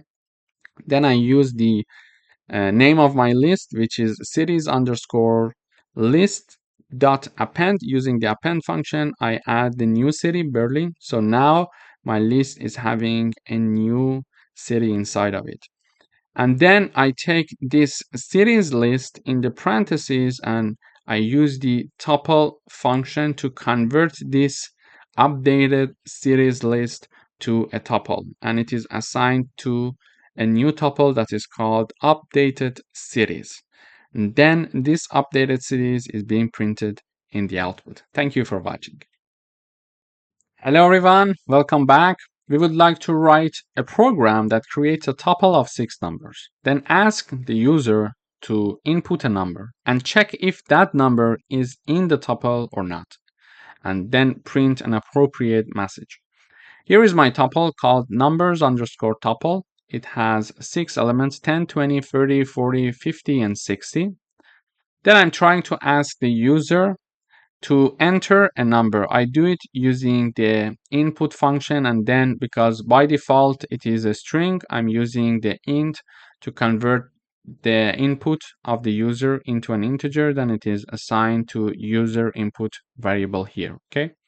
Then I check to see if this user input is having one number that is inside this tuple or not. To do that, I type down if conditions, if user input variable in numbers underscore tuple. So the user input is the input of the user, and numbers tuple is the name of my tuple. So I would like to check if the element that is entered by the user is indeed one of the elements of this tuple or not. Is it inside that tuple or not? So if so, just show the message that the user input is in the tuple, else show the message that it's not in the tuple. So when I run the code, it says enter a number in this line. So I type down 15. It says 15 is not in the tuple. So here I'm entering 15. It want to check 15. Is it inside this tuple?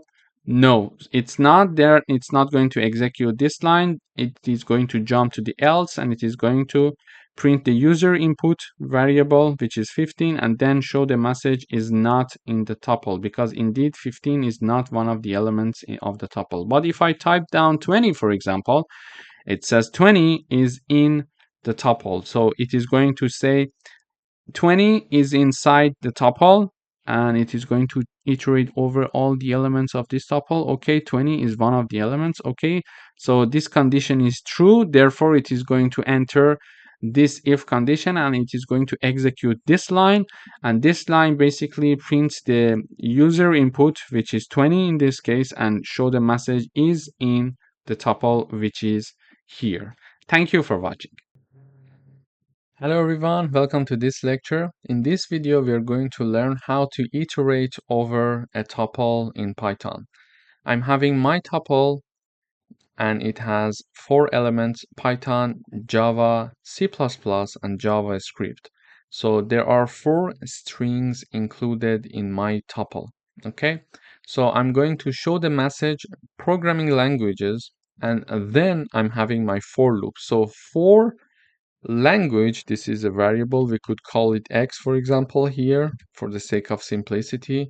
For any value of x that is inside the my tuple, this is the name of the tuple, print the value of x. So when I run this code, it is going to print all the elements of this tuple for me here. Of course, we could also use this syntax to have the print of the tuple in the output, but we were trying to learn how to iterate through a tuple using for loops.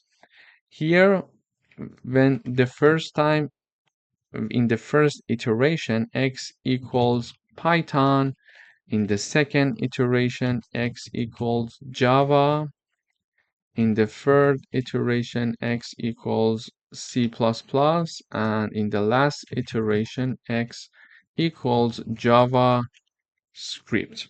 This is why when x equals Python in the first iteration, we are printing x, we see Python in the output. Then we see in the next iteration Java in the output, then C++, and then JavaScript. And this programming languages that is printed in the beginning is exactly this line that we were having it here. So this is basically how we can iterate through a tuple in Python. Thank you for watching. Hello everyone, welcome back. In today's video, we would like to compute the element-wise sum of 2 tuples. So these are my 2 tuples. The first tuple is having 3 elements, 1, 2, 3, and the second tuple is having 3 elements, 4, 5, 6. So when I run this code, I see the element-wise sum to be 5, 7, and 9. But how do we get there? So when we add the first element to the first element of this tuple, so the first element of the first tuple is added to the first element of the second tuple, we have 5. 1 plus 4 is 5. Then second element of the first tuple plus the second element of the second tuple, we are having number 7, and with the same logic, number 9 is computed. But how do we do it in Python? So here I'm calling a function to do that, because here I'm creating the tuples, then I'm calling the print function to print the output. So this is the message element wise sum. Then it is separated by a comma from the part that I'm calling this function with 2 arguments. So this is the name of the function, element wise sum, and 2 arguments are being passed to this function. So this is the function. So when I call the function, the program, the compiler goes up here and start executing whatever that is inside this function. So this is the name of the function, element wise sum. To declare it, I use the def keyword, and it has 2 arguments, tuple 1 and tuple 2. So these 2 tuples are being passed to this function as arguments. Then what is happening here is the following. So we would like to iterate over the first tuple and the second tuple, and one by one add the elements. Okay, so we need to iterate through both of the tuples, And the first iterating variable is going to take this number, and the second iterating variable is going to take this number, and then these two numbers need to be added to each other. To do that, I'm having a for loop. So two iterating variables, as you can see here, are created, are declared here. And these two variables are going to iterate over tuple1 and tuple2 simultaneously using the zip function. So the zip function allow to have an iteration from these two iterating variables for these two tuples. Okay, so then when they are being they are iterating over these two tuples, they are being added to each other as well. So in the, for example, in the first iteration, a equals 1, b equals 4.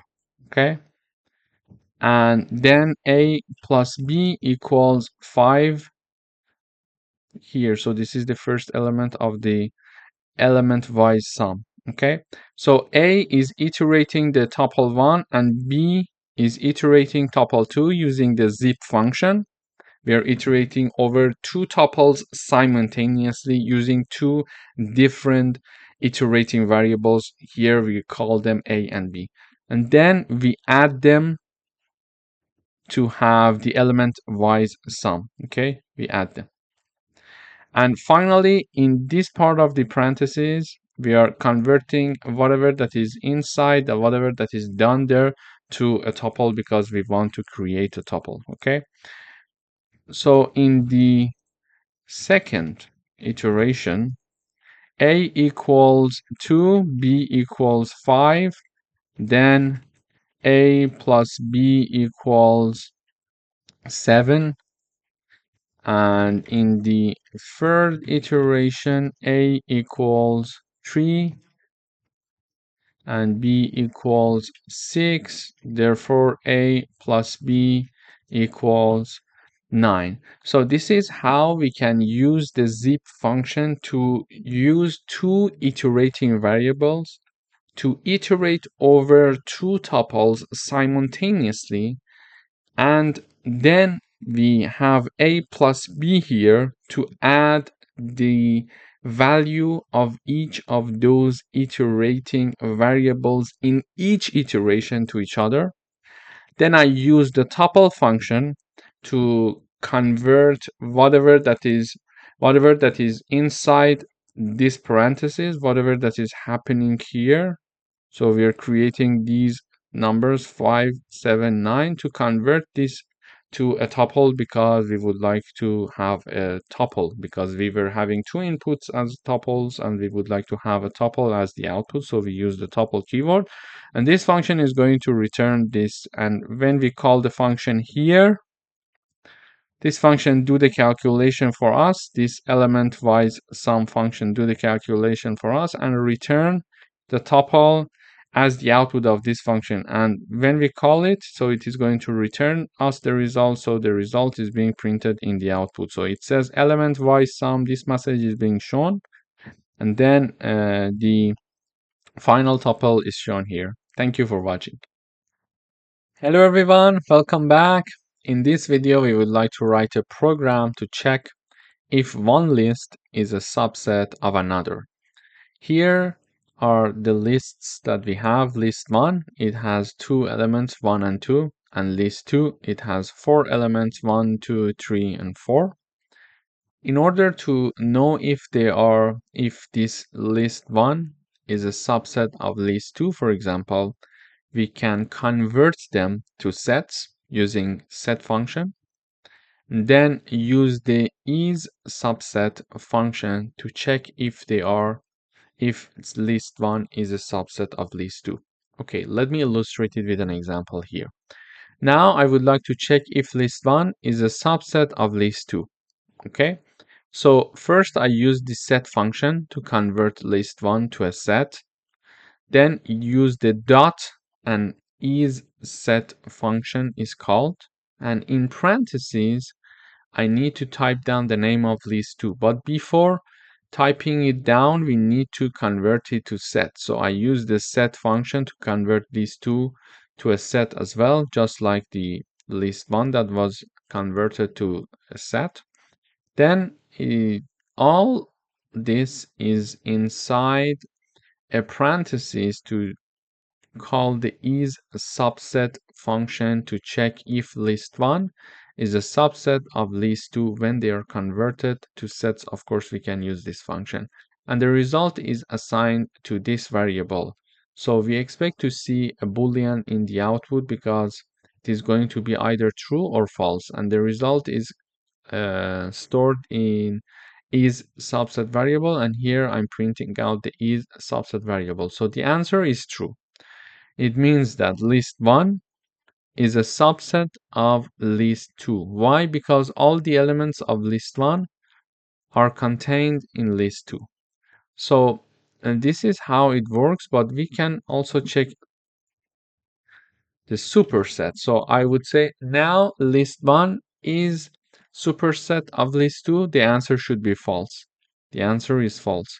But if I change their name, so list2 is a superset of list1, the answer is now true. So depending on what we are looking for, we can basically convert our lists to sets and use the functions instead to perform some of these tests that are interesting. Thank you for watching. Hello everyone, welcome back. In this section, we're going to talk about sets. But what are sets in Python? Sets are collection of unique elements in Python. They are mutable, but their elements must be immutable. Let me illustrate this concept with an example. Here I'm declaring a set. The set has three elements, 1, 2, and 3. So the set itself is mutable, meaning that I can add an element to it or I can remove one element from it. And when I print my set here, the set was originally 1, 2, 3. I added 4, then I removed 2, so the set will have 1, 3, and 4, these three elements. So it shows that the sets are mutable, so they are modifiable, let's say, in other words. However, the elements of our sets must be immutable. What do we mean by that? So a valid set, for example, is like this. We have one element called hello, one element is 1, and we have a tuple to be one element of this set. So a tuple is inside this set. And it is possible. Why? Because we learned in the previous sections that tuples are immutables. So when we are declaring a tuple, we cannot change its element. This is why they are allowed to be part of a set. However, this set would be invalid. Why? Because one element of this set is a list. So a list is inside this set and it is declared to be one element of our set. But we will have a problem with that because lists are modifiable. So they cannot be a part of a set if they are modifiable because we mentioned that sets themselves are modifiable or they are mutable, but their elements must be immutable. And because here we are having one element as a list, here it will have errors because this element, that a list is now an element of our set and that element is modifiable. Therefore, there will be a problem. So we cannot integrate sets inside, lists inside sets. And sets are generally useful for storing and performing operations on unique data. And one of their key features is that they do not allow duplicate elements. Let me illustrate the differences between sets, lists, and tuples that we learned so far. So sets and lists are mutable. So it means that we can add one element or remove one element from them. However, tuples are immutable. It means that they cannot change after they are created. This is why tuples can be one element of a set, but lists, because they are modifiable, cannot be one element of a set. Regarding the duplicates, sets do not allow duplicates values. However, lists and tuples, it's okay for them to have duplicate values in as their elements. Regarding the usage, for unique elements, sets are for unique elements and they are fast membership testing and are very good for mathematical set operations. Lists are usually practical for dynamic collections of elements that frequently change, as we learned in previous sections. And for the tuples are very good. These are very good for fixed collections of elements that should not change. And with respect to the syntax to declare them or to create them, if we want to create a set, we need to define them with curly braces or use the set function here, like empty parentheses. To define list, we learned that we are going to use square brackets, and to declare a tuple, we learned that we are going to declare them using parentheses. In the following videos, we are going to talk about different concepts of sets, and we are going to provide a lot of coding exercises so we get familiar in this section with sets in Python. Thank you for watching. Hello everyone, welcome to this video. In today's video, we're going to learn how to create sets and different types of set creation. Here, I'm having my first set being declared using set function. So when I'm having this set function to be assigned to a set variable, it means that I am defining an empty set. So whenever we want to define an empty set, we are going to use the set function. Then I'm having another set being created. It is called numbers, and this set is having 4 elements: 1, 2, 3, and 4. And finally, I'm having my third set being declared here, and it has 3 elements: 1 integer, 1 float, and 1 string. As we see, there is no problem if there are elements of different types, of different data types, let's say. And finally, I'm here printing out these 3 created sets, where I'm showing the message empty set, set of numbers, and mixed data set. And I'm calling their name. So I'm putting the name of my sets, so it is going to print them. When I run this code, I expect to see the sets here in the terminal, the values of the set. So the empty set is returning only this for us. So it says it's an empty set, so nothing to be shown there. And for the set of numbers that we are printing the message here, it is printing numbers variable, which is a set here declared, and its elements are 1, 2, 3, and 4, and we see them in here.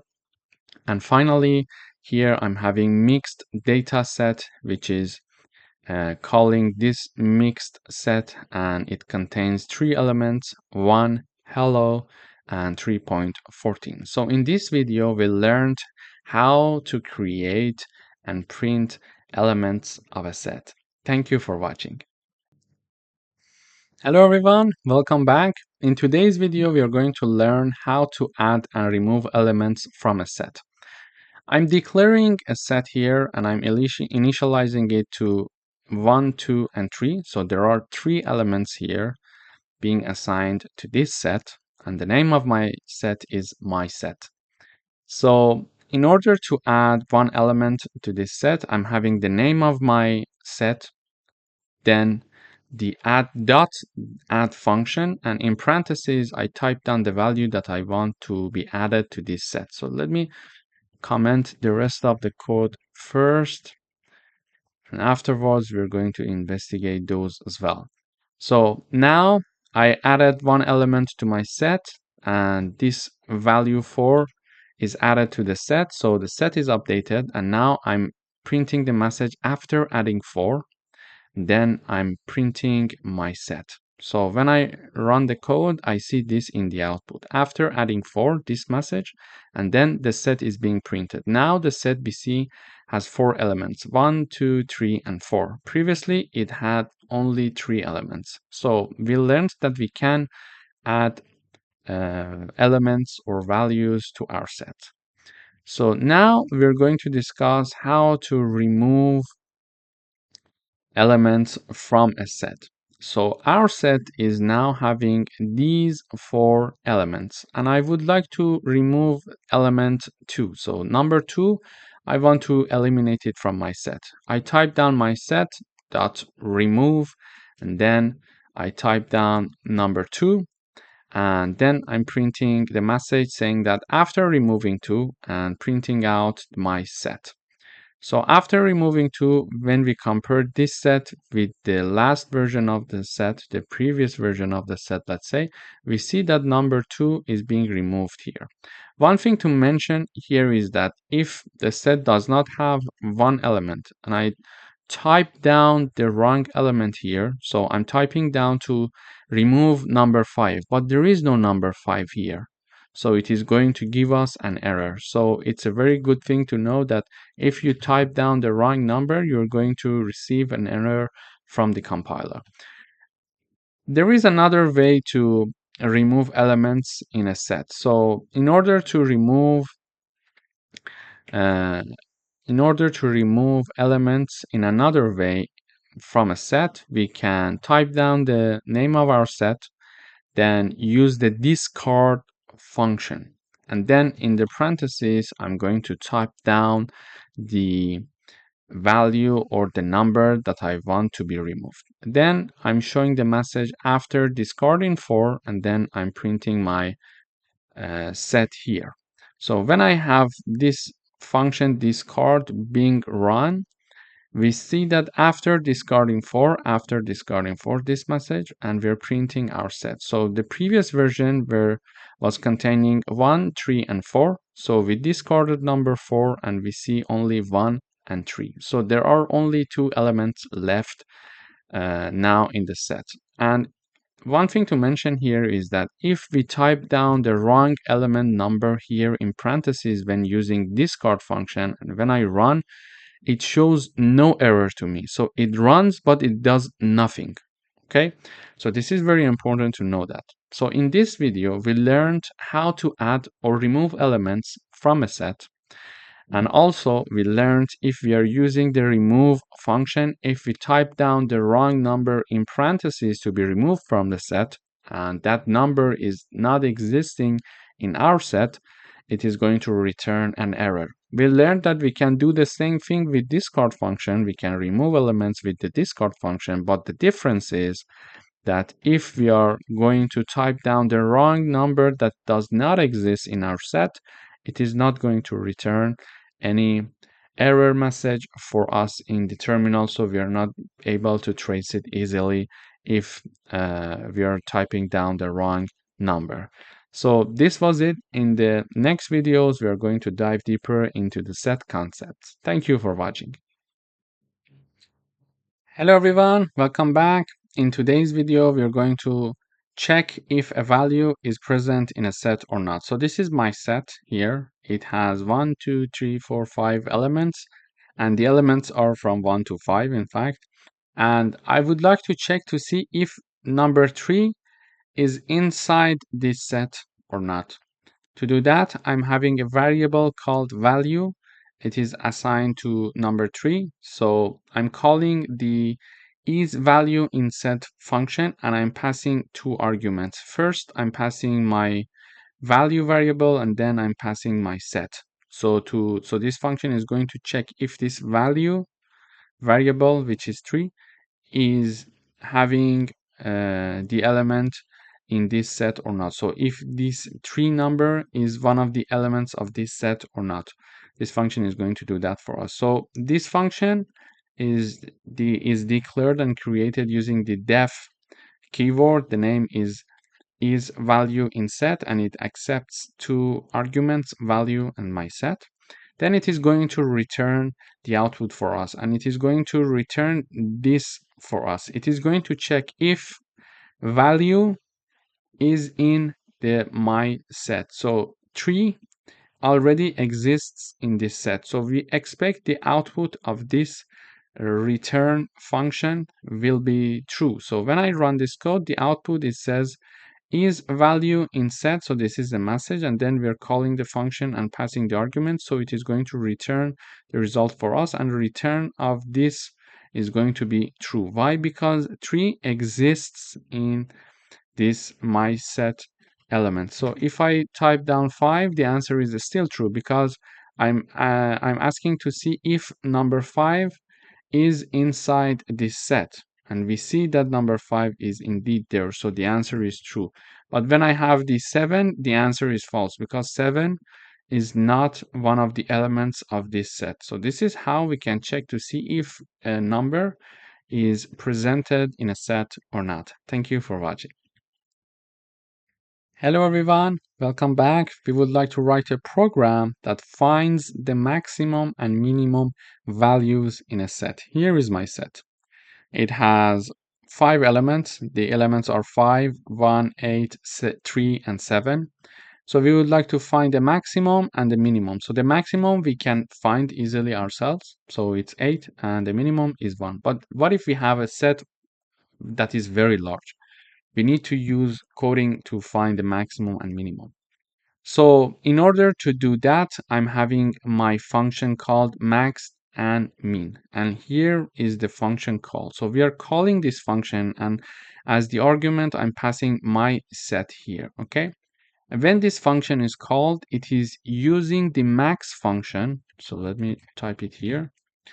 And min function. It is using these two functions to find the maximum number in the set and the minimum number in the set. So basically, if I want to find the maximum number in my set, which is the name of the set here, and the minimum number of my set, which is again the name of my set here, this function, this is predefined in Python, is going to find the largest number and the smallest number in this set for us. And this function is returning two values, first the maximum and then the minimum. Then here, when I'm calling this function, it is going to return two values for me, first maximum and then minimum. This is why on the left-hand side, I'm having two variables, because this function is returning two output. It returns two values. So the first variable from the left is the maximum, because first we are returning the maximum. So this maximum output is going to be assigned to the maximum variable, and then the minimum number is going to be assigned to the minimum variable here. And then I'm typing down the print function, and I'm typing the message maximum minimum, and then I'm calling these two variables that we initialize. So when I run the code, I see maximum is 8 and minimum is 1. So this is how we can find the maximum and minimum values in a set. Thank you for watching. Hello everyone, welcome back. In today's video, we are going to talk about intersection. So in order to understand intersection between sets, we need to use certain functions or certain signs in Python. Let me illustrate it with an example. Here I'm having a set, and the set name is set1. It has 3 elements, 1, 2, and 3. And my other set is set2, and it also has 3 elements, 2, 3, and 4. And as you can see it here, numbers 2 and 3 are shared between these two sets. So 2 and 3 is shown in the first set and also in the second set. So how can I have a code that can give me the shared numbers between two sets? So I would like to have the expected output to be 2 and 3. This means that I would like to write a code, and that code computes the shared number, or let's say intersection, between these two sets and return me 2 and 3. We can do it in Python quite easily. We can use AND operator. So I type down the name of the first set, and using the AND operator, and then the name of my second set. And these equation here, like set1 AND operator set2, is equal to my new set. So it is a intersection set. I name it intersection set. And then I use the print function and I type down intersection using the AND operator. And then I'm printing out my set that is called intersection set. So let me comment this part first. So when I run this code, I should be able to see numbers 2 and 3 in the output because these are numbers that are shared between two sets. So in the output, we can see intersection using AND operator, and the output is 2 and 3. So this is one way to understand the intersection between two sets. Another way is, again, I'm initializing a variable with the same name, intersection set. And what I'm doing, instead of using the AND operator and typing down the names of the sets before and after the AND operator, I'm typing down the name of my first set, then I put a dot here, then I type down the intersection keyword. So it is going to call the intersection function for me. Okay, so I'm typing down the intersection, and then in parentheses, I type down the name of my second set. So let me review. I type down the name of the first set, dot the intersection keyword, and in parentheses, I'm typing down the name of my second set. And then I'm having this print function to print the intersection set for me in the output. And I'm showing the message intersection using intersection function or method, let's say.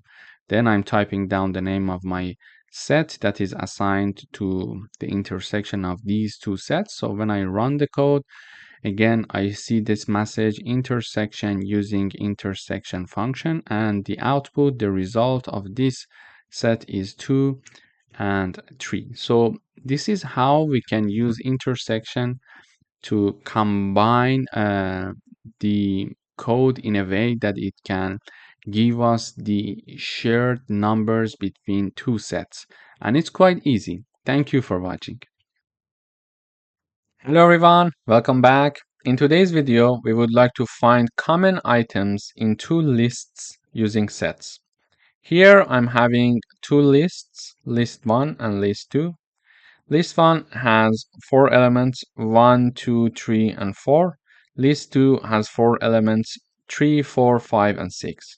So the common elements in these two lists are 3 and 4 because these two elements are shared. So we would like to have the 3 and 4 in the output. To do that, I'm using the print function. I'm showing the message common items. Then I'm calling the common items function and I'm passing two arguments. And these two arguments are basically the two lists that we have here. So I use the def keyword to create my function. I'm having the common items as the name of the function, and these are the two arguments being separated by a comma. Basically, what we do is the following. We convert these two lists, into sets using the set function. Okay. Using the set function, we are going to convert them and we are going to use the AND operator.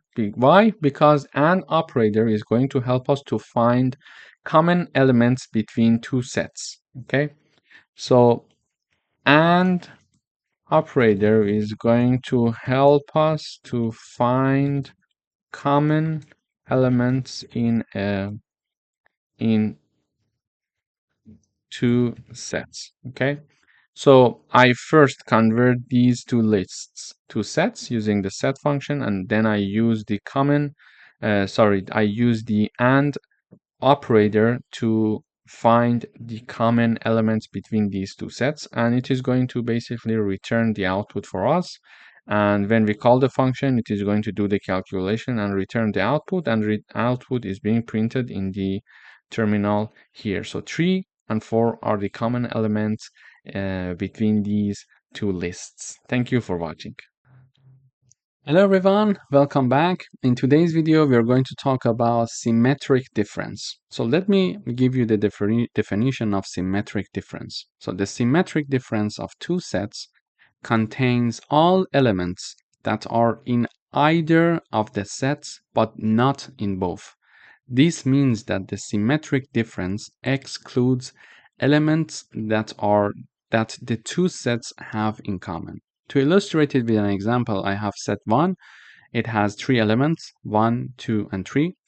I have set 2. It has 3 elements as well, and the elements are 3, 4, and 5. So the common elements between these two sets is number 3. And if we exclude number 3, we can get the symmetric difference. So the symmetric difference of set 1 and set 2 equals 1, 2, 4, and 5.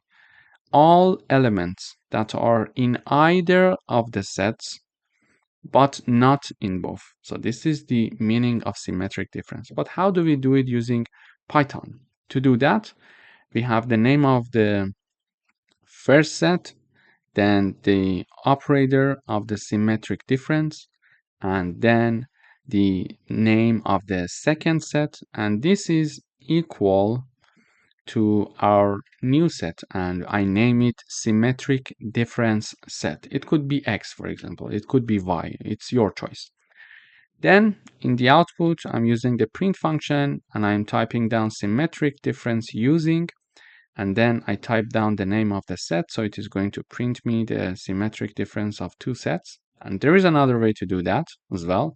So I type down the name of my first set dot symmetric underscore difference keyword, and in parentheses I type down the name of my second set. This is equal to my new set that I call symmetric difference set, and I print symmetric difference using symmetric difference function or method is, and then we are having the comma here and then the name of my newly generated set. So when I run this code, I see exactly this output: 1, 2, 4, and 5, 1, 2, 4, and 5, and 1, 2, 4, and 5. So we learned two methods by which we can compute the symmetric difference of these two sets. Thank you for watching.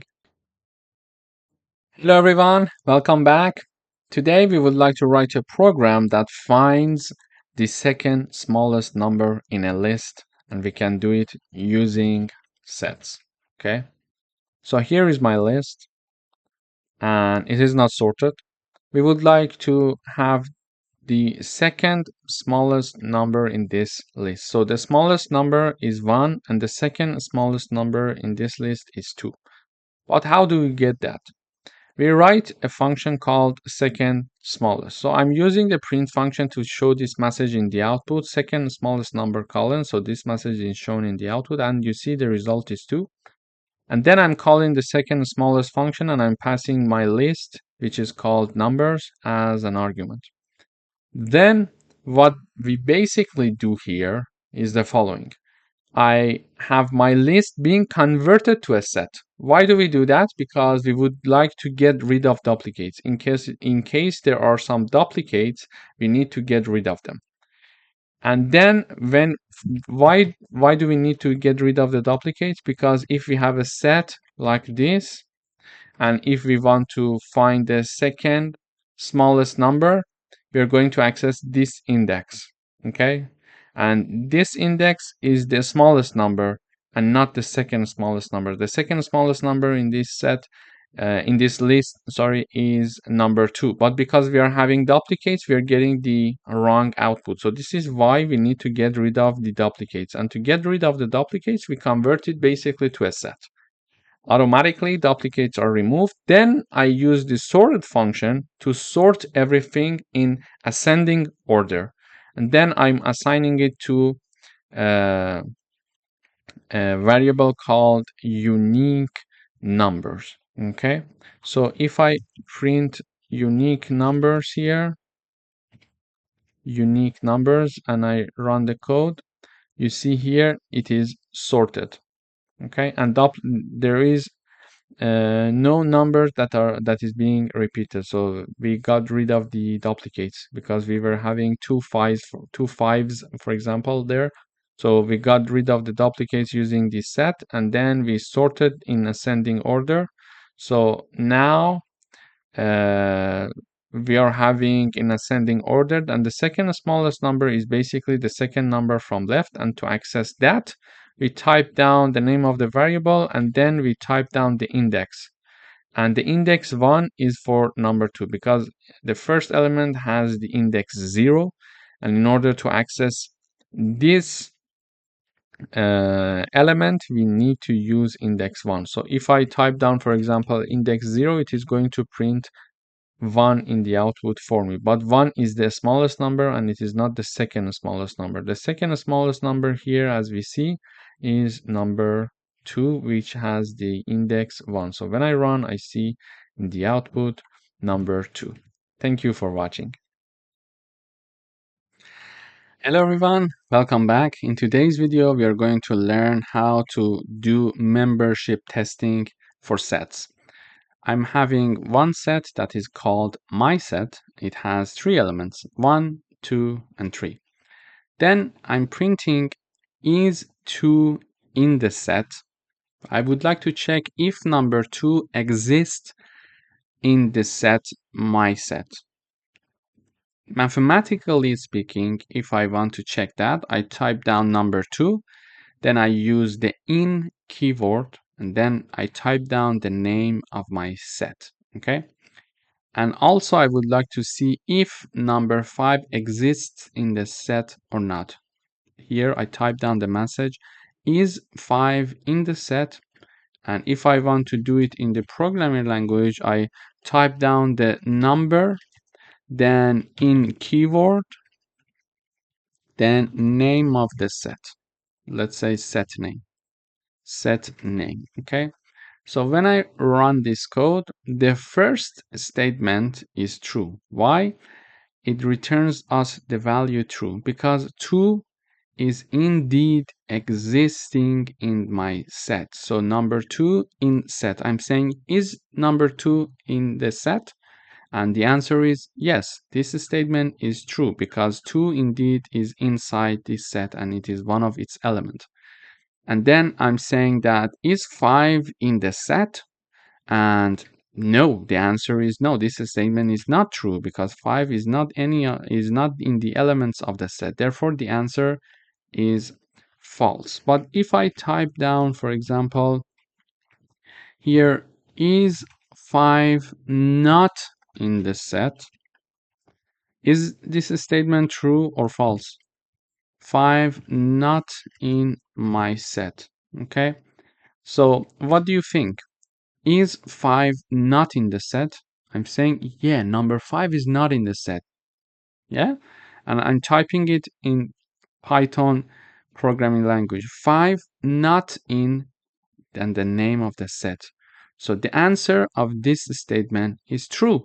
Why? Because indeed 5 is not in my set. Because it's not in my set. So we could do the membership testing either using the in keyword or not in keyword. And in order for you to have a better understanding when you're doing it, it would be nice to type down these statements in words as well. So you're typing it in mathematical language, for example, here, or in Python syntaxes.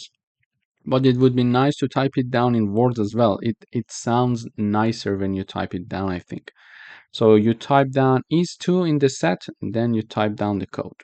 And here, when you're having the question here, is 2 in the set, and you see true. Okay, so true, therefore 2 is inside it. So you can find the answer completely in the terminal when you're having the message instead of going to say, okay, the second statement is for which print when you're having like 200 line of codes, for example, it would be very hard to trace it. So it's nice to also have these messages in the terminal. Thank you for watching. Hello everyone, welcome back. In today's video, we are going to learn how to iterate through a set. I'm having a set called my set. It has 3 elements, and these elements are string. So the first element is apple, the second element is banana, and the third element is cherry. To iterate over this set, I use the for loop and I type down the for keyword. I'm having the fruit. It could be X, for example, here. This is the variable that we have to going through the all elements of our set.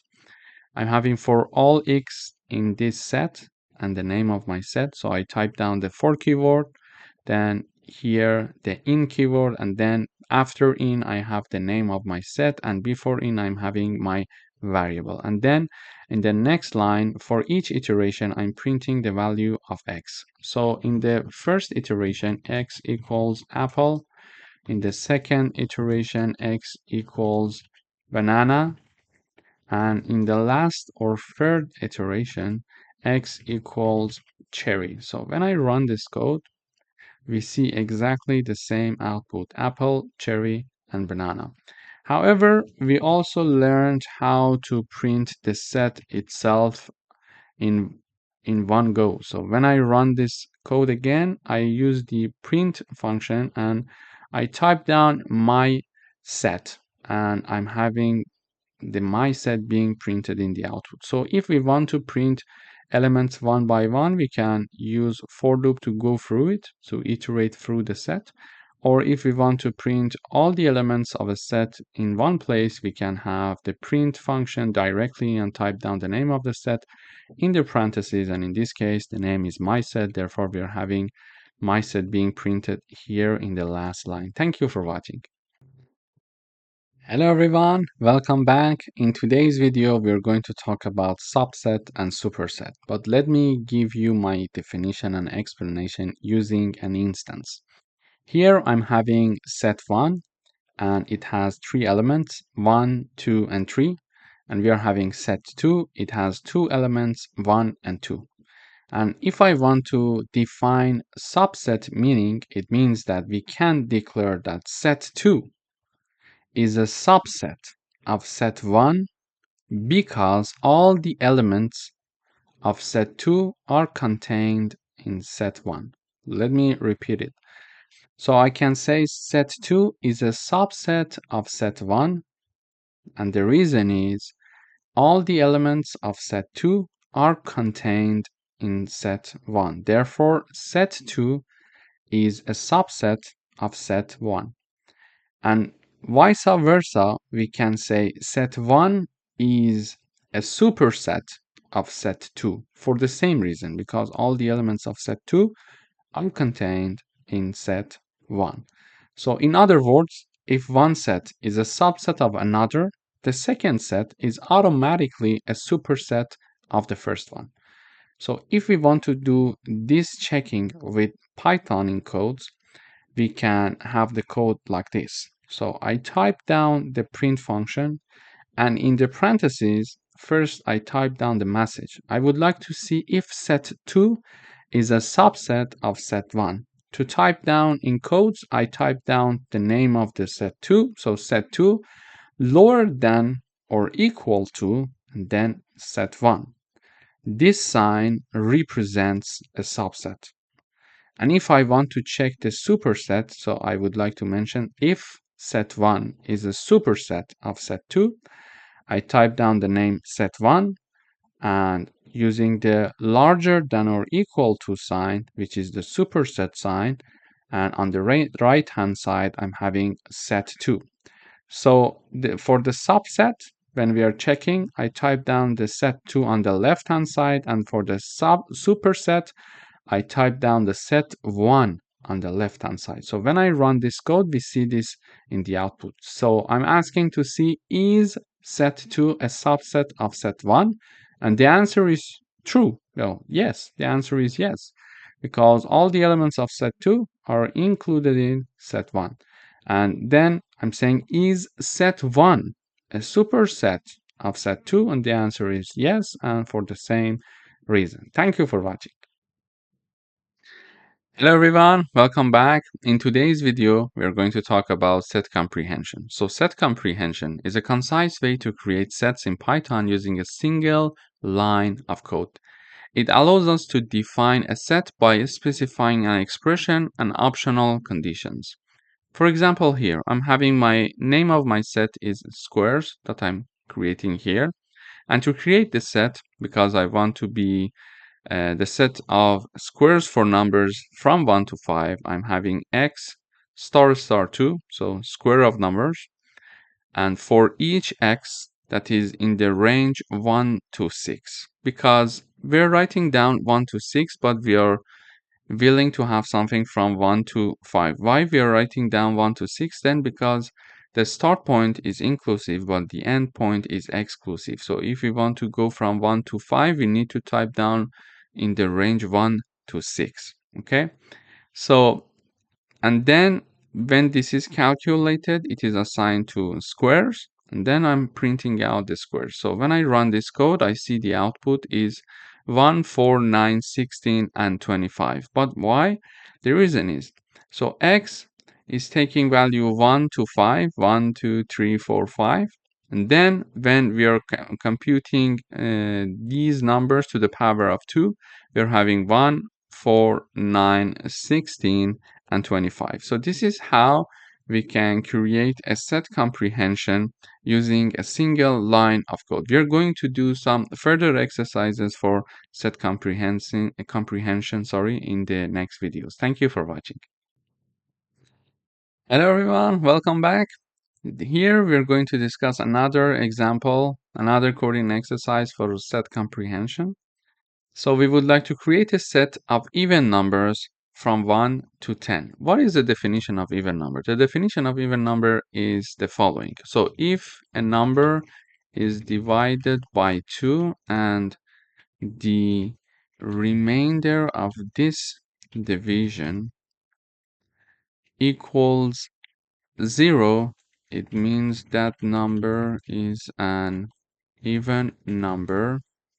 Otherwise, it is an odd number. Okay, so this is the definition of even and odd numbers. So if a number is divided by 2 and the remainder of this division equals to 0 or equals 0, it means that the number is an even number. Otherwise, it's an odd number. So using a set comprehension method to create that, I'm setting a name for my set, and I'm saying that for this is the x, and for any x that is in the range of 1 to 11, again, we are saying 1 to 11 because the end is exclusive. So it is going to go from 1 to 10. And if x is divided by 2 and the remainder of this division equals to 0, using the modulo sign, we can compute that. Then we are going to set that number into this even numbers set. And finally, I'm printing the elements of this even numbers set. So when I run this code, I see 2, 4, 6, 8, and 10. But how this set is created like that? So for the first time, x equals 1, and then x equals 2, x equals 3, x equals 4. So let me copy paste these parts. So here is the iteration. So here is the iteration. So when we are saying for each x in the range 1 to 11, it means that x is going to take values from 1 to 10. So when x equals 1, it is saying that if x is divided by 2, the remainder equals 0. No. Therefore, this number is not going to be assigned to the set. So then 2 divided by 2, the remainder equals 0. Yes. So number 2 is assigned to the set. So 3 divided by 2, the remainder equals 0. No. Then 4 divided by 2, the remainder equals 0. Yes. So 4 is going to be added to the set. 5 divided by 2 equals 0. No. So 5 is not going to be added. 6 divided by 2 equals 0. The remainder equals 0. Yes. And 7 divided by 2 equals 0. No, so it's not going to be added. 8 divided by 2 equals 0. Yes, so 8 is going to be added to the list. 9 divided by 2, the remainder equals 0. No, so 9 is not going to be added. And 10 divided by 2 equals 0. Yes, so 10 is going to be added. But one thing that we need to be careful about, for example, 10, this is the sign, the slash is the sign of division. So 10 divided by 5, the output is 2. But 10, when we're having the modulo sign, 5, it is going to calculate the remainder for us, and the remainder is 0 for this division. Okay, so this is just a reminder for you. So when I compile this, we see 2, 4, 6, 8, and 10. So 2, 4, 6, 8, and 10. So for each x that is in the range 1 to 11, and if x is divided by 2 and the remainder of this division using modulo sign equals to 0, we're going to keep that x and assign it to even numbers, and then we are printing out the even numbers. So it was a very good example of set comprehension, and I think we could have now a better idea of how to create set comprehensions. We're going to have some further coding exercise with respect to set comprehension. Thank you for watching.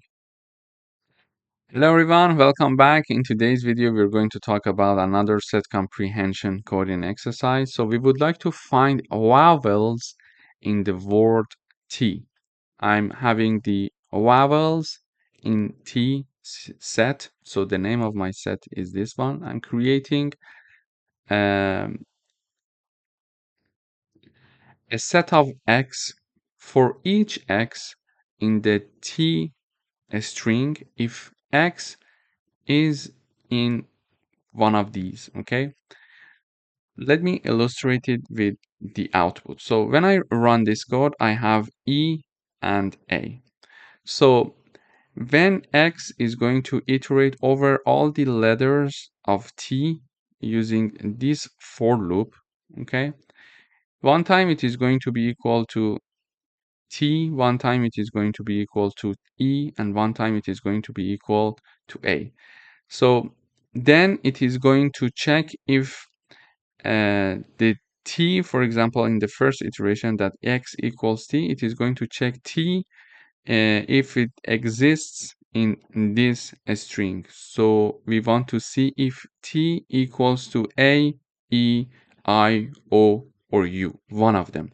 So it checks to see if T exists in one of these letters. And the answer is no, because T is not there. Then in the next iteration, it is going to equal X to E, and it is going to check if E exists in this string. And these strings, when we are going through its letters one by one, these are the letters. Does E equal to one of these letters? I would say yes, because we have one E here. So the answer is yes. And then E is stored in our set. Okay.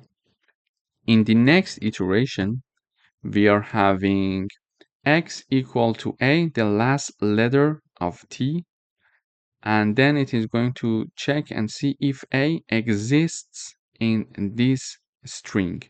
And in this string, when I mean it is going to be equal to, if it is equal to any of the letters in this string.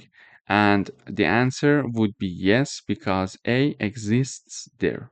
So the answer is yes. So when I run this code, I see E and A in the output, because these are the two letters that are vowels in the T string. So in this coding exercise, to review it, in this coding exercise, we are creating a set of X for each X in T string. So it is going to iterate over the letters of T if X is in one of the letters in this string. Okay, so these are the vowel letters in English, and this is our string. So we are iterating over the letters of T and the letters of this string, okay, the vowel letters.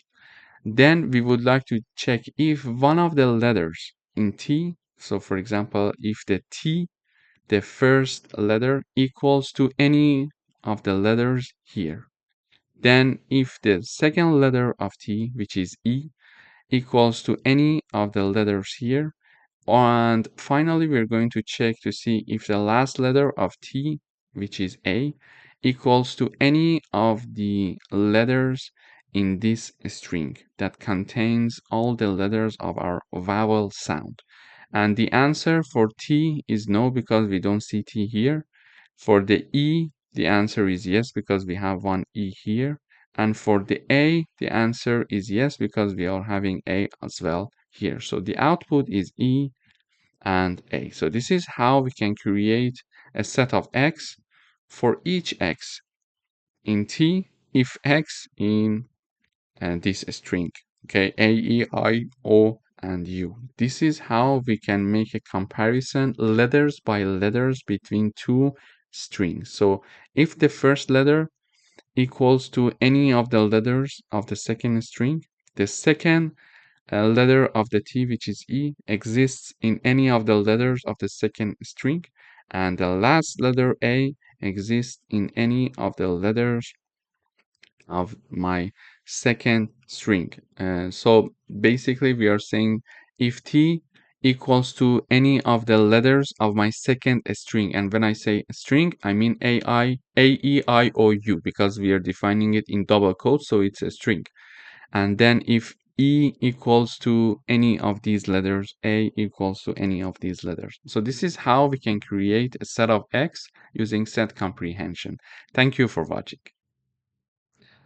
Hello everyone, welcome back. In today's video, we would like to create a set of vowels found in the string hello world. So here I'm typing down the name of my string vowel in word.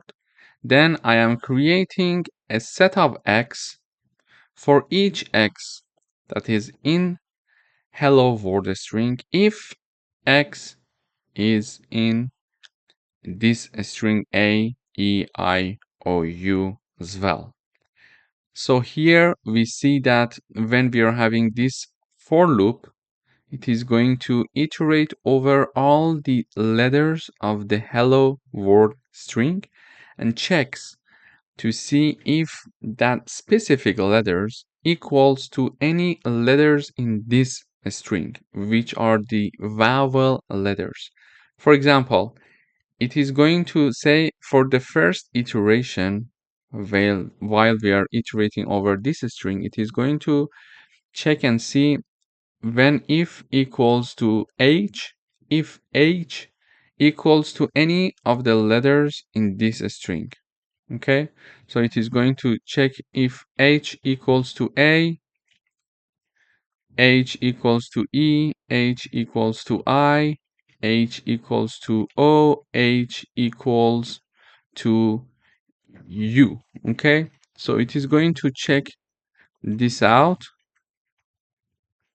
It is going to check this out, and because the answer is no, it is not going to um, store H in the created set of X. Okay, then it is going to move on to the second letters in the next iteration. So it sees that E exists in this string. So the second letter in the hello world is E. X equals to E. So it is going to check to see if E equals to A, E equals to E, E equals to I, E equals to O, and E equals to U. So it is going to check these conditions. So the answer for this one is no, for this one is no, for this one is no, for this one is no, but for this one the answer is yes, because we are having one letter E in the second string. So it is going to mention that, okay, the second letter in the hello world string exists in this string, okay? So it is going to get this E letter and assign it to our vowel in word set. So we're going to store this E. So it is going to iterate over all the letters of a hello world. L, another letter O, for example. So O is here and O exists in the second uh, string. So it is going to store O as well in our vowel in word set, but L is not here, so it's not going to store it. Again, L not here, not storing O there. So O is there, so it is going to store that. W is not here, so it's not going to store it. We are having O here, so we already stored one O, so it's not going to store duplicates. And R is not here, L is not here, and D is not here as well. So it is going to iterate over all the letters of the first string and checks to see if any of the letters of the first string equals to any of the letters in the second string. And our second string is A, E, I, O, U. And because we are iterating over the letters one by one, we are offering a string A, E, I, O, U. So H equals to A, no. E, no. I, no. O, no. U, no. Then second letter of the first string is E. E equals to A, no. E equals to E, yes. So it is going to store E. Then the third letter of the first string, which is the hello word, it is L. So L equals A, no. L E, no. L I, no. L O, no. L U, no. So L does not exist in the second string. Therefore, it's not a vowel letter because in the second string we are only storing the vowel letter. So this is how it is going to go over all the letters in the first string and compare it with all the letters in the second string. Okay, so the first letter and first letter, second letter, third letter, and like fourth letter and fifth letter. So it is going to compare the first letter with all the letters of the second string, then the second letter with all the letters of the second string again, then the third letter of the first string with all the letters of the second string, etc. until the end. And when uh, we find a letter in the first string that exists in the second string, it is going to store it in this set. So when I run this code, I see E and O in the output. It means that this string is having E and O letters that are existing in the second string as well, and the second string are the vowel letters. So we are mentioning in the hello world string, we are having two letters that are vowel. Thank you for watching. Hello everyone, welcome back. In today's video, we are going to talk about frozen set.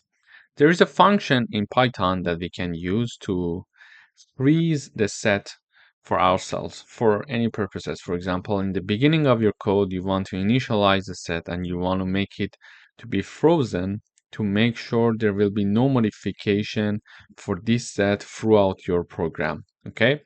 In order to do that, I'm just having a set name called frozen set. It could be, for example, X. I would say, let's put it X. It's easier. And then I use the frozen set function. In parentheses, I type down the elements of my set. So I'm initializing my set, 1, 2, 3, and 4, and simply just using the frozen set function to do that for us. And then I'm printing my set. So when I compile, I see that my set is 1, 2, 3, and 4, and it shows the message that it is a frozen set and not a normal set, so we cannot change it. If we want to try and change it, we will receive an error from the compiler. So I'm trying now to add one element, number 5, to this set, and when I run, I see an error. Attempting to modify will raise an error. Why? Because we cannot modify a frozen set. So this is why we use frozen set function to help us to make sure throughout the program, all over the program, throughout the program, the set remains the same and remains unchanged.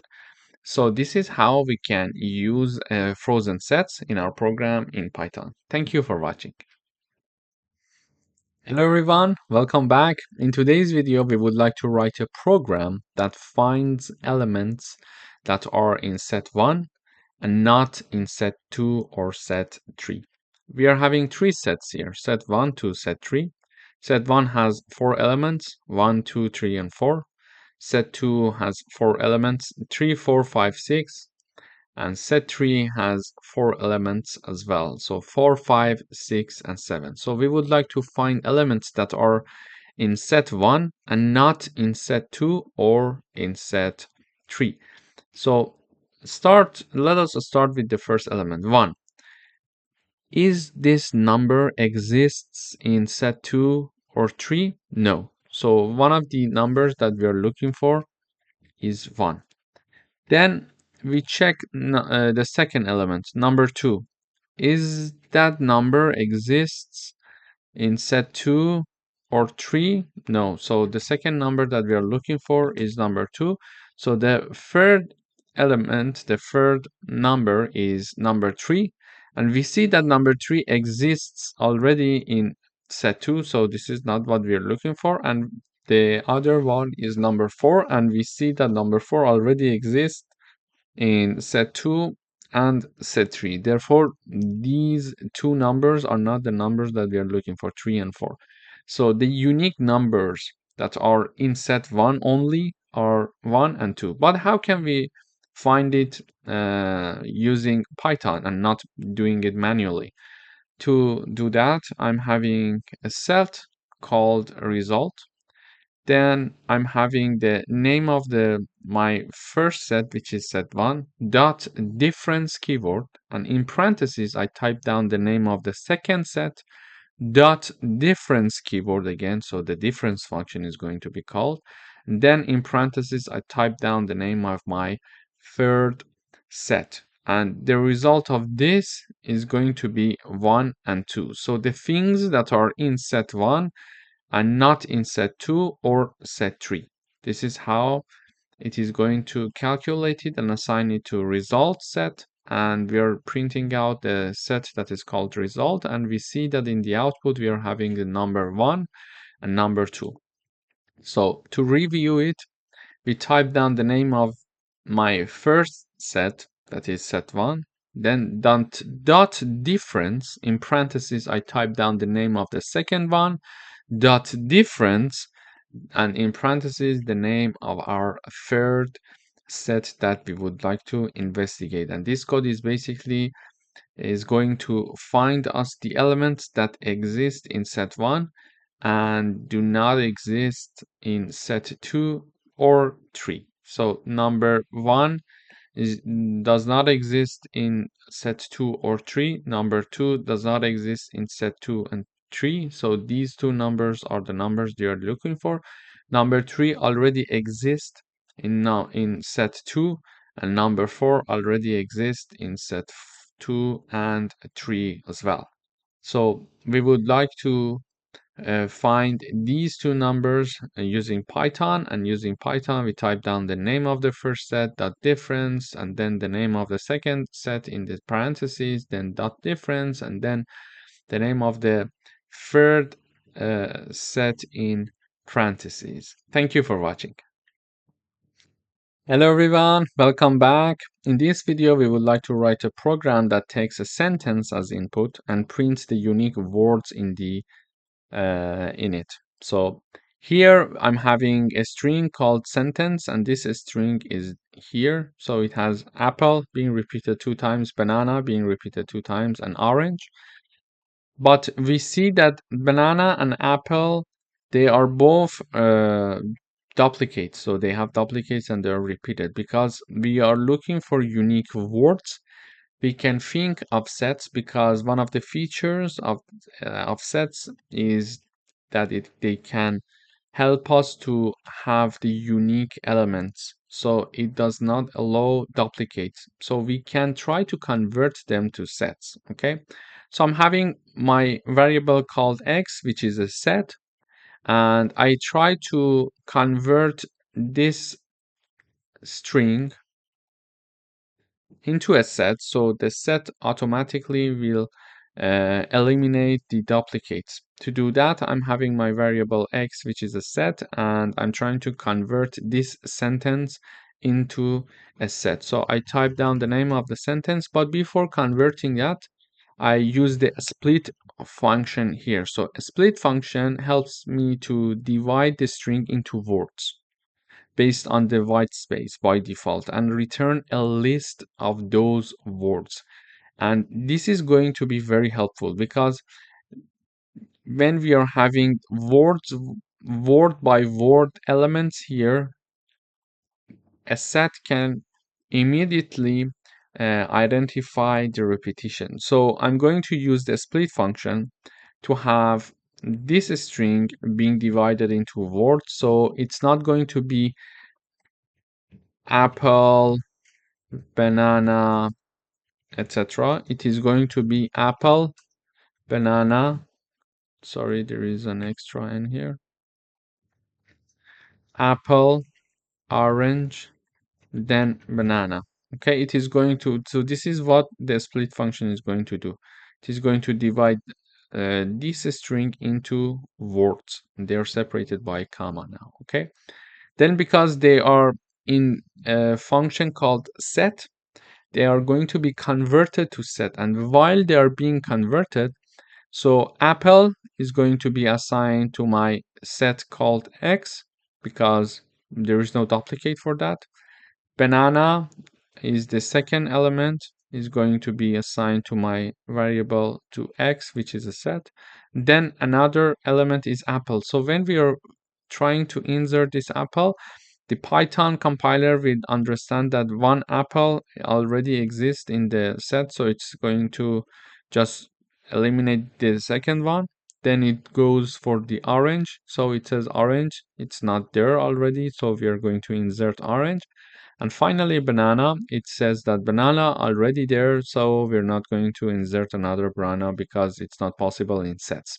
So this set x is created, and then basically we are using the print function to print our set. So apple, banana, orange, this is what we expected to have in the output. So in this video, we learned how to convert a string into a set, and also we learned how to use the split function to divide a string into words so set can see a string word by word. Therefore, it can identify the duplicates and it is going to automatically basically eliminate the duplicates. Thank you for watching. Hello everyone, welcome back. In this video, we would like to write a program that takes two lists and prints their common elements. We learned that using AND operator in sets, we can find the common elements. So here is my list 1 and list 2. List 1 has 3 elements, 1, 2, 3. List 2 has 3 elements, 2, 3, and 4. So first of all, we need to convert them to sets. To convert them to sets, I'm having the set keyword, and in parentheses, I type down the name of the first list and then the name of the second list. And here between them, I'm having the AND operator because we learned that AND operator in sets can help us to find the common elements. So set in parentheses list1 and set in parentheses list2, it is assigned to another set that is called common elements, and we are printing out the common element. So when I run, I see number 2 and 3. Why 2 and 3? Because 1 is not shared between these two, 4 is not shared between these two, so number 4 is not common, it's not a common element, and number 2 is shared, and number 3 is shared. So these two numbers are the only numbers that are common elements between these two lists. So it is going to help us to find it. So now we are having two lists that we would like to find their common elements. The first thing is to think of sets, because it was one of the features of the set that they could give us the common elements among two sets. And then after converting them to sets, we can use the AND operator to find the common elements and assign them to a new set, and then we are printing out the new set in the output. Thank you for watching. Hello everyone, welcome back. In today's video, we would like to write a program to simulate a lottery draw by generating 6 unique random numbers between 1 and 49. To do that, I am using the random library. So I need to use the import keyword in order to have access to this library. Then I am initializing an empty set that is called lottery numbers. It is equal to set with empty parentheses. Basically, it is going to create an empty set for us. Then using the len function, I am keeping track of the size of my lottery numbers set. So this len function is going to calculate the size of my set that is called lottery numbers. Okay. So we are typing down a while loop, and as long as the length of this set is lower than 6, take this set and add random numbers. How? I take the name of the set dot and use the AND function, and in parentheses we are typing down random dot rand int. So it is going to randomly generate an integer number for us, and it is going to range from 1 to 49 here for us. Okay, and that generated number randomly is going to be using the add function and being inserted to these lottery numbers, and then it is going to go back up, measure the length of this set for us to see how many elements are there, and if the elements are lower than 6, it is going to enter the while loop one more time and generate another number. So when I run this code, I see 6 numbers are generated in our set here that are 41, 40, 41, 15, 48, 18, and 22. So if I run the code one more time, we see that the numbers will be different with these ones. So when I run this time, I'm having 6, 8, 42, 12, 46, and 25. So in this example, we learned how to use sets to generate unique numbers for a lottery draw. Thank you for watching. Hello everyone, welcome back. In this video, we are going to talk about set union, or we are going to talk about, let's say in other words, how to combine two sets to create a new set. Now we are having two sets here, set 1 and set 2. Set 1 is having 1, 2, 3, and set 2 is having 3, 4, and 5. So this number 3 is in set 1 and it is also in set 2. In order to combine them, I'm having x variable being declared, and I'm having set1 pipe operator and then set2. So this line is going to combine these two sets for us, set1 and set2, and here I'm showing the message union using pipe operator, and then printing out the X set for the user in the terminal. We see the output. So in the output, 1, 2, 3, 4, 5. So the sets are combined. But what happened? Here we see only one tree. We had one tree here and we had one tree here. Why we are not having two trees in the output when we are combining two sets? The reason is this. We learned in the introduction video that sets do not allow repetition and duplicate values in themselves. So this is why the set, when it is combined to form a new set, it is not taking two values that are the same. So this is why in the output we are seeing only one tree value, because sets do not allow duplicate values. There is another way to combine sets. The other way is like this. So we can either use pipe operator to make the union, or we can use the union function simply.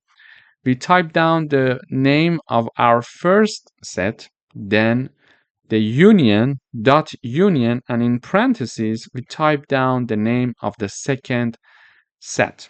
And this is assigned to our variable called y.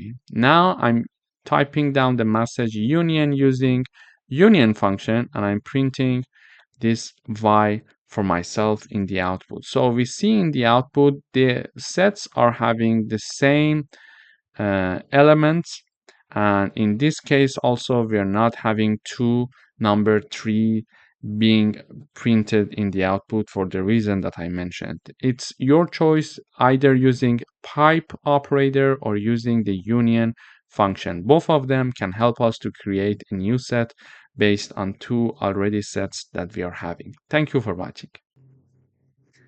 Hello everyone, welcome back. In today's video, we would like to talk about set difference. We would like to understand what are the numbers that are in set 1 and not in set 2. So here I'm having two sets, set 1 and set 2.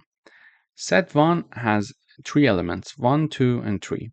And set 2 has three elements, 2, 3, and 4. So we would like to understand what are the numbers that are in set 1 but not in set 2. After checking the numbers in set 1, we can see number 2, okay, this one is here also. So 2 is in set 1 and also in set 2. Number 3 is in set 1 and it is also in set 2. But number 1 is in set 1 and it is not in set 2. So we are looking to find the numbers that are included in set 1 and not in set 2. Okay, so we see that number is number 1. But how can we understand it using like some coding or functions in Python? To do that, it's very easy. We type down the name of the first set and then minus or subtraction operator and then set 2. And this is going to calculate for us the numbers that are indeed in set 1 and not in set 2. And it is assigned to a new set called difference set. So then here I'm using the print function to type down the message difference using and this minus operator or sign, and here I'm typing down the name of the difference set here. There is another way to do it as well. The other way would be to type down the name of the first set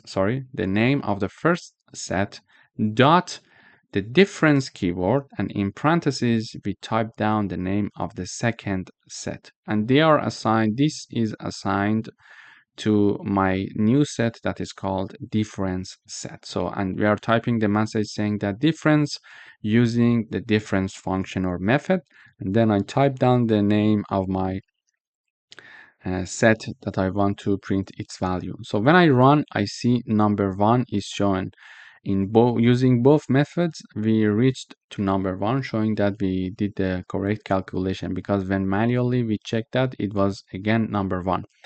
So it is very important to know that this method is going to give us now the things that are included in set 1 and not in set 2. This is why the set 1 is first and then the set 2. Set 1 is first and then the set 2. If we want to understand the numbers that are in set 2 and not in set 1, we need to change the place of set 2 and set 1 in these equations. And these are two ways to find the difference between these two sets. And as you decide, it's your choice. You can go ahead and choose which one, whatever that you're comfortable with. And the other thing that I would like to mention here is that, for example, if I add one number here, for example, and when I run, we see that number 10 is now written here. Why? Because now I added a new value to my first set, and this value is not in set 2. So this is why I can see 1 and 10. So if I include 10 also here, and I recompile, I should not see 10 anymore here. So when I recompile, yes, we can see that only number 1 is there. Thank you for watching. Hello everyone, welcome back. In today's video, we would like to write a program to get unique values from a list using sets. Okay, so this is my list. It has 1, 2, 2, 3, 4, 4, 5. These are the elements of this list. And there are duplicates. You see there are 2 number 2s and 2 number 4s there, okay? We would like to remove duplicates and we would like to have only unique values. So this is the expected output for us. 1, 2, 3, 4, 5, okay? So the duplicates must be removed. And because we want to do this, I type down the print function. I type down the message unique values colon, then I call the unique values function and I'm passing the list as the argument. I use the def keyword in order to initialize and create my function. This function is going to basically convert this list to a set. And one of the features of sets is that they do not allow duplicates. So when we convert the list into a set, automatically duplicates are removed. Therefore, when I run this code, I see that I'm having a set of unique values. Okay, so this is how we can easily get rid of the duplicates. But if we want to also have list in the output, for example, here you see that we are having a set in the output, but if we want to have a list in the output, we can use the list function. So I'm first converting my list to a set and everything is okay. So we saw the output, duplicates are removed. So that's the end of the program. But if it is obligatory to have a list as the output, we can further convert the created set to another list again using the list function. So basically, first I use the set function and type down the name of my list.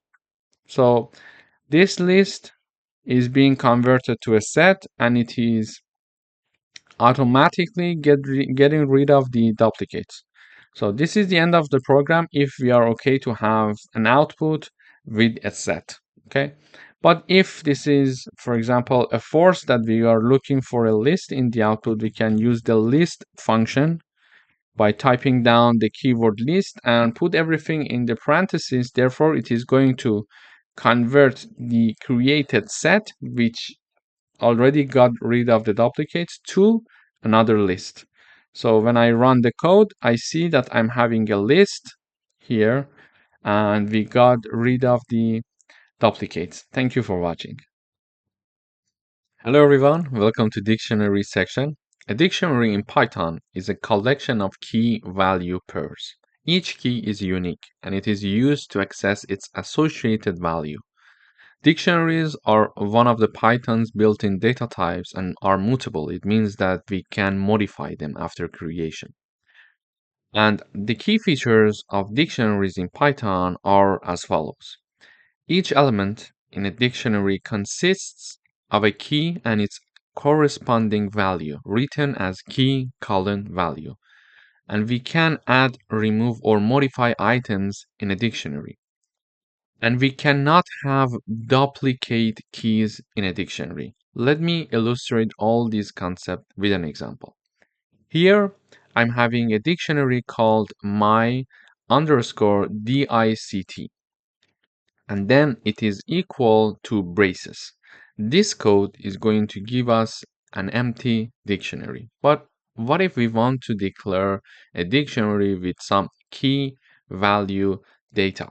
Here I'm having a dictionary called person, and I have the open brace here and the end brace here, close brace here. So all these three lines are part of my dictionary.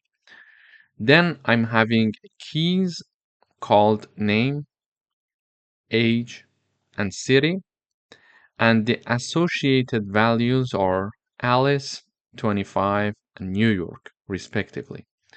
So here the key name has its associated value called Alice, and the key age has its associated data called 25 here in this case, and a city and New York. So this is how we are having a declaration or creation of a dictionary called person with three keys and three values. As you remember, we we mentioned when declaring a dictionary, we are having key, colon, then values. So on the left hand side, we are having the keys. On the right hand side, we are having the values. But how can we access these keys or values of a dictionary? To have access to them, we can use the print function. And in parentheses, we type down the name of the dictionary, which is person in this case.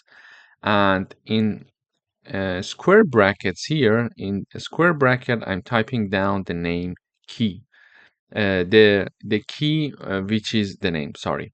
So here, when I'm having the name in the square bracket for the dictionary person, we are expecting to see Alice, its associated value. So whenever you want to access, for example, one of the values, we can access it through typing down the key of the dictionary. So when I run this code here, let me comment the last line. So when I run this code here, we see Alice in the output.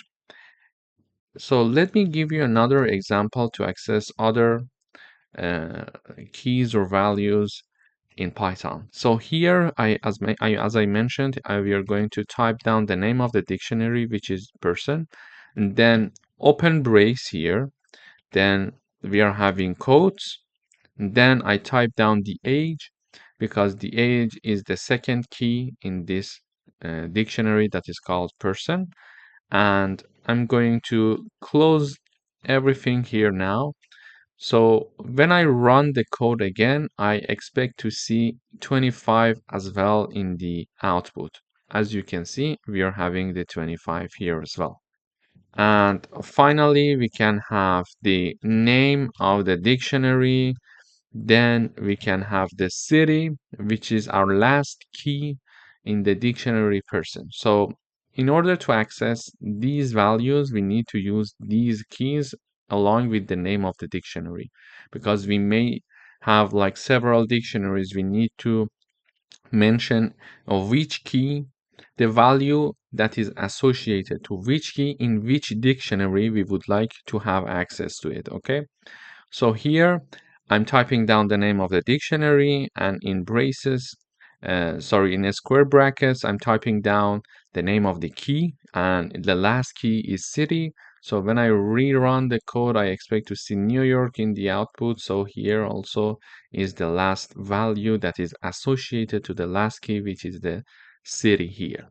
And if I want to print out the dictionary, the whole dictionary in one place, When I run the code, I see it in the output. So we simply type down the print function, and then we mention the name of the dictionary in parentheses. So we see the name Alice, age 25, city New York. So this is how we can create and access different elements in a dictionary in Python.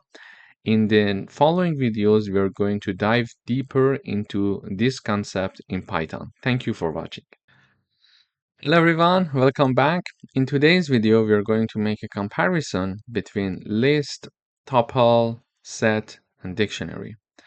As you remember, lists are declared in brackets and they are mutable. It means that we can modify them after creation. We can add, remove, or change item, and duplicate elements are allowed in lists. Then we discussed about tuples. So tuples cannot be modified after creation, and when we are willing to create them, we need to use parentheses. And duplicate elements are allowed as well. Then we learned about sets. Sets are declared in braces, and it is possible to add or remove items, but duplicate elements are automatically removed when we are working with sets in Python. And finally, we are going to learn in this section about dictionaries in Python. So we can add, remove, or update key value pairs. So it is possible to do that. However, the keys in dictionaries must be unique. So values can be duplicate, but the keys must be unique. For example, in the previous example, we had a key called name and the value called Alice, for example. Okay, so it means that the next key is age, for example, and its value is 25. But when we are dealing with dictionaries, I cannot have another key called name. So duplicates are not allowed. Okay, so this is the important concept that we need to know about dictionaries in Python. Thank you for watching. Hello everyone, welcome back. In today's video, we are going to learn how to add or update key value pairs in dictionaries in Python. So here is my dictionary. It is called person and it has three keys, name, age, and city. And it has three values, Alice, 25, and New York.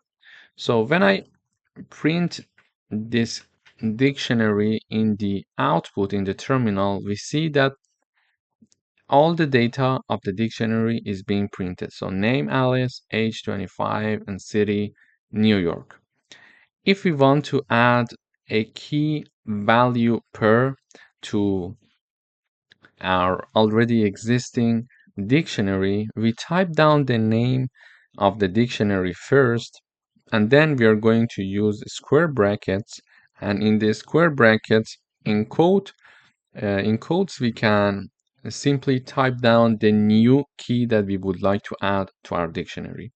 And then the left hand side equals to the right hand side, and the right hand side represents the value that is associated to this key for this dictionary. So if I now again print the dictionary person, we need to see the updated dictionary. So up until here, everything is the same, but as you see, email is being added here, and also the email address is written on the right hand side. So it means that somehow like this is being written in the dictionary now when we are having the uh, adding of the new key value pair.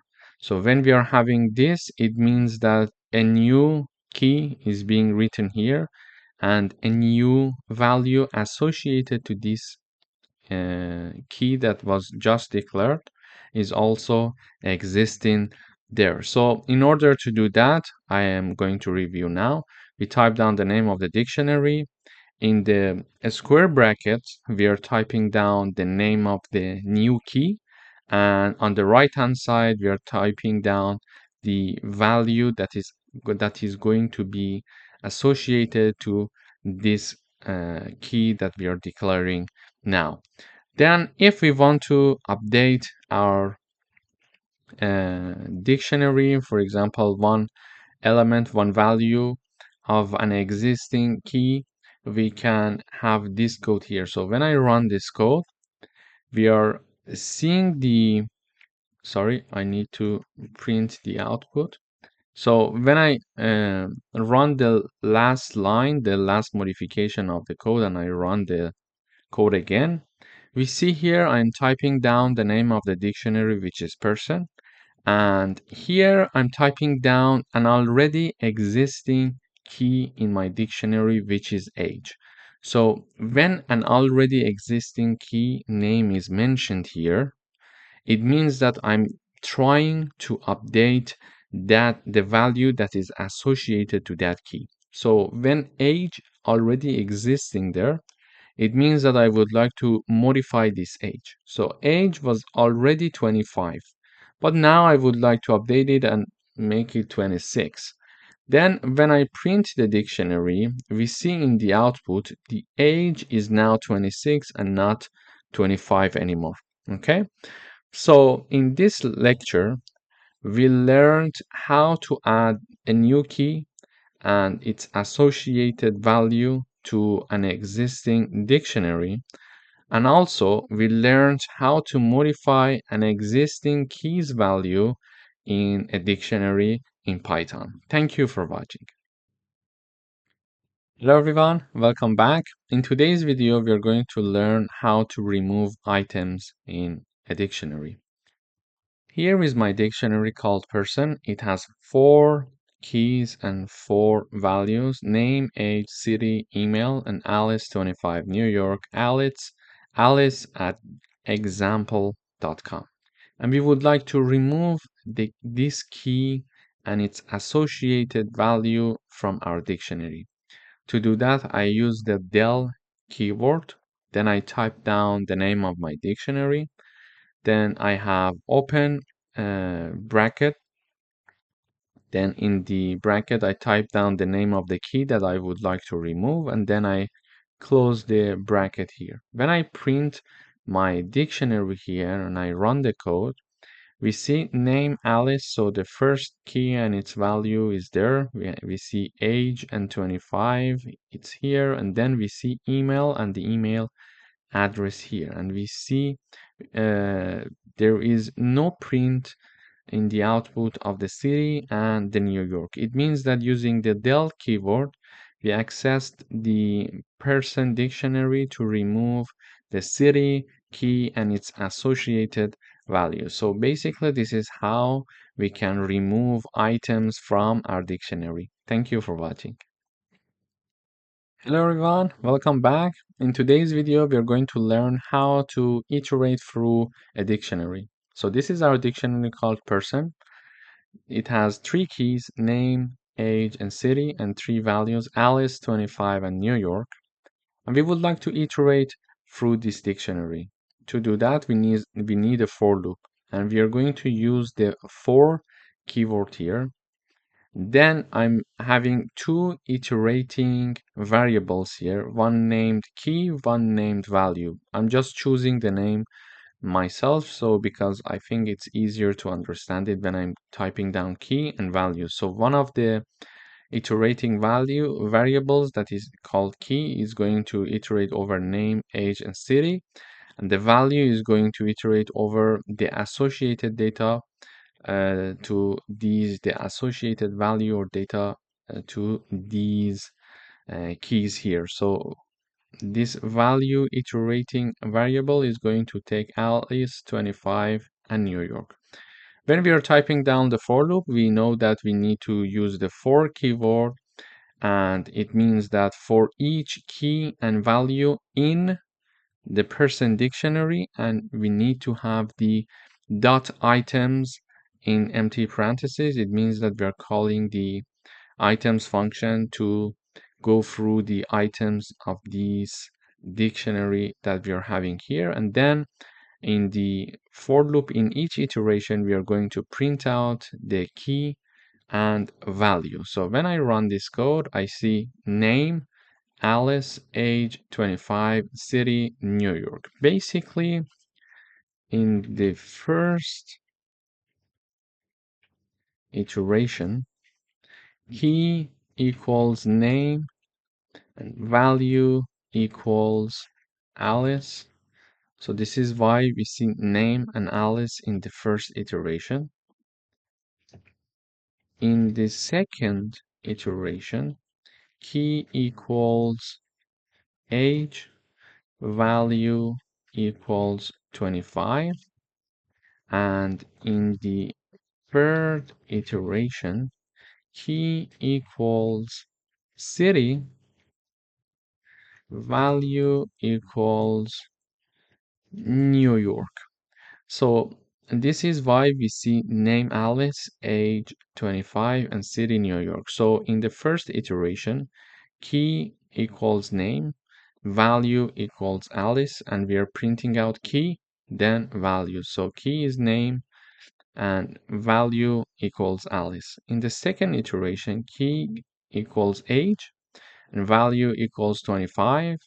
We are having age and 25. And in the last iteration, key equals city and value equals New York. This is why we see city and New York in the output. So this is how we can use a for loop to iterate through a dictionary in Python. Thank you for watching. Hello everyone, welcome back. In today's video, we would like to write a program that creates a dictionary with information about a person, name, age, and city, and prints each key value pair. We're declaring a dictionary called person. The name is John, the age is 30, and the city is Los Angeles.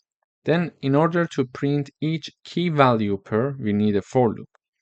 And we need two iterating variables, key and value, for each key and value in the person dictionary, and we use the items function with empty parentheses to iterate over the items of our dictionary one by one, and then we're going to print key and value in each iteration. So we see name John, age 30, and city Los Angeles. So in the first iteration, key equals name while value equals John.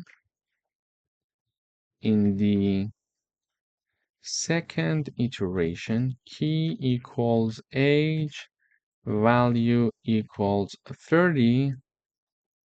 In the third iteration, key equals city, value equals Los Angeles. So in the first iteration, key equals name and value equals John. This is why when we are printing key and value, we see name John. Then in the second iteration, key equals age and value equals 30. This is why we see age 30. And in the third iteration, key equals city and value equals Los Angeles. This is why we see this part in the output. Thank you for watching. Hello everyone, welcome back. We would like to write a program that adds a new key value pair to an existing dictionary and prints the updated dictionary. Here I'm having a dictionary called student. It has two keys, name and grade, and two values, Emma and A. In order to add a new key value pair, we learned that we can type down the name of the dictionary, and then in brackets we type down the name of the new key, and then on the right hand side we type down the associated value. This is how we can add a new key value pair to an existing dictionary for a student. The name of the dictionary, the name of the key, and the value on the right hand side. Then we are going to print the student dictionary. So when I run this code, I see name Emma, which was there already. I see grade A, which was there already. And we see subject math, which is something that we added here. So the subject and math. So our new dictionary looks like this now. subject, then it's having the math as its associated value. Thank you for watching. Hello everyone, welcome back. In today's video, we would like to write a program that removes a key value pair from a dictionary and prints the updated dictionary. I'm having a dictionary called car. It has three keys: brand, model, and year. And it has three values: Toyota, Corolla, 2020. If we want to remove one key value per from this existing dictionary, we use the del keyword, then we type down the name of the dictionary, and in the brackets, we're going to type down the name of the key that we would like to be removed from this dictionary. So after that, I'm trying to print the dictionary here. So when I run this code, I'm having brand Toyota, model Corolla, and year 2020. When I delete this key, the associated value to this key is going to be removed as well automatically. So when I print my car dictionary, I see brand Toyota here, and then I see year 2020 here. So I see no information about the model Corolla in the output after having uh, the model keyword and its associated value being removed using the del keyword in Python. Thank you for watching. Hello everyone, welcome back. In today's video, we would like to program that checks if a specific key exists in a dictionary. I'm having a dictionary called colors.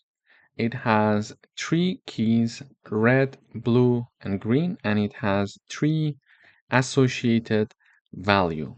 And in this program, we would like to check and see if one key called blue is existing in our dictionary or not. Is it there or not? Does this blue key exist in our color dictionary or not? So to check that, I'm typing down one if conditions. So I type down if, then the string blue because I'm looking for blue, in the colors, in colors, so colors is the name of my dictionary, print the color blue is in the dictionary. Else means otherwise, print the color blue is not in the dictionary. So I'm going to say it one more time. We check with if condition if this string in the colors. So colors is the name of my dictionary. So when I run this code, I see the output says that the color blue is in the dictionary. It means that we are having a key in this dictionary that is called blue. But if I type down, for example, here, yellow, it says the color. So the color, maybe we should also change this one and this one here, for example. So I rerun. It says the color yellow is not in the dictionary. So this message is being printed out in the output. Why? Because it checks and see yellow is not one of the keys declared in the color dictionary. This is why, because it cannot find it. It goes to the else part and it prints this message for us in the output. So this is how we can actually check to see if a specific key exists in a dictionary or not. Thank you for watching. Hello everyone, welcome back. In today's video, we would like to write a program that counts how many items are in a dictionary. I'm having a dictionary called fruits. It has three keys: apple, banana, and orange. And each of these keys are associated with one value. So for apple, we have value 3. For banana, we have value 5. And for orange, we have value 2. So we would like to count to see how many items are in a dictionary.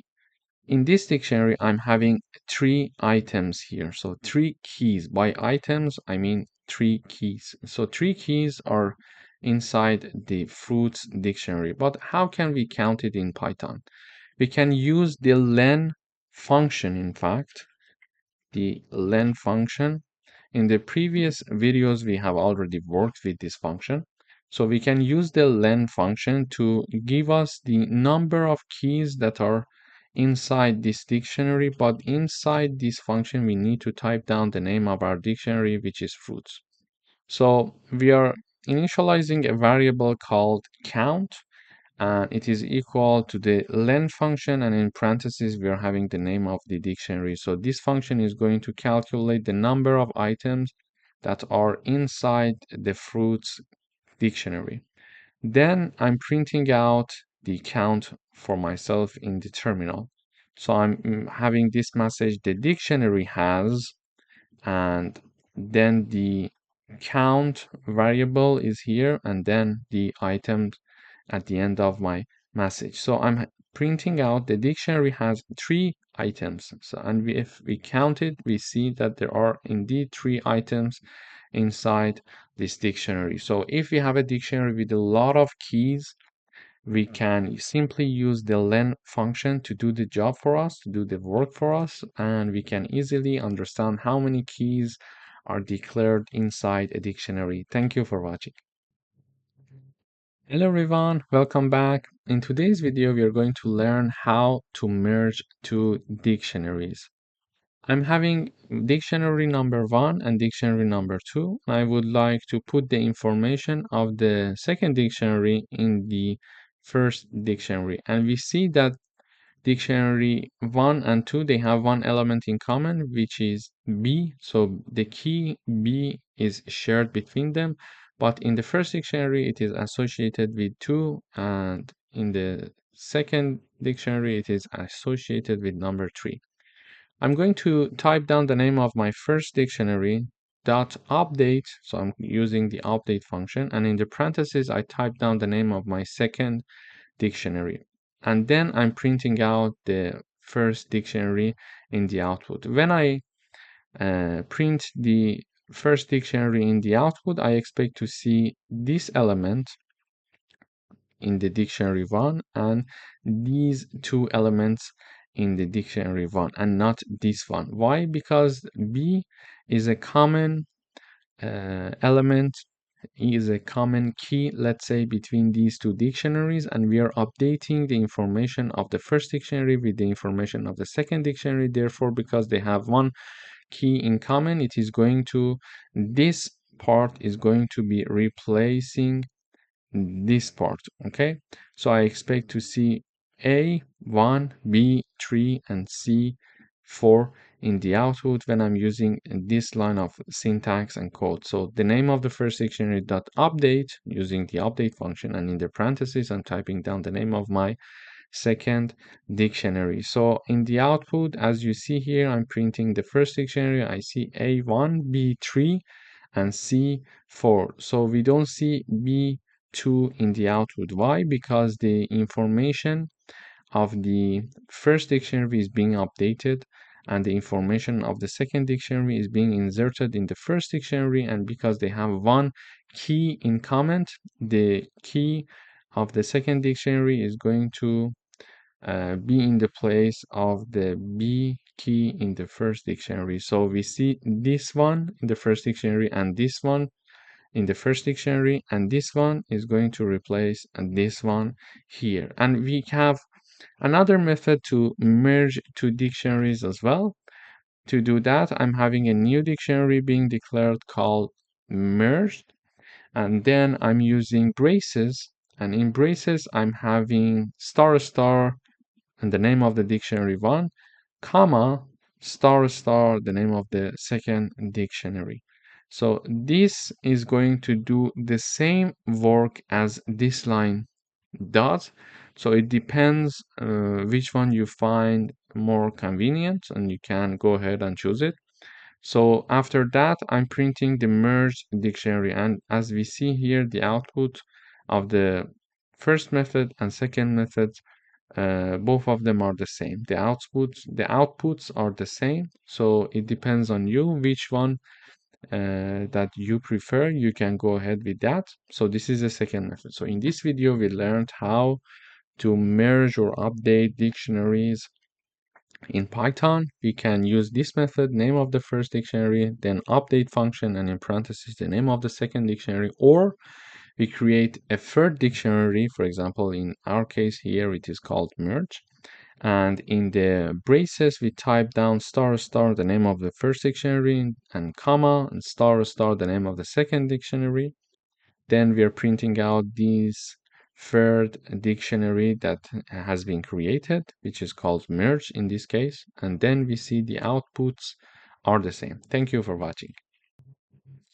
Hello everyone. In this video, we're going to learn how to loop through keys, values, and items in a dictionary.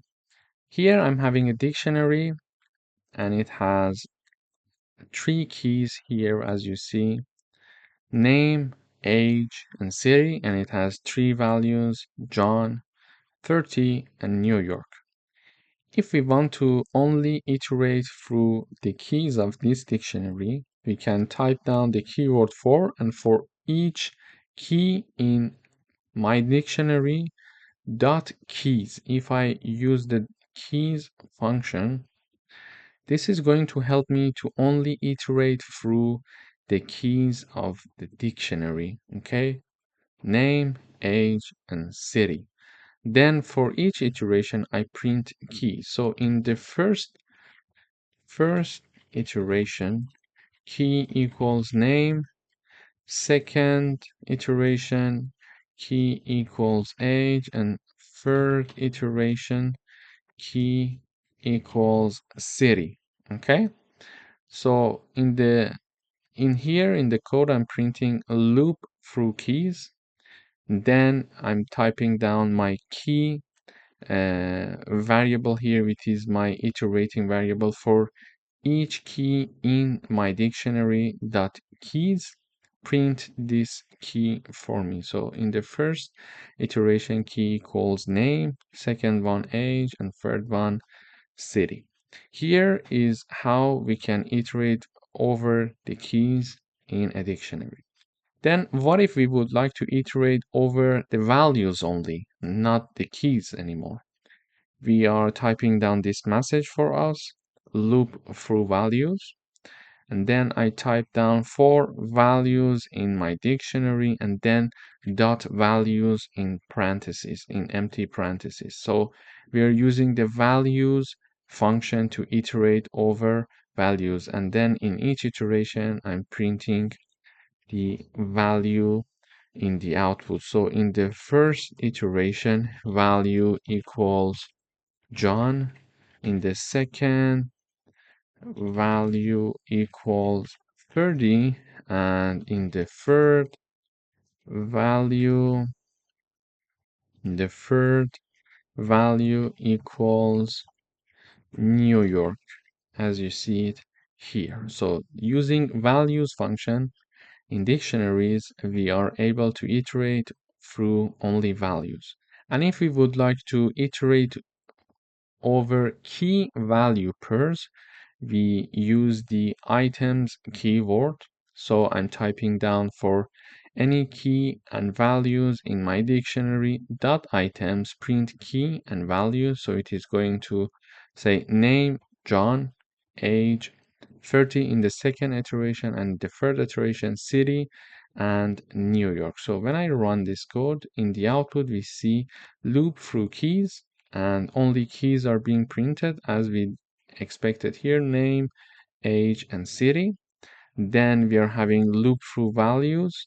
So values are John, 30, and New York. John, 30, and New York as we expected. And then loop through key value pairs. We see name John, age 30 in city, New York, as we were expecting to see the same thing. So in this video, we learned how to loop through keys, values, and key value pair. Thank you for watching. Hello everyone, welcome back. In this video, we are going to talk about nested dictionaries, a dictionary that contains another dictionary as a value. So here I'm having a dictionary called students, and in this student dictionary, I'm having 2 other dictionaries called Alice and Bob. And the Alice dictionary has two keys, age and grade, and two values, 25 and A. In the nested dictionary called Bob, I'm having two keys again, age and grade, and two values, 22 and B. In order to access the nested data in our dictionary here, for example, if I want to know the grade of Alice from the student dictionary, I can type down the print function here, then type down the name of the dictionary, then I'm having square brackets, and in the first square bracket I'm typing down the name of Alice, for example, and then the grade key that I would like to have the output here. So as you see here, I'm printing that. So when I run the code, I see A in the output, which is the grade for Alice in the student dictionary. We could also have the, for example, students, then have the Bob here, and then having the grade of Bob in the output. So when I run this code, I see B, which is the grade of Bob. And if I wanted to have the age of Alice, I could type down the name of the dictionary and two square brackets. In the first one, I type down the name of the first nested data, which is Alice. Then I type down the age. So when I run this code, I expect to see number 25 in the output. And similarly, we can have the output for Bob's age here. So when I run this code now, I see 22. So in this video, we learned about nested dictionaries, or how to access nested data in a dictionary. Thank you for watching. Hello everyone, welcome back. In today's video, we would like to write a program to sum all the items, or let's say values, in a dictionary. I'm having my dictionary here. It has three keys, A, B, and C, and three values, 10, 20, and 30. So we would like to have the sum of 10, 20, and 30. But how do we do that? To do that, I'm having my variable called total sum. Then I'm typing down the name of my dictionary dot using the values function, and using the values function, this function will allow us to access these values in this dictionary. Okay, and this is inside the parentheses of the sum function, and sum function is going to help us to get the values of my dictionary and sum all the values and return the result. And the returned result is assigned to total sum. Basically, with this line, I'm accessing the values, these 30, 20, and 10 of my dictionary. And these values are being summed using the sum function. And the output of this is going to be assigned to total sum variable. And then I'm printing the output. So I'm showing the message, the sum of all items in the dictionary is, and then the total sum variable is here. So when I run this code, I see the output is 60. So 30 plus 20 will be 50, plus 10 will be 60. So in this video, we learned how to sum all the values in a dictionary. Thank you for watching. Hello everyone, welcome back. In today's video, we would like to write a program to multiply all values in a dictionary. So when I mention items, I mean values here. So all the values in a dictionary. So I'm having my dictionary, A, B, and C are the keys, and 2, 3, and 4 are the values. So we would like to write a program to multiply all the values. It means that I would like to have the result of 2 times 3 times 3 times 4, and the result is 24. So we would like to get to this number by multiplying the values 2, 3, and 4 in this dictionary. To do that, I'm initializing a variable called result to be assigned to 1. Then I'm using a for loop to iterate through the values of my dictionary. To iterate through the values of my dictionary, we learned that we can use the values function. So for each value, and this value is my iterating variable, for each value in my dictionary values, I'm going to type down this code. So this code equals to this code, result times value. Okay, so in each iteration, this value is going to have these three values. So in the first iteration, value equals 2.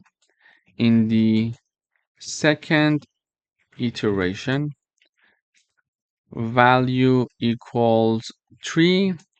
Third iteration, in the third iteration, value equals 4. So this iterating variable is going to iterate over the values of my dictionary. Okay, for each value in my dictionary values, we are going to implement this code. And this code means that the new result equals to result multiplied by value.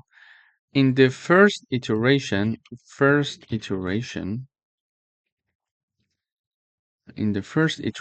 value equals 2 because this is the first value in my dictionary, and then it is going to be equal to 3 in the second iteration. In the third iteration, it will be equal to 4. Okay, so when value equals to 2, result will be 1 times 2, and it will have the output of 2. Y it is equal to y result is equal to 1 multiplied by 2 because the formula says result multiplied by value. So result was initialized to be 1, and then I'm typing down 1 multiplied by 2. 2 is my value, so the result will be 2. Then in the next iteration, result will be 2 times 3, and result will be 6. And why 2 times 3? Because we are having the result multiplied by value. So result from previous iteration was equal to 2. So I'm having the number 2 here multiplied by 3. 3 is the value in this iteration. So it is the second value in my dictionary. And finally, in the last iteration, result equals 6 times 4. Therefore, result equals 24. So y6 multiplied by 4 because the formula says result equals result multiplied by value, and result is 6 from the previous iteration multiplied by value. Value equals to 4. So the output should be 24. And we mentioned that this formula is exactly doing the same thing as this formula does. So you can go ahead and choose to type down either of them in your for loop. It's more concise writing it this way, so this is why we're using this way. But I wrote it here in comments this way, so it would be easier to provide you with the analysis. Then after having the output of result, we are going to print the result variable here in the output, and we would like to say the product of all items in the dictionary is, and then having the result variable being printed. So the output is 24 as we expected based on our computation here. So in order to have the multiply of all items in a dictionary, we iterate through all the values of a dictionary, and we use this formula to have the output of the multiplication of all the values in a dictionary. Thank you for watching. Welcome to this video. In today's video, we would like to write a program that sums all the items in a list. So here is my list. The name of my list is numbers. It has 5 elements: 10, 20, 30, 40, and 50. Here we would like to calculate the sum using the sum of all the items in our list using the sum function. In order to do that, I define a new variable called total Then it is assigned to be the sum of the list called numbers. So basically I'm using the sum function to calculate the sum of all the items in the numbers list. And when I run this code in the output, when we print the total, it's 150. So this is one way to do it. Another way to do it would have been to write a for loop, for example. And using a for loop, we could do that. For example, I'm having a variable called total1 equals 0. And we could say for num in numbers, we could have total1 plus equals num. And then we were printing the value of total1. So when I run the code, we see that the output is the same. So there are two ways to do that. The first one is to simply use the sum function. So this sum function is going to add 10 plus 20 plus 30 plus 40 and plus 50 and assign the output to variable called total. And we print the total in the output here. Or another way to do that is to use a for loop. For example, here, in order to use a for loop, we need to initialize a variable to 0. Then we are having for each num is my iterating variable here. For each num that is in numbers, we are going to add that element to our total1 variable. For example, in the first iteration, num equals 10 because the first element in numbers is 10. Then we are going to have total1 equals total1 plus num.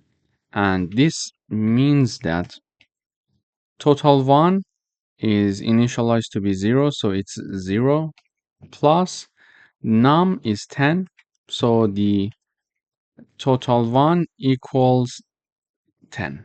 Okay, so this is the first iteration. In the second iteration, num equals 20 because the second element of numbers list is 20 and we are iterating over each element of this. So it is 20 and we are having total1 equals total1 plus num. And we know that from previous iteration, we calculated total1. Total1 is 10. So we are having 10 plus 20. Why 20? So 20 is the num in this iteration and 10 is the previously calculated total1. So 10 plus 20, it will be total1 equals 30. Then we have num equals 30 in the next iteration. And this means that total1 equals total1 plus num, meaning that we are going to have 30 plus 30 and we are going to have total1 equals 60 this time. Why 30 plus 30? Because total1 is 30 from the previous iteration and num is 30 also. So we are having it equals 60. Then we are having num equals 40, meaning that total1 equals total1 plus num, and we are going to have 60 plus 40, so it is 100. Then we are going to have the next iteration, which is 50, num equals 50, so total1 equals 100 plus 50, which is 150 in the end. So we see that we are having 150 in the end. So in order to address this problem, there are two methods here that we explained. There may be many methods to address a problem. It depends on you. So the easiest way, I think, is to use the sum function, and simply it is going to do everything itself. And we are assigning it to total, and total is being printed. But otherwise, you can also have a for loop, which is not so hard to be done. For each num that is inside the numbers list, we are adding num to the total1 variable, which is initialized to 0, and then we are printing it out. And we could test it on many different lists. For example, I could have a list, numbers 1, for example. I could have 10, 50, 100, 150, 200. Then here I could have my new total equals sum.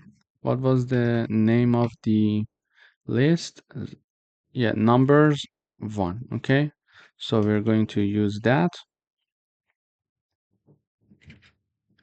and then we are going to print this message saying that the sum of the second list is, then we are having my new total.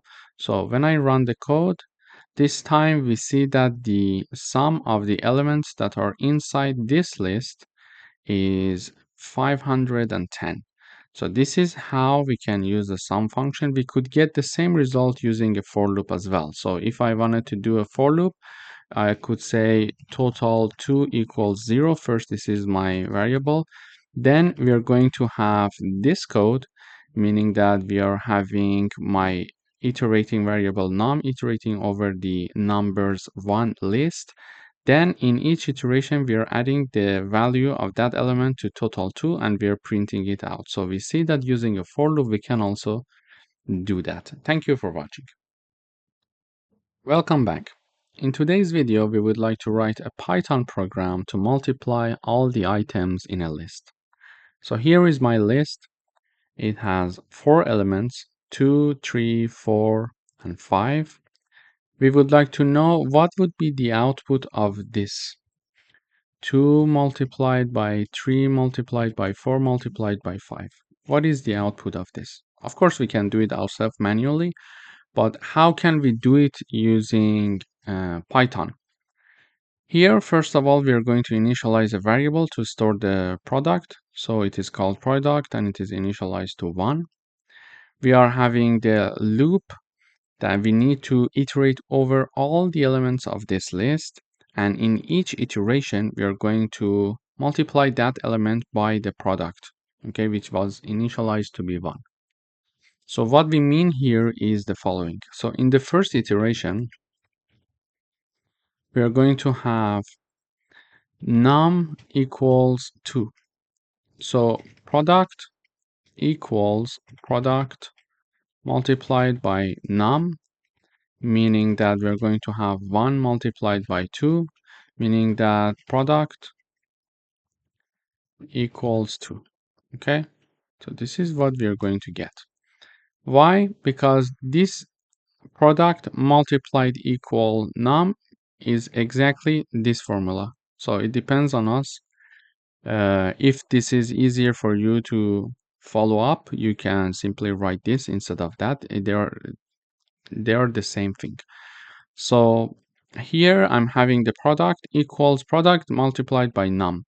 So product is 1 because it is initialized to 1.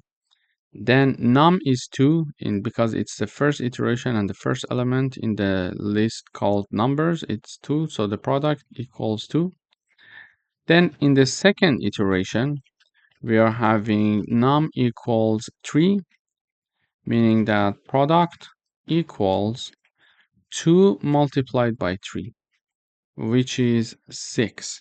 So why 2 multiplied by 3? Because the formula says product multiplied by num. So product is 2 and num is 3. In the second iteration, num is 3 because it's the second element of the numbers list. So the output of the product is 6 after this iteration. Then we are having the third iteration, and here we are having num equals 6. So product equals 6 multiplied by 6. So we are having 36 as the output here. Why? Because the first number is the product from the last iteration and the second 6 is the third iteration, which is our value. Sorry, this is number 4. So this place should be 4 and 6 multiplied by 4, it's 24. So here 6 is the last value that we have for the product in the last iteration. So the value for the product variable is 6. We calculated in the previous iteration. So product equals product multiplied by num. So 6 comes from the last iteration of product multiplied by 4. So 4 is my variable num, and it is because it's the third element and we are in the third iteration. And finally, we are having the fourth iteration equals num equals 5 because 5 is the fourth element of the numbers list. And here we are going to have product equals 24 multiplied by 5. And the output of this will be 120. So when we run the code, we see that here, when we calculate this over the iteration, we are assigning everything to product. After after the for loop is finished, we have done all the iterations. So we are having the value of updated product, which we expect to have 120 when we calculate it manually. And we see that here, when we are having the product of all items in the list and we're printing product here, it's number 120, exactly what we expected here. And if we have another list, for example, numbers 2, it's like having 1, 5, 10, 20, and we are having a list like this. We are going to have for num in numbers 2, and we are going to have product. For example, let me initialize another variable, product 1 equals 1. So product 1 multiplied equal to num. Okay, and in the end I'm going to print this value. So the product of the second list is, we're going to have its print, which is product 1. So now I defined a new list called numbers 2. I have a new variable to store the product, which is called product 1. It is initialized to 1. I'm having a for loop over the elements of numbers 2, which is my list. So for each num in the numbers 2, we are going to multiply that element by the product 1 variable. And the output will be stored in product 1, and we are going to show it here. So we see that the output is 1000. And if we do the calculation, we will see that it's correct. Actually, 20 multiplied, So 20 multiplied by 10, the output is 200, and it is multiplied by 5, the output is 1000. So we see that the output is correct. So this is basically how we can have a program in Python to multiply all the items in a list for us. We need to have one variable to be initialized to 1 and a for loop. And in each iteration, we are going to have each element being multiplied by this product. And this product in the end is going to have the multiplication of all the elements in our list. Thank you for watching. Welcome back. In today's video, we would like to write a program that finds the second largest number in a list. So here is my list. It is called numbers and it has certain elements, like 7 elements are there. So we see that one element is 10, 25, 36, 45, 36 again, 25, and 50. So 50 is the largest number, and 35 is the second largest number. So how can I find the second largest number here? In order to do that, I defined a function called second largest. Here, after declaring my list, I'm calling this second largest function and using the argument of my list. So this list called numbers is passed to this function second largest as argument.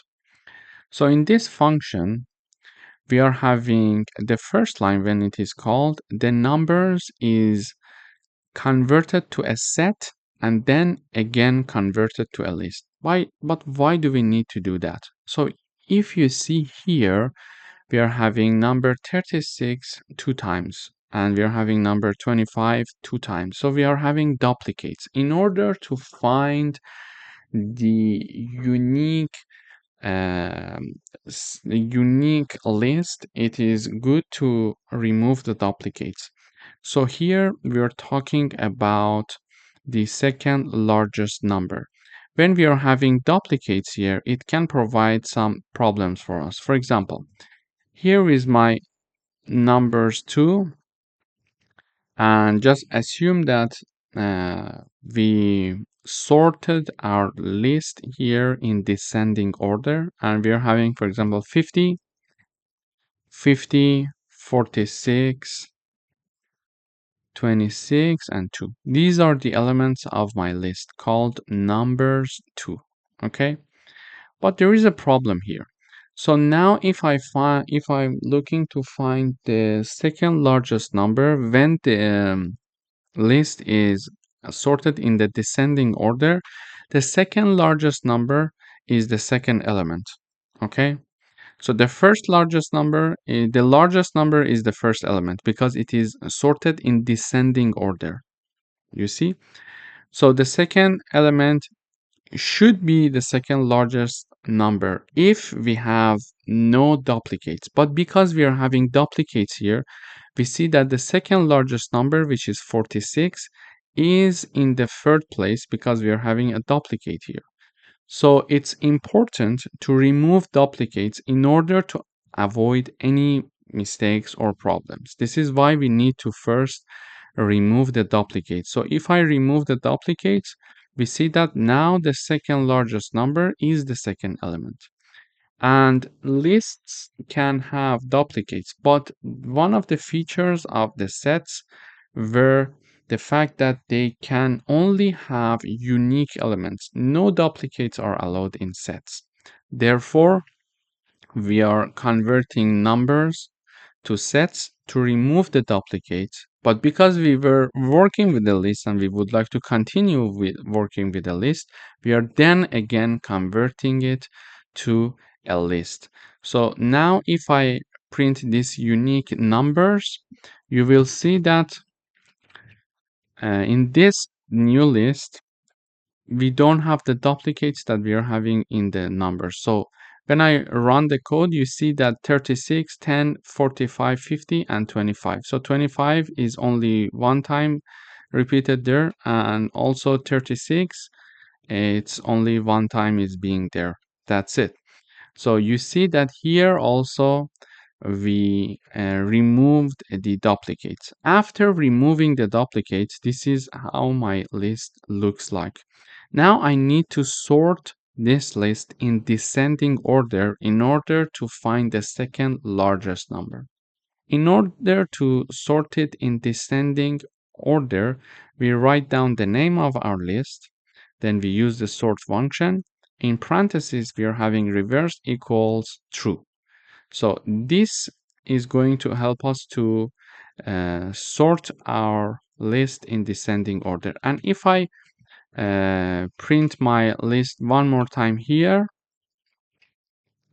we see that now this unique numbers list is sorted in descending order. So this was the initial print of my new list with no duplicates. Then it is the version that we are having in descending order. Okay, so in descending order, we are having my list 50, 45, 36, 25, and 10. This is the sorted in descending order.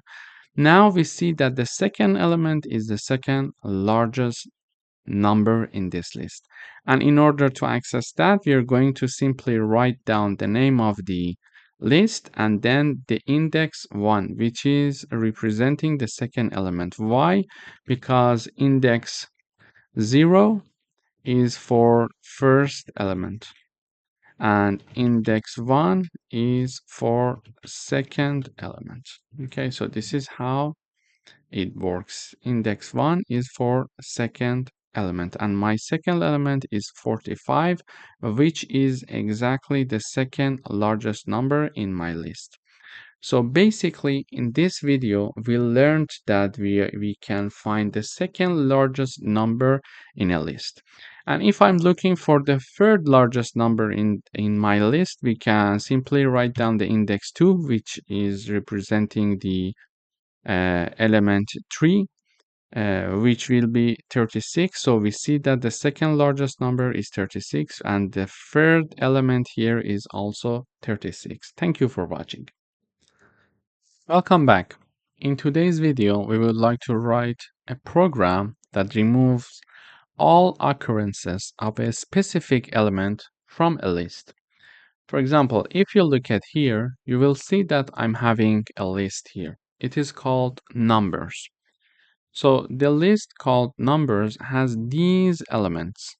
You see, 1, 2, 3, 4, 2, 5, 2, 6. And I'm having one specific element that I would like to remove it from this list. And that specific element is 2. So I want to have a new list in which we do not have this number 2 as the elements. So I would like to have a new list which contains 1, 3, 4, 5, 6. Okay.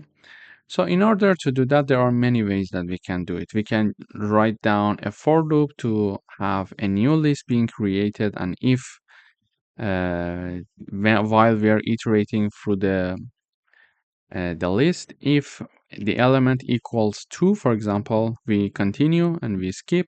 So we're not going to insert that into our new list, and that way we can have our list being created. But another way is to use set comprehension. For example, here we are having the call of remove occurrences function, and we are having two arguments, numbers and 2, and it is assigned to an updated list, which is later on printed. So the output of this function is going to be assigned to updated list. So remove occurrences function, when it is called, two arguments we are having here. One is the numbers, which is my list name, then the element that we want to remove it. So this is my target element, number 2. So in this function, we are having two arguments, my list and the target. Here, this function is going to return for each item that is in my list. If that item is not equal to my target, which is number 2, we assign it to my new list here. So this is a set comprehension. So we are having the creation of a new list, and for each item that is in my list, which is the numbers, if that item, the iterating variable, is not equal to the target, which is number 2, then assign it to my new list. So this way, for example, item in the first iteration is actually 1. So 1 is not equal to 2 because target is the second element and second element is 2, second argument, let's say, or parameter. So 1 is not equal to target. Yes, it's true. So assign it to my new list. So my new list, let's say, new list equals 1 now. Then in the next iteration, item is 2 because it's the second element. So in the second iteration, we are having the second element. So 2 equals target is 2. So it is not equal to target. This is what it is asking. 2 is not equal to 2. So it is basically saying item is not equal to target. And we know that in this case, the item is 2. Here, the item is 2 because we are in the second iteration. So the item now is 2. But we see that the target is always 2 because we didn't change it. So target equals 2. And we are checking to see if 2 is not equal to 2. And so this is false. 2 equals to 2. Therefore, we are not going to assign it to our new list. So our new list remains the same. Okay, so we are saying for if 2 is not equal to 2, then assign it to my list. If it is equal, do nothing. Basically, the set comprehension is doing like that. So we go for the next iteration now, item equals 3. So we say 3 is not equal to 2. It's true, then assign it to my new list. So my new list is now having the 3. Then item equals 4. So we see 4 is not equal to 2. It's true, therefore insert 4 as well. And in the next iteration, item equals 2. 2 equals 2. So it's not going to be inserted here because 2, we are checking 2 is not equal to 2. And this statement is not true. Therefore, we are not going to insert anything. Then we are having number 5 in the next iteration. 5 is not equal to 2. It's true, so add it. Then 2 is not equal to 2 again, so I'm not going to add 2. Then we are having 6. 6 is not equal to 2, therefore we are going to add it. So this way we created our new list. So this function actually is going to create my new list and return it. And the output of this function is assigned to updated list. So this is my updated list, which is a list that contains these elements. And basically here we are simply printing this list. So the updated list is 1, 3, 4, 5, and 6. 1, 3, 4, 5, and 6, and 5 and 6. So this is exactly what I expected. But now the target was 2. So what if the target is 5? So it means that I want to create a new list without having number 5 in it. So when I run the code, we see that now 1, 2, 3, 4, 2, 2, and 6. So 5 has been not considered to be inserted in my updated list, but number 2 has no problems now because I chose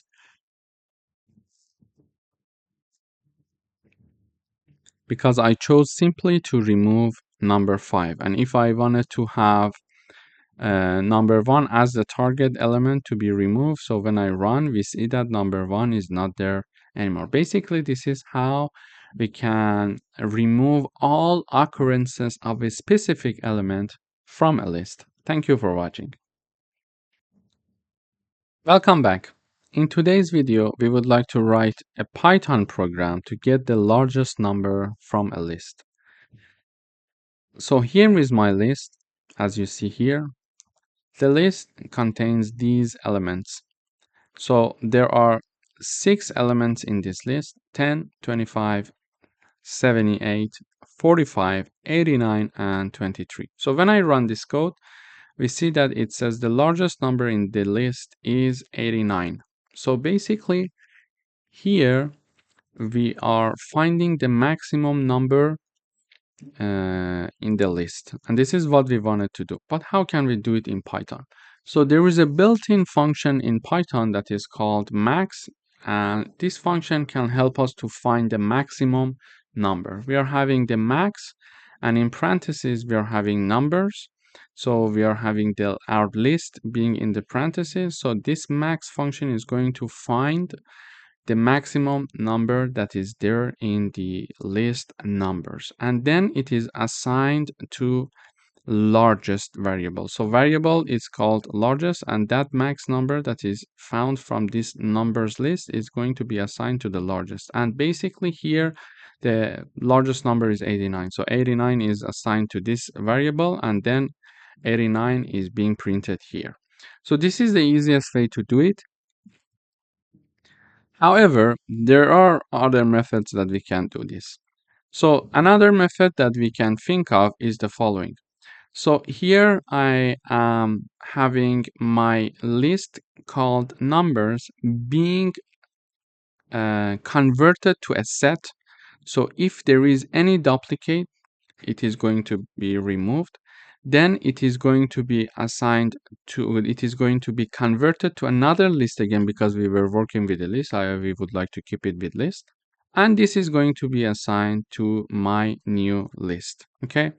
So now why did I do that? So this way, because sets are having this feature that they cannot have duplicates, and it's very important because, for example, we are having a list, and this list is having, for example, number 20, 20, 13, 15, and these are my numbers.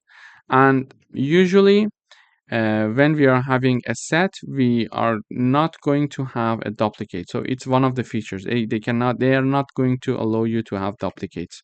So now if I want to find the second largest number in my list, it should be, when I sorted it in descending order, it should be the second element. But because I'm having duplicates, there is a problem there. So duplicates should be removed before finding any numbers in my list. If I'm looking for the third smallest element or the fourth largest element, etc., duplicates must be removed.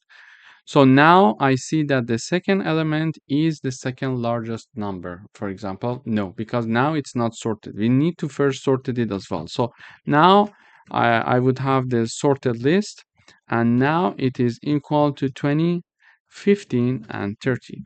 So we see that now the second element, after removing the duplicates and then sorting it, we see that here we are having the second element being the second largest element in this list. So it's important, if you are looking for the third largest number or second smallest number in a list, it's very important to first remove the duplicates and then sort it. And in order to remove the duplicates, the easiest way is to convert it to a set, because sets cannot have duplicates, and then convert it back to lists and assign it to a new list. So now my new list is called my new list. This is the name.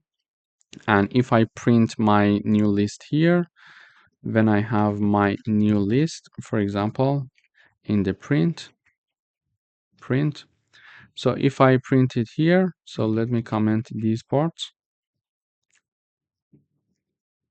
So you see that this is my new list, and this list has no duplicates. Actually, the original list here was not having any duplicates, but I can have these duplicates. So I'm having 223. So there is a duplicates here, and I'm having two number 1. So if I run the code, you see that 23 is only there one time, and number 1 is also there only one time, and it's not repeated anymore. Okay, so duplicates are now removed. This is the print of my new list after converting it to set and then converting it back to list. So duplicates are automatically removed.